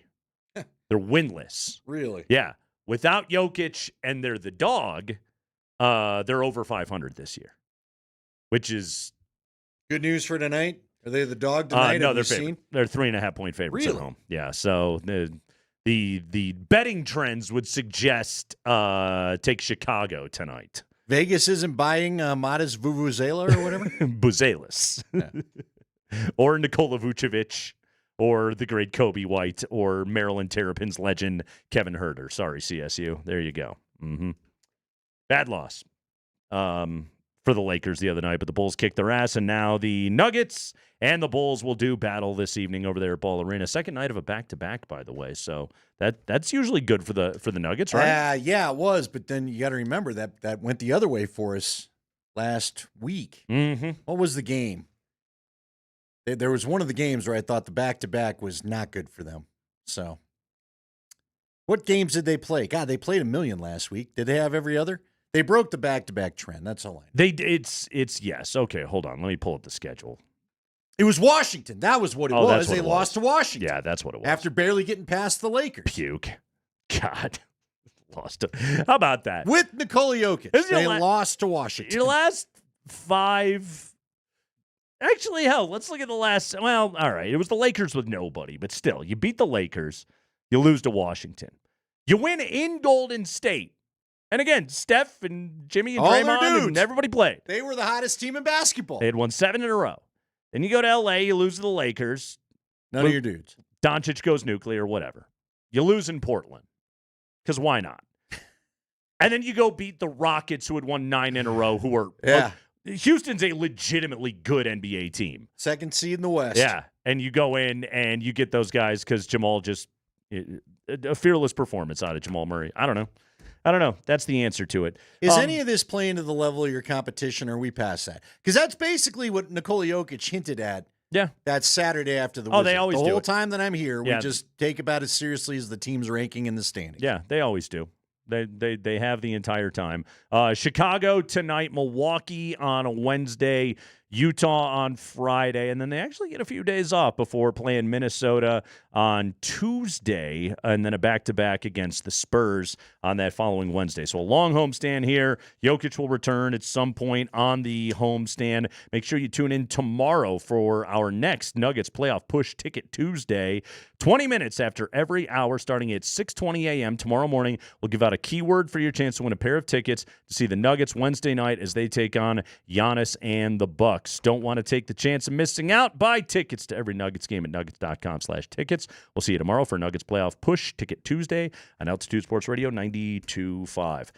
Continued fallout out of CSU getting bounced out of the NCAA tournament by Maryland yesterday on a buzzer beater by Derek Queen is that you woke up this morning to the news Nico Medved is indeed taking the job at Minnesota. We told you 3 weeks ago this was going to happen. Now it's official. Now that CSU is out of the tournament, Nico's going to go get a big fat pay raise. He goes back to his alma mater. He goes back to where he grew up a half an hour away from campus. No-brainer for Nico Medved. Well-earned. It's the classic dream job scenario, and he gets to go and take it. It's awesome. And now CSU's got to hire a new coach. So the favorite to get the gig, Andy, March Madness legend Ali Farouk-Manesh, who is the lead assistant on Nico's staff, outstanding recruiter, has had head coaching interviews in the past. Seems to be there's a massive grassroots push for Ali Farouk-Manesh to move into the big chair. He's never been a head coach at the Division I level, but basically there is a consensus in Fort Collins that he's ready for it. Cool. All right, that's the closest thing to continuity you can have, right? But the weird thing about it is all the other candidates almost bring like borderline continuity, okay? You got Tim Miles out at San Jose State. Used to coach at CSU. Had Nico on his staff. So Tim Miles, I think he should get an interview. I don't know if I see this administration going with what they would probably consider to be a retread hire, seeing as how all the dude did was win when he was in Fort Collins, and that's how he got the Nebraska job and was able to move on. But Tim Miles would be great there. There's a great quote, by the way, from Nico. After they beat San Jose State, like a week before the Mountain West tournament, and Nico said something to the effect of, like, I don't think they know what they even have at San Jose State. That's just a program that has no resources, has no energy, has no nothing. Tim Miles likes a tough gig, and he gets to live in a nice place, but there's nothing going on with that program. You got Craig Smith, former CSU assistant coach, who was also on Miles' staff, who just got fired at Utah. What was that, like a month ago he got fired, I want to say? But he was at Utah State, so he knows the Mountain West quite well. Craig Smith is a very good coach. So you could go in that direction if you wanted to, and I think they should both get interviews. And then Steve Smiley, my dude from Northern Colorado, obviously give him an interview, but it seems as though CSU will go continuity. All right. Will this administration, though, this new minister, the new AD, the new president, right? John Weber and Amy Parsons, respectively. They've yet to really make a hire in one of the two critical programs. They weren't the ones that hired Jay, right? Right. And Nico was already here. So do they jump in and get involved, and do they go for something that they consider a big splash because this is their first crack to show the fans up there what they're about, or that they're willing to go big, or whatever it may be? With all that Pac-12 money from the TV deal, they don't have No, yet. I get it. But I'm just saying, do they try to do what they consider a splash? I mean, let's be honest. What's best for the program, the way they're playing, is probably just hiring an assistant, staying in-house. Give it to Ali. But that's not sexy. That doesn't allow you to do the big search committee and all that other stuff that these guys like to do. Right. And they've not had a chance to put their mark on this thing yet. Oh, they love search committees, don't they? Oh, they love the search committee. They love the what is it? The people telling them what to do. What is that? Where you hire a firm to consult, the consulting firm. There it is. Yeah, Let me consult on who it should be. Get now some remember, leaks going in the media. You consulted Urban Meyer, and it got you Steve Adazio. So maybe don't let anybody consult. I don't know, man. You know what? Coaching's coaching. You are a university that once hired Larry Eustace to run your basketball program. Yeah. Is he the one that liked to booze it a bit with the... Well, that's stupid. He was recovered by the time he got to CSU. Larry's problem was... It wasn't alcoholism; it was rageaholism. Was his big issue. Yeah, you gotta be. Yeah, he was really big on like breaking things and throwing things, and intense dude, that Larry Eustace. Fun interview though. Did you ever interview Larry? No, he was great. I don't think so. Phenomenal interview because the guy gave no bleeps whatsoever. Just would tell you everything you wanted to hear. Exactly, but it wasn't best for the program. I had to do a Selection Sunday show up there one time. It was the classic, landed home from Vegas from the Mountain West tournament at 1 o'clock in the afternoon, and their selection shows at 3 o'clock, and Spencer's like, drive to Fort Collins right now. Cool, thanks, bro.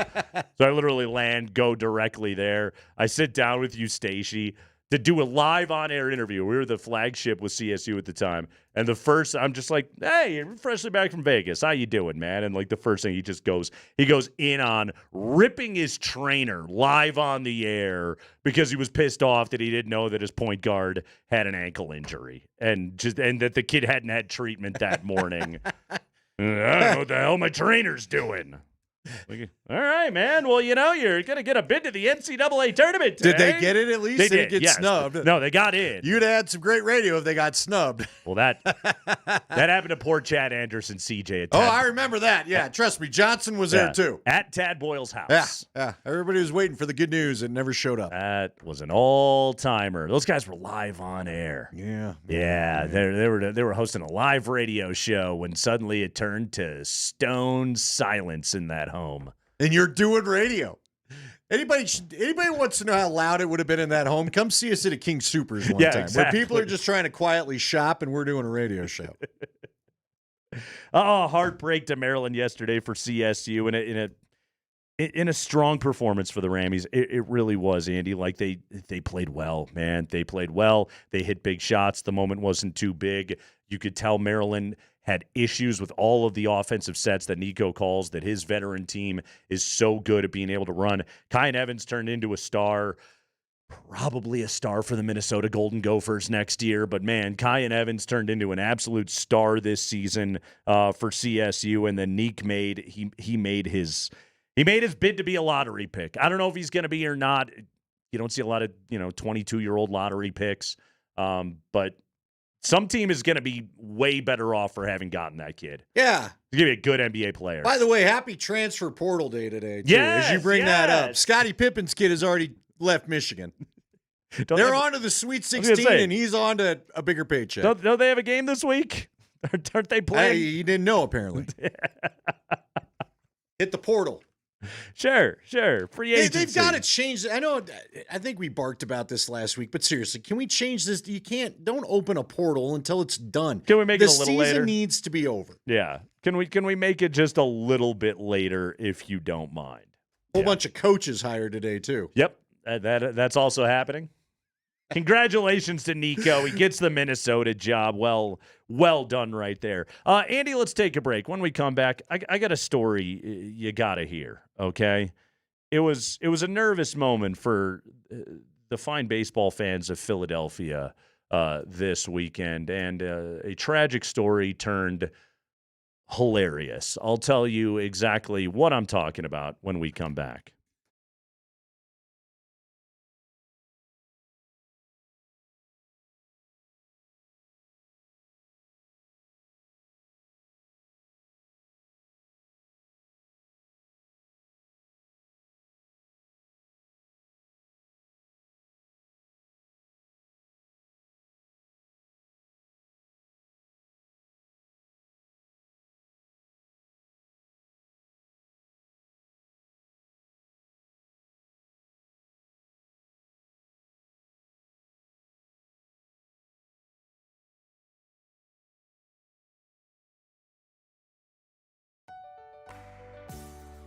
Spring is sprung, not Mark Springer. The actual season, spring, it is upon us, and it is time to start thinking about your heating and cooling system. Specifically, when it comes to your heating system, is that thing going to be in good operating shape when the weather gets cold again? And for your cooling system, hey, spring means summer is almost here, meaning you're going to need to keep your home comfortable. There's a great special available to you from my friends over at Apple Air. They're giving you $1,000 off a brand new heating and cooling system for a limited time only. So give them a call, 303-733-2813, or visit AppleAir.com. Claim your savings today. Again, we're talking $1,000 off a brand new heating and cooling system. Apple Air is all about your comfort, your efficiency, and they're all about saving you money. They're saving you money up front, and they're saving you money in the long run, keeping your family nice, safe, warm, and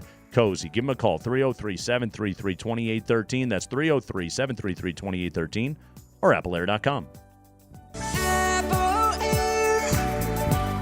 The experts that care.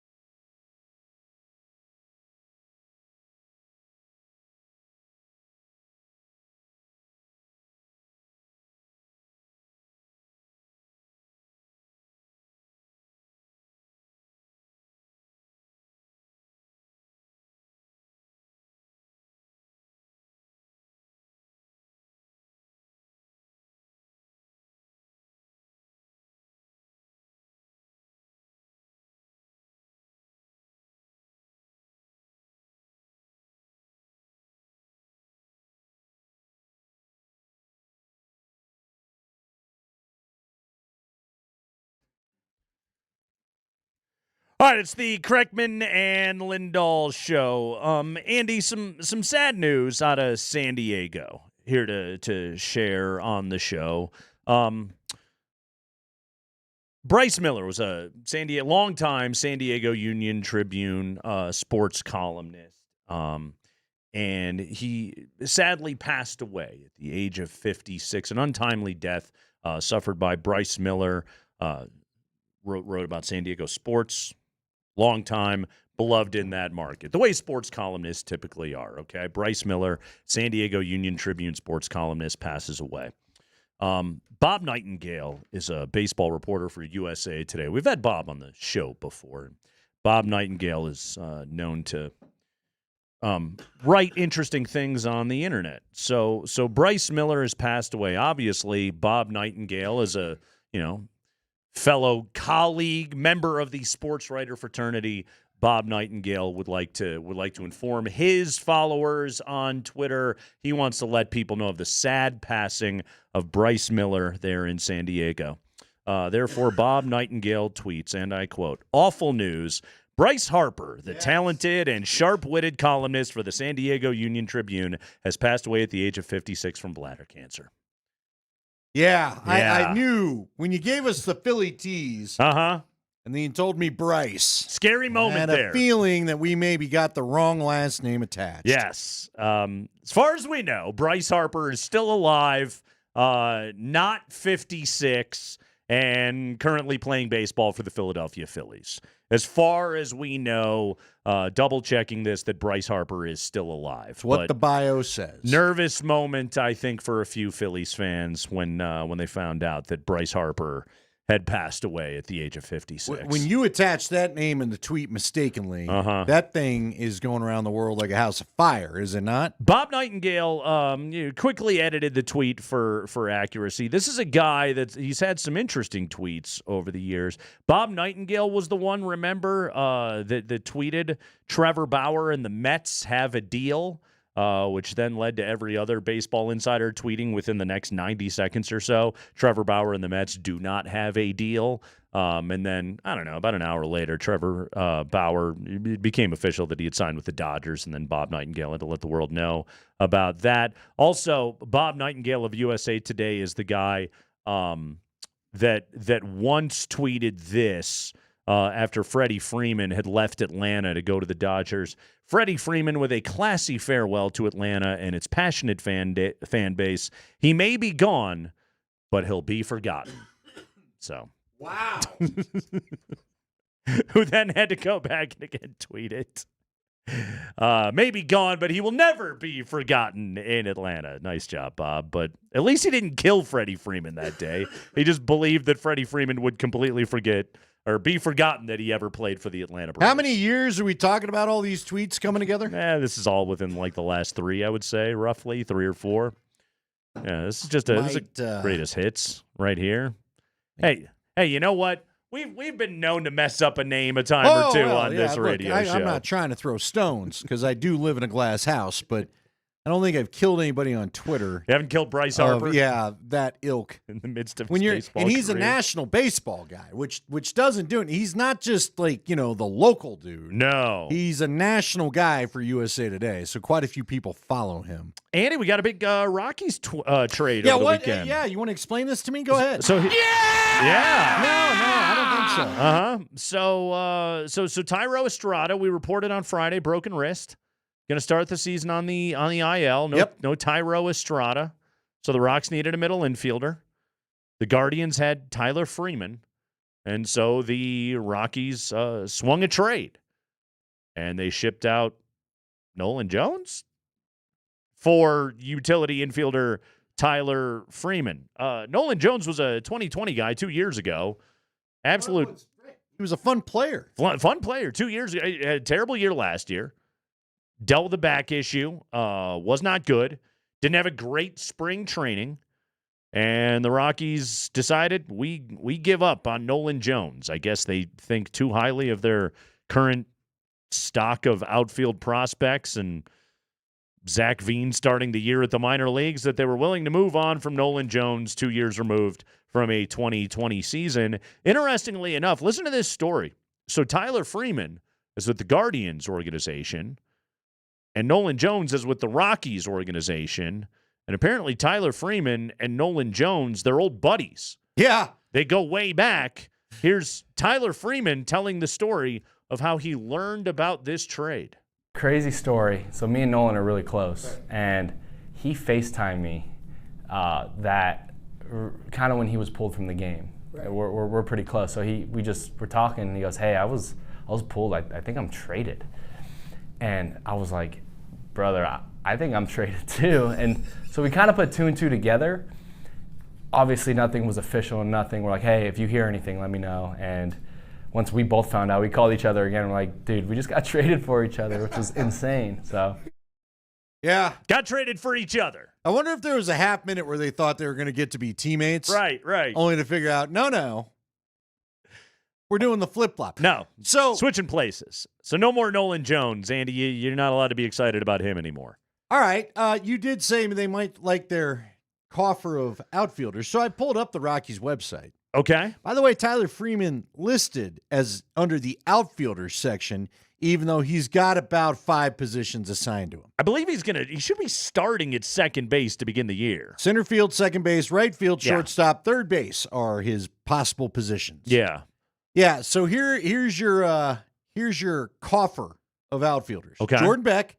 Yeah. Sean Bouchard. Uh-huh. Our favorite, Chris Bryant. Sure.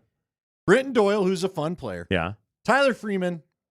And the guy, did Sam Hilliard finally turn it around last year? I'm trying to remember. He made the big league club. Did he do all right? I don't. No. I feel like, he's a guy. He's a guy that's a Rocky, right?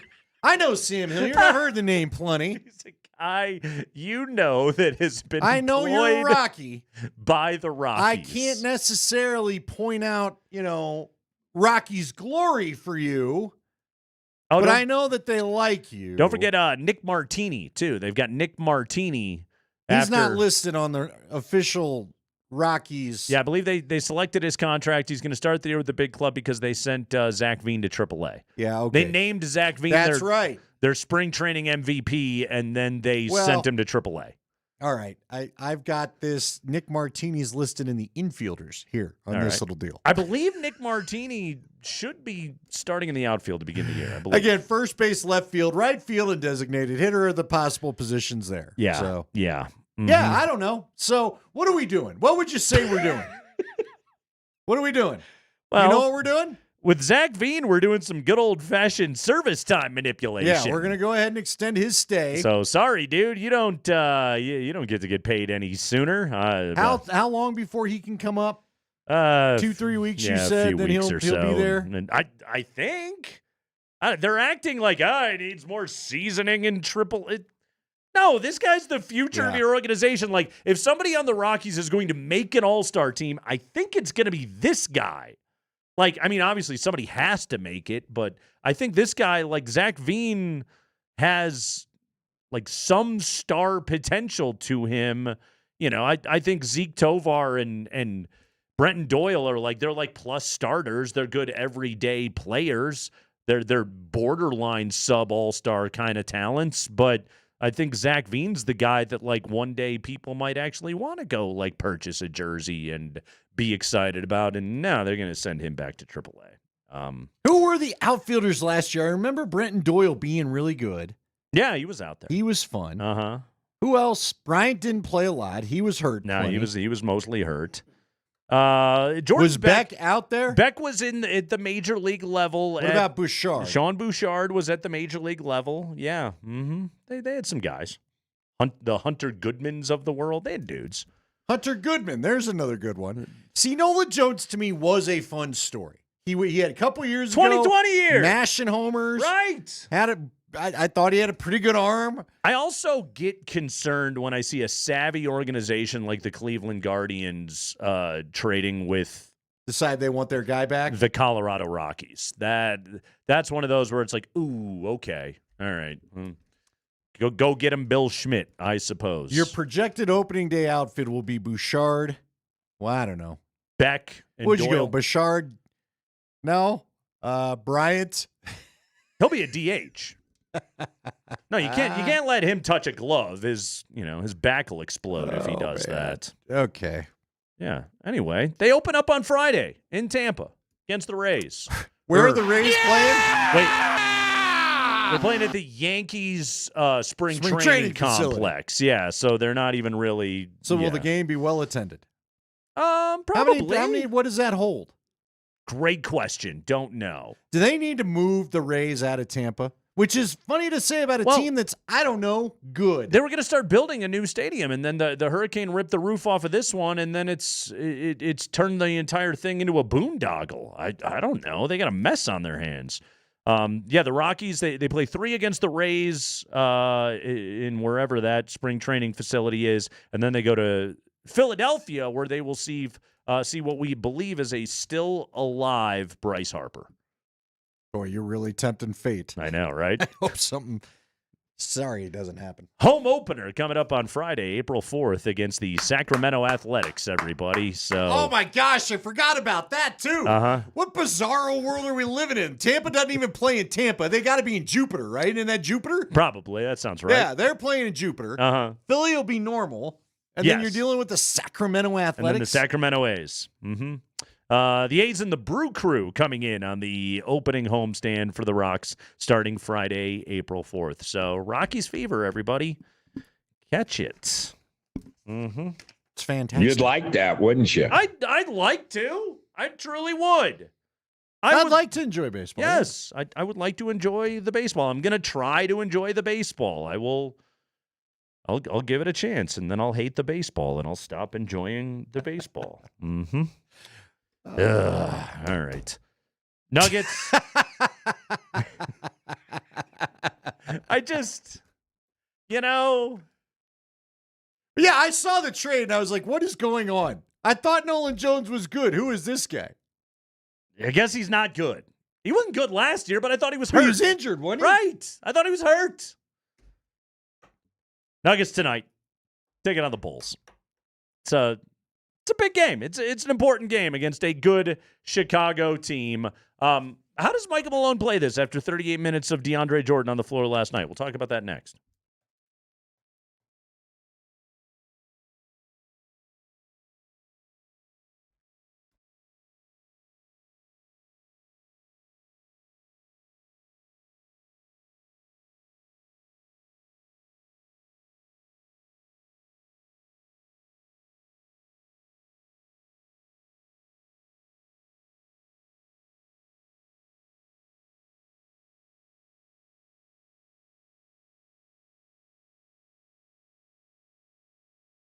Hey guys, Andy Lindahl here for the Rocky Mountain Men's Clinic. When dealing with the issue of erectile dysfunction, you want the right treatment for your specific medical situation. Every case is different, and finding the right treatment can mean the difference between just an okay experience and an amazing one. If you're going to the Rocky Mountain Men's Clinic, they're going to hook you up with the right treatment, and that's important because you're not going to deal with this issue to get back to just mediocre. You want fantastic, and that's what they can do for you at the Rocky Mountain Men's Clinic. Don't let this be an intimacy destroyer or relationship destroyer. Go get things handled at the Rocky Mountain Men's Clinic. They have treatments that work when pills and herbals fail. Treatments with success rates well over 90%, and some that'll have you lasting an hour or more if that's what you seek.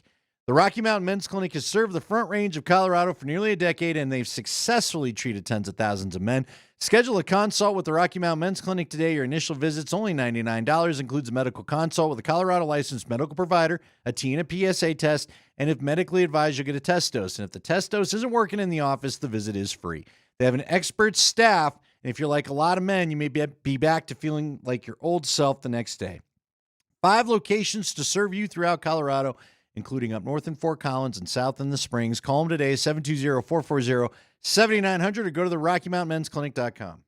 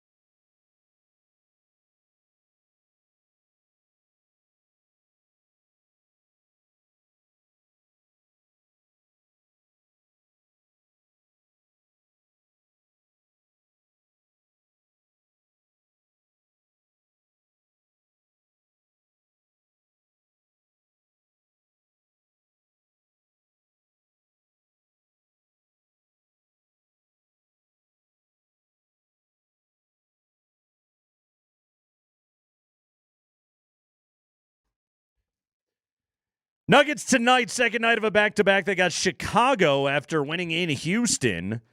Bulls have been good of late. They're not a good team overall, but they have been good of late.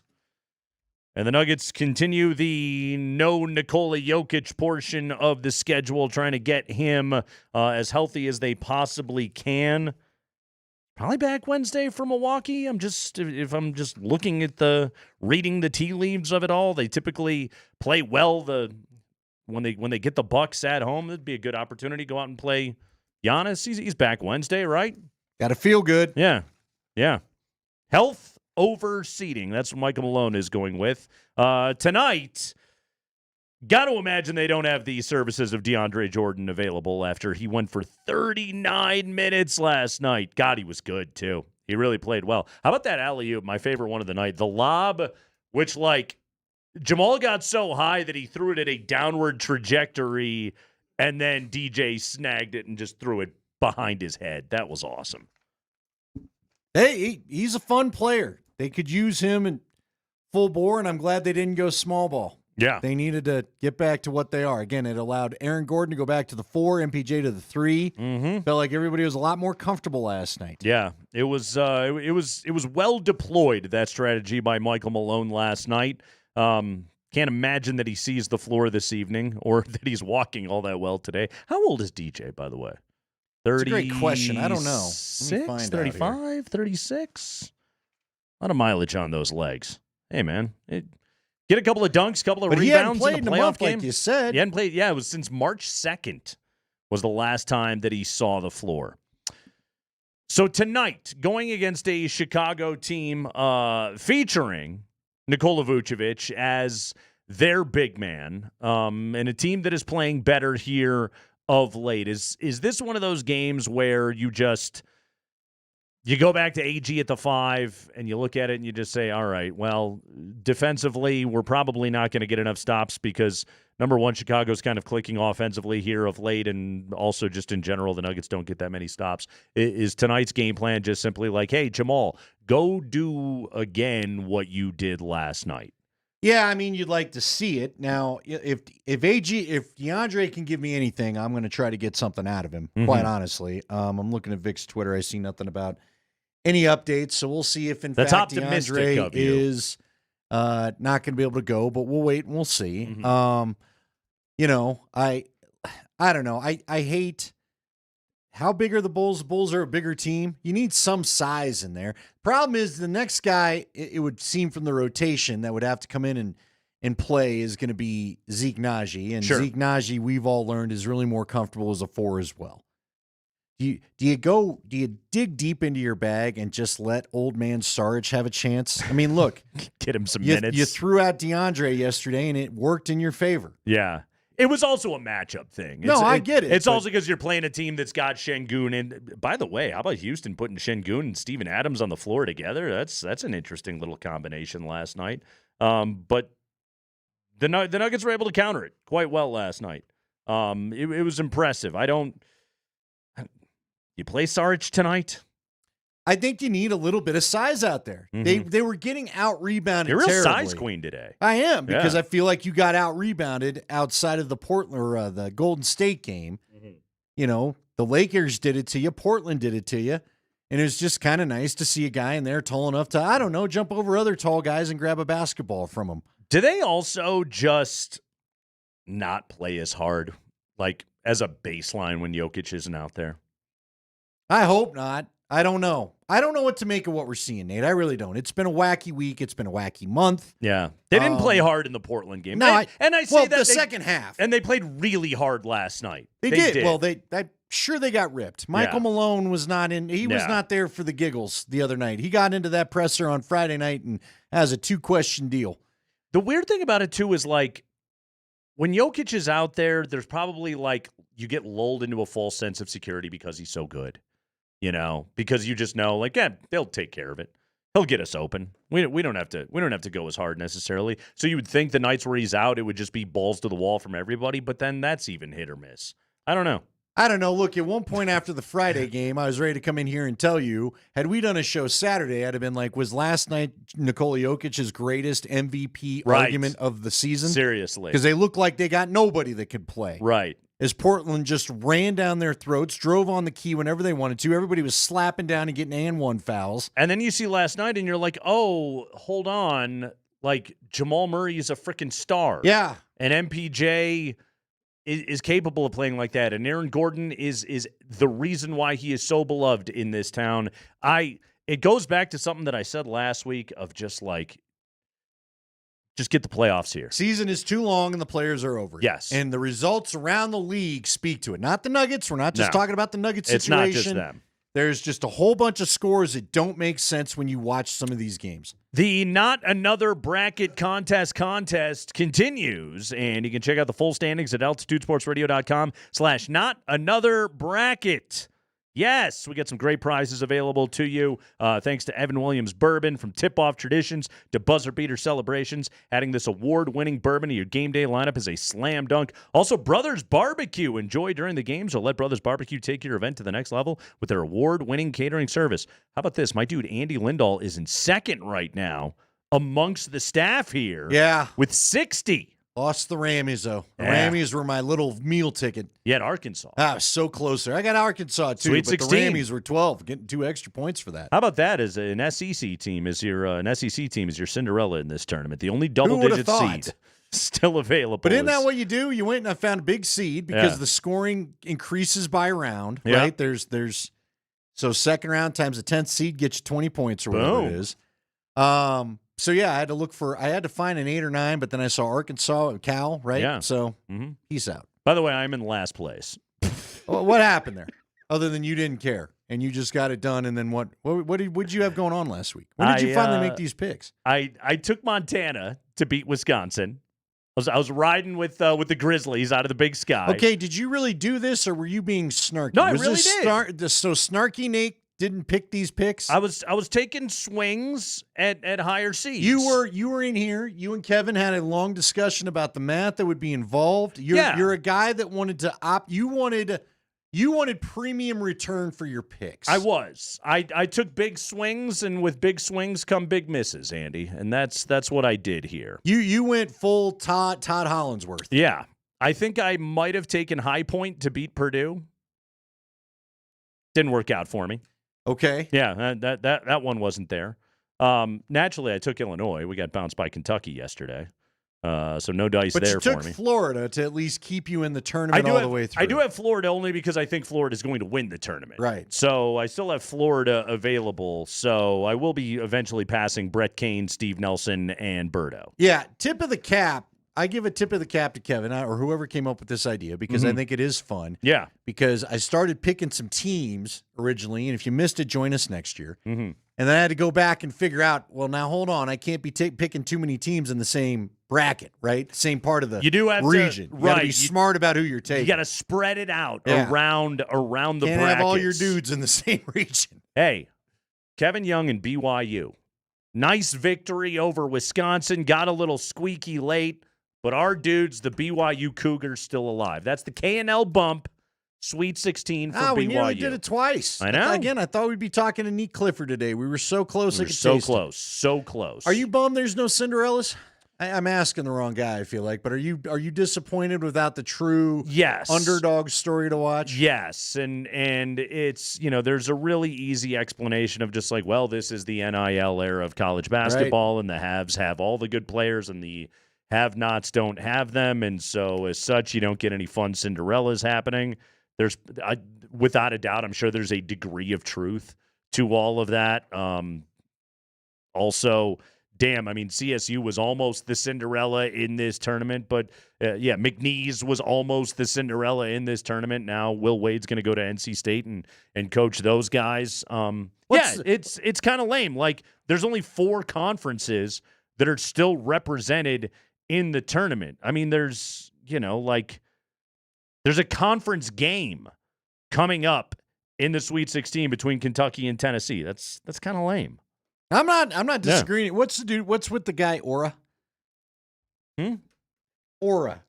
right? The mascot, isn't he McNeese's guy that plays the boombox and leads them out? Yeah. Uh-huh. I haven't cared enough to delve into where did this guy come from. He was a good little He's the story. sister Gene of this tournament, though, I take it? He went kind of viral. Okay. And this was weeks ago. Like, he'd have the boombox sort of like on a big strap around his neck, and he'd walk out and bump in whatever tune it was, and people got excited about McNeese basketball.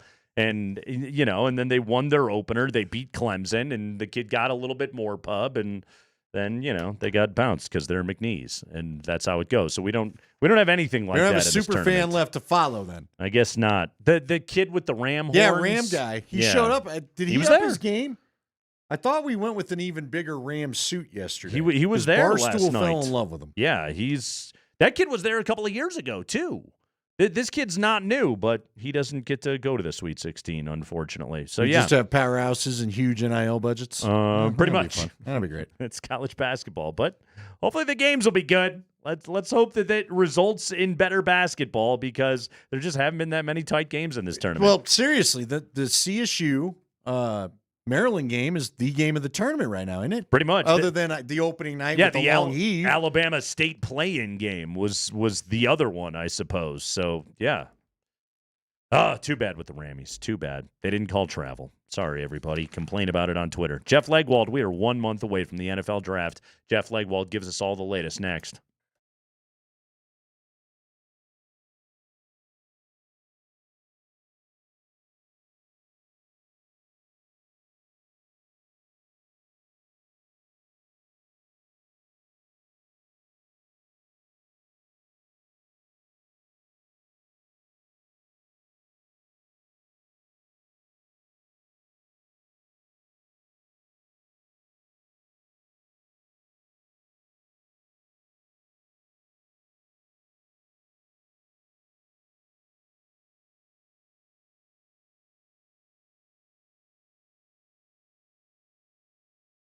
Hey, it's Nate Kreckman for Roller Auction. They have got some great auctions available for you to be able to bid right now. Go to roller.bid and check out all the auctions that are up right now at Roller Auction. If you are looking for great merchandise at wonderful deals, go to roller.bid and check it out. You never know what kind of gems you're going to find, including right now, they got an auction available to you from some former Subway locations, some walk-in refrigerators, some good stuff available to you. I was checking out that slicer on there. I want to go Kramer and start slicing my own cold cuts right there. Also, check out this vehicles, contractor, and rental yard equipment auction that's available to bid right now. Though this is going to close tomorrow, so get on this quickly. Plow trucks and vehicles, high-reach equipment, UTVs, trailers, and so much more. Go to roller.bid in order to be able to bid on this auction right now. Again, that website is roller.bid, the March 2025 vehicles, contractor, and rental yard equipment auction available for you to be able to bid right now at roller.bid.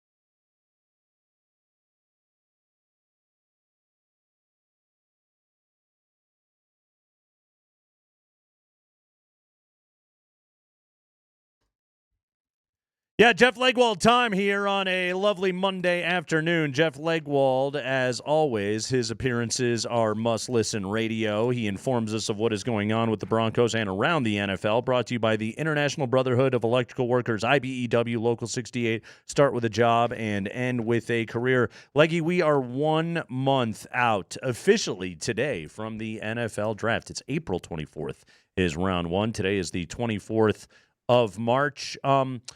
What do the Broncos need to accomplish in the next 4 weeks here? What are the internal? What do you think the spiciest internal debates are right now down at the facility? Well, I mean, they're probably all spicy at this point. This is where they get everybody's opinion right now, and like all teams, they're making the pro day circuit. I mean, Cam Ward's pro day was today, so. They've got people out on the pro day circuit, and this is when you would do some top 30 visits in your facility too. So you're dialing in. If you're the team, you're dialing in on the people you're really intrigued by, or the people you think you need one or two more nuggets of information, to make that decision. Like, it's a little inside baseball, but, you've watched a couple of these drafts with this regime now. Currently, what is the dynamic between ownership, Sean Payton, George Payton, scouting department, and everything else? Like, who gets lead billing in these discussions? Who has final say? What have you been able to glean from how this group makes these choices? Well, they're like a lot of teams. The head coach is going to have an awful lot to say about what the framework is for what kind of player he wants. Now, the thing that's intriguing here, or a little different these days, is Sean Payton definitely works off a Bill Parcells model because that's his mentor in many ways in coaching. And Bill Parcells had a very definitive idea of what height, weight, size, speed of prospects at every position should be. There was a very definitive framework of what they wanted at each spot. And I think they are a little more defined in that way with Sean Payton running the show. I think George Payton, the GM, has worked with so many people through the years. And, George came up from scouting all the way through scouting, from the lowest rung of the ladder to being a GM. So those kinds of guys can work with anybody. They're very good at adjusting, what the scouting staff needs to find for the coaching staff. And I think that's a big thing too. And they make makeup a big part of the equation. Everybody does, but it's a really big part of the equation here. I think they would lean harder toward a player with the kind of attitude and just sort of demeanor they want if the athleticism is close, whereas some teams lean hard into the athleticism and say, we'll fit a guy in. Leggy, of the positions they'll be interested in, which one is the thinnest? Where you may say, hey, pick early because once the top is gone, there's not a lot left. Yeah, Andy, I think in some ways, if they were interested in a corner who could contribute in some way in the nickel or something, or some of the edge players, if they wanted another edge player, depending on what the future of, say, Benito is here or any of that, I think those two spots, you better go for the gold early. And always offensive tackle. It's a pretty good class, but if you want the guys who can really, really play for a long time, those are at the top of the board. Leggy, as you have been diving into it, where are you coming down on Luther Burden III, the wide receiver out of Missouri? He's a phenomenal prospect, but like you talked about before, profile. He doesn't seem to fit the profile of a Sean Payton wide receiver. Well, he's got a little size, and I think that makes him sort of, I think when you're looking at wide receivers for these guys, you want to start with the big guys and work back from there. But, I like him as a player. I've talked to some, scouts who really, really like him. So But wide receiver over the years, especially over the last 10, 15 years of this, I get more divergent opinions from the evaluators on wide receivers than I do at any other position. Like, you'll talk to one scout and they'll love 3, and then you'll talk to somebody else and they can't stand those 3. So, I mean, it's just the weirdest thing ever. But I think because so many people throw the ball in college football now, that is perennially one of the positions where you're going to be able to find whatever you're looking for in a productive player.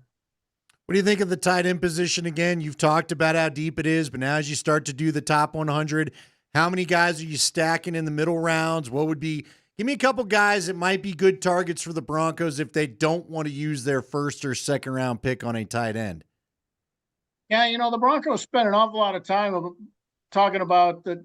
They want the guy who can become a pretty good blocker as well as being a receiver.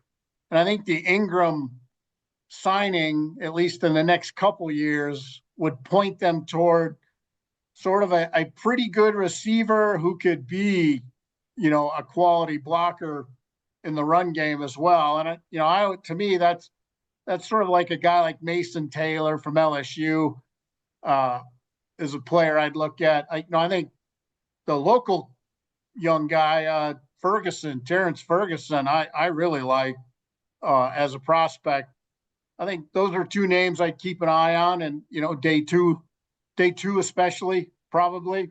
And then I think the young guy from Notre Dame, Mitchell Evans, I think has got a good look about him. Maybe that's a late day 2, day 3 pick, depending on who you talk to. Yeah, good teams get starters at those spots. Jeff Legwold of ESPN is with us. We're a month away from the NFL Draft. Leggy brought to you by the International Brotherhood of Electrical Workers, IBEW Local 68. Start with a job, end with a career. Leggy, let's talk about the quarterback carousel. Aaron Rodgers technically is not a Steeler yet. Russell Wilson technically isn't on any team as of yet. And how is that all going to impact what happens with Cam Ward, what happens with Shedeur Sanders? Give us the best Jeff Legwold forecast that you can when the dust finally settles on where these quarterbacks will all be. I think the Rodgers thing's intriguing. I can't understand how anyone in the NFL could have watched how that unfolded in New York and then say, let's hurry up and get that guy in this building. But it just proves the supply of quarterbacks will never meet the demand. So I think most people feel like the Steelers, because of the way they're built internally, resemble Green Bay the most of what's out there. Family ownership. Green Bay is sort of publicly owned, but it's run like a family ownership team. And there's been a lot of talk about, is that it's ironic that he's looking for what he had in Green Bay now, but that he's looking for a situation like that. And I think players all over the league respect Tomlin, and how he handles things and how he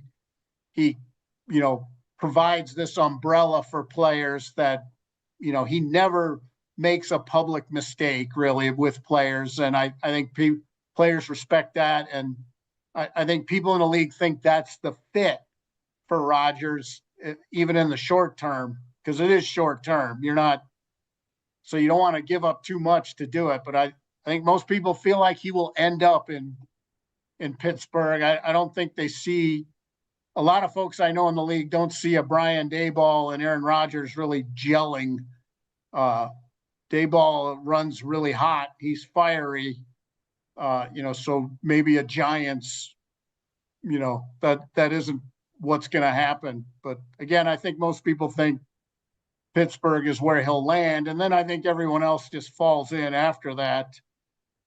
Hard for me to believe that the Titans aren't weighing Cam Ward vigorously for the number 1 pick. I mean, there were more people at Miami's pro day from the Titans than in the Titans building, in Nashville today. So they brought everybody to the Miami's pro day. So that tells you, and I would almost bet, a lot of money that they have a private workout with him tomorrow in some fashion, or at least some kind of private setting with him tomorrow. All right, what about Kirk Cousins? News comes today he'll waive his no-trade clause once the draft has been completed. Is he going to find a new home, or do you think he keeps playing poker in Atlanta?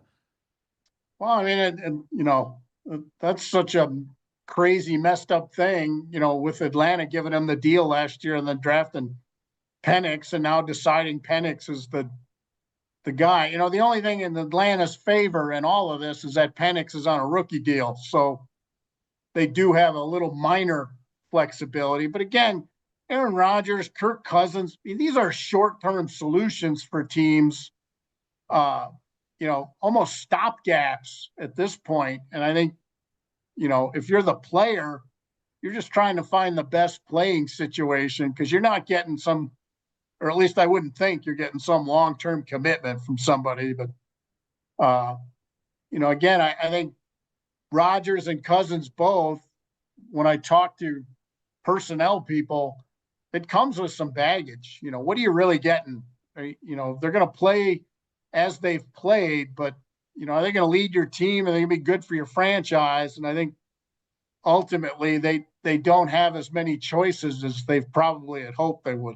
You're a year off of heavy scouting of J.J. McCarthy going into the draft. Is Minnesota making a wise choice given how good their roster currently is to hand it over to a dude who has yet to play in a regular season game?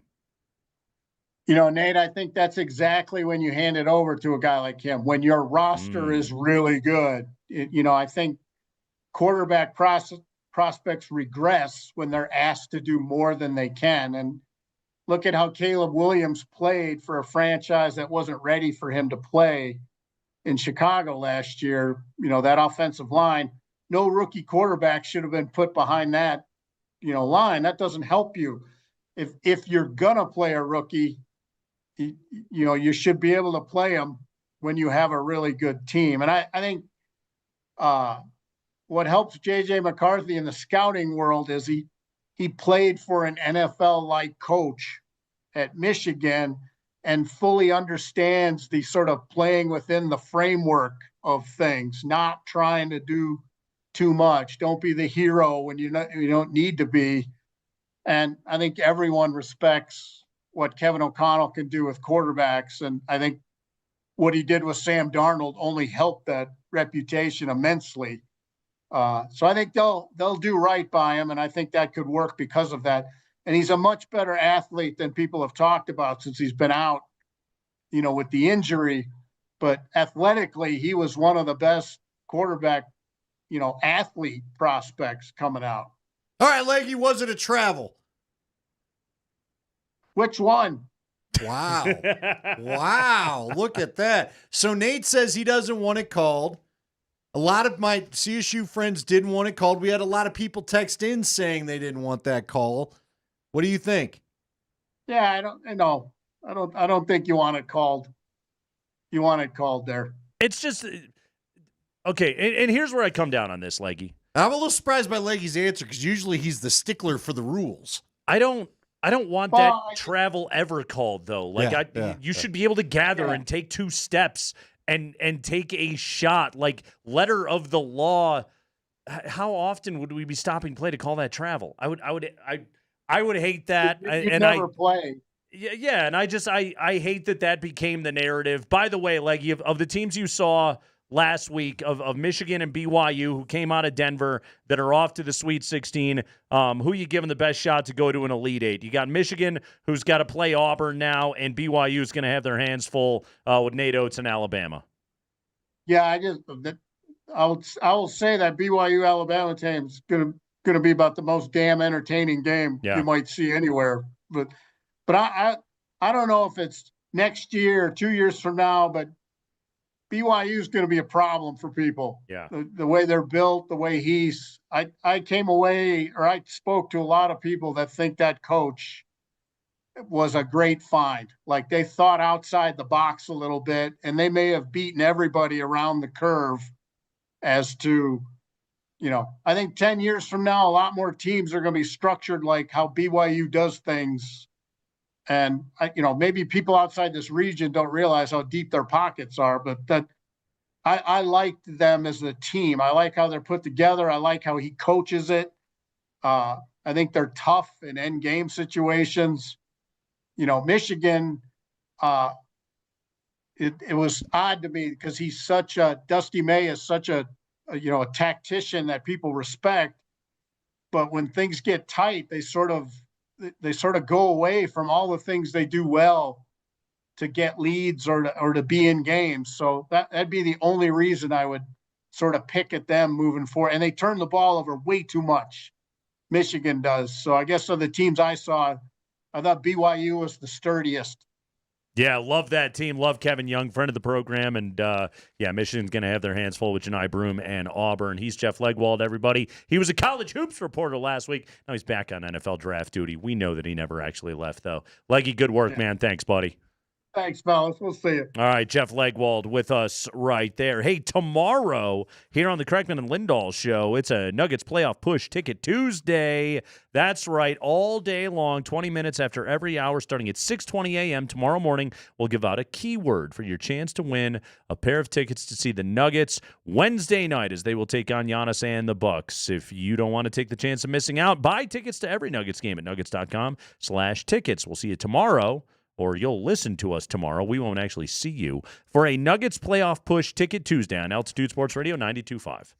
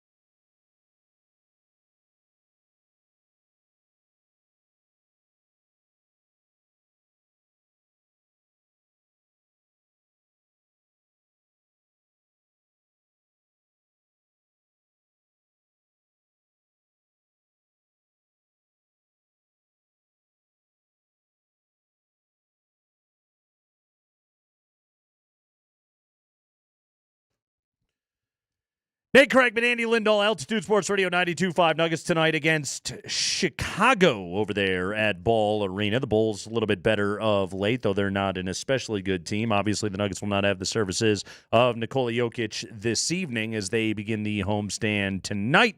Jokic resting up and getting healthy while his teammates basically just have to keep this entire thing afloat, which they're generally doing. Nice win over Houston last night, snapping a 9-game win streak for the mighty Houston Rockets. Fast break points, 14-0 in favor of the Nuggets, Andy. Second chance points, 20-10 in favor of the Nuggets. What does that tell you? In that game, that's They good. did some rebounding. You're hitting the offensive glass. Did a That's little rebound. Nice job right there. That was a little Issue better. there for a minute. Yeah, they got destroyed on the offensive glass against Portland. That said, they didn't really do anything particularly well against Portland. It's a problem against L.A., too. The other night, Michael Malone, pretty mad after that Portland game. Nah, he wasn't in a good mood. Yeah, he wasn't too happy. Here was Michael Malone just tearing into his team after they lost on Friday night, which is kind of interesting to listen to today in the context of them going in and beating a very good Houston team. Yeah, that was embarrassing. And that was just a joke. Who are we kidding? 11 games to go, and that's the effort we put forth. You know, I'm embarrassed by that game and our approach and how we played. 26 points on the offensive glass. Rebounding is effort. Rebounding is toughness. Rebounding is desire. And they just kicked our butts on the offensive glass. And then we give up 25 points off our turnovers. So 51 points. 51 points off of rebounds and turnovers. We had 18 blow-bys. All they ran tonight was pick and roll. Let me get the matchup that I want. I'm going to go one-on-one. And they beat us every time. And the few times they did miss, they got every offensive rebound. So I don't know what our guys are thinking with 11 to go. And I challenge them to look at the standings, look at our remaining schedule, and if we continue to play the way we're playing, we will be in the play-in tournament. Very simple. That's just the way it is. And I think each guy's got to look themselves in the mirror and start coming to each respective game with the proper mindset and have some pride. I didn't think we played with any pride tonight. They did yesterday against Houston. How much do you think it was the message, Andy? I think the message was part of it. Yeah. There was a better effort yesterday. There was, for but damn you also sure. changed the lineup. You played a lineup that made sense. Mhm. I think getting look, man, DeAndre went 2 weeks without playing a game. 3 weeks. Okay. I don't understand. You don't have a lot of bigs to begin with. Why did he just disappear? That's what I don't understand. And I know the small ball worked against Golden State, but then I think you stayed with it too long. My theory is he wants to use DJ in the playoffs, and he's trying to get him there. DJ played more minutes already this year in a Nuggets uniform than he did his two prior. I believe the only explanation that makes sense to me, because you're right, like DJ was in the rotation and then he was out, is Malone is just trying to basically bubble wrap him until the postseason as much as he can. Which I think that he went with DJ to start that game yesterday. It worked, and he was just like, all right, I'm riding this the rest of the way. This is going to be my lineup for the rest of this game here tonight. And it was effective, man. DJ played phenomenally. 15 rebounds yesterday. He's still, like, if you look at, like, per 36 numbers, like, DJ's rebounding is still right at the top of the NBA. He is still elite at being able to do that job. It's just, you know, it's diminishing returns when you try and do too much of it. Well, I don't disagree with that. Last night was great. You get to a point where we saw it last night. It's not like some of his flaws on the offensive end of the floor didn't show up at times. Sure. Not quite in the rotation for the passing, if you will. Hey, he's old DeAndre Jordan. Yeah, but he has again, value. It's why he's on this roster. I agree, and I think I will say it again. I do think now. Look, maybe he comes out tonight. The legs are shot because it's 2 in a row, and he doesn't have it. I checked Katie and Vic's Twitter. Still nothing about who's in, who's out. I'd be really surprised if he plays at all tonight. But I'd give it a go, and I'd just see. And if it gets away from you early, I guess it gets away from you early. I look, this has just been it has been a weird year, man. And I think The players look pretty frustrated to me. Here's my thing, Nate. I think everybody left Portland frustrated. Yeah. I didn't see a lot of kumbaya vibing off the TV there. Mhm. So I don't know what took place in that hotel when they got to Houston, but I'd be real curious to get the story. Well, and I think there's something to when you watched it last night. A little more connected, as Coach likes to say. The bench was up. Yeah. There was a spirit to the group. Basically calling out your team and calling their effort pathetic. You only get a couple of those a year. Malone decided this was an opportunity to go and do it. Part of it was I think he knew how badly they needed that game last night. That's a big standings game.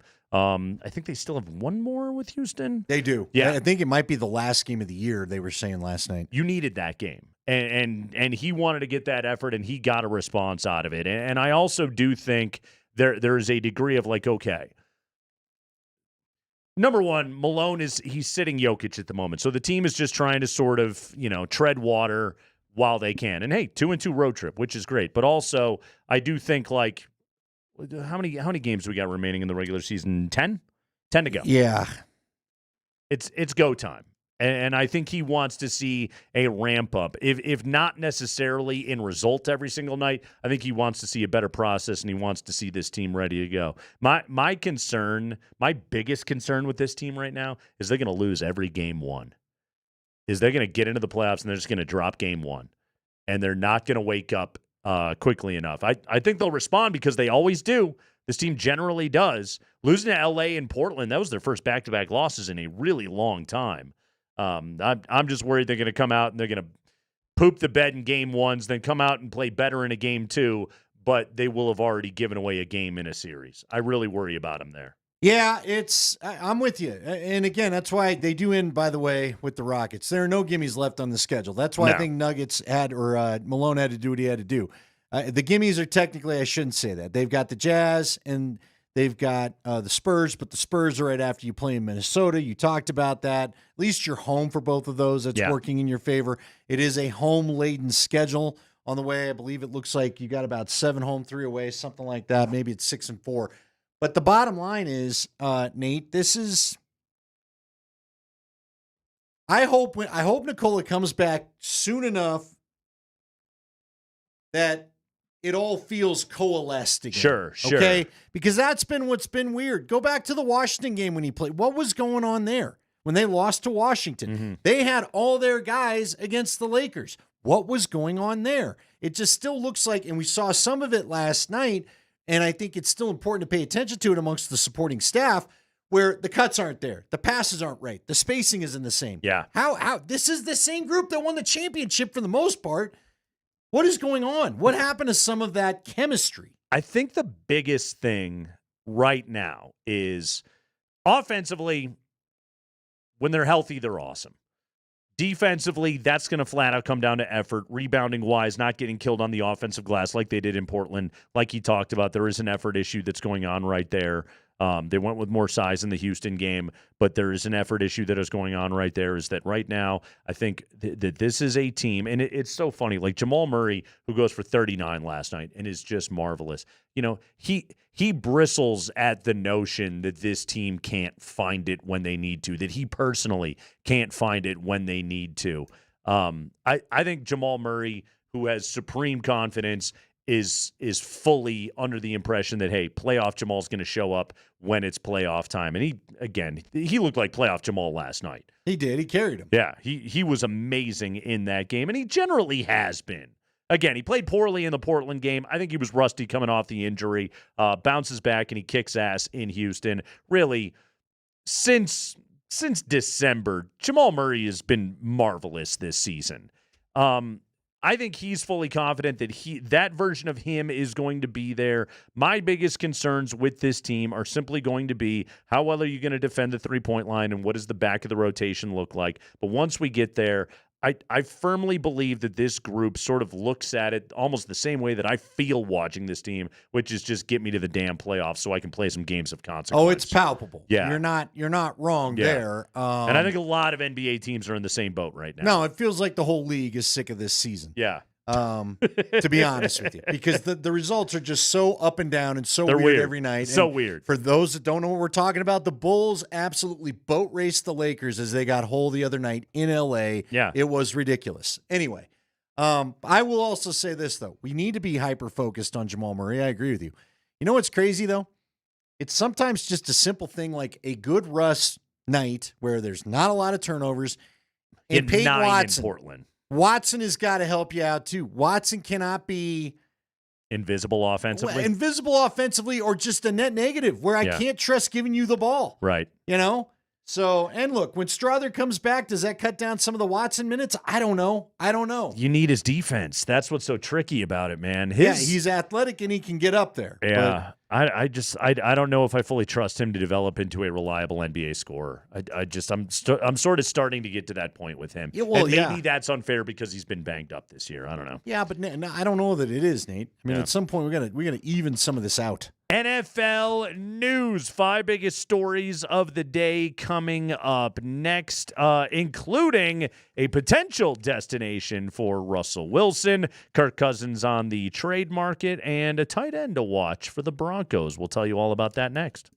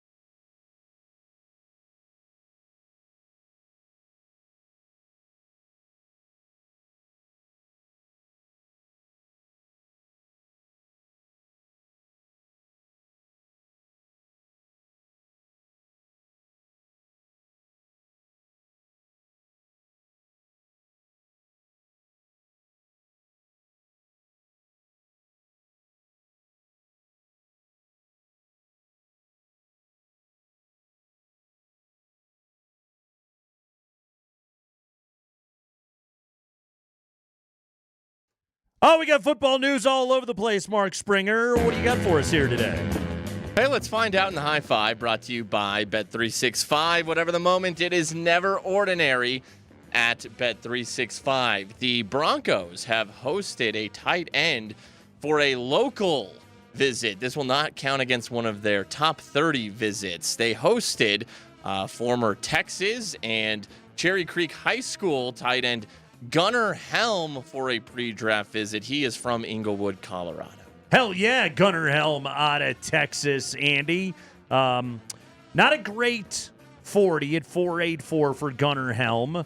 But a big dude, can block a little bit. Local product, obviously. Played at the University of Texas and could be something that the Broncos go looking at a little bit later in the draft. Jeff Legwold had kind words to say about Gunnar Helm earlier today. Yeah, and Helm, remember, sprained his ankle bad, put it out on social media. The thing looked nasty, and he still fought through all the combine drills, so I'm sure he's hoping to improve some of his numbers at the Texas Pro Day.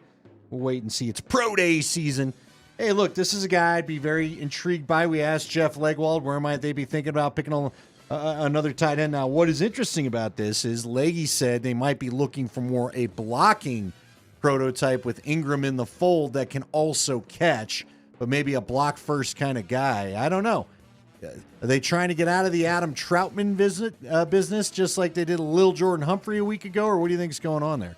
Great. They just need more tight ends. I mean, Sean still loves Adam Troutman, right? I believe so. Doesn't he? That's a Saints guy through and through. So, but remember, Troutman signed back late last year too, I thought. Yes. So currently, Lucas Kroll is still in our life. Nate Adkins is technically still on the club, and somebody named Thomas Yasmin, who wears number 86. Andy, knew a girl named Yasmin. All right, I know. No, Thomas Yasmin. I know. Was it Yasmin Bleeth from Baywatch? There you go. Mm-hmm. Yeah. Sure. Thomas Yasmin.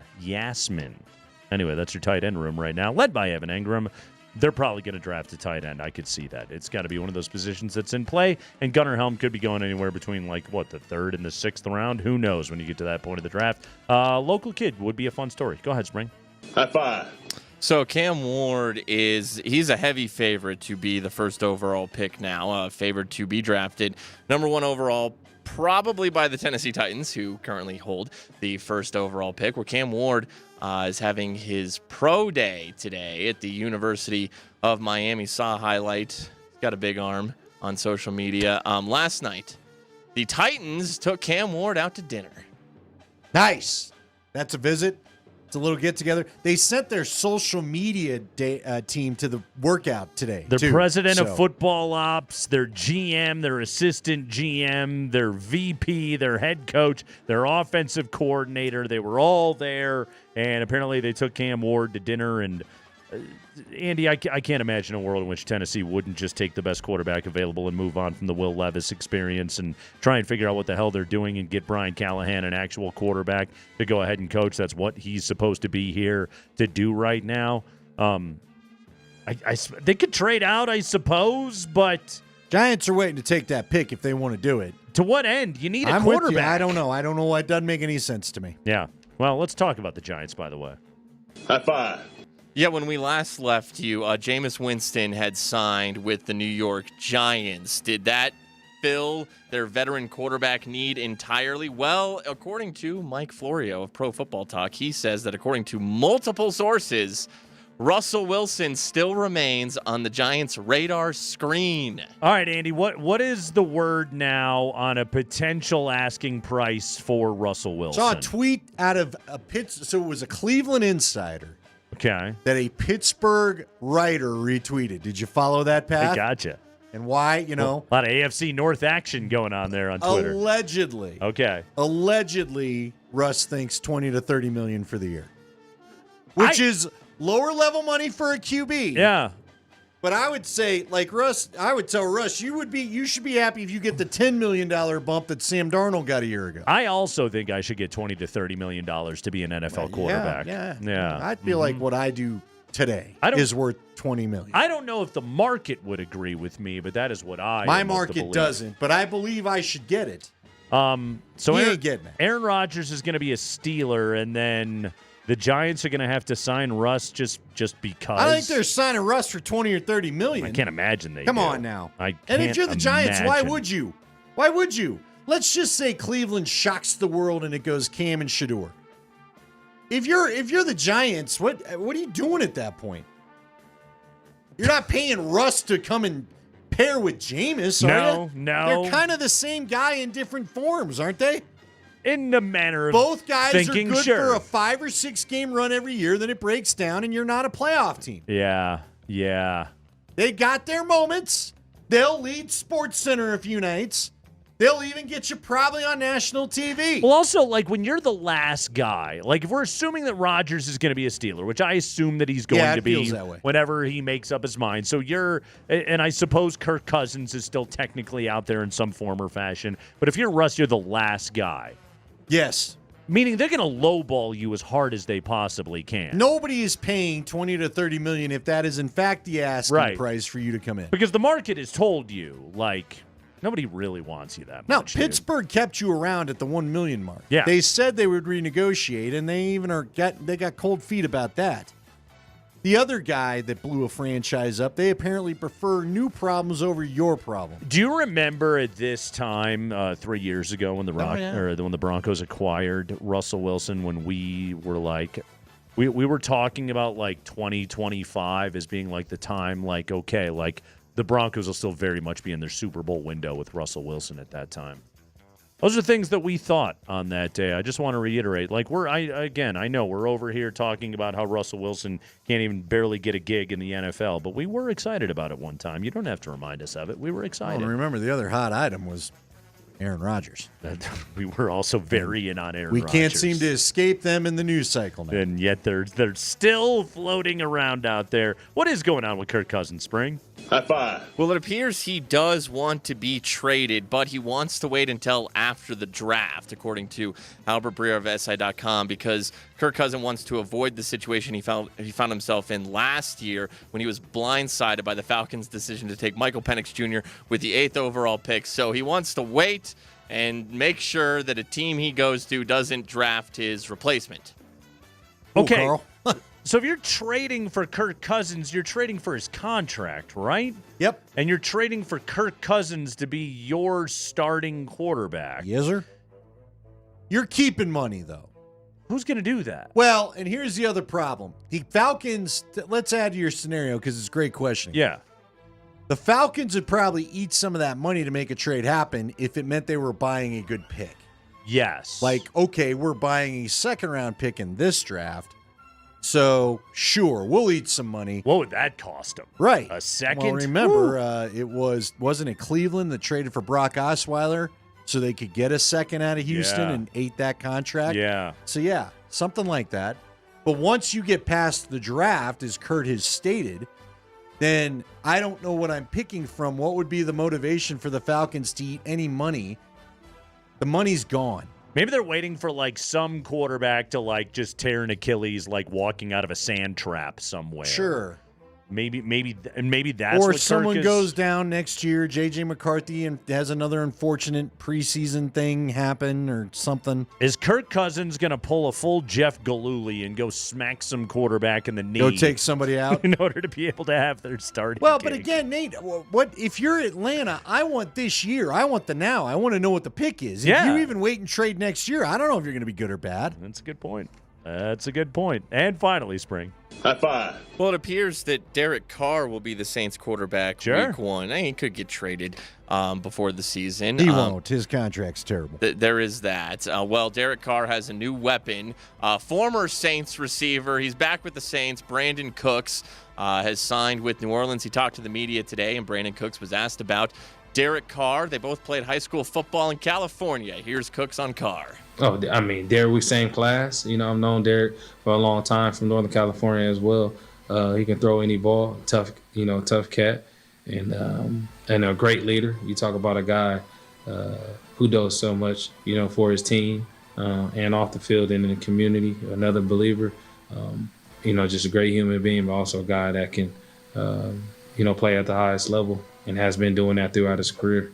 Aren't these very similar to the comments that Kellen Moore made after he took that job? Yep. And then the follow-up question was like, oh, so he's going to be your starting quarterback, and then he wouldn't commit to it, and then eventually he had to commit to it because really they didn't have any other choice? Yeah, the cap hit's too gross. Uh-huh. So they're stuck with him. Quarterback purgatory is a hell of a place to be, isn't Well, it? and now the thing about it is quarterback purgatory used to just mean I have a guy good enough to not get me – I just win enough to not draft a great one. Now you've paid these guys. Yeah.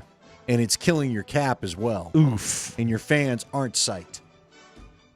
Remember quarterback purgatory? We don't have that problem anymore. Yeah, we got Bo Nix on a rookie deal. You just calm down. You got. I think you're right. You got Hufunga. Let's not hex it. You got Greenlaw. Yeah. The Broncos. Yeah. You're actually building a roster right now. You know what's crazy is next year a lot of that money finally goes away. I mean, I'm not naming the guy to an all-pro team, but like he's a viable NFL starting I'm not quarterback disagreeing with you. on a rookie deal.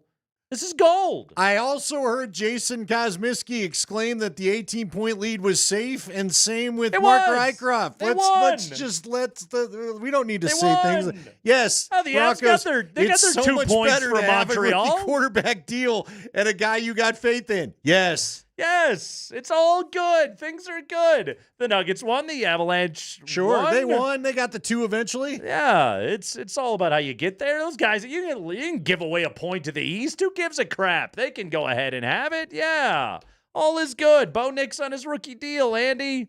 They wanted to invite him to the Pro Bowl. Yeah. He didn't want to go. He's like, I'm on a sweet boat. No, I'm not coming to the Pro Bowl. I gotta have back I'm having surgery. my own Pro Bowl right now, pal. I gotta No. get back on my lacrosse ball. Yeah. I'm not going to the Are Pro you kidding Bowl. me? I'm on a yacht. You want me to Yeah. come to Orlando and go run around and flag football? No, thank you, sir. This is what I'm saying. Like, things are good right now. Yeah. The Nuggets are going to have a top 4 seed in the West. The Avalanche are going to probably See, end up again, playing you're making Dallas. me nervous. There's All a is lot good. of undecided. You're just making proclamations left and right. The Broncos got seriously, the Nuggets have a guy that's going to finish top 2 in the MVP. The Avalanche have a guy that's going to finish top 2 in the MVP. he may win it. Probably. He might win the damn thing. Jokic could still win the thing. That's not all said He and should done. win the thing. Have we seen Quite how yet. it's gone without him? Yeah, the Broncos they're spending money in free agency. Why are we so down around these parts? Because when you point these things out so emphatically, it seems to go the other way. When we acknowledge that we're living in a good time, come on. Listen. The sky is not falling. All is great right See, now. and you got my Nuggets worry up too. They're sitting at 45 wins. Lakers 43, Grizzlies 43, Warriors 41. Just let it be. They got 45 wins. Let's not be sad about it. Come on. I'm not sad. I'm saying don't mess with things. It's what you do. We've got good teams. Let's They're freaking not act going to like lose it. to Washington. Narrator, they lost twice to Washington. They just beat Houston. They just snapped. After losing to Portland, They leave it alone. The Blazers are playing better. They beat a very good Houston team. They snap a 9-game win streak for the Rockets. Yeah. They go 2-2 on a road trip without their best player, and we have to be sad about How it. have you played soccer, right? I did. Did you ever have a chance to go talk to your goalie about the shutout? Is that as big a deal in soccer? No, it's really Because not. a lot of times you're just No. hoping to get the goal. Exactly. Exactly. Yeah. It's not as unusual, shall I say? Yeah. You still don't talk. No, to you them. know me. I'm a talk about a no-hitter. What? guy. Yeah, I was gonna say, did you go up to the pitcher into the 5th inning? You know, this no-hitter's feeling pretty good. Oh, Pal. How about you? 100%. Yeah. Oh, 100%. They kicked you out of the infield. Exactly. Meeting. They break it up. Where were you? Yeah. What was your position? No, you Shorty? talk about these Were things. you a shortstop? I played shortstop and I pitched. Yeah. Did you just go out and yell at everybody? Oh, I've got a no-hitter. Oh, you better believe that I went back to the dugout after a 3 down first and was just like, hey, still got the no alive. Here we go. I was Did your telling coach everybody. freak out? Was your coach? Hey, shh. Jim Van Fleet, he was up to his own stuff back then. By the way, I realized something recently. Yeah? As I was watching Fred Van Vliet last night playing against the Nuggets. My high school baseball coach was Jim Van Fleet. So the class that was above mine was like really good. There was we had 2 all-state pitchers, right? And so basically, like, that was the class above mine. My junior year of high school baseball, I was the number 3 starter on a 2-pitcher staff, all right? Which goes to show you my value to that team. But anytime one of our dudes would get in trouble, like in the 3rd inning or whatever, Jim Van Fleet would just be like, Kreckman, get loose. And then I'd have to, like, me and the backup catcher would have to go jogging out to the pen to start warming up.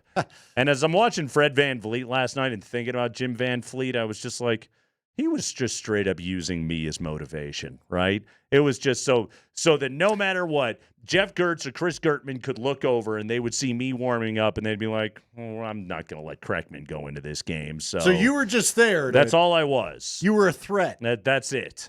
That was my the entire unspoken threat. That was my entire role that year on that ball club. Was your guy Van Fleet, Jeff? Jim Van Fleet. Van Fleet. Jim Van Fleet. Was he wearing the bike shorts? Was he bike shorts? He was. Guy He was a at bike. practice. He was a bike shorts guy. Bike brand shorts bike for those, brand. not cycling shorts. Yeah, youngins. Bike brand shorts and always Socks like up to the calves. Like nice tin of skull right there in the back pocket. Yeah, That nice circle. Right there. Worn out of the pocket. With his fungo bat. Yeah, and his dirty ball cap. Didn't matter. Like weather always sucked in the spring, so we'd have to have like practice in the parking lot. Didn't matter to him that we were on pavement. He'd still just hit peas at you. Exactly. How's your dental work, kids? I'm about to hit a bullet right into your face. Hey, you think you got the reaction? Let's find out. Well, it turns out in Colorado, most of our dirt fields played like concrete. Exactly. So really, it was getting you ready for what you needed. Exactly. It's all you needed. But yeah, hey, you know what? Everyone's got a role on a ball club, Andy, and that was mine.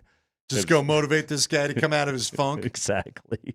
What'd you do when you get down there? I could see you being up to some chicanery. Were you unsupervised when you got to the pen? When it was time to warm up? There's no coach that went with you, right? At first, I always took it seriously of like, all right, well, I should let's warm go. up. I need to lock in the event that I have to go in. And then 3 innings later, when I'm still out there, on my 150th pitch of the day out in the pen, it was just like, I might not get in the game got today. your hands know, up guys. on the fence just watching this thing. Exactly. I need more seeds. This is a waste of my time. Now, hold on. Were you ever guilty of a comment before you got sent out there? Oh, no. Is it possible the Kreckman charm I had a good attitude. got you sent out there? I had a good Just like at Altitude Sports Radio, Andy, I was Mr. Team Player. Yeah. Mr. Good Attitude. But I imagine Mr. some of these First to volunteer and sign up to do everything. Some of these tweets you send during games that can be irritating to the actual fan base that cares. I could see you dropping a comment. Boy, you know what would help this inning? If our pitcher could miss some bats. I could just see you dropping one of those and then Van Fleet deciding you need to go warm up in the pen by yourself, at least with the catcher. Might have happened every now and then. Yeah, okay, all right. Exactly. Yeah, I'm sure you had your sports takes early. Team player. You didn't just turn 20 and get sports takes. Nico Medved is off to Minnesota. His Rammies are absolutely done. Was it traveling? Was it not? Why we all need to shut the hell up about it next.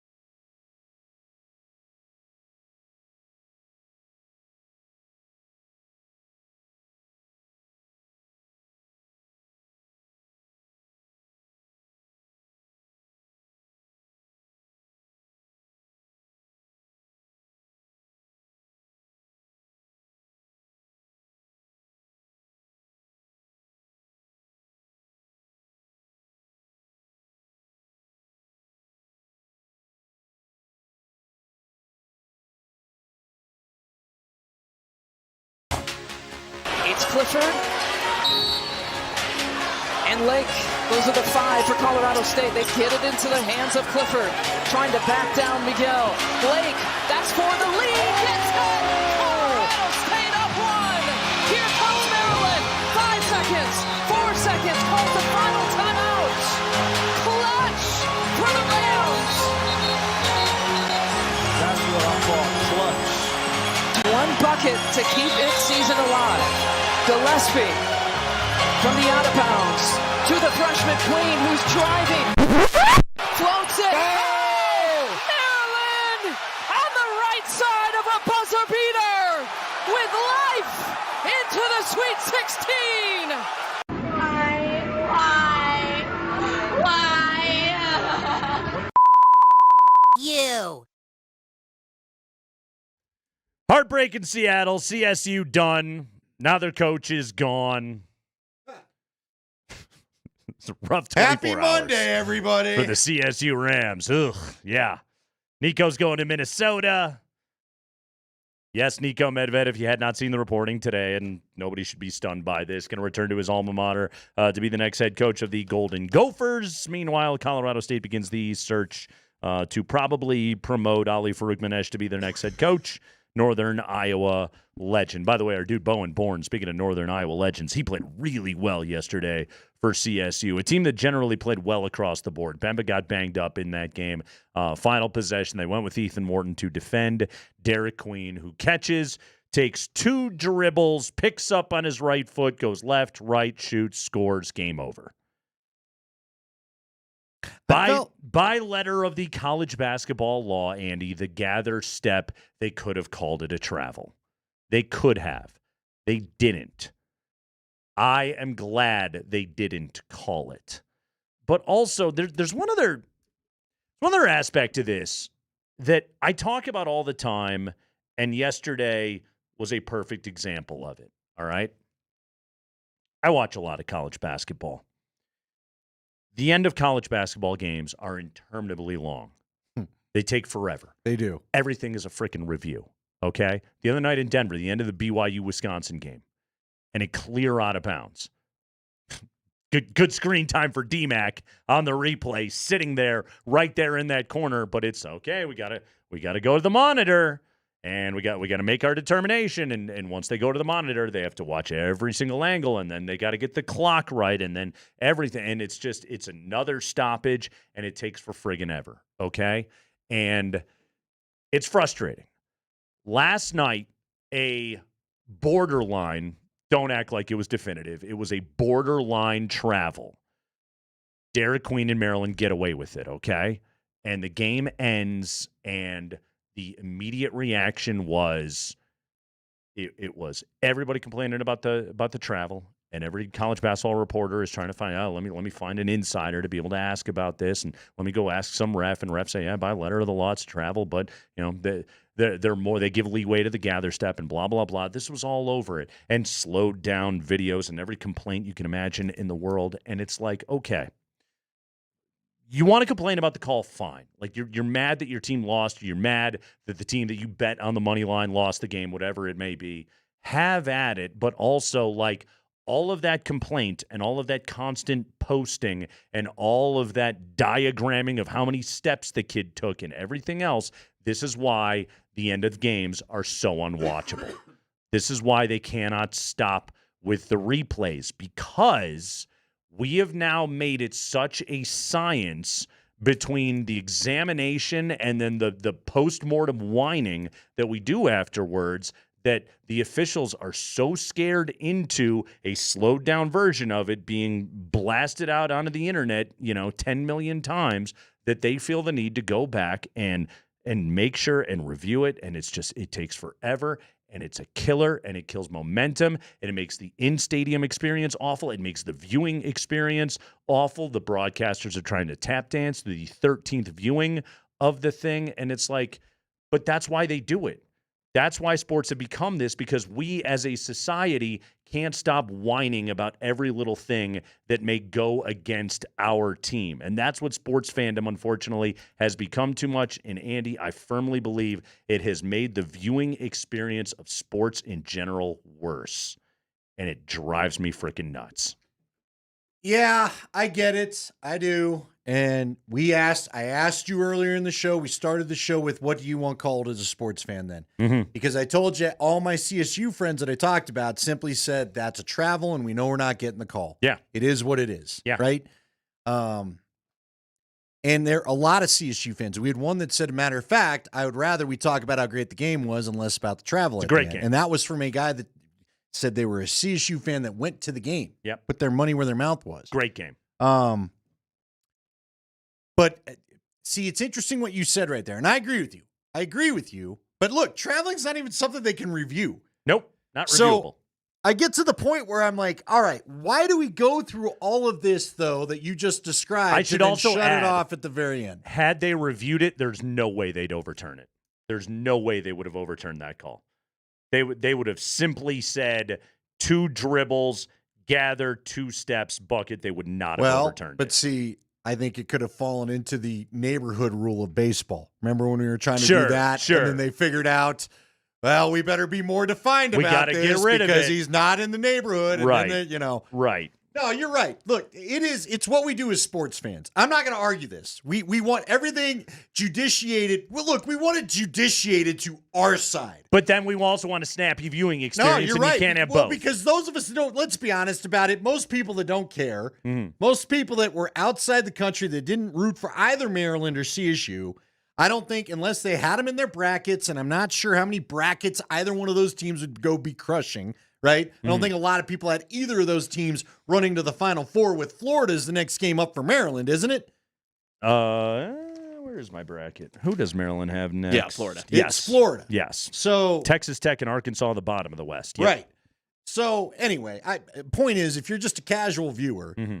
then that thing probably doesn't register with you. I've admitted to everybody, I had him in my pick 5 that we're doing here at the station.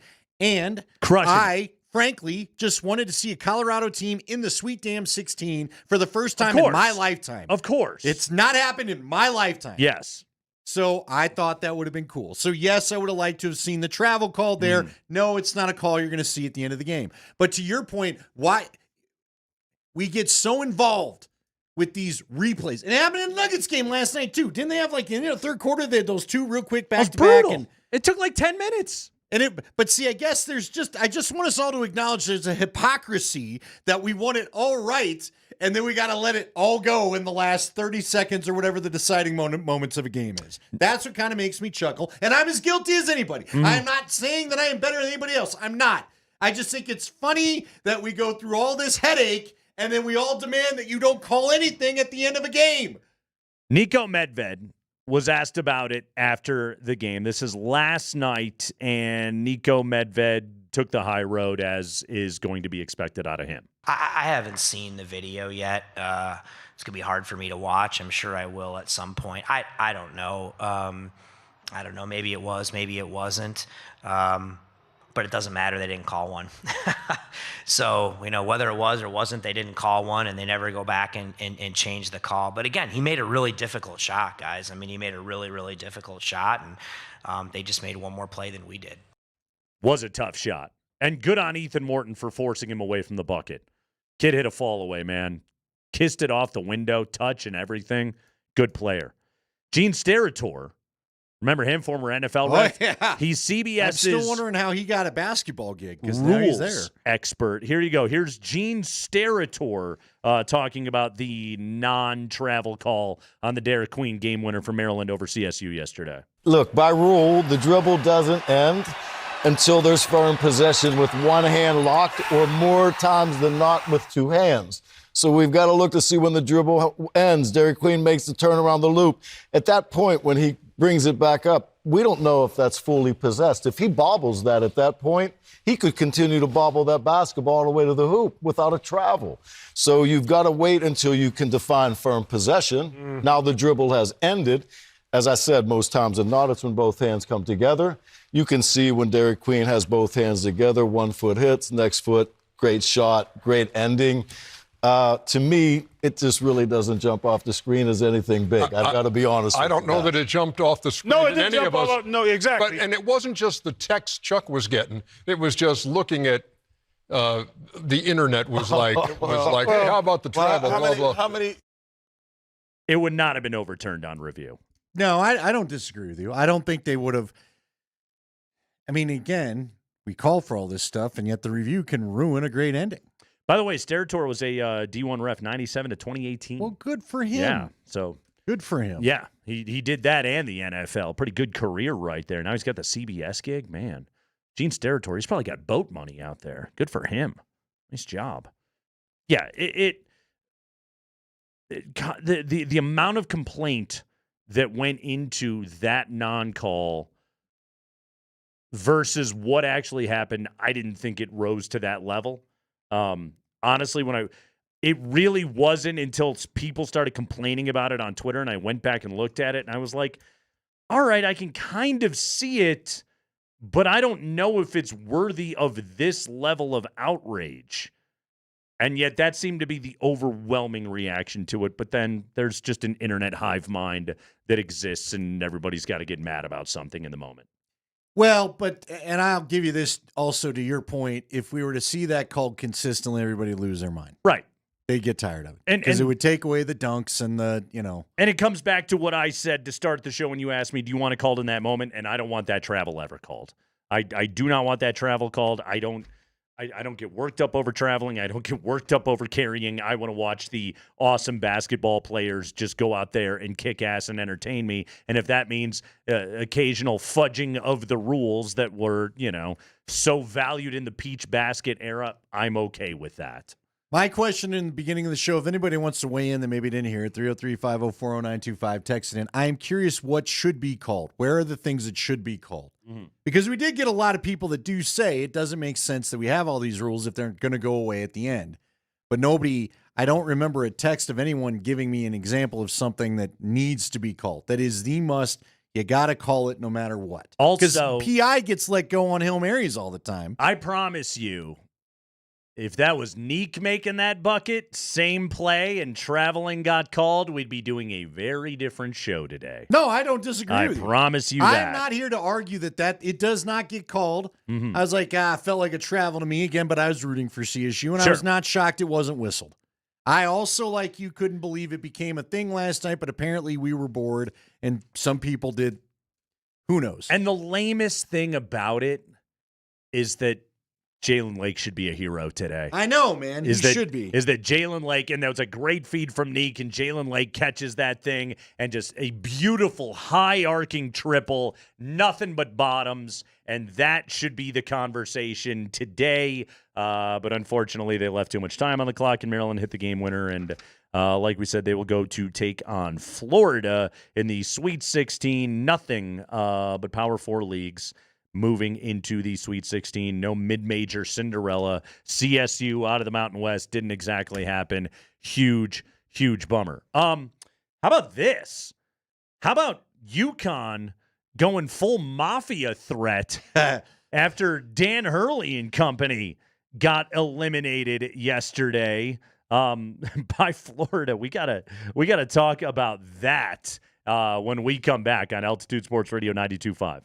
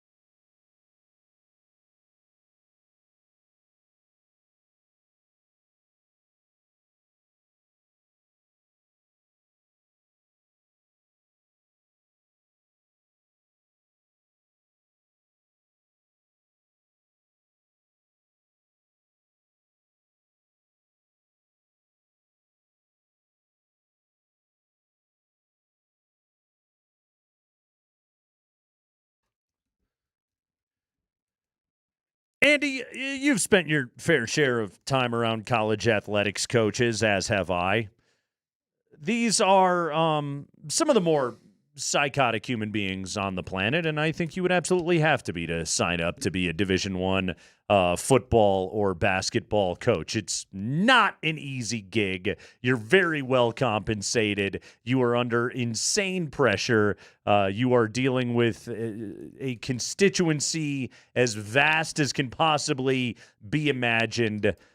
It's a high pressure gig, and it's hard on these dudes. Yeah, and your job security relies on being the happiness of 18 to 22-year-olds. Yes.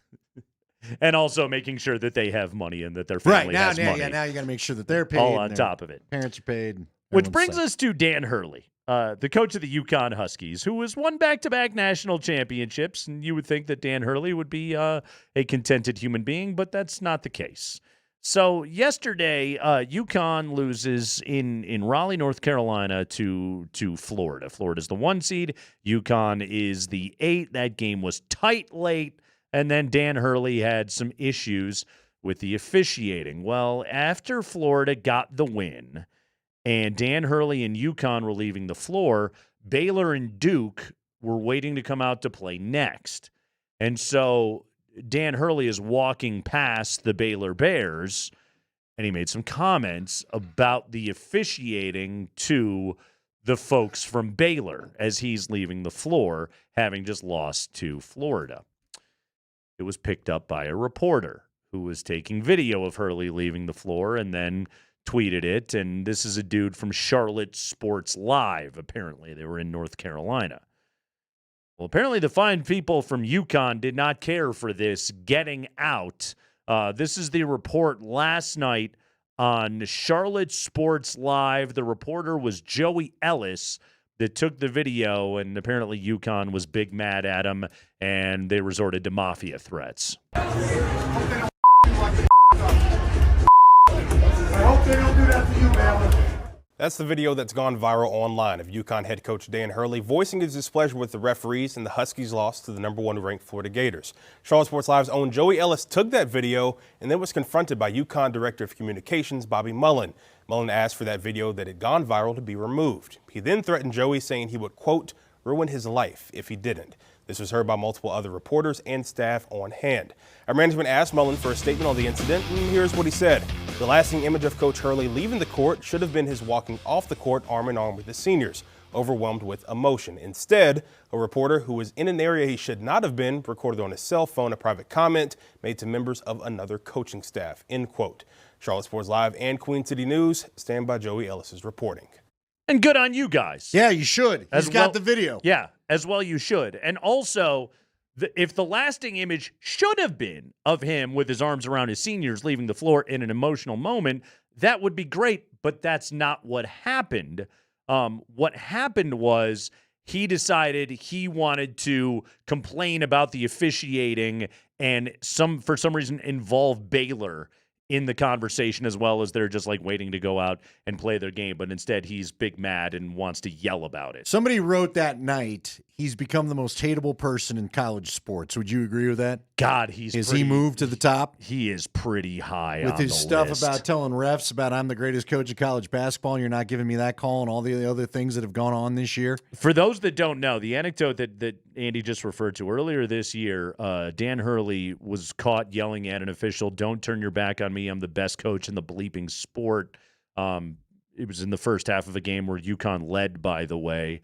And then when he was asked about it afterwards, he admitted that he was going to look like an a-hole after that whole thing. Well, yeah, dude, you do. That's what happens. And you also are an a-hole, but you're vastly insufferable. I don't pretend for 1 second that, like, guys that we greatly like and respect around here, like Nico Medved, like Tad Boyle, that these guys probably don't have their moments. Again, it is a massive, high-pressure gig. But also, like, I don't hear those things about those guys because they don't say them on the floor. They don't talk to officials like that. They don't scream at people as they're going back through the tunnel about those kind of things. You know what they do? They go back and they wait until an office door is closed, and then they say these things to their staff because guess what? They're human beings, and they're allowed to have those moments, but they also recognize, oh, my God, I will look like a giant bag if I am publicly saying these things versus a guy like a Dan Hurley, like a Patino, like a Calipari, guys that have just never had any compunction about saying these things in public forums. Did you catch where they zoomed in on him? I mean, this guy is... He's a piece of work. Of course he's being recorded because you're waiting for... He's like a firecracker that could pop at any time. Of course. They caught him mid-game, and it looked to me like he's told one of his assistants to shut up as he was trying to give him... Now, I mean, again, games are heated, things are said, people don't always mean it, but there's just a lot of video out there that makes you feel like, wow, this guy, that winning better be worth it. He's intense, man. Well, and I did see a tweet, though, where he admitted that, look, this run for three. It's hard. It's tough. It's extremely hard. It's taken a lot out of me because he wanted it bad, which, It's extremely hard, Malone ripping into his players the other night in a post-game press conference. I promise you, whatever he said when he got back into that coach's office in Portland and shut the door was a lot more explicit than anything that he said when he was out there. Because that's the pressure that these guys have to exist in. But also, like, a part of the job of being a good coach is, number one, like, this is what's so tough about that job. And I don't know how these guys master the art. But, like, when your team is out there playing like crap and you've got to stay calm, you have to be a body language expert in that moment. Like you cannot be seen showing nerves, showing trepidation, showing frustration, because then your players are just going to absorb that and it's only going to make the situation worse. I don't pretend for one second that the art of being a good coach is easy at all, but also, like, that is the job. You've got to be able to do it. And if you want the lasting image of you leaving the floor with your arms around your guys and instead it's you dropping F-bombs, complaining to Baylor about the refs in a game that they had nothing to do with, that's not going to be a good look for you, man. No. He's got to know that. Yeah, I think he should know. He probably does know. I'm sure if he could go back and redo it, he'd probably just keep his mouth shut and get to the locker room. How about the SID telling the kid, I'll ruin your life? Yeah, that's the one that I don't. It's like, look, pal, come on now. Come on. What are you Kid doing, got the guy? video. It's out in public form. Matter of fact, I wish he had video of you threatening him. Right. You know what I mean? Yeah. Too bad he wasn't wearing a body cam for that. That would have been a fun one out there. I'll ruin your life. What are you going to do? Also, I don't know if you know this or not, Guy, but once it's on the internet and it's gone viral, there's no erasing it from the internet. All right? So you can be mad at this guy all you want and threaten him and telling him to take the story down, to backtrack on his own reporting. Not going to do you a lick of good. The world already saw it. So it's a little late for all of that. Come on, UConn. Dan Hurley that's a miserable dude. Well, maybe now maybe he can just go and enjoy his summer. Get back to zero. You know what I mean? Nope, it's March 24th, Andy. He's right back in the portal. Hey, listen, there is no enjoying ever.